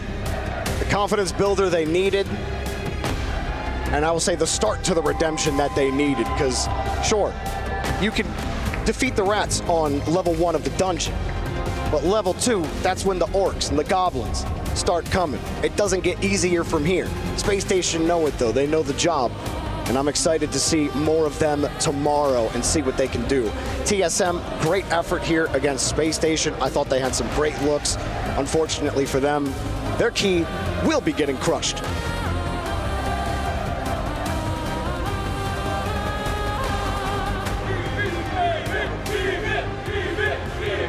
I'm down here with Reveal, an incredible turnaround performance from Space Station Gaming. Beautiful job today. How'd you guys rally? How'd you guys rally? Very good, yep. Yeah, very good. We saw a lot of demos out there. We saw a lot of violence on the field. Tell me about that. I actually didn't really notice the demos, to be honest. I think we just played our game, and yeah, just came out top. It was a beautiful game. You blew up some cars, and now we can blow up a key. Well, we're going to squish it instead, but want to come over and do that? Yeah, for sure. Right over this way. taken the key.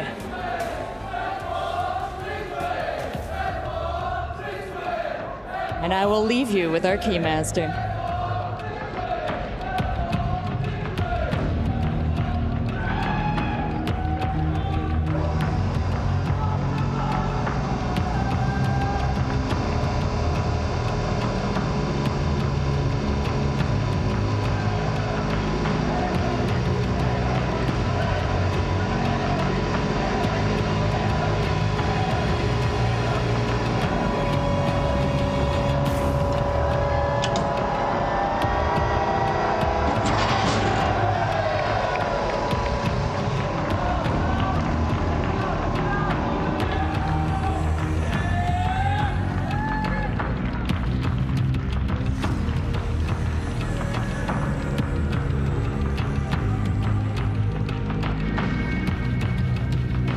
I have Super Lucky with me here for our exit interview.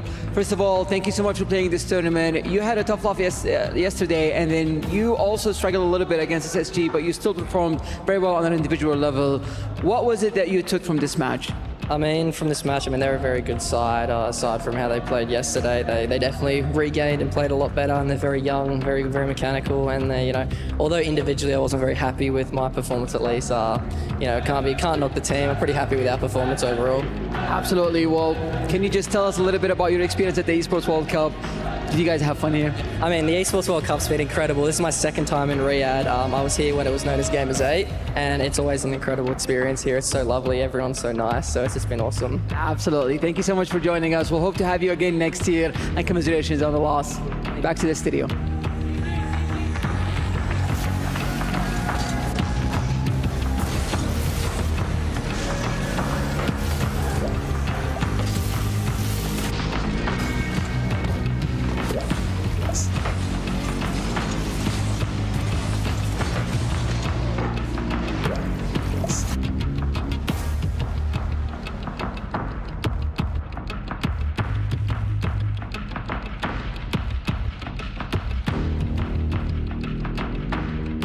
Moved on to the quarterfinals. We need to sort out our bracket, though, and randomize it just a little bit because our top two seeds need to be separated and their opponents need to be chosen. But here to explain it way better than I ever could is my beautiful assistant.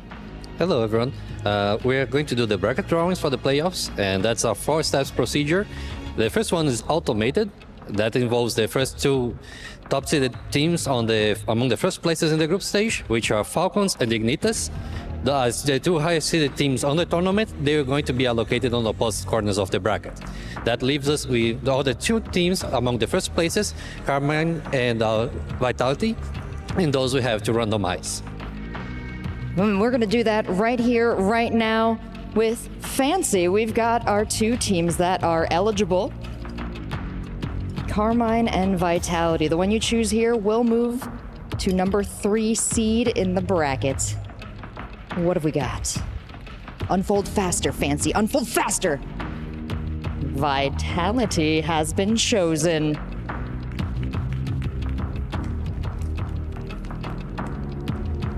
That leaves Carmine Corp in our 4th seed for the bracket.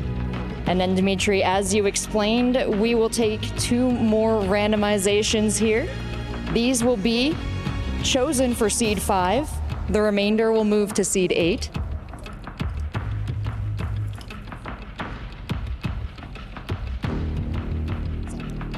Yeah. You're the best, Dimitri. Thank you. Fancy, he's a little slow with the paper. Group C. Seed number 2. That means our team, that is not correct, Fancy. You chose wrong. E and B. Yes. No. The goal was randomization, and we are achieving randomization, folks. We should have that first. Fancy, open it. What do you got? Check it. Group B, seed 2. Seed 5. Numbers are hard for me. Thank you, Dimitri, for being so understanding as well. And now we'll be choosing seed 6. The remaining team will represent seed 7. And these team names will, of course, be determined after our games tomorrow. Group D, seed 2. Does that work? No. No. Try again, Fancy. Go fish.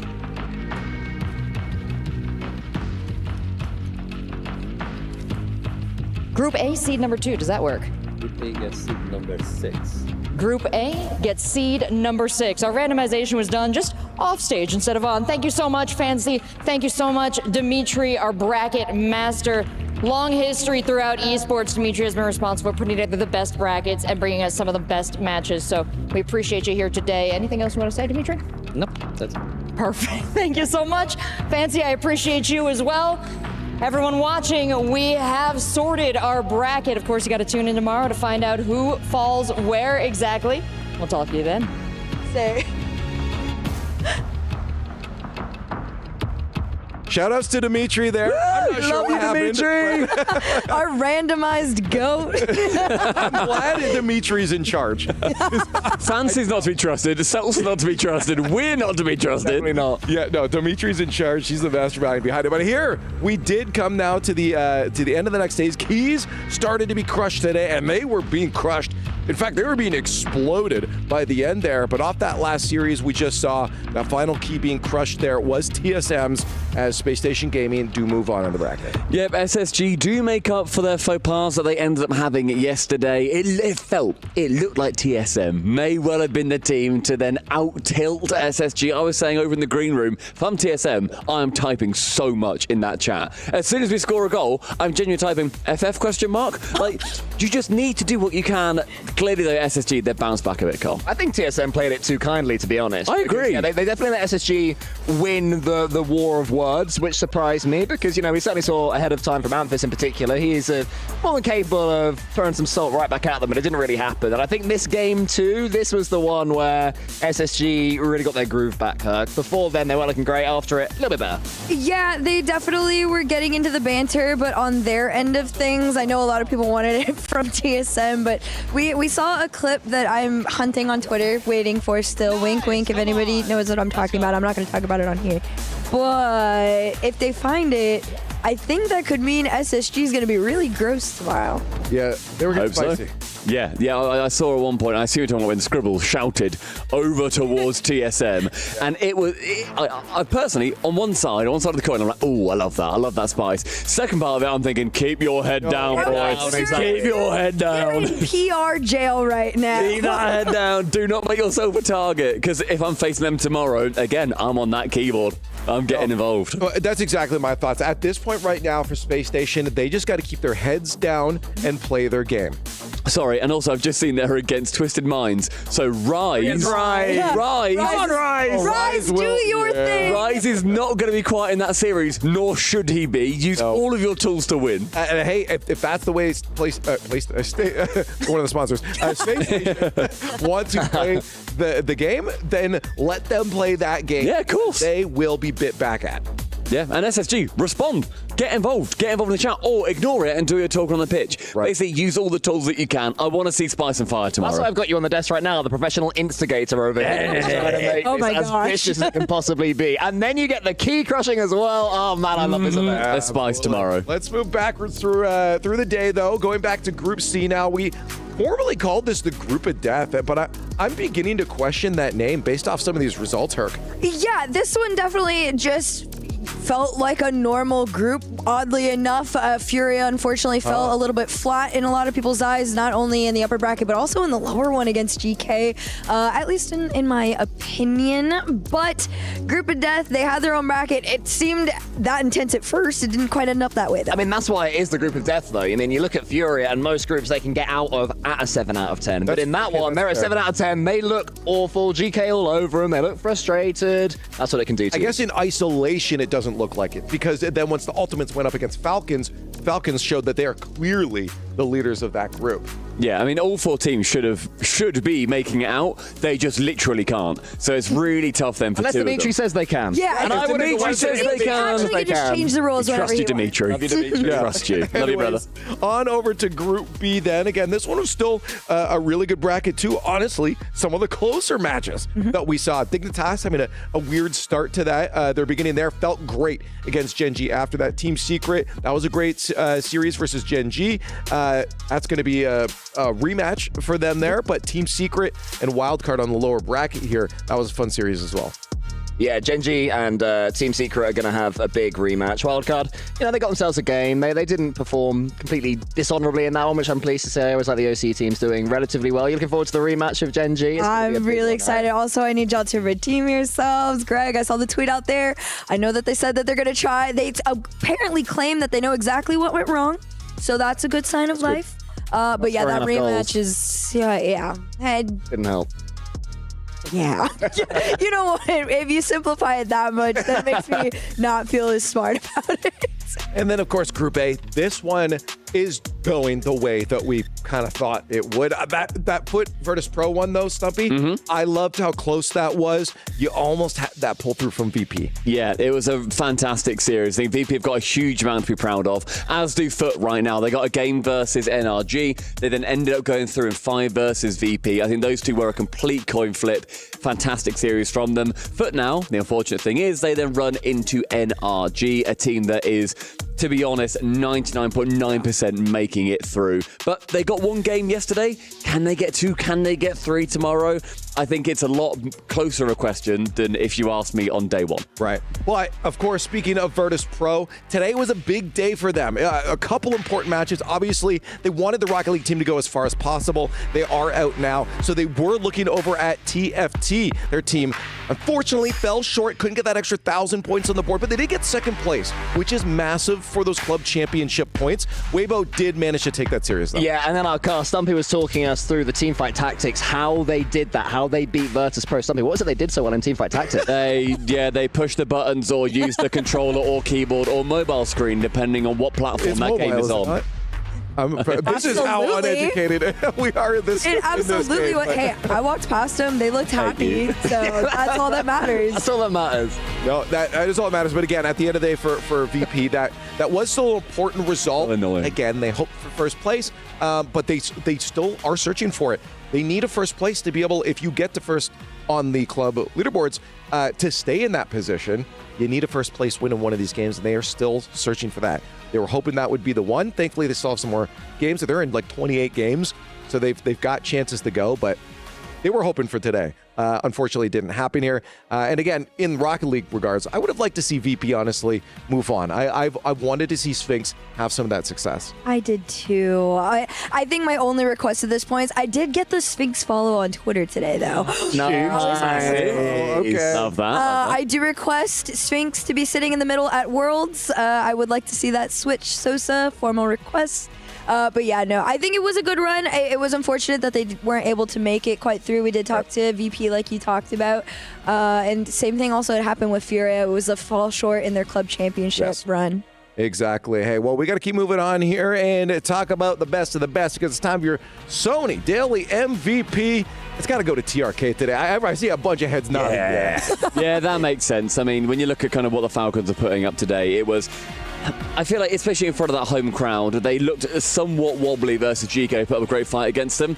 Against Ultimates, they were near flawless. It was an incredible performance. And TRK, whenever they're doing well, he has to be activated, and as ever, he always is. He's scored, I think, 2 of the greatest goals that we've seen in EWC in that one series.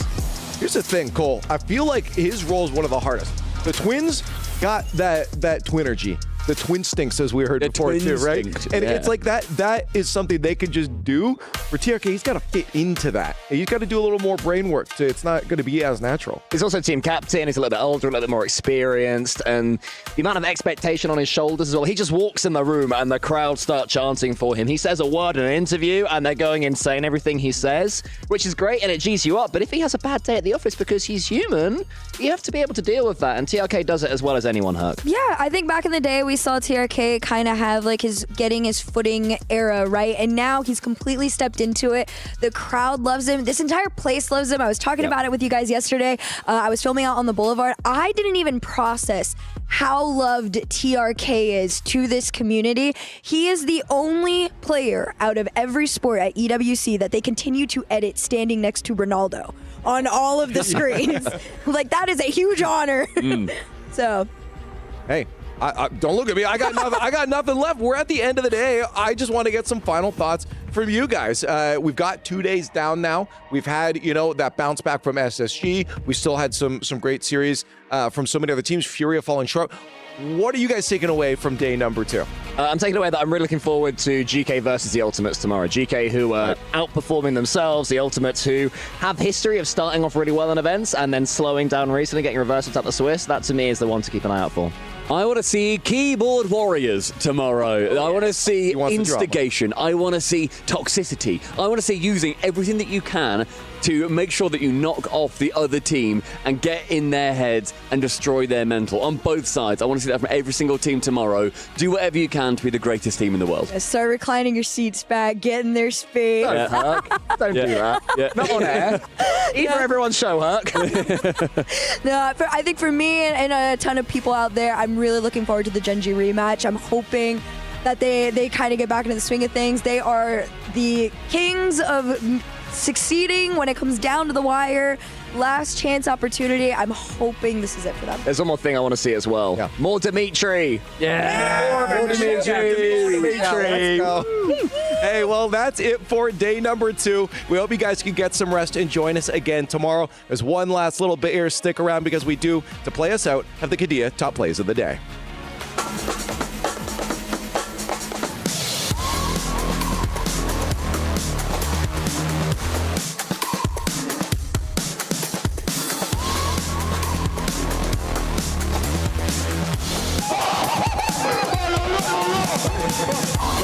I'm such a weirdo. Tattoos from my toes to my earlobe. Was a role model, I never had a hero. I learned how to live in the stereo. Coming from where I come from, the inferior. Everything you see ain't what it appears though. Everything that I built, made that from zero, then added a zero. I am my hero. You couldn't imagine what it's like in my mind. It's beauty and catastrophe at the same time. Remember they laughed at me when it was game time. Now I know that they mad at me. I'm one you can't find. I'm not from the day. I come alive at night. I'm not what you used to didn't recognize. They all on the ground while I'm taking flight. And you want to join me? I'm up as a fight. They say they're never getting in my way. And even if I make mistakes, I will always season through. Cause I don't wanna play your game. I had enough, I'm burning up so hot I just you can never stop, it's building up inside of me. Never stop, it's building up inside of me. Let's go!